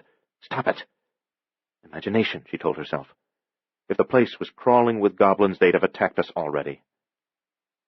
The garage man returned with a slightly battered blue Chevrolet that had no police department insignia on the doors, though it did have a big antenna because of its police radio. Then he hurried away to get the second car. Daddy and Rebecca checked under the seats of the first one to be sure no goblins were hiding there. Penny didn't want to be separated from her father, even though she knew separation was part of the plan, even though she had heard all the good reasons why it was essential for them to split up, and even though the time to leave had now come. She and Davy would go with Rebecca and spend the next few hours driving slowly up and down the main avenues, where the snowplows were working the hardest and where there was the least danger of getting stuck. They didn't dare get stuck because they were vulnerable when they stayed in one place too long, safe only while they were on wheels and moving, where the goblins couldn't get a fix on them. In the meantime, her father would go up to Harlem to see a man named Carver Hampton, who would probably be able to help him find Lavelle. Then he was going after that witch doctor. He was sure he wouldn't be in terrible danger, He said that, for some reason he really didn't understand, Lavelle's magic had no effect on him. He said putting the cuffs on Lavelle wouldn't be any more difficult or dangerous than putting them on any other criminal. He meant it, too. And Penny wanted to believe that he was absolutely right. But deep in her heart, she was certain she would never see him again. Nevertheless, she didn't cry too much, and she didn't hang on him too much, and she got into the car with Davy and Rebecca. As they drove out of the garage up the exit ramp, she looked back. Daddy was waving at them. Then they reached the street and turned right, and he was out of sight. From that moment, it seemed to Penny that he was already as good as dead. 2. A few minutes after midnight in Harlem, Jack parked in front of Rada. He knew Hampton lived above the store, and he figured there must be a private entrance to the apartment. So he went around to the side of the building, where he found a door with a street number. There were a lot of lights on the second floor. Every window glowed brightly. Standing with his back to the pummeling wind, Jack pushed the buzzer beside the door, but wasn't satisfied with just a short ring. He held his thumb there, pressing down so hard that it hurt a little. Even through the closed door, the sound of the buzzer swiftly became irritating. Inside, it must be 5 or 6 times louder. If Hampton looked out through the fisheye security lens in the door and saw who was waiting and decided not to open up, then he'd better have a damn good pair of earplugs. In 5 minutes, the buzzer would give him a headache. In 10 minutes, it would be like an ice pick probing in his ears. If that didn't work, however, Jack intended to escalate the battle. He'd look around for a pile of loose bricks or several empty bottles or other hefty pieces of rubbish to throw through Hampton's windows. He didn't care about being charged with reckless use of authority. He didn't care about getting in trouble and maybe losing his badge. It was past the point of polite requests and civilized debate. To his surprise, in less than half a minute the door opened, and there was Carver Hampton, looking bigger and more formidable than Jack remembered him, not frowning as expected, but smiling, not angry but delighted. Before Jack could speak, Hampton said, "You're all right! Thank God for that! Thank God! Come in! You don't know how glad I am to see you! Come in, come in!" There was a small foyer beyond the door, then a set of stairs, and Jack went in, and Hampton closed the door but didn't stop talking. "My God, man! I've been worried half to death! Oh, you all right? You look all right. Will you please, for God's sake, tell me you're all right?" "I'm okay," Jack said.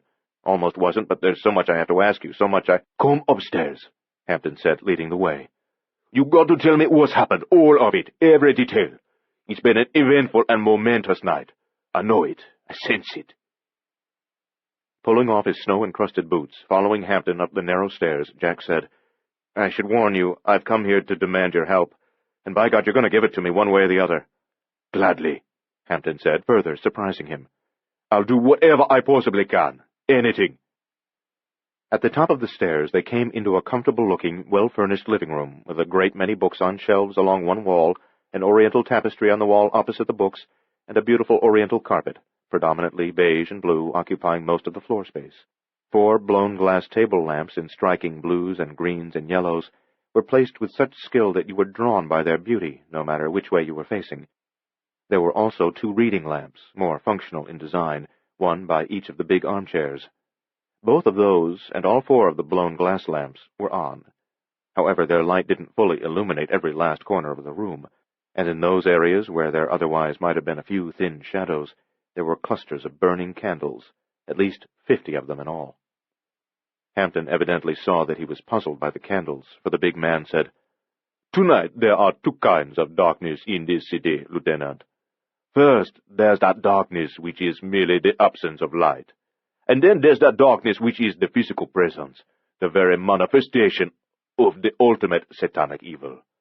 That second and malignant form of darkness feeds upon and cloaks itself in the first and more ordinary kind of darkness, cleverly disguises itself. But it's out there. Therefore, I don't wish to have shadows close to me this night, if I can avoid it, for one never knows when an innocent patch of shade might be something more than it appears." Before this investigation, even as excessively open-minded as Jack had always been, he wouldn't have taken Carver Hampton's warning seriously. At best, he would have thought the man eccentric, at worst, a bit mad. Now, he didn't for a moment doubt the sincerity or the accuracy of the Hunjan's statements. Unlike Hampton, Jack wasn't afraid that the shadows themselves would suddenly leap at him and clutch him with insubstantial yet somehow deadly hands of darkness.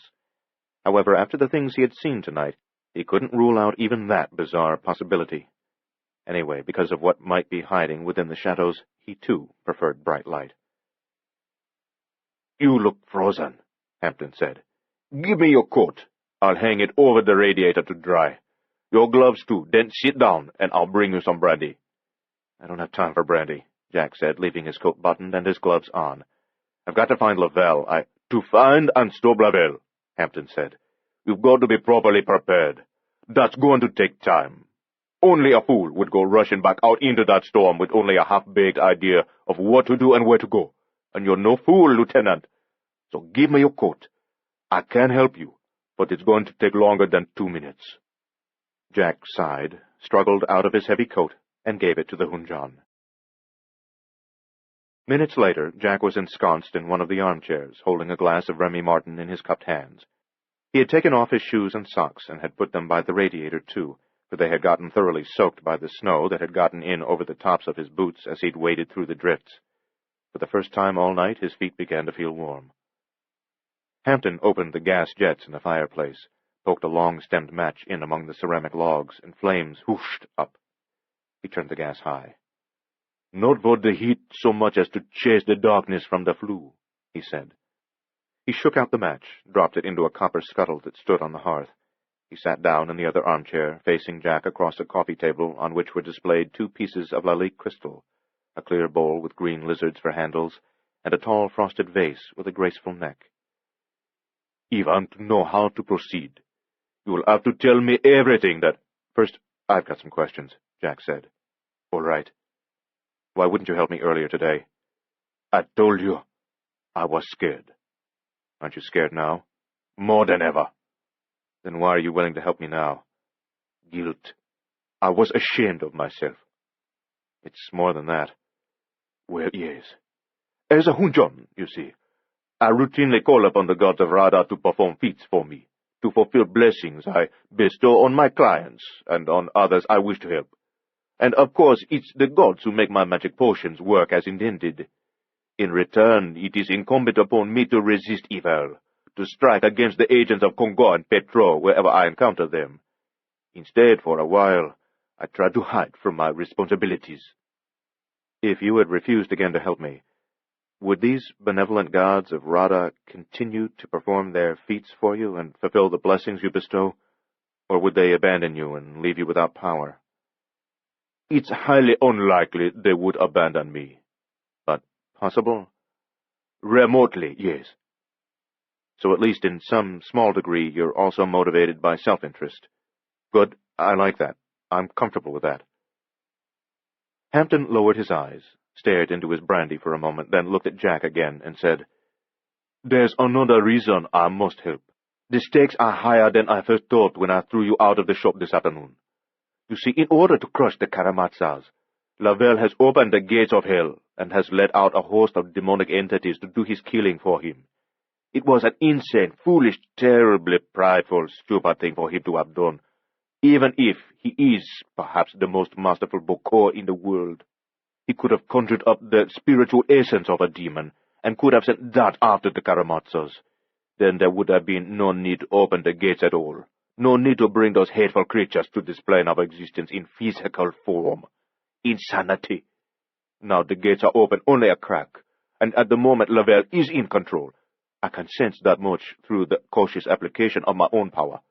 But Lavelle is a madman, and in some lunatic fit might decide to fling the gates wide just for the fun of it. Or perhaps he'll grow weary and weaken.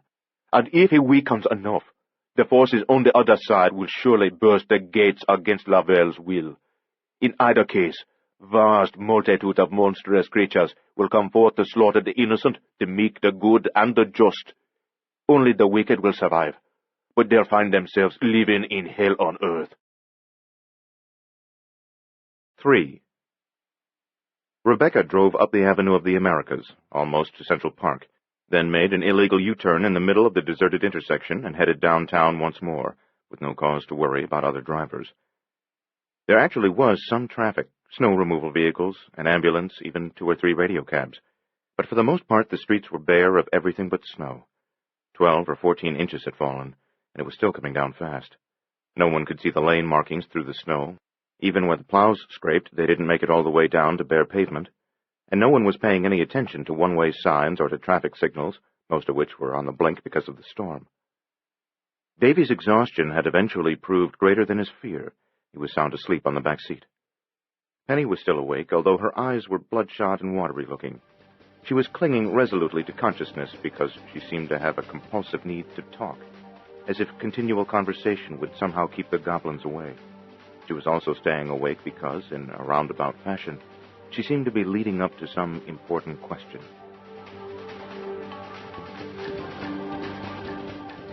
This is the end of disc number 7. Please insert disc number 8.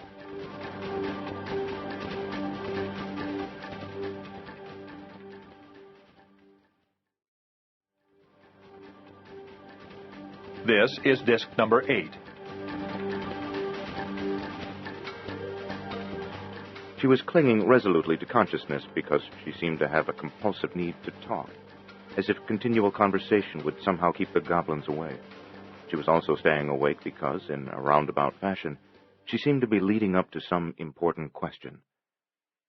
Rebecca wasn't sure what was on the girl's mind, and when at last Penny got to it, Rebecca was surprised by the kid's perspicacity. "Do you like my father?"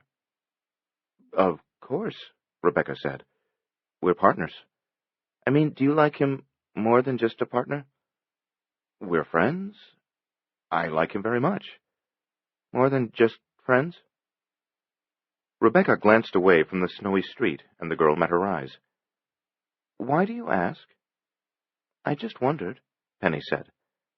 Not quite sure what to say, Rebecca returned her attention to the street ahead. Penny said, "Well, are you? More than just friends?" "Would it upset you if we were?" "Gosh, no." "Really? You mean maybe I might be upset because I'd think you were trying to take my mother's place?" "Well, that's sometimes a problem." "Not with me, it isn't. I love my mom, and I'll never forget her, but I know she'd want me and Davy to be happy, and one thing that'll make us real happy is if we could have another mom before we're too old to enjoy her." Rebecca almost laughed in delight at the sweet, innocent, and yet curiously sophisticated manner in which the girl expressed herself, but she bit her tongue and remained straight-faced, because she was afraid that Penny might misinterpret her laughter. The girl was so serious. Penny said, "I think it would be terrific. You and Daddy, he needs someone, someone to love." "He loves you and Davy very much. I've never known a father who loved his children, who cherished them as much as Jack loves and cherishes the two of you." "Oh, I know that. But he needs more than us." The girl was silent for a moment, obviously deep in thought. Then, "See, there are basically 3 types of people. First, you've got your givers, people who just give and give and give and never expect to take anything in return. There aren't many of those. I guess that's the kind of person who sometimes ends up being made a saint 100 years after he dies. Then there are your givers and takers, which is what most people are. That's what I am, I guess. And way down at the bottom, you've got your takers, the scuzzy types who just take and never, ever give anything to anyone. Now, I'm not saying Daddy's a complete giver. I know he isn't a saint. But he's not exactly a giver and taker, either. He's somewhere in between. He gives a whole lot more than he takes, He enjoys giving more than he enjoys getting. He needs more than just Davy and me to love, because he's got a lot more love in him than just that." She sighed and shook her head in evident frustration. "Am I making any sense at all?" "A lot of sense," Rebecca said. "I know exactly what you mean, but I'm amazed to be hearing it from an 11-year-old girl, almost 12, very grown up for your age." "Thank you," Penny said gravely. Ahead, at a cross street, a roaring river of wind moved from east to west, and swept up so much snow that it almost looked as if the Avenue of the Americas terminated there in a solid white wall.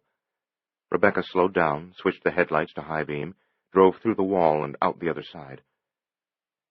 "I love your father," she told Penny, and she realized she hadn't yet told Jack. In fact, this was the first time in 20 years, the first time since the death of her grandfather, that she had admitted loving anyone. Saying those words was easier than she had thought it would be. "I love him, and he loves me." "That's fabulous," Penny said, grinning. Rebecca smiled. "It is rather fabulous, isn't it? Will you get married?" I suspect we will. Double fabulous. Triple. After the wedding, I'll call you Mom instead of Rebecca, if that's all right. Rebecca was surprised by the tears that suddenly rose in her eyes, and she swallowed the lump in her throat and said, I'd like that. Penny sighed and slumped down in her seat. I was worried about Daddy. I was afraid that witch doctor would kill him, but now that I know about you and him, well, that's one more thing he has to live for. I think it'll help. I think it's real important that he's got not just me and Davy, but you to come home to. I'm still afraid for him, but I'm not so afraid as I was. He'll be all right, Rebecca said. You'll see, he'll be just fine. We'll all come through this just fine. A moment later, when she glanced at Penny, she saw that the girl was asleep. She drove on through the whirling snow. Softly, she said, Come home to me, Jack. By God, you better come home to me. 4. Jack told Carver Hampton everything, beginning with the call from Lavelle on the payphone in front of Rada, and concluding with the rescue by Bert and Leo in their Jeep, the trip to the garage for new cars, and the decision to split up and keep the kids safely on the move. Hampton was visibly shocked and distressed. He sat very still and rigid throughout the story, not even once moving to sip his brandy. Then, when Jack finished, Hampton blinked and shuddered, and downed his entire glass full of Remy Martin in one long swallow. And so you see, Jack said, when you said these things came from hell, maybe some people might have laughed at you, but not me. I don't have any trouble believing you, even though I'm not too sure how they made the trip. After sitting rigidly for long minutes, Hampton suddenly couldn't keep still. He got up and paced. I know something of the ritual he must have used. It would only work for a master, a Boko of the first rank. The ancient gods wouldn't have answered a less powerful sorcerer. To do this thing, the Boko must first dig a pit in the earth. It's shaped somewhat like a meteor crater, sloping to a depth of 2 or 3 feet. The Boko recites certain chants, uses certain herbs, and he pours 3 types of blood into the hole: cat, rat, and human. As he sings a final and very long incantation, the bottom of the pit is miraculously transformed. In a sense, in a way that is impossible to explain or understand, the pit becomes far deeper than 2 or 3 feet. It interfaces with the gates of hell and becomes a sort of highway between this world and the underworld. Heat rises from the pit, as does the stench of hell, and the bottom of it appears to become molten. When the Boko finally summons the entities he wants, they pass out through the gates and then up through the bottom of the pit. On their way, the spiritual beings acquire physical bodies, golem bodies composed of the earth through which they pass. Clay bodies that are nevertheless flexible and fully animated and alive. From your vivid descriptions of the creatures you've seen tonight, I'd say they were the incarnations of minor demons and of evil men, once mortal, who were condemned to hell and are its lowest residents. Major demons and the ancient evil gods themselves would be considerably larger, more vicious, more powerful, and infinitely more hideous in appearance. Now, these damn things were plenty hideous enough, Jack assured him. But, supposedly, there are many ancient ones whose physical forms are so repulsive that the mere act of looking at them results in instant death for he who sees, Hampton said, pacing. Jack sipped his brandy. He needed it. Furthermore, Hampton said, the small size of these beasts would seem to support my belief that the gates are currently open only a crack. The gap is too narrow to allow the major demons and the dark gods to slip out. Thank God for that. Yes, Carver Hampton agreed. Thank all the benevolent gods for that. 5. Penny and Davy were still asleep. The night was lonely without their company. The windshield wipers flogged the snow off the glass. The wind was so fierce that it rocked the sedan and forced Rebecca to grip the steering wheel more firmly than she had done before. Then something made a noise beneath the car. Thump, thump. It knocked against the undercarriage hard enough to startle her, though not loud enough to wake the kids. And again, thump, thump. She glanced in the rearview mirror, trying to see if she'd run over anything, but the car's back window was partially frosted, limiting her view, and the tires churned up plumes of snow so thick that they cast everything behind the car into obscurity. She nervously scanned the lighted instrument panel in the dashboard, but she couldn't see any indication of trouble. Oil, fuel, alternator, battery, all seemed in good shape. No warning lights, no plunging needles on the gauges. The car continued to purr along through the blizzard. Apparently, the disconcerting noise hadn't been related to a mechanical problem. She drove half a block without a recurrence of the sound, then an entire block, then another one. She began to relax. Okay, she told herself. Don't be so damn jumpy. Stay calm and be cool. That's what the situation calls for. Nothing's wrong now, and nothing's going to go wrong either. I'm fine, the kids are fine, the car's fine. Thump, thump, thump. 6. The gas flames licked the ceramic logs. The blown glass lamps glowed softly, and the candles flickered, and the special darkness of the night pressed against the windows. Why wouldn't those creatures bite me? Why can't Lavelle's sorcery harm me? There can be only one answer, Hampton said. A Bokor has no power whatsoever to harm a righteous man. The righteous are well armored. What's that supposed to mean? Just what I said. You're righteous, virtuous. You're a man whose soul bears the stains of only the most minor sins. You've got to be kidding. No. By the manner in which you've led your life, you've earned immunity to the dark powers, immunity to the curses and charms and spells of sorcerers like Lavelle. You cannot be touched. That's just plain ridiculous, Jack said, feeling uncomfortable in the role of a righteous man. Otherwise, Lavelle would have had you murdered by now. I'm no angel. I didn't say you were. Not a saint either. Just a righteous man. That's good enough. Nonsense. I'm not righteous, or... If you thought of yourself as righteous, that would be a sin. A sin of self-righteousness. Smugness, an unshakable conviction of your own moral superiority, a self-satisfied blindness to your own faults. None of those qualities is descriptive of you. You're beginning to embarrass me, Jack said. You see, you aren't even guilty of the sin of excessive pride. Jack held up his brandy. What about this? I drink. To excess? No, but I swear and curse. I sure do my own share of that. I take the Lord's name in vain. A very minor sin. I don't attend church. Church-going has nothing to do with righteousness. The only thing that really counts is how you treat your fellow human beings. Listen, let's pin this down. Let's be absolutely sure this is why Lavelle can't touch you. Have you ever stolen from anyone? No. Have you ever cheated someone in a financial transaction? I've always looked out for my own interests, been aggressive in that regard, but I don't believe I've ever cheated anyone. In your official capacity, have you ever accepted a bribe? No. You can't be a good cop if you've got your hand out. Are you a gossiper, a slanderer? No. But forget about that small stuff. He leaned forward in his armchair and locked eyes with Hampton and said, What about murder? I've killed 2 men. Can I kill 2 men and still be righteous? I don't think so. That strains your thesis more than a little bit. Hampton looked stunned, but only for a moment. He blinked and said, Oh, I see. You mean that you killed them in the line of duty? Duty is a cheap excuse, isn't it? Murder is murder, right? What crimes were these men guilty of? The first was a murderer himself. He robbed a series of liquor stores and always shot the clerks. The second was a rapist. 22 rapes in 6 months. When you killed these men, was it necessary? Could you have apprehended them without resorting to a gun? In both cases, they started shooting first. Hampton smiled, and the hard lines of his battered face softened. Self-defense isn't a sin, Lieutenant. Yeah?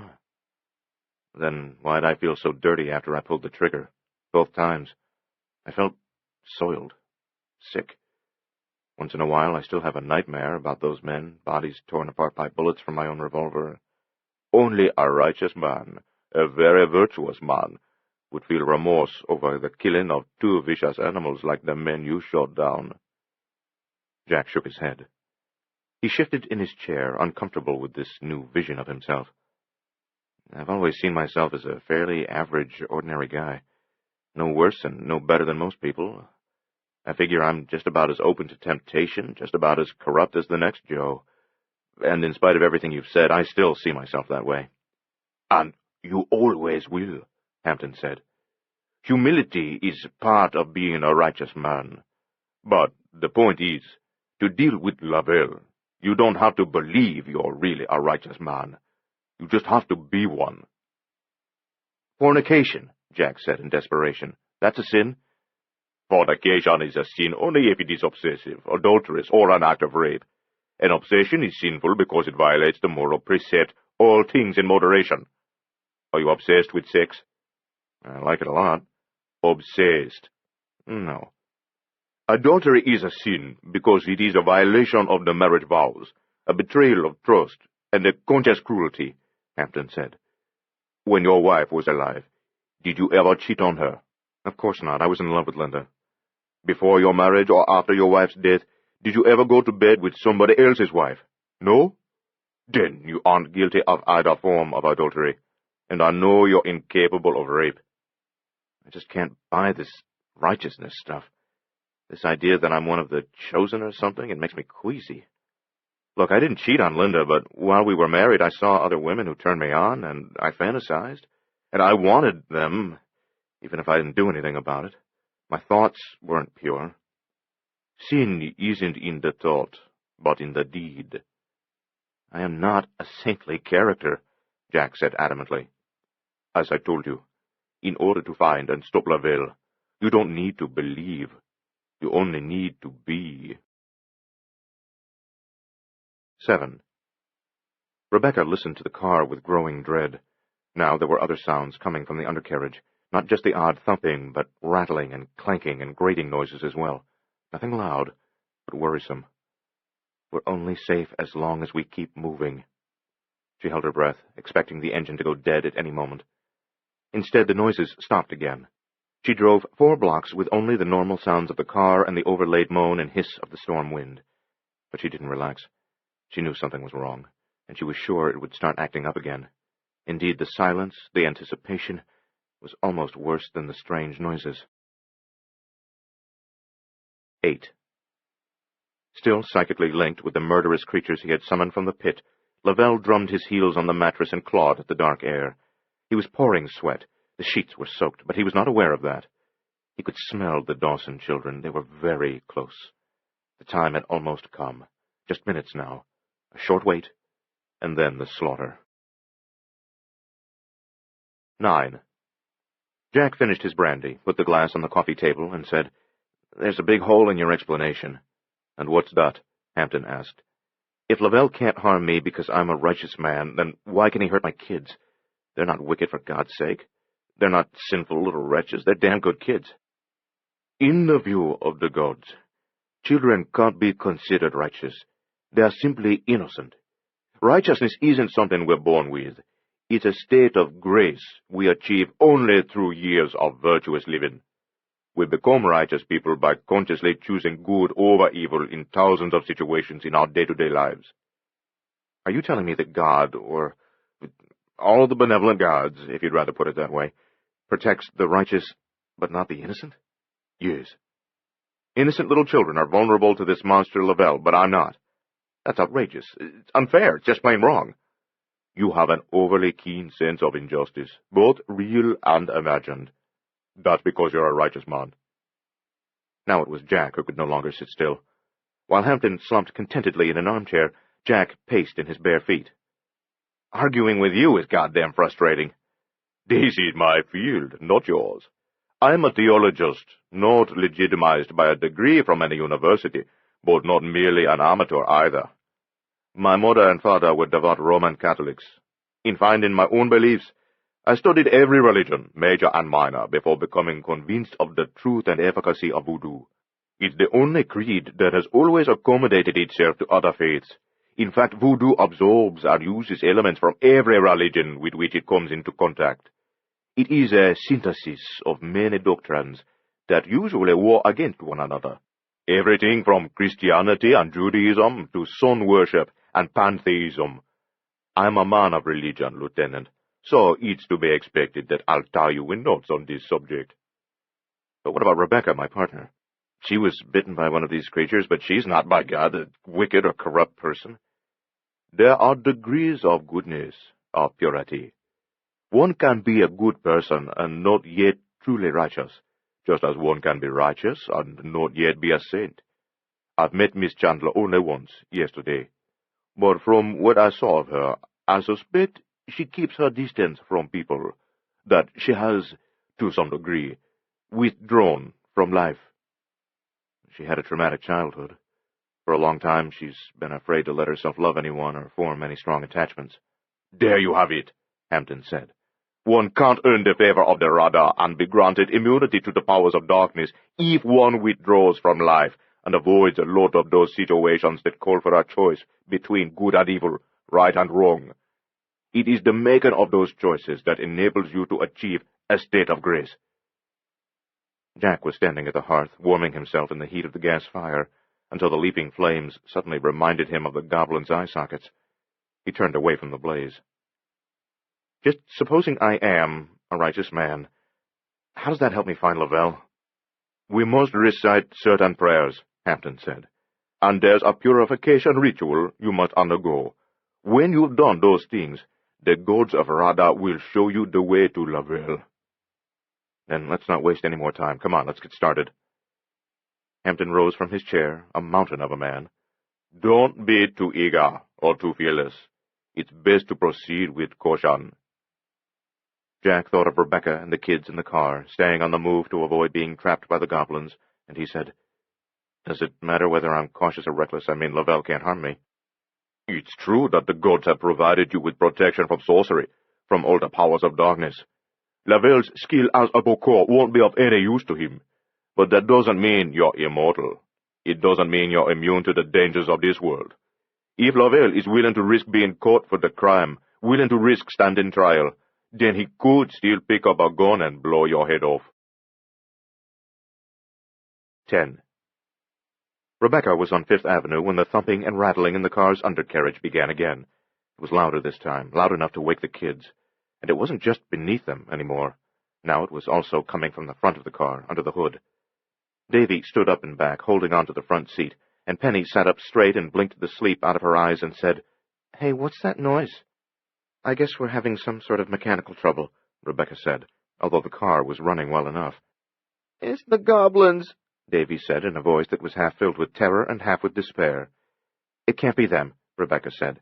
Penny said, They're under the hood. No, Rebecca said. We've been moving around steadily since we left the garage. There's no way they could have gotten into the car, no way. Then they were there even in the garage, Penny said. No, they'd have attacked us right there. Unless, Penny said, maybe they were afraid of Daddy? Afraid he could stop them, Davy said. Like he stopped the one that jumped on you, Penny said to her brother. The one outside Aunt Faye's place. Yeah, so maybe the goblins figured to hang onto the car and just wait till we were alone. Till Daddy wasn't here to protect us. Rebecca knew they were right. She didn't want to admit it, but she knew. The clattering in the undercarriage and the thumping, rattling under the hood increased, became almost frantic. They're tearing things apart, Penny said. They're going to stop the car, Davy said. They'll get in, Penny said. They'll get in at us, and there's no way to stop them. Stop it, Rebecca said. We'll come out all right. They won't get us. On the dashboard, a red warning light came on. In the middle of it was the word, oil. The car had ceased to be a sanctuary. Now it was a trap. They won't get us, I swear they won't, Rebecca said again. But she said it as much to convince herself as to reassure the children. Their prospects for survival suddenly looked as bleak as the winter night around them. Ahead through the sheeting snow, less than a block away, St. Patrick's Cathedral rose out of the raging storm, like some great ship on a cold night sea. It was a massive structure covering one entire city block. Rebecca wondered if voodoo devils would dare enter a church, or were they like vampires in all the novels and movies? Did they shy away in terror and pain from the mere sight of a crucifix? Another red warning light came on. The engine was overheating. In spite of the two gleaming indicators on the instrument panel, she tramped on the accelerator, and the car surged forward. She angled across the lanes toward the front of St. Patrick's. The engine sputtered. The cathedral offered small hope, perhaps false hope, but it was the only hope they had. 11. The ritual of purification required total immersion in water prepared by the Hunjan. In Hampton's bathroom, Jack undressed. He was more than a little surprised by his own newfound faith in these bizarre voodoo practices. He expected to feel ridiculous as the ceremony began, but he didn't feel anything of the sort, because he had seen those hell-born creatures. The bathtub was unusually long and deep. It occupied more than half the bathroom. Hampton said he'd had it installed expressly for ceremonial baths. Chanting in an eerily breathless voice that sounded too delicate to be coming from a man of his size, reciting prayers and petitions in a patois of French and English and various African tribal languages, Hampton used a bar of green soap, Jack thought it was Irish Spring, to draw veves all over the inside of the tub. Then he filled it with hot water.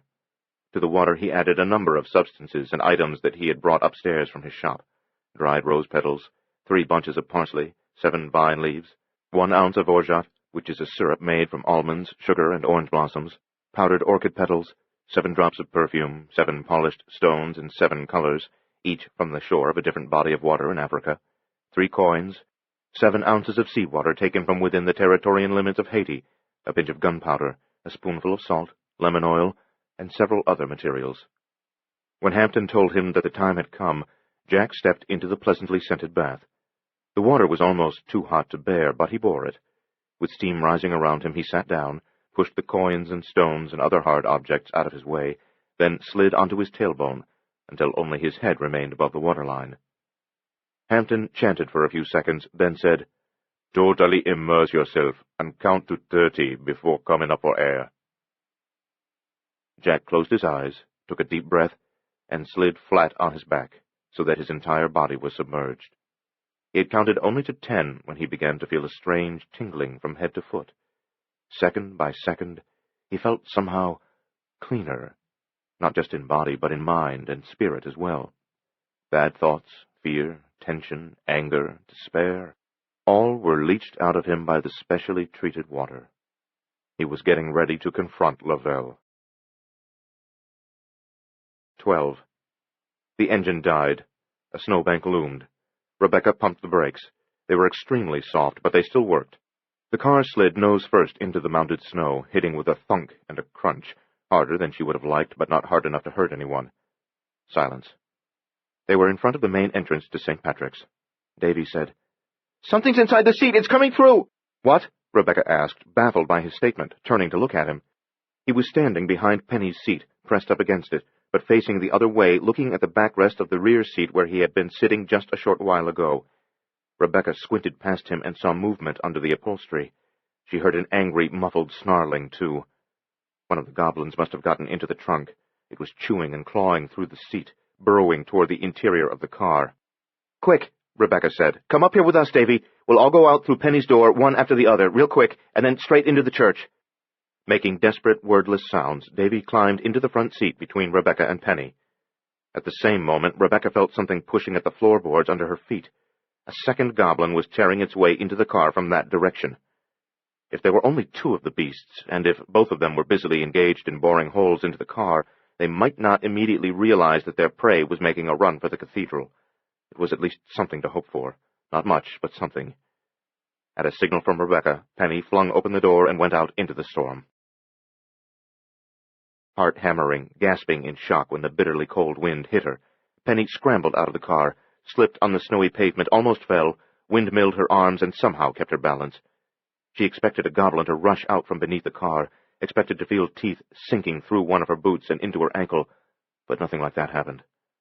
The street lamps, shrouded and dimmed by the storm, cast an eerie light like that in a nightmare. Penny's distorted shadow preceded her as she clambered up the ridge of snow that had been formed by passing plows. She struggled all the way to the top, panting, using her hands and knees and feet, getting snow in her face and under her gloves and inside her boots, and then she jumped down to the sidewalk, which was buried under a smooth blanket of virgin snow, and she headed toward the cathedral, never looking back, never, afraid of what she might see behind her, pursued, at least in her imagination, by all the monsters she had seen in the foyer of that brownstone apartment house earlier tonight. The cathedral steps were hidden under deep snow, but Penny grabbed the brass handrail and used it as a guide, stomped all the way up the steps, suddenly wondering if the doors would be unlocked at this late hour. Wasn't a cathedral always open? If it was locked now, they were dead. She went to the centermost portal, gripped the handle, pulled, thought for a moment that it was locked, then realized it was just a very heavy door, seized the handle with both hands, pulled harder than before, opened the door, held it wide, turned, and finally looked back the way she'd come. Davy was 2/3 of the way up the steps, his breath puffing out of him in jets of frost-white steam. He looked so small and fragile, but he was going to make it. Rebecca came down off the ridge of snow at the curb onto the sidewalk, stumbled, fell to her knees. Behind her, 2 goblins reached the top of the piled-up snow. Penny screamed, "They're coming! Hurry!" When Rebecca fell to her knees, she heard Penny scream, and she got up at once, but she took only 1 step before the 2 goblins dashed past her. Jesus, as fast as the wind, a lizard thing and a cat thing, both of them screeching. They didn't attack her, didn't nip at her or hiss, didn't even pause. They weren't interested in her at all. They just wanted the kids. Davy was at the cathedral door now, standing with Penny, and both of them were shouting at Rebecca. The goblins reached the steps and climbed half of them in what seemed like a fraction of a second, but then they abruptly slowed down, as if they had realized they were rushing toward a holy place, although that realization didn't stop them altogether. They crept slowly and cautiously from step to step, sinking half out of sight in the snow. Rebecca yelled at Penny, "Get in the church and close the door!" But Penny hesitated, apparently hoping that Rebecca would somehow make it past the goblins and get to safety herself, if the cathedral actually was safe. But even at their slower pace, the goblins were almost to the top of the steps. Rebecca yelled again, and again Penny hesitated. Now, moving slower by the second, the goblins were within 1 step of the top, only a few feet away from Penny and Davy, and now they were at the top, and Rebecca was shouting frantically, and at last Penny pushed Davy into the cathedral. She followed her brother and stood just inside the door for a moment, holding it open, peering out. Moving slower still, but still moving, the goblins headed for the door. Rebecca wondered if maybe these creatures could enter a church when the door was held open for them, just as, according to legend, a vampire could enter a house only if invited, or if someone held the door for him. It was probably crazy to think the same rules that supposedly governed mythical vampires would apply to these very real voodoo devils. Nevertheless, with new panic in her voice, Rebecca shouted at Penny again, and she ran halfway up the steps because she thought maybe the girl couldn't hear her above the wind. She screamed at the top of her voice, "Don't worry about me! Close the door! Close the door!" And finally Penny closed it, although reluctantly, just as the goblins arrived at the threshold. The lizard thing threw itself at the door, rebounded from it, and rolled onto its feet again. The cat thing wailed angrily. Both creatures scratched at the portal, but neither of them showed any determination, as if they knew that, for them, this was too great a task. Opening a cathedral door, opening the door to any holy place, required far greater power than they possessed. Frustrated, they turned away from the door, looked at Rebecca. Their fiery eyes seemed brighter than the eyes of the other creatures she had seen at the Jamesons and in the foyer of that brownstone apartment house. She backed down 1 step. The goblins started toward her. She descended all the other steps, stopping only when she reached the sidewalk. The lizard thing and the cat thing stood at the top of the steps, glaring at her. Torrents of wind and snow raced along Fifth Avenue, and the snow was falling so heavily that it almost seemed she would drown in it as surely as she would have drowned in an onrushing flood. The goblins descended 1 step. Rebecca backed up until she encountered the ridge of snow at the curb. The goblins descended a 2nd step, a 3rd. Chapter 8. 1. The bath of purification lasted only 2 minutes. Jack dried himself on 3 small, soft, highly absorbent towels, which had strange runes embroidered in the corners. They were of a material not quite like anything he had ever seen before. When he had dressed, he followed Carver Hampton into the living room, and, at the Hoonjohn's direction, stood in the center of the room where the light was brightest. Hampton began a long chant, holding an asang over Jack's head, then slowly moving it down the front of him, then around behind him and up along his spine to the top of his head once more.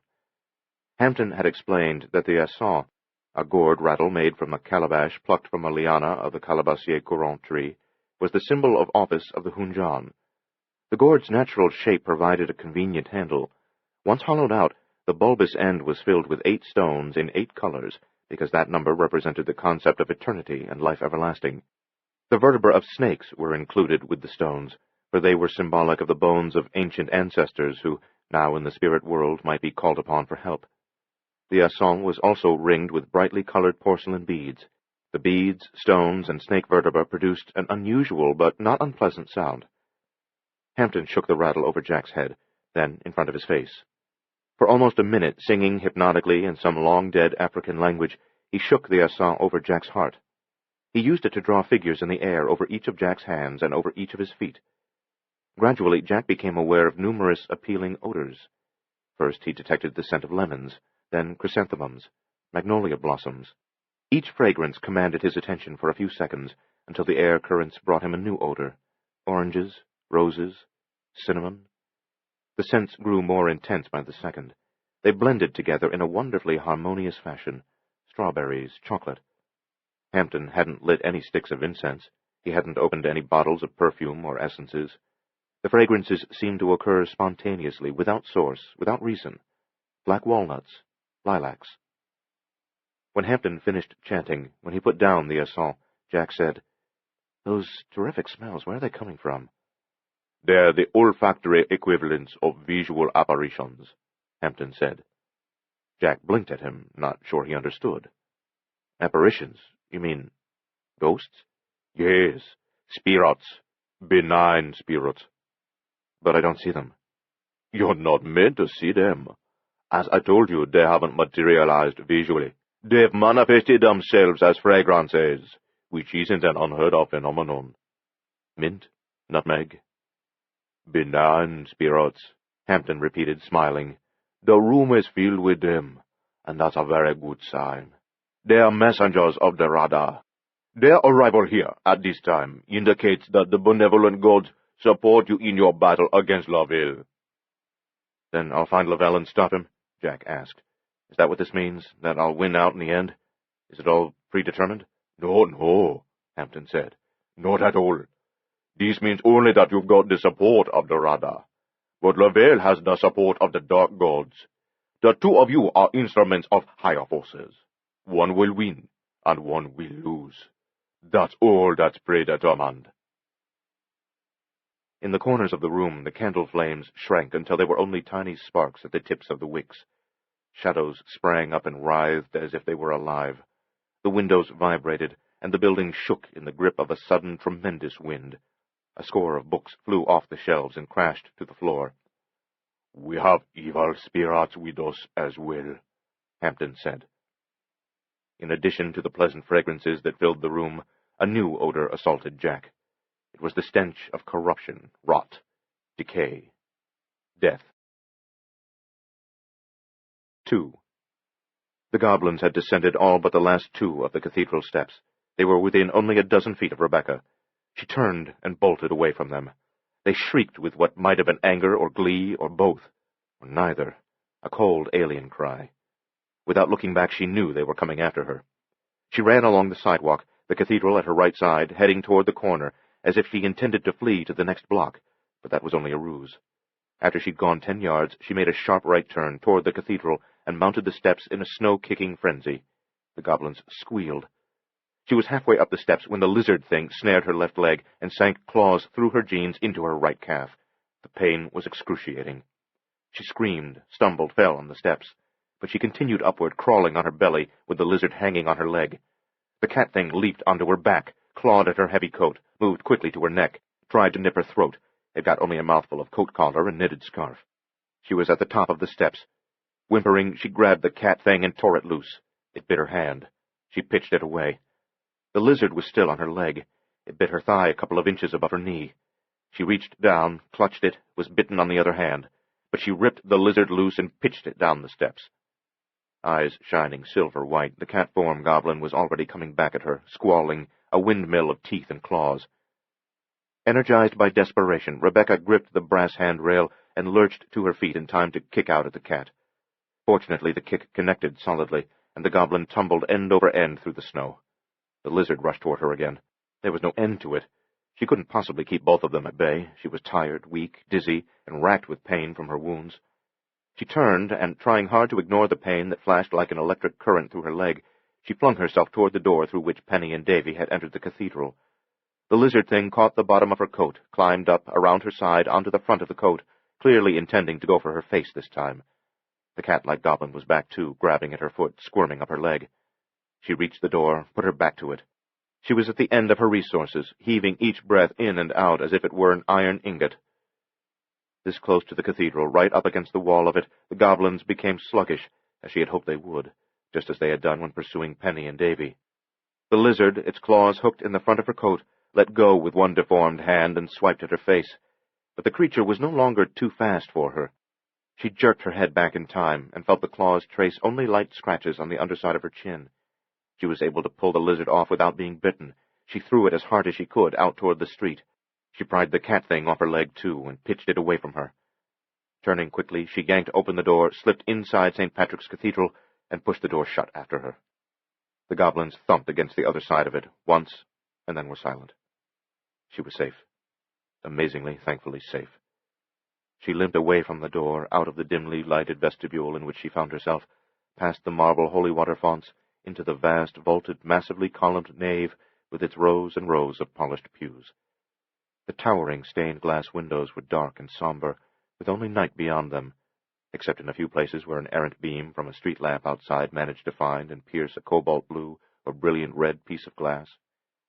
Everything here was big and solid-looking, the huge pipe organ with its thousands of brass pipes soaring up like the spires of a smaller cathedral, the great choir loft above the front portals, the stone steps leading up to the high pulpit and the brass canopy above it, and the massiveness contributed to the feeling of safety and peace that settled over Rebecca. Penny and Davy were in the nave, a third of the way down the center aisle, talking excitedly to a young and baffled priest. Penny saw Rebecca first, shouted, and ran toward her. Davy followed, crying with relief and happiness at the sight of her, and the cassocked priest came too. They were the only four in the immense chamber, but that was all right. They didn't need an army. The cathedral was an inviolable fortress. Nothing could harm them there. Nothing. The cathedral was safe. It had to be safe, for it was their last refuge. 3. In the car in front of Carver Hampton's shop, Jack pumped the accelerator and raced the engine, warming it. He looked sideways at Hampton and said, "You sure you really want to come along?"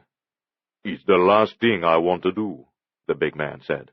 "I don't share your immunity to Lavelle's powers. I'd much rather stay up there in the apartment, with all the lights on and the candles burning." "Then stay. I don't believe you're hiding anything from me. I really believe you've done everything you can. You don't owe me anything more." "I owe me. Going with you, helping you if I can. That's the right thing to do. I owe it to myself not to make another wrong choice." "All right, then." Jack put the car in gear, but kept his foot on the brake pedal. "I'm still not sure I understand how I'm going to find Lavelle." "You'll simply know what streets to follow, what turns to make," Hampton said.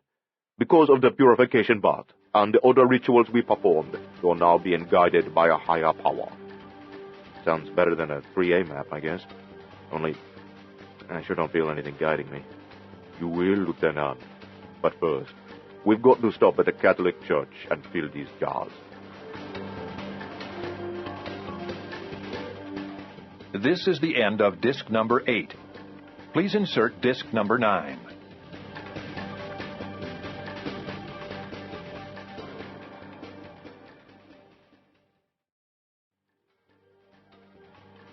This is disc number 9. "Because of the purification bath and the other rituals we performed, you're now being guided by a higher power." Sounds better than a 3A map, I guess. Only, I sure don't feel anything guiding me. "You will, Lieutenant. But first, we've got to stop at the Catholic Church and fill these jars." He held up 2 small, empty jars that would hold about 8 ounces each. "With holy water. There's a church straight ahead, about 5 blocks from here." "Fine," Jack said. "But one thing." "What's that?" "Will you drop the formality? Stop calling me Lieutenant. My name's Jack." "You can call me Carver, if you like." "I'd like." They smiled at each other, and Jack took his foot off the brake, switched on the windshield wipers, and pulled out into the street. They entered the church together. The vestibule was dark. In the deserted nave there were a few dim lights burning, plus 3 or 4 votive candles flickering in a wrought iron rack that stood on this side of the communion railing and to the left of the chancel. The place smelled of incense and furniture polish that had evidently been used recently on the well-worn pews. Above the altar a large crucifix rose high into the shadows. Carver genuflected and crossed himself.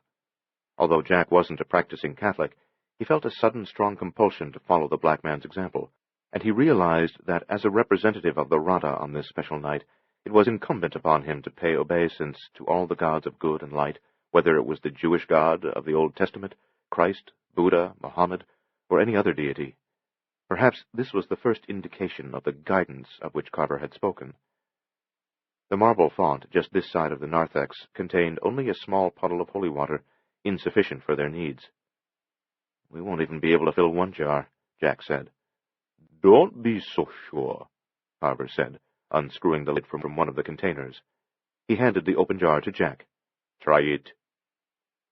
Jack dipped the jar into the font, scraped it along the marble, scooped up some water, didn't think he'd gotten more than 2 ounces, and blinked in surprise when he held the jar up and saw that it was full.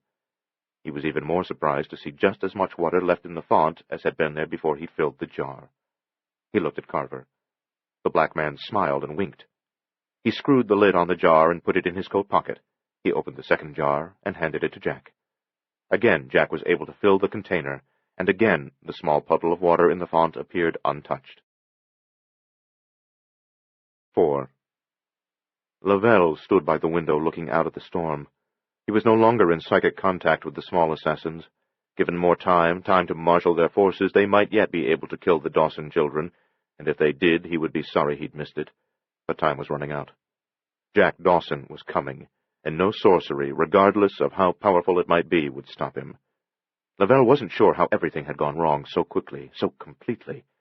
Perhaps it had been a mistake to target the children. The Rada was always incensed at a Bokor who used his power against children, and they always tried to destroy him if they could. Once committed to such a course, you had to be extremely careful.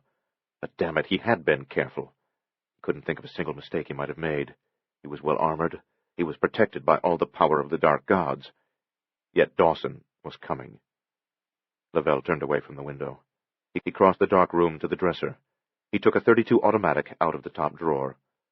Dawson was coming. Fine. Let him come. 5.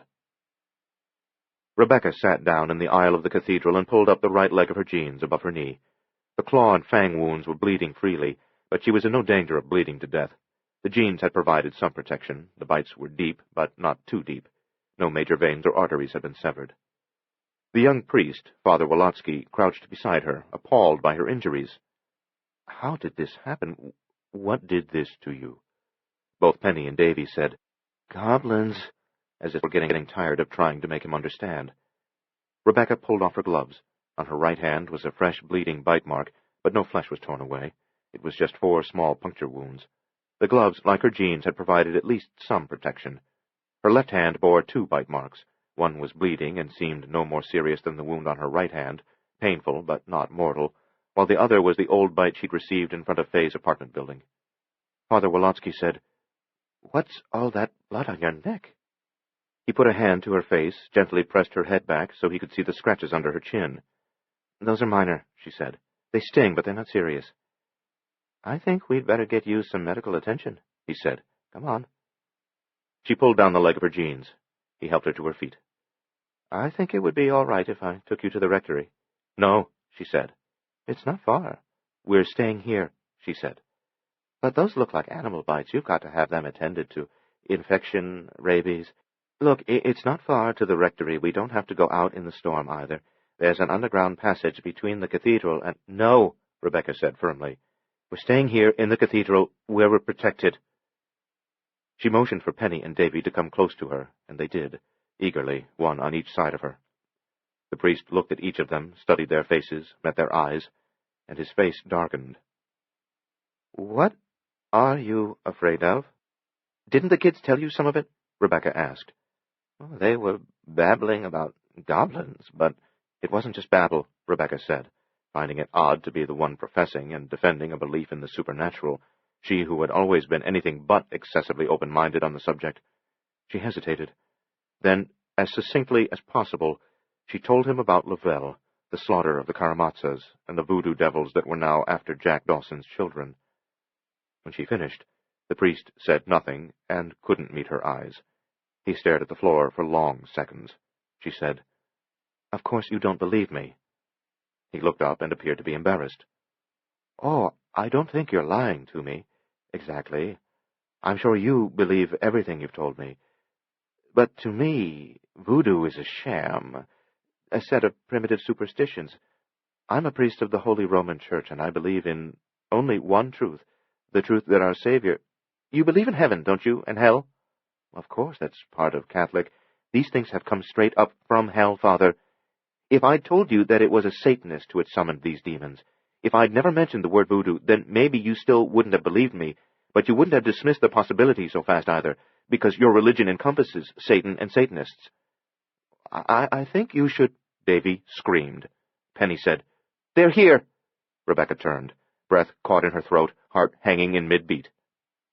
Beyond the archway through which the center aisle of the nave entered the vestibule, there were shadows, and in those shadows were silver-white eyes glowing brightly. Eyes of fire. Lots of them. 6. Jack drove the snow-packed streets, and as he approached each intersection, he somehow sensed when a right turn was required, when he should go left instead, and when he should just speed straight through. He didn't know how he sensed those things. Each time a feeling came over him, a feeling he couldn't put into words, and he gave himself to it, followed the guidance that was being given to him. It was certainly unorthodox procedure for a cop accustomed to employing less exotic techniques in the search for a suspect. It was also creepy, and he didn't like it. But he wasn't about to complain, for he desperately wanted to find Lavelle. 35 minutes after they had collected the 2 small jars of holy water, Jack made a left turn into a street of pseudo-Victorian houses. He stopped in front of the 5th one. It was a 3-story brick house with lots of gingerbread trim. It was in need of repairs and painting, as were all the houses in the block, a fact that even the snow and darkness couldn't hide. There were no lights in the house, not one. The windows were perfectly black. "We're here," Jack told Carver. He cut the engine, switched off the headlights. 7. 4 goblins crept out of the vestibule into the center aisle, into the light that, while not bright, revealed their grotesque forms in more stomach-churning detail than Rebecca would have liked. At the head of the pack was a foot-tall man-form creature with 4 fire-filled eyes, 2 in its forehead. Its head was the size of an apple, and in spite of the 4 eyes, most of the misshapen skull was given over to a mouth crammed full and bristling with teeth. It also had 4 arms, and was carrying a crude spear in one spike-fingered hand. It raised the spear above its head in a gesture of challenge and defiance. Perhaps because of the spear, Rebecca was suddenly possessed of a strange but unshakable conviction that the man-form beast had once been, in very ancient times, a proud and bloodthirsty African warrior who had been condemned to hell for his crimes, and who was now forced to endure the agony and humiliation of having his soul embedded within a small, deformed body. The man-form goblin, the 3 even more hideous creatures behind it, and the other beasts moving through the dark vestibule, and now seen only as pairs of shining eyes, all moved slowly, as if the very air inside this house of worship was, for them, an immensely heavy burden that made every step a painful labor. None of them hissed or snarled or shrieked either. They just approached silently, sluggishly, but implacably. Beyond the goblins, the doors to the street still appeared to be closed. They had entered the cathedral by some other route, through a vent or a drain that was unscreened and offered them an easy entrance, a virtual invitation, the equivalent of the open door that they, like vampires, probably needed in order to come where evil wasn't welcome. Father Wolofsky, briefly mesmerized by his first glimpse of the goblins, was the first to break the silence. He fumbled in a pocket of his black cassock, withdrew a rosary, and began to pray. The man-form devil and the 3 things immediately behind it moved steadily closer along the main aisle, and other monstrous beings crept and slithered out of the dark vestibule, while new pairs of glowing eyes appeared in the darkness there. They still moved too slowly to be dangerous. But how long will that last? Rebecca wondered. Perhaps they'll somehow become conditioned to the atmosphere in the cathedral. Perhaps they'll gradually become bolder and begin to move faster. What then? Pulling the kids with her, Rebecca began to back up the aisle toward the altar. Father Wolofsky came with them, the rosary beads clicking to his hands. 8. They slogged through the snow to the foot of the steps that led up to Lavelle's front door. Jack's revolver was already in his hand. To Carver Hampton, he said, "I wish you'd wait in the car." "No. This is police business. It's more than that. You know it's more than that." Jack sighed and nodded. They climbed the steps. Obtaining an arrest warrant, pounding on the door, announcing his status as an officer of the law, none of that usual procedure seemed necessary or sensible to Jack, not in this bizarre situation. Still, he wasn't comfortable or happy about just barging into a private residence. Carver tried the doorknob, twisted it back and forth several times. Locked. Jack could see that it was locked, but something told him to try it for himself. The knob turned under his hand, and the latch clicked softly, and the door opened a crack. Locked for me, Carver said, but not for you. They stepped aside, out of the line of fire. Jack reached out, pushed the door open hard, and snatched his hand back. But Lavelle didn't shoot. They waited 10 or 15 seconds, and snow blew in through the open door. Finally, crouching, Jack moved into the doorway and crossed the threshold, his gun thrust out in front of him. The house was exceptionally dark. Darkness would work to Lavelle's advantage, for he was familiar with the place, while it was all strange territory to Jack. He fumbled for the light switch and found it. He was in a broad entrance hall. To the left were inlaid oak stairs with an ornate railing. Directly ahead, beyond the stairs, the hall narrowed and led all the way to the rear of the house. A couple of feet ahead and to the right, there was an archway, beyond which lay more darkness. Jack edged to the brink of the arch. A little light spilled in from the hall, but it showed him only a section of bare floor. He supposed it was a living room. He reached awkwardly around the corner, trying to present a slim profile, feeling for another light switch, found and flipped it. The switch operated a ceiling fixture. Light filled the room. But that was just about the only thing in it. Light. No furniture, no drapes. A film of gray dust, a few balls of dust in the corners, a lot of light, and 4 bare walls.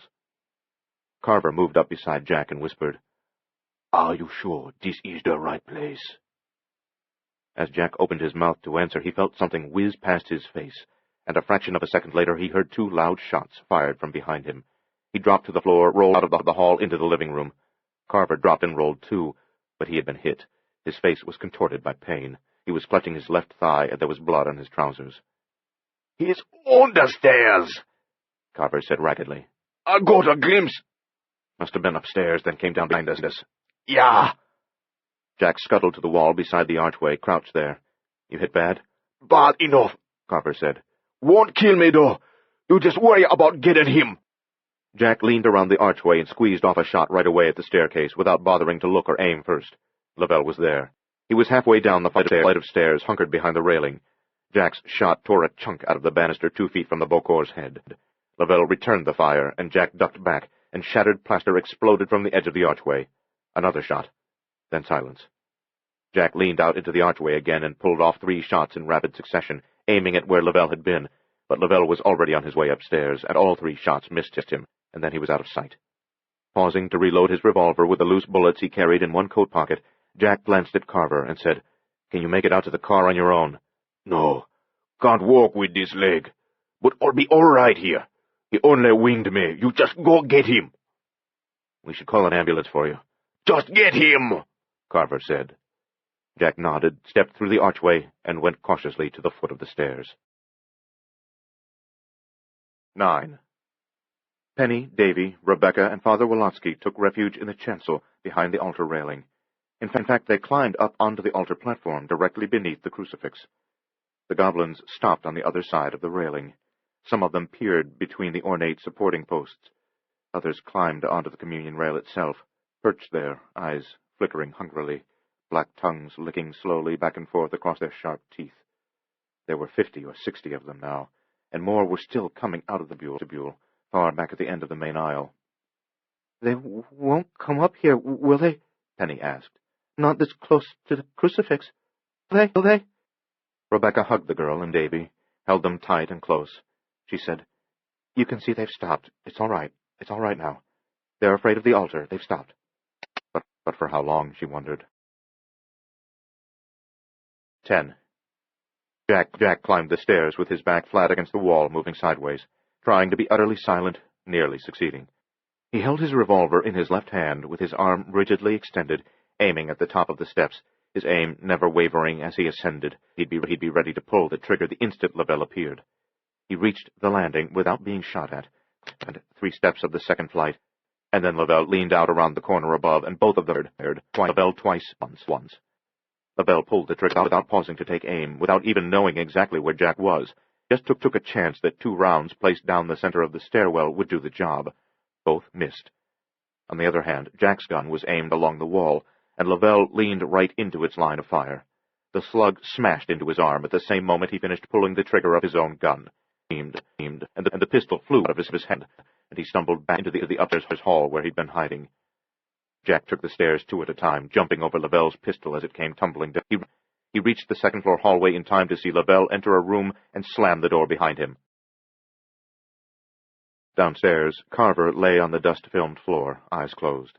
He was too weary to keep his eyes open. He was growing wearier by the second. He didn't feel like he was lying on a hard floor. He felt as if he were floating in a warm pool of water, somewhere in the tropics. He remembered being shot, remembered falling. He knew the floor really was there under him, but he just couldn't feel it. He figured he was bleeding to death. The wound didn't seem that bad. Maybe it was worse than he thought. Or maybe it was just shock that made him feel this way. Yeah, that must be it. Shock. Just shock. Not bleeding to death after all, just suffering from shock. Of course, shock would kill too. Whatever the reasons, he floated, oblivious of his own pain, just bobbing up and down, drifting there on the hard floor that wasn't hard at all, drifting on some faraway tropical tide, until from upstairs there was the sound of gunfire, a little scream that snapped his eyes open. He had an out-of-focus, floor-level view of the empty room, blinked his eyes rapidly and squinted until his clouded visions cleared, and then he wished it hadn't cleared, because he saw that he was no longer alone. One of the denizens of the was with him, its eyes aglow. Upstairs, Jack tried the door that Lavelle had slammed.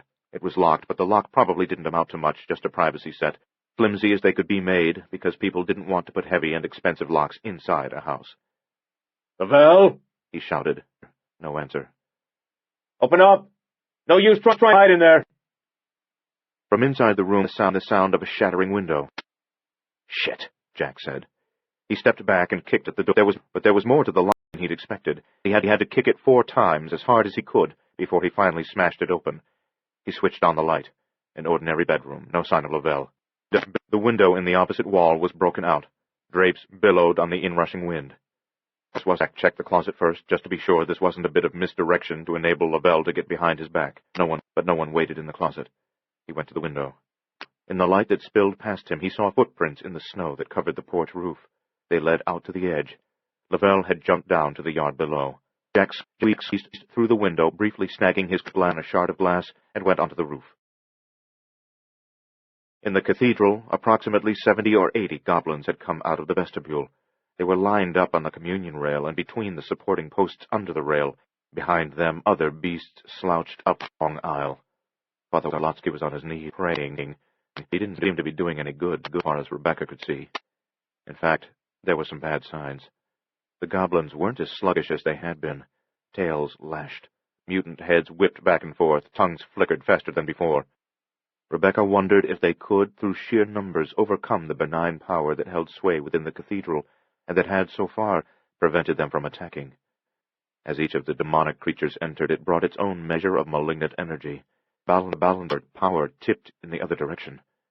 One of the goblins hissed. It had been perfectly silent since entering the cathedral, but now one of them hissed, and then another, and then 3 more, and in seconds all of them were hissing angrily. Another bad sign. Carver Hampton. Now that he saw the demonic entity in the hallway, the floor suddenly seemed a bit more solid to him.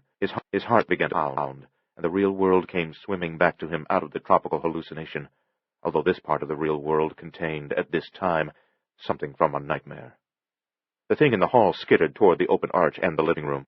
From Carver's perspective, it looked enormous, at least his own size, but he realized it wasn't really as large as it seemed from his peculiar floor-level point of view, but big enough. Oh, yes. Its head was the size of his fist.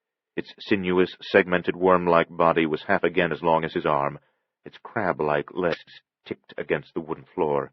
The only features on its misshapen head were an ugly sucker-like mouth full of teeth, and those haunting eyes of which Jack Dawson had spoken, those eyes of silver-white fire. Carver found the strength to move. He hitched himself backwards the floor, gasping in exhaustion and wincing with rediscovered pain, leaving a trail of blood in his wake. He came up against the wall almost at once, startling himself. He thought the room was bigger than that. With a thin, high-pitched keening, the worm thing came through the archway and scurried toward him. When L jumped off the porch roof, he didn't land on his feet. He slipped in the snow and crashed onto his wounded arm. The explosion of pain almost blew him into unconsciousness. He couldn't understand why everything had gone so wrong. He was confused and angry. He felt naked, listless. That was a new feeling for him. He didn't like it.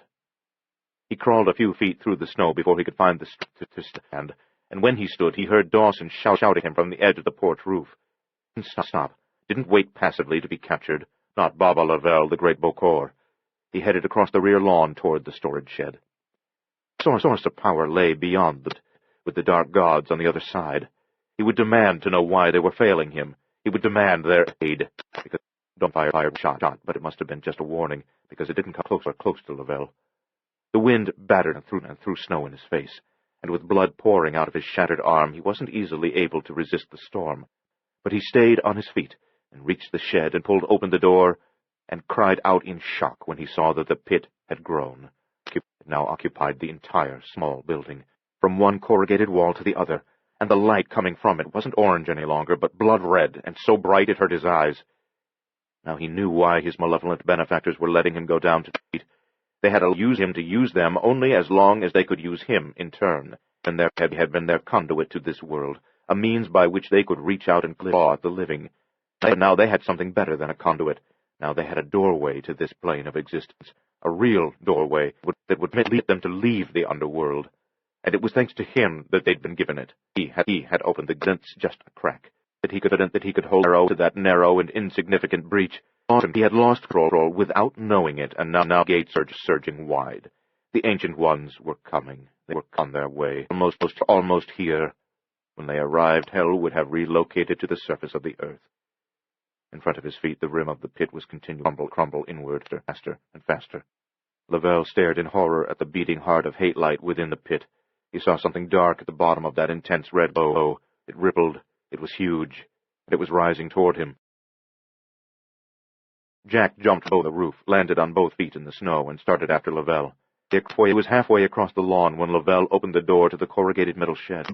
The brilliant, eerie light that poured forth was sufficient to stop Jack in his tracks.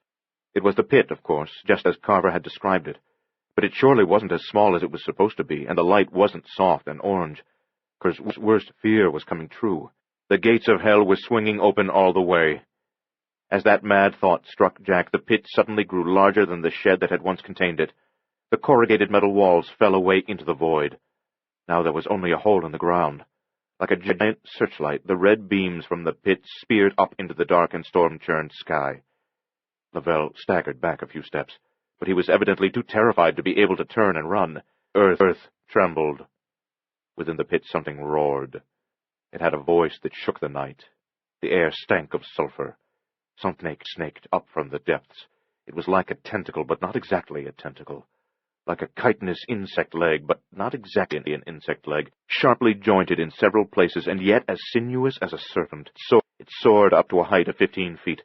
The tip of the thing was equipped with long whip-like appendages that writhed around a loose, drooling, toothless mouth large enough to swallow a man whole. Worse, it was in some ways exceedingly clear that this was only a minor feature of the huge beast rising from the gates. It was as small, proportionately, as a human finger compared to an entire human body. Perhaps this was the only thing that the escaping Lovecraftian FD had thus far been able to extrude between the opening gates, this one finger. The giant insectal tentacular limb bent toward Lavelle. The whip-like appendage at the tip lashed out, snared, and lifted him off the ground into the blood-red light. He screamed and flailed, but he could do nothing to prevent himself from being drawn into that obscene and drooling mouth, and then he was gone. In the cathedral, the last of the goblins had reached the communion railing. At least 100 of them turned blazing eyes on Rebecca, Penny, Davy, and Father Wolotsky. Their hissing was now augmented with an occasional snarl. Suddenly the four-eyed, four-armed man-like demon leaped off the rail into the chancel. It took a few tentative steps forward and looked from side to side. There was an air of wariness about it. Then it raised its tiny spear, shook it, and shrieked. Immediately all of the other goblins shrieked too. Another one dared to enter the chancel, then a third, then 4 more. Rebecca glanced sideways toward the sacristy door. It was no use running in there. The goblins would only follow. The end had come at last. The worm thing reached Carver Hampton where he sat on the floor, his back pressed to the wall. It reared up until half its disgusting body was off the floor. He looked into those bottomless, fiery eyes. He knew that he was too weak a Hunjan to protect himself. Then up in the house something roared. It sounded enormous and very much alive. The earth quaked, the house rocked, and the worm demon seemed to lose interest in Carver. It turned half away from him and bent its head from side to side, began to sway to some music that Carver could not hear. With a sinking heart he realized what had temporarily enthralled the thing. The sound of other hell-trapped souls screeched toward a long-desired freedom, the triumphant ululation of the ancient ones at last breaking their bonds. The end had come. Jack advanced to the edge of the pit. The rim was dissolving, and the hole was growing larger by the second. He was careful not to stand at the very brink. The fierce red glow made the snowflakes look like whirling embers, but now there were shafts of bright white light mixed in with the red, the same silvery white as the goblin's eyes, and Jack was sure this meant the gates were opening dangerously far. The monstrous appendage, half insectal and half like a tentacle, swayed above him threateningly, but he knew it wouldn't touch him. Not yet, anyway. Not until the gates were all the way open. For now the benevolent gods of Radha still possessed some power over the earth, and he was protected by them. He took the jar of holy water from his coat pocket. He wished he had Carver's jar as well, but this would have to do. He unscrewed the lid and threw it aside. Another menacing shape was rising from the depths. He could see it, a vague dark presence rushing up through the nearly blinding light, howling like 1,000 dogs. He had accepted the reality of Lavelle's black magic and of Carver's white magic, but now he suddenly was able to do more than accept it. He was able to understand it in concrete terms, and he knew he now understood it better than Lavelle or Carver ever had or ever would. He looked into the pit, and he knew. Hell was not a mythical place, and there was nothing supernatural about demons and gods, nothing holy about them. Hell, and consequently heaven, were as real as the earth. They were merely other dimensions, other planes of physical existence. Normally it was impossible for a living man or woman to cross over one plane to the other, but religion was the crude and clumsy science that had theorized ways in which to bring the planes together, if only temporarily, and magic was the tool of that science. After absorbing that realization, it seemed easy to believe in voodoo or Christianity or any other religion as it was to believe in the existence of the atom. He threw the holy water, jar and all, into the pit, The goblins surged through the communion rail and up the steps toward the altar platform. The kids screamed, and Father Wolotsky held his rosary out in front of him. It would render him impervious to the assault. Rebecca drew her gun, though she knew it was useless, took careful aim on the first of the pack, and all 100 of the goblins turned to clumps of earth, which cascaded harmlessly down the altar steps. The worm thing swung its hateful head back toward Carver and hissed and struck at him. He screamed, then gasped in surprise as nothing more than dirt showered over him. The holy water disappeared into the pit. The jubilant squeals, the roars of hatred, the triumphant screams, all ceased as abruptly as if someone had pulled the plug on a stereo. The silence lasted only a second, and then the night was filled with cries of anger, rage, frustration, and anguish. The earth shook more violently than before. Jack was knocked off his feet, but he fell backwards, away from the pit. Now that the rim had stopped dissolving, the hole wasn't getting any larger. The mammoth appendage that towered over him like some massive fairy-tale serpent did not take a swipe at him as he had been afraid it might. Instead, its disgusting mouth sucking ceaselessly at the night, it collapsed back into the pit. Jack got to his feet again. His overcoat was caked with snow. The earth continued to shake. He felt as if he were standing on an egg from which something deadly was about to hatch. Cracks radiated out from the pit, 6 of them, 4, 6, even 8 inches wide, as much as 10 feet long. Jack found himself between the 2 largest gaps, on an island of rotting, heaving earth. Snow melted into the cracks, and the light shone up from the strange depths, and heat rose in waves as if from an open furnace door, and for one ghastly moment it seemed as if the entire world would shatter underfoot. Then, quickly, mercifully, the cracks closed up again, sealed tight, as if they had never been. The light began to fade, with the pit changing from red to orange around the edges. The hellish voices were fading too. The gates were easing shut. With a flush of triumph, Jack inched closer to the rim, squinting into the hole, trying to see more of the monstrous, fantastic shapes that writhed and raged beyond the glare. The light suddenly pulsed, grew brighter, startling him. Screaming and bellowing became louder. He stacked back. The light dimmed once more, then grew brighter again, dimmed, grew brighter. The immortal entities beyond the gates were struggling to keep them open, to force them wide. The rim of the pit began to dissolve again. Earth crumbled away in small clods, then stopped, then started. In spurts, the pit was still growing. Jack's heart seemed to beat in concert with the crumbling of the pit's perimeter. Each time the dirt began to fall away, his heart seemed to stop. Each time the perimeter stabilized, his heart began to beat again. Maybe Hampton had been wrong. Maybe holy water and the good intentions of a righteous man had not been sufficient to an end to it. Perhaps it had gone too far. Perhaps nothing could prevent Armageddon now. Two glossy black segmented whip-like appendages, each an inch in diameter, lashed up from the pit, snapped in front of Jack, snaked around. One wound around his left leg from ankle to crotch. The other looped around his chest, spiraled down his left arm, curled around his wrist, snatched at his fingers. His leg was jerked out down under him. He fell, thrashing, flailing desperately at the attacker, but to no avail. It had a steel grip. He couldn't free himself, couldn't pry loose. The beast from which the tentacles sprouted was hidden far down in the pit, and now it tugged at him, dragged him toward the brink, a demonic fisherman reeling in its fetch. Serrated spine ran the length of each tentacle, and the serrations were sharp. They didn't immediately cut through his clothes, but where they crossed the bare skin of his wrist and hand, they sliced open his flesh, cut deep. He had never known such pain. He was suddenly scared that he would never see Davy, Penny, or Rebecca again. He began to scream. In St. Patrick's Cathedral, Rebecca took 2 steps toward the piles of now ordinary earth that had only a moment ago been living creatures, but she stopped short when the scattered dirt trembled with a current of impossible, perverse life. The stuff wasn't dead, after all. The grains and clots and clumps of soil seemed to draw moisture from the air.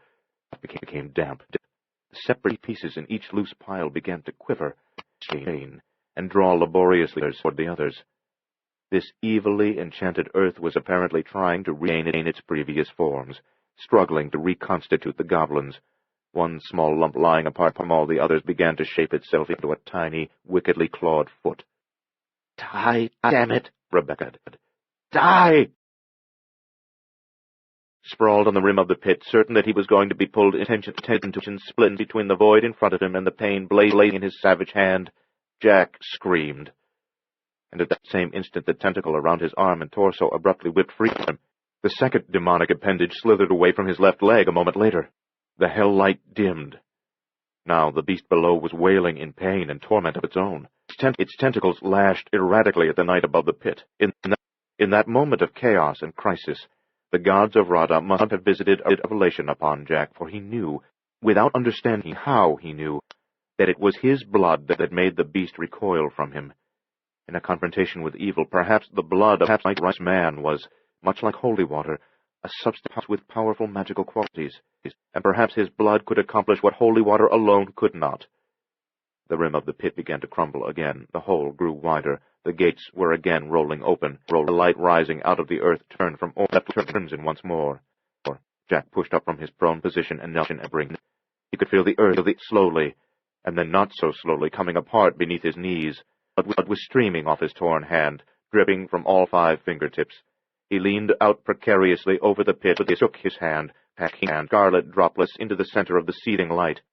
Below, the shrieking and keening swelled to an even more ear-splitting pitch than it had when he'd tossed the holy water into the breach. The light from the devil's furnace dimmed and flickered, and the perimeter of the pit stabilized. He cast more of his blood into the chasm, and the tortured cries of the damned faded only slightly. He blinked and squinted at the pulsing, shifting, mysteriously, indefinitely bottom of the hole, leaned out even farther to get a better look, and with a whoosh of blisteringly hot air, a huge face rose up toward him, ballooning out of the shimmering light, a face as big as a truck, filling most of the pit. It was a leering face of awful evil, composed of slime and mold and rotting carcasses, a pebbled and cracked and lumpy and pock-marked face, and mottled, riddled with pustules, maggot-rich, with vile brown foam dripping from its ragged and decaying nostrils. Worms wriggled in its night-black eyes, and yet it could see, for Jack could feel the jackal weight of its hateful gaze. Its mouth broke open, a vicious, jagged slash large enough to swallow a man whole, and bile green fluid drooled out. Its tongue was long and black, and prickled with needle-sharp sharps that punctured and tore its own lips as it licked them. Dizzied, dispirited, and weakened, the unbearable stench of death that rose from the gaping mouth, Jack shook his wounded hand above the apparition, and a rain of blood fell away from his weeping stigmata.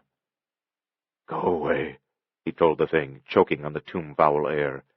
"Leave. Oh, go, now." The face receded into the furnace glow as his glove fell upon it. In a moment it vanished into the bottom of the pit. He heard a pathetic whimper. He realized he was listening to himself. And it wasn't over yet. Below, the multitude of voices became louder again, and the light grew brighter, and dirt began to fall away from the perimeter of the hole once more. Sweating, gasping, solting his sweeter muscles to keep his bowels from loosening in terror, Jack wanted to run away from the pit.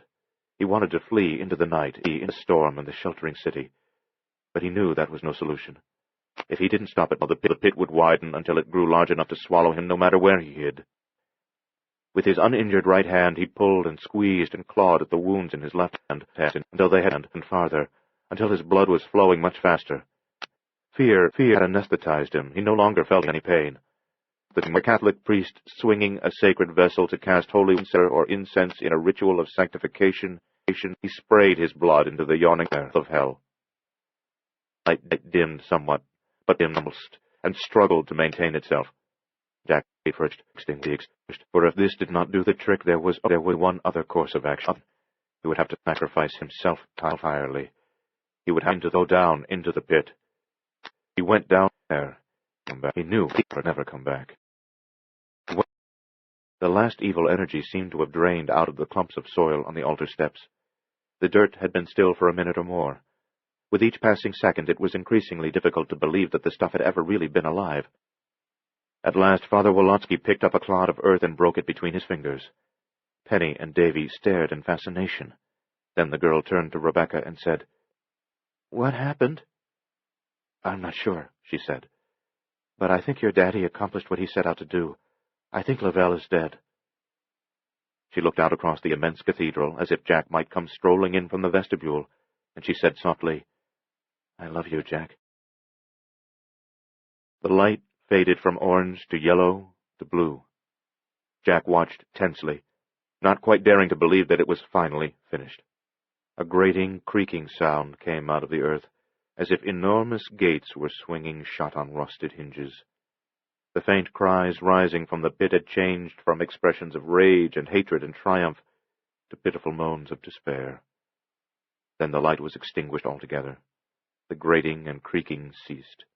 The air no longer had a sulphurous stench. No sounds at all came from the pit. It wasn't a doorway any longer. Now it was just a hole in the ground. The night was still bitterly cold, but the storm seemed to be passing.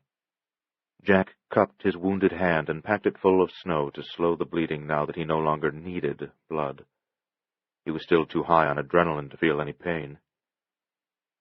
The wind was barely blowing now, but to his surprise it brought a voice to him. Rebecca's voice, unmistakable, and 4 words that he much wanted to hear. "I love you, Jack." He turned, bewildered. She was nowhere in sight, yet her voice seemed to have been at his ear. He said, "I love you too." And he knew that wherever she was, she heard him as clearly as he had heard her. The snow had slackened off. The flakes were no longer small and hard, but big and fluffy, as they had been at the beginning of the storm. They fell lazily now, in wide, swooping spirals. Jack turned away from the pit and went back into the house to call an ambulance for Carver Hampton. We can embrace love. It's not too late. Why do we sleep instead with hate? Belief requires no suspension to see that hell is our invention. We make hell real, we stoke its fires, and in its flames our hope expires. Heaven, too, is merely our creation. We can grant ourselves our own salvation. All that's required